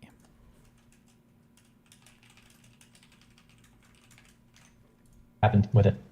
How do you know that Congressman Gaetz asked for a pardon? He told me. Tell us about that. He told me to ask Meadows for a pardon. Were you involved in or did you witness any conversations about the possibility of a blanket pardon for everyone involved in January 6th? I heard that mentioned. Yeah. Do you know whether the president had any conversations about potentially pardoning any family members? I know he had hinted at a blanket pardon for the January 6th thing for anybody, but I think he had for all the staff and everyone involved. Not with January 6th, but just before he left office, I know he had talked about that. Joining us today, expedite submit objection. Lawyers are not the president's personal lawyers.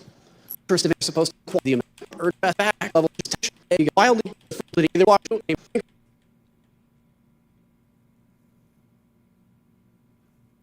be able to shine light on the darkness, truth, in our families, and at the ballot box, and within our own. Wow, good job. Okay, cool. Wow, we finished this part today. Hold on, wait.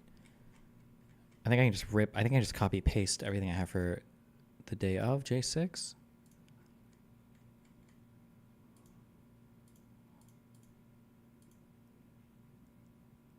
Oh my God, okay. Whew.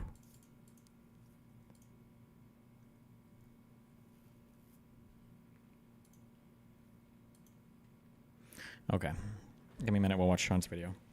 Hold on one sec.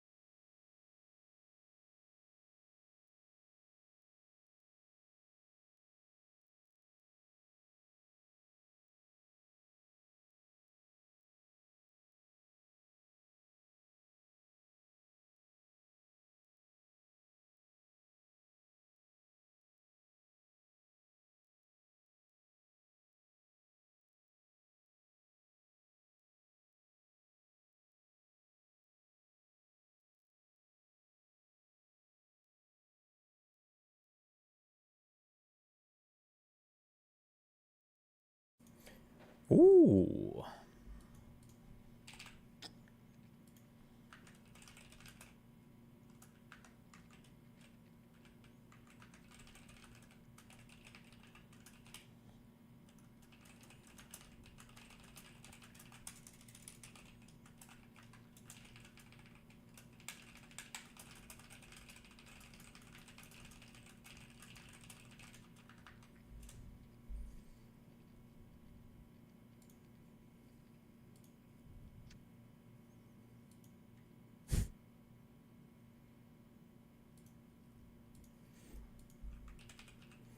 Oh boy.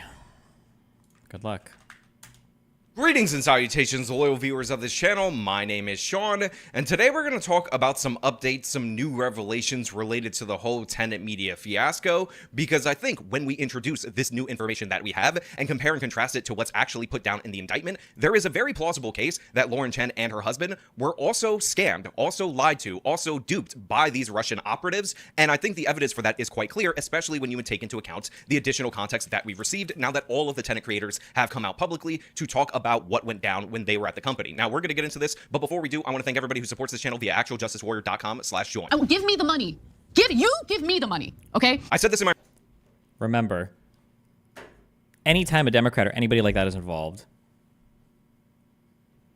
okay, as conspiratorial as possible. Every possible connection is true, and every connection of a connection that can be implied is absolutely true. 1,000,000,000,000%. Okay? But when it's our friends, even the things that are alleged to be true maybe are not true. Okay? When it's our friends, it's way different.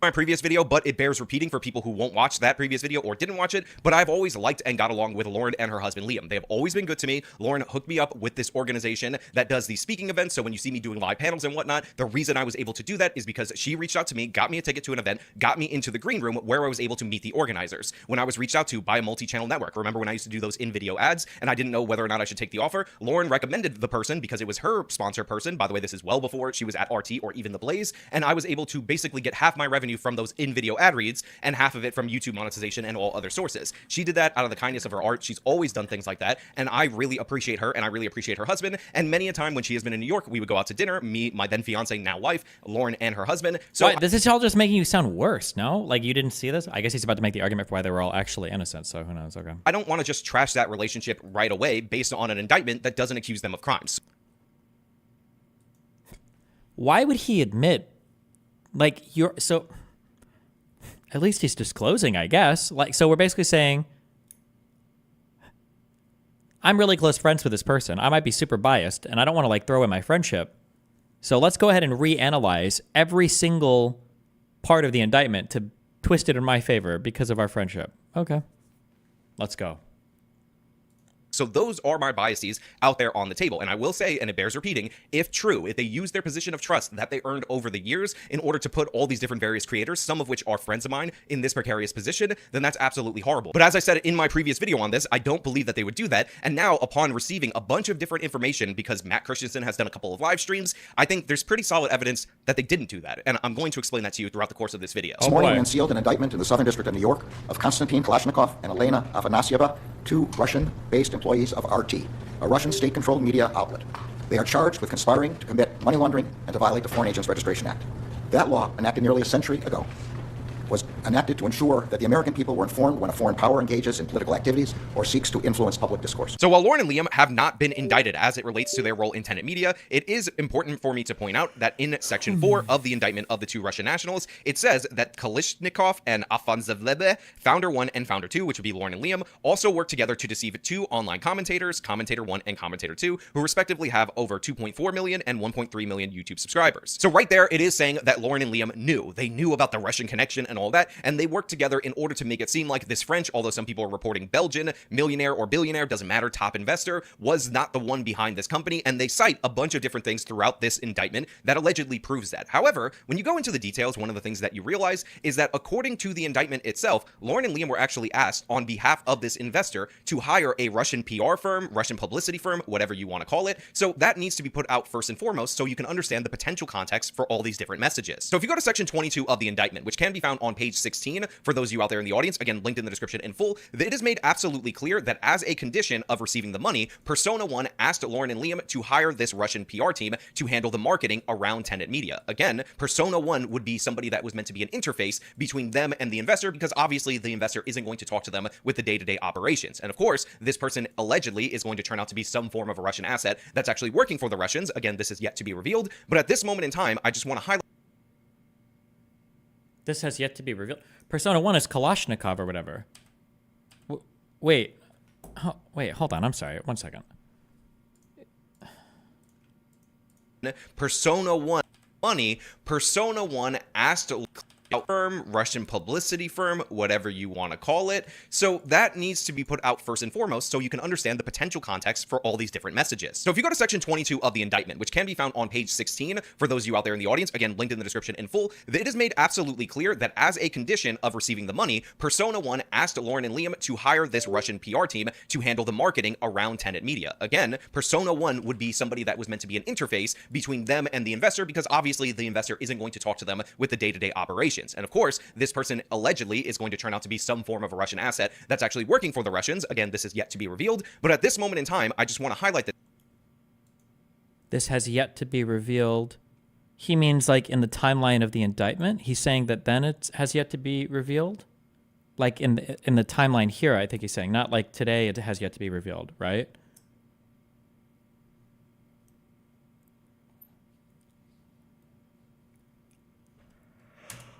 Huh.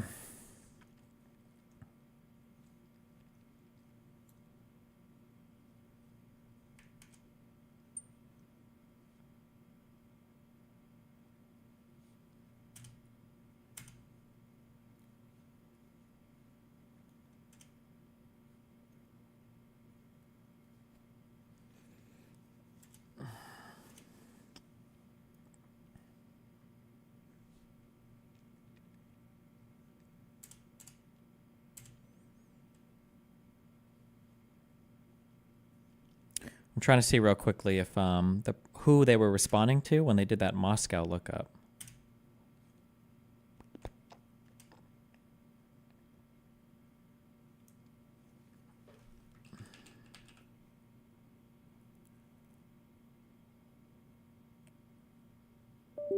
Shut up.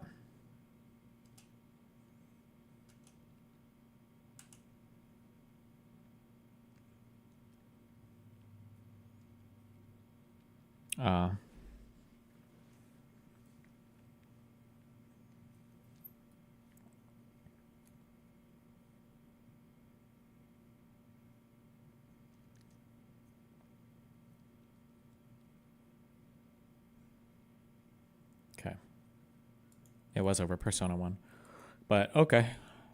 This section, read it to you so you can understand the case that I'm making. On or about March 31st, Persona 1 emailed Founder 1 a draft of the new contract that we would like to offer. Persona 1 described the new contract as consisting of 2 stages. Quote, the pre-talent signing, where your scope of work is similar to now, and the post-talent signing. So she knew Persona 1 was in Russia, no? I'm trying to think like the Steelman defense. What if she asked Persona 1 this question, and she looked at the time in Russia because she thought maybe Persona 1 was waiting on Edward Gregorian or whatever, and he was Russian, but maybe Persona 1 wasn't Russian, but she wanted to check up the Moscow time because she was waiting on Persona 1 maybe to get a message back from Edward, and that's what was taking him so long? Which is after we sign Commentator 2 and Commentator 1 with your help. Persona 1 advised that the scope of your work will grow substantially to include managing the channel in the post-talent signing phase, he was supposed to be new French. areas of Okay, I don't know. I responsibility tried. and our new offered compensation. In a subsequent email on or about April 14th of 2023, Persona 1 informed Founder 1 that the, quote, managing and marketing for the new platform's social media accounts would, quote, be done by the Russian firm we agreed to hire. But you will, of course, be the CEO and set the working standard and path for them to follow, and possibly you could hire a few more more people from your side to further handle the operational side of things. On or about April 17th, 2023, Founder 1 replied in part that Founder 1 was happy to work with the Russian firm as set forth below. This, quote, Russian firm consisted of Kalishnikov and Afadeh, which are the people that are indicted, who later monitored and directed U.S. Company 1's activities under the guise of an outside editing firm. The American people are entitled to know when a foreign power is attempting to exploit our country's free exchange of ideas in order to send around its own propaganda. The company never disclosed to the... I'm sorry.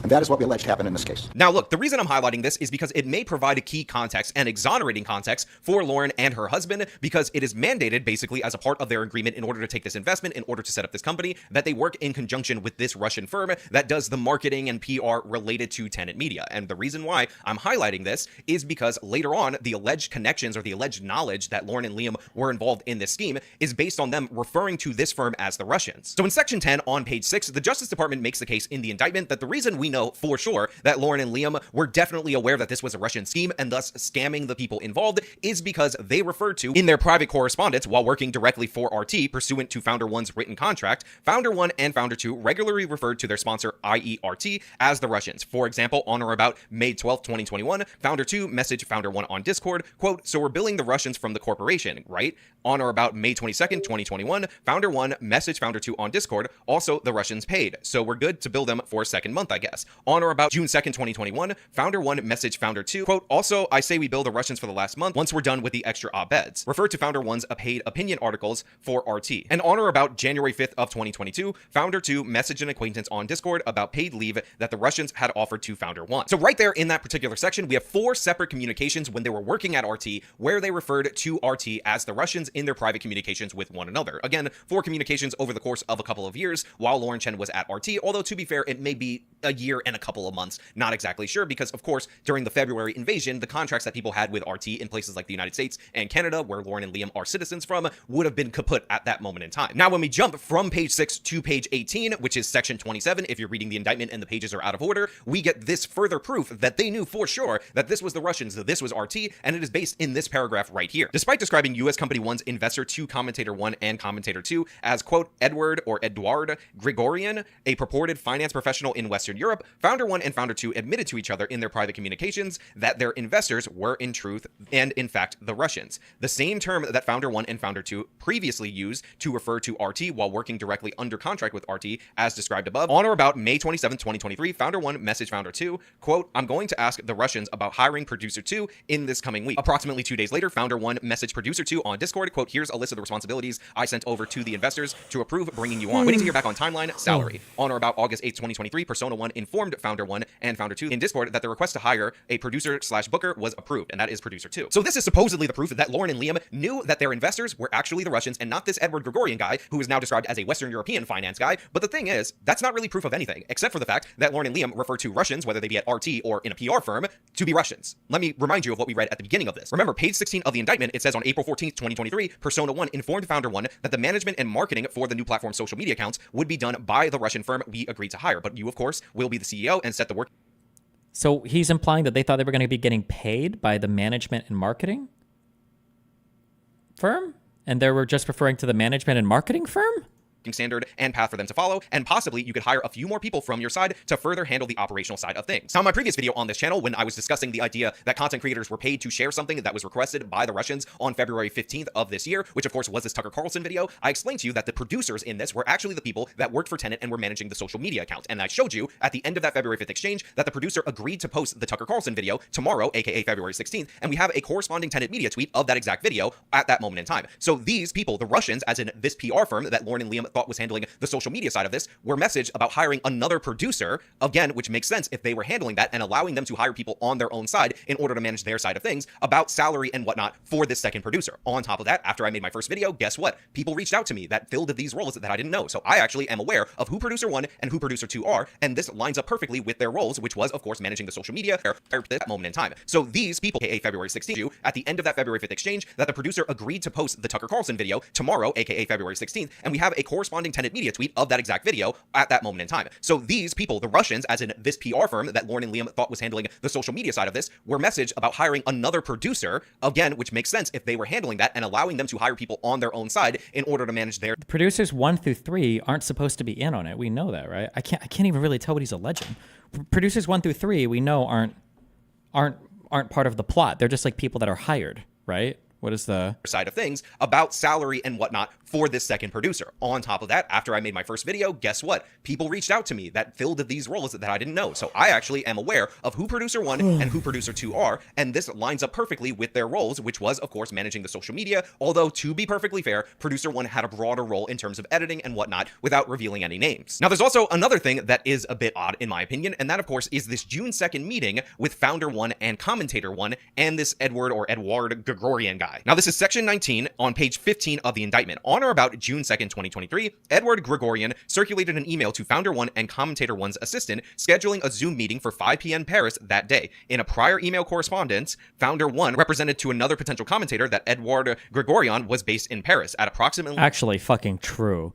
Crazy, dono, $10 from Jason Killian. Crazy the cope about the Russians from the people who repeat the big guy thing about the Bidens endlessly. True. That one phrase, the big guy, was apparently enough to prove an entire Burisma conspiracy that, by the way, still has no evidence for it. That entire Burisma conspiracy because of, quote, the big guy, end quote. But the Russians, I mean, could be anybody. How is he going to explain away this one? Oh, man, here we go.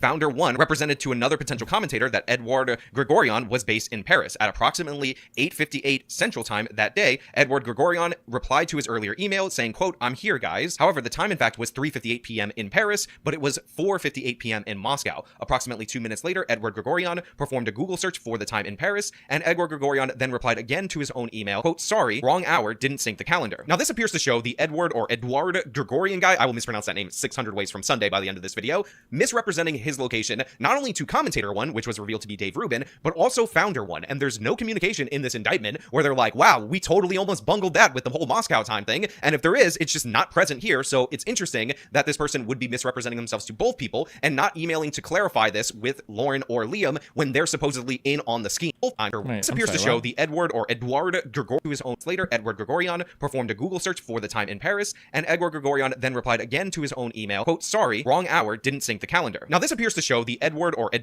Gregorian guy, I will mispronounce that name 600 ways from Sunday by the end of this video, misrepresenting his location, not only to commentator 1, which was revealed to be Dave Rubin, but also founder 1. And there's no communication in this indictment where they're like, wow, we totally almost bungled that with the whole Moscow time thing. And if there is, it's just not present here. So it's interesting that this person would be misrepresenting themselves to both people and not emailing to clarify this with Lauren or Liam when they're supposedly in on the scheme. So this is...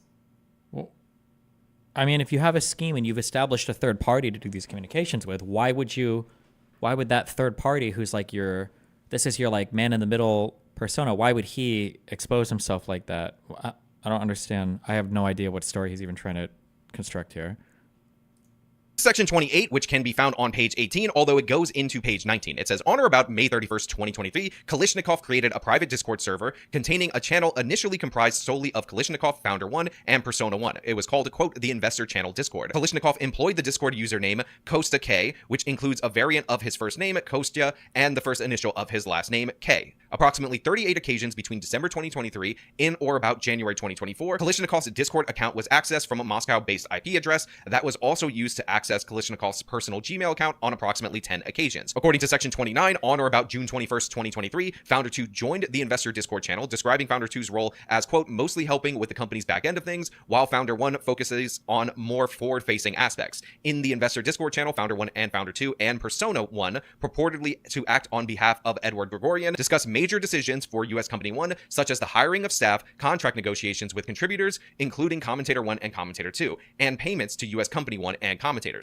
Kalishnikov monitored and occasionally participated in those discussions. So you have these people in the Discord. We have Persona 1, who is considered to be a contact point for the investor, and we also have Kalishnikov, who again is related to the Russian PR/marketing firm, whatever you want to call it, that the investors insisted that they hire for the social media side of the marketing. Well, this is where things get real dodgy with what the DOJ is claiming, because they're asserting, without accusing Lauren and Liam of actually committing a crime because they're not indicted, that they participated in the deception, and this is broadly being used as evidence by people on the internet.com, even though I don't don't think that this is sufficient evidence at all to make that case. Founder 2 also used the investor Discord channel to, among other things, submit U.S. Company 1's invoices to Persona 1 and to press for payment of those invoices. For example, on or about September 11th of 2023 at approximately 8:07 p.m. Central Time, Founder 2 wrote in the investor Discord channel, quote, "Today marks 2 weeks since I submitted an invoice for August. Any idea for the delay? We are signing the large contracts and need to be certain we will get the funding to pay these people." Persona 1 did not immediately respond. While awaiting a reply from Persona 1, Founder 1 searched the current time in Moscow, specifically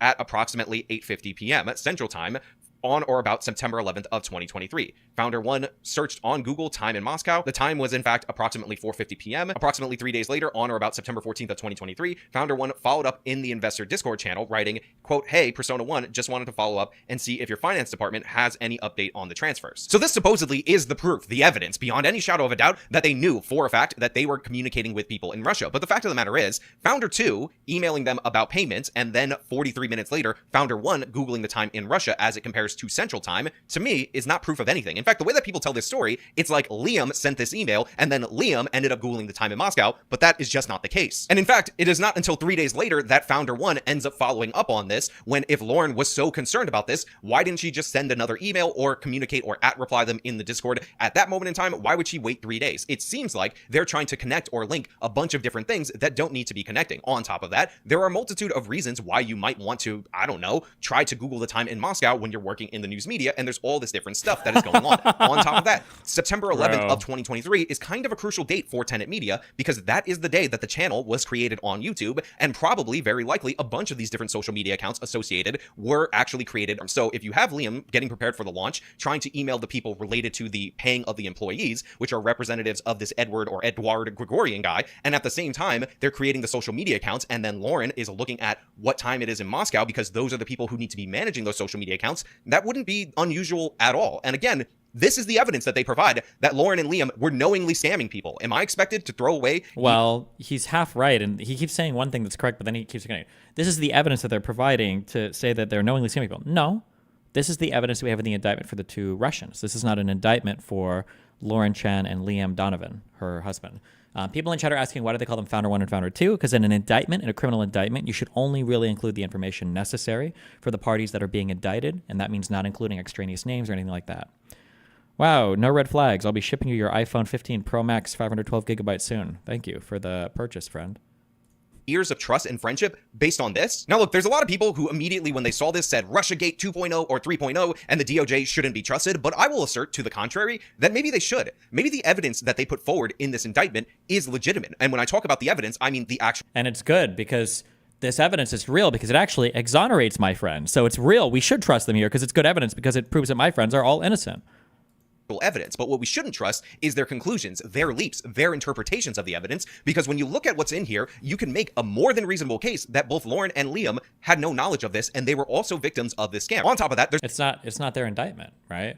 There's another very key portion of this indictment that often gets overlooked, and in fact, I highlighted it and put it on Twitter so people could check it out and tell me what they thought of it. That would lead me to believe that they were acting in good faith, and they might have been victimized and scammed in a similar way that the DOJ is saying that the content creators were victimized and scammed. Yeah. And that, of course, is this section right here. So on page 10, section 15C, it says as follows. On or about February 8th of 2023, Founder 1 reported to Persona 1 on Founder 1's outreach to Commentator 1 and 2. This, of course, is Dave Rubin and Tim Pool, respectively. Founder 1 advised that Commentator 1 said, quote, it would need to be closer to 5 million yearly for him to be interested, and that Commentator 2 said, quote, it would likely take 100K per weekly episode to make it worth his while. Founder 1 cautioned that, quote, from a profitability standpoint, it would be very hard for Viewpoint, which is the initial name for Tenet, to recoup the costs of the likes of Commentator 1 and Commentator 2 based on ad revenue from web traffic or sponsors alone. Despite Founder 1's warning that Commentator 1 and Commentator 2 would not be profitable to employ, on or about February 14th of 2023, Persona 1 informed Founder 1 that, quote, we would love to move forward with Commentator 1 and Commentator 2. So remember, what we're being told is that Lauren and Liam, people that I've known for years, people who have always been good to me, people who go out of their way to help creators when there's nothing in it for them, monetize themselves better, get better outreach, and all that, we're actually working on behalf of the Russian government knowingly and scheming and lying to creators. But the thing is, if you know that your business is not a legitimate business, why are you emailing your interface with this Edward Gregorian guy about the profitability of these investments in these 2 creators as if it's a business? Obviously, it seems like, based on this exchange right here, that Lauren Chen thought she was running a business, a legitimate business, and these people are misrepresenting themselves to... Where's the, hold on. What did they have? Was it like a Kinko's, basically?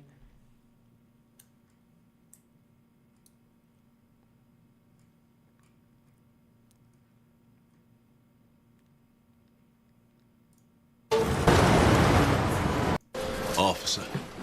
Detective String. You remember? Bird trial. Detective McNulty. You want something copied, man? So it's important for your fronts to look legitimate, guys. Schwan, court papers, anything I do to help, you know? I ain't seen you around the way. I'm not round the way no more. You want to find me? I'm right here. Right here, huh? Mm-hmm. This and some real estate I'm working on is all, you know? Do you think this counts as blackface?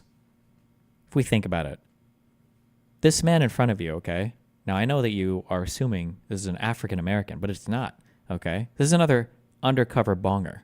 So, this is a limey, bloody Brit bonger fuck who is not only pretending to be American, he's impersonating an African American accent. Is he allowed to do that? Would we allow a white British man to do that? Oh shit, the white guy is a bonger too. This is whiteface and blackface. American face. Not acceptable. More than enough to occupy me, really. Fuck. There's a scene where he's like scolding his employees because they're not...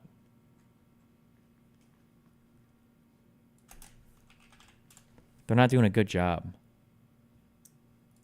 Forget everything.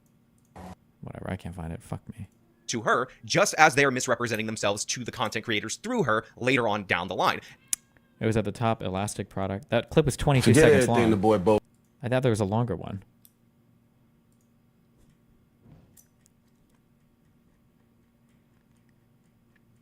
This one? No, wait.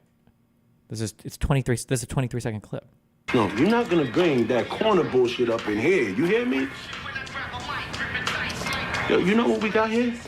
We got an elastic product. You know what that means? That means when people can go elsewhere and get their printing and copying done, they're gonna do it. You acting like we got an inelastic product and we don't. Now, I want this to run like a true fucking business. Close enough. And by the way, if you think it should have been considered a red flag for her to warn them that it wouldn't be profitable, but they wanted to go in this direction anyway, I just want to point out that it is a type of business model that we've seen in digital media time and time again, where investors pump a bunch of money into a company, they hire a bunch of people knowing full well that the majority of them are not going to be profitable, they produce a ton of content in order to reel in an audience, and then once it's time to make the company profitable, they engage in a bunch of layoffs. And a lot of people make fun of it when it's Vice or BuzzFeed or any of these companies that have done that, but the fact of the matter is, that is the business model when you're operating with investor cash a lot of the time. You're not intending for things to be profitable right away, just like Fox News wasn't profitable for the first 5 years. The Blaze wasn't profitable 4 years. The Daily Wire likely wasn't profitable 4 years. This is a common practice in this particular industry. But again, Lauren warning them about the profitability of these two people seems like she thought she was running a business. Now look, despite the fact that I am biased in this, and I admit that, I care about both Lauren and Liam, like I said in my previous video, when it came to inviting people from the content creator world, they were first, not just for me, but for my wife to my wedding at that moment in time. So yeah, while I will accept actual tangible proof that they knew that they were scamming people if it were to come out later, the fact of the matter is, this ain't it. And yeah, this isn't even an indictment for them, right? No way, shape, or form am I comfortable with burning a friend, throwing them under the bus, throwing them to the wolves based on this nonsense in this indictment that could easily be read a different way to them being scammed as well, as is alleged with these other content creators. And I for damn sure am not comfortable with the fact that all of Lauren's channels, and by the way, Taylor Hanson's channel, were yeeted off of YouTube based on them being unnamed people in an indictment of other people, because I need to mention this again because some people don't get it. Lauren Chen and Liam, as of right now, have not been indicted. They're not accused of any crime. They're not charged with any crime. They are just under investigation. And yet all of their avenues of defending themselves in the public domain, generating income, have been slashed away from them by the Department of Justice based on this nonsensical lack of evidence. And yes, it is notable not to get into too many Department of Justice conspiracies that were close to an election, and this is the big juicy portion of their, we found all these Russian ops in the United States of America, because most of them were just websites that were like CNN Los Angeles that were obviously fake and nobody went to, or Twitter accounts or social media accounts like that, and this actually has names attached to it, so there is a desire to... Okay, I'm bored. Don't care. I got so some I links. can't have an opinion on abortion because I don't have a uterus. Is this about to be a rape joke? But I can be a woman without one? Got it.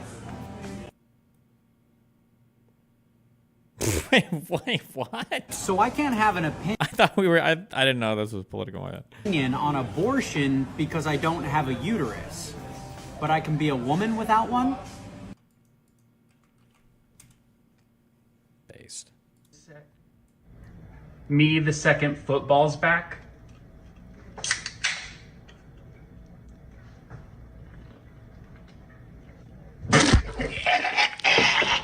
Me, the. This is one of the guys in the Jan 6 testimony vids. Oh, the Jackson Hinkle guy.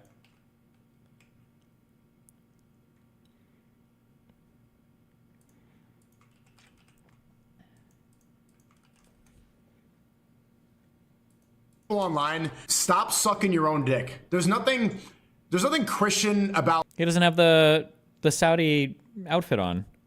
being a white supremacist. There's nothing Christian about being racist and jerking off about your bloodline. You did not conquer the rest of the. You weren't part of the Roman Empire, faggot. You had nothing to do with it. I'm a Mulian. I'm descended from the Vandals. Do something. You are not the accomplishments of people that existed hundreds of years ago, faggot. It's gay. Boo. Okay, well, we've moved. At least he's moved from racism to homophobia. I think that's like to the left on the continuum of bad things. So he's working his way back. Okay. What is this? Bro, so tired of her, he have to pull up his English. Shut the fuck up！ 每次开会都不节制，我都快到家了才。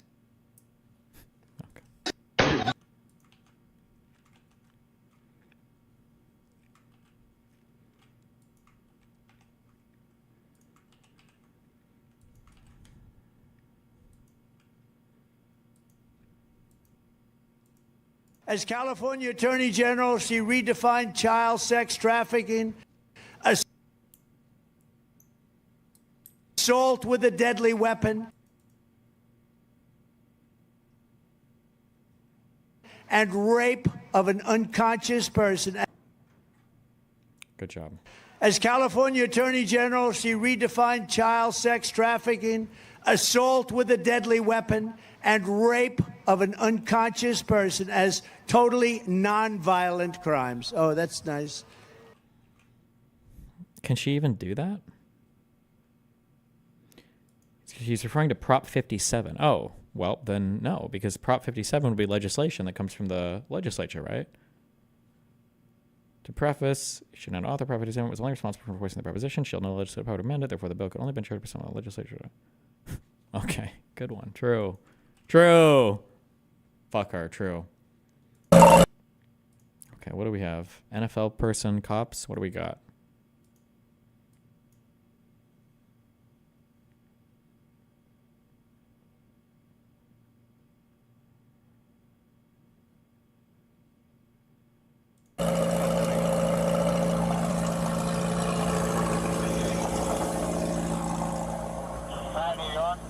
Why don't you have your seatbelt on? Why don't you have your seatbelt on? Like what? Why do you have it up?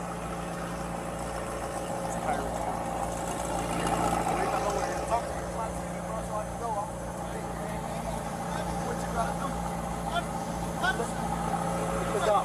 Hey! Keep your window down. Annie. Hey, keep your window down. This guy's a keep professional your window down, I'm gonna get you out of the car. football player. As a matter of fact, get out of the car. Give me your ass, Mom. Get out of the car. Give me your ass, I'm gonna break that freaking window. Get out of the car. Get out of the car right now. We're not playing this game. I could be wrong, but I don't think you are required by law to I want to say turn your window down. To roll doesn't really make sense either. To push the button your window down. You're not required to roll your window down, I don't believe, as long as you can communicate. Unless the officer has a reason to think that he's unsafe for whatever reason or whatever, but these guys both just kind of seem mad as fuck, so who knows? They just kind of seem angry. Keep your window down. Keep your window down, I'm gonna get you out of the car. As a matter of fact, get out of the car. Give me your ass, Mom. Get out of the car. Give me your ass, I'm gonna break that freaking window. Get out of the car. Get out of the car right now. We're not playing this game. Get out. Get out. Get out. Get out. Get out. Get out. Get out. What part of that don't you understand? Hey, Drew, I'm getting arrested, Drew. I'm getting arrested. What is Drew? Drew is getting lawyer? arrested, Or? Drew. I'm getting out, bro. God damn, twin. When we tell you to do something, you do it. You understand? I'm getting out, You bro. understand? Not what you want, but what we tell you. I'm getting You're a little out. fucking confused. I'm getting out, Oh, bro. teammate? Too late. All right, bro. Take me to jail, bro. Do what Drew you is- gotta do, bro. We are. Oh, someone said Drew is his agent. Good, bro. It is good. Hey, Wait, who said teammate then? You just making shit up? Oh, Rage Pope, the dipshit. My bad. My bad. Hey, don't worry about it. I hung up the phone. You stop crying. bro. Y'all, Don't move. good. Bro, you Sit 'em beating up. on my window like you crazy. You set him up. Why y'all beating on my window like y'all crazy? What did he get pulled over for? Fuck. People are saying doing a 140 and a 45. Is that true? Damn, yo, bro, dude beating on my window like he crazy. I ain't do nothing, twin. Damn. Oh, 120 and a 45? Hey, don't park there. Don't park there. Hey. Hold on, bro. I just had surgery on my knee. I just had surgery on my knee, bro. I just had surgery on my knee, bro. I wonder. What was he doing there? Don't park there. Hey. Oh, I think he's probably asking him to sit down right now, and he's not doing it. Hold on, bro. I just had surgery on my knee. I just had surgery on my knee, bro. I just had surgery on my knee, bro. I just tell you in your ears when we go there. Put your window down. Chill, bro. Hey, Joe New, bro. Back up. Hey, call Drew. Hey, call Drew. Call Drew, bro. Call Drew.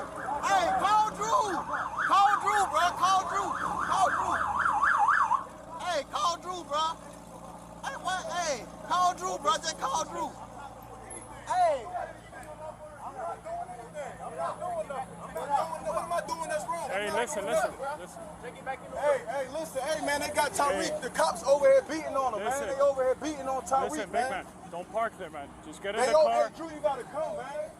Just get in the car. This is like Mego. Don't ever do this shit. This is how people get killed immediately. This is the most sketch fucking shit in the world.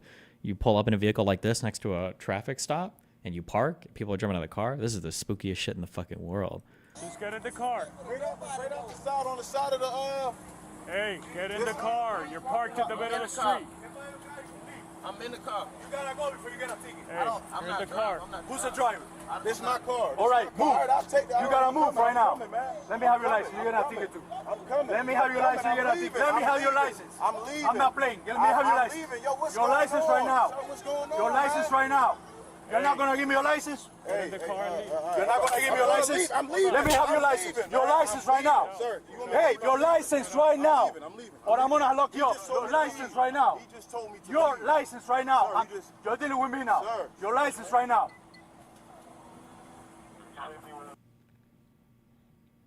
Are these people retarded? What's happening? Cops are super overheated, aggressive. Although I didn't see what preceded this. Like if there was like a huge chase or something, I could understand being maybe a little bit more heated. Cops are really heated, but also the football players are fucking retarded, and all of his friends are fucking retards too. They're probably entitled rich people. So it's basically just retards fighting retards here. But you should have a higher standard of behavior on the cops who are acting kind of retarded. They could have been way worse though. I thought when I read about this initially, people were saying that he was like on the ground getting kicked in the face by the cops or something. Is that like, does that happen later in the video or?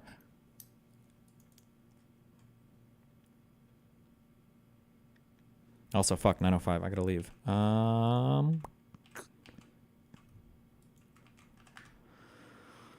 That was a different black guy. Oh, okay, never mind. Well.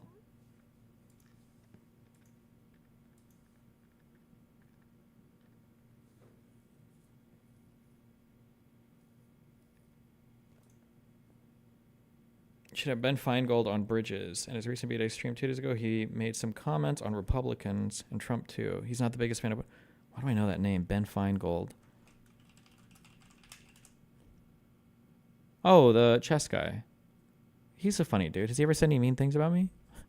He's a mean guy, but he's a funny guy. All right. Other guys, it's been fun. Cappuccino, cappuccino, cappuccino, cappuccino, cappuccino, cappuccino, cappuccino. Catch you guys next. Stream right now. Careful. Don't die.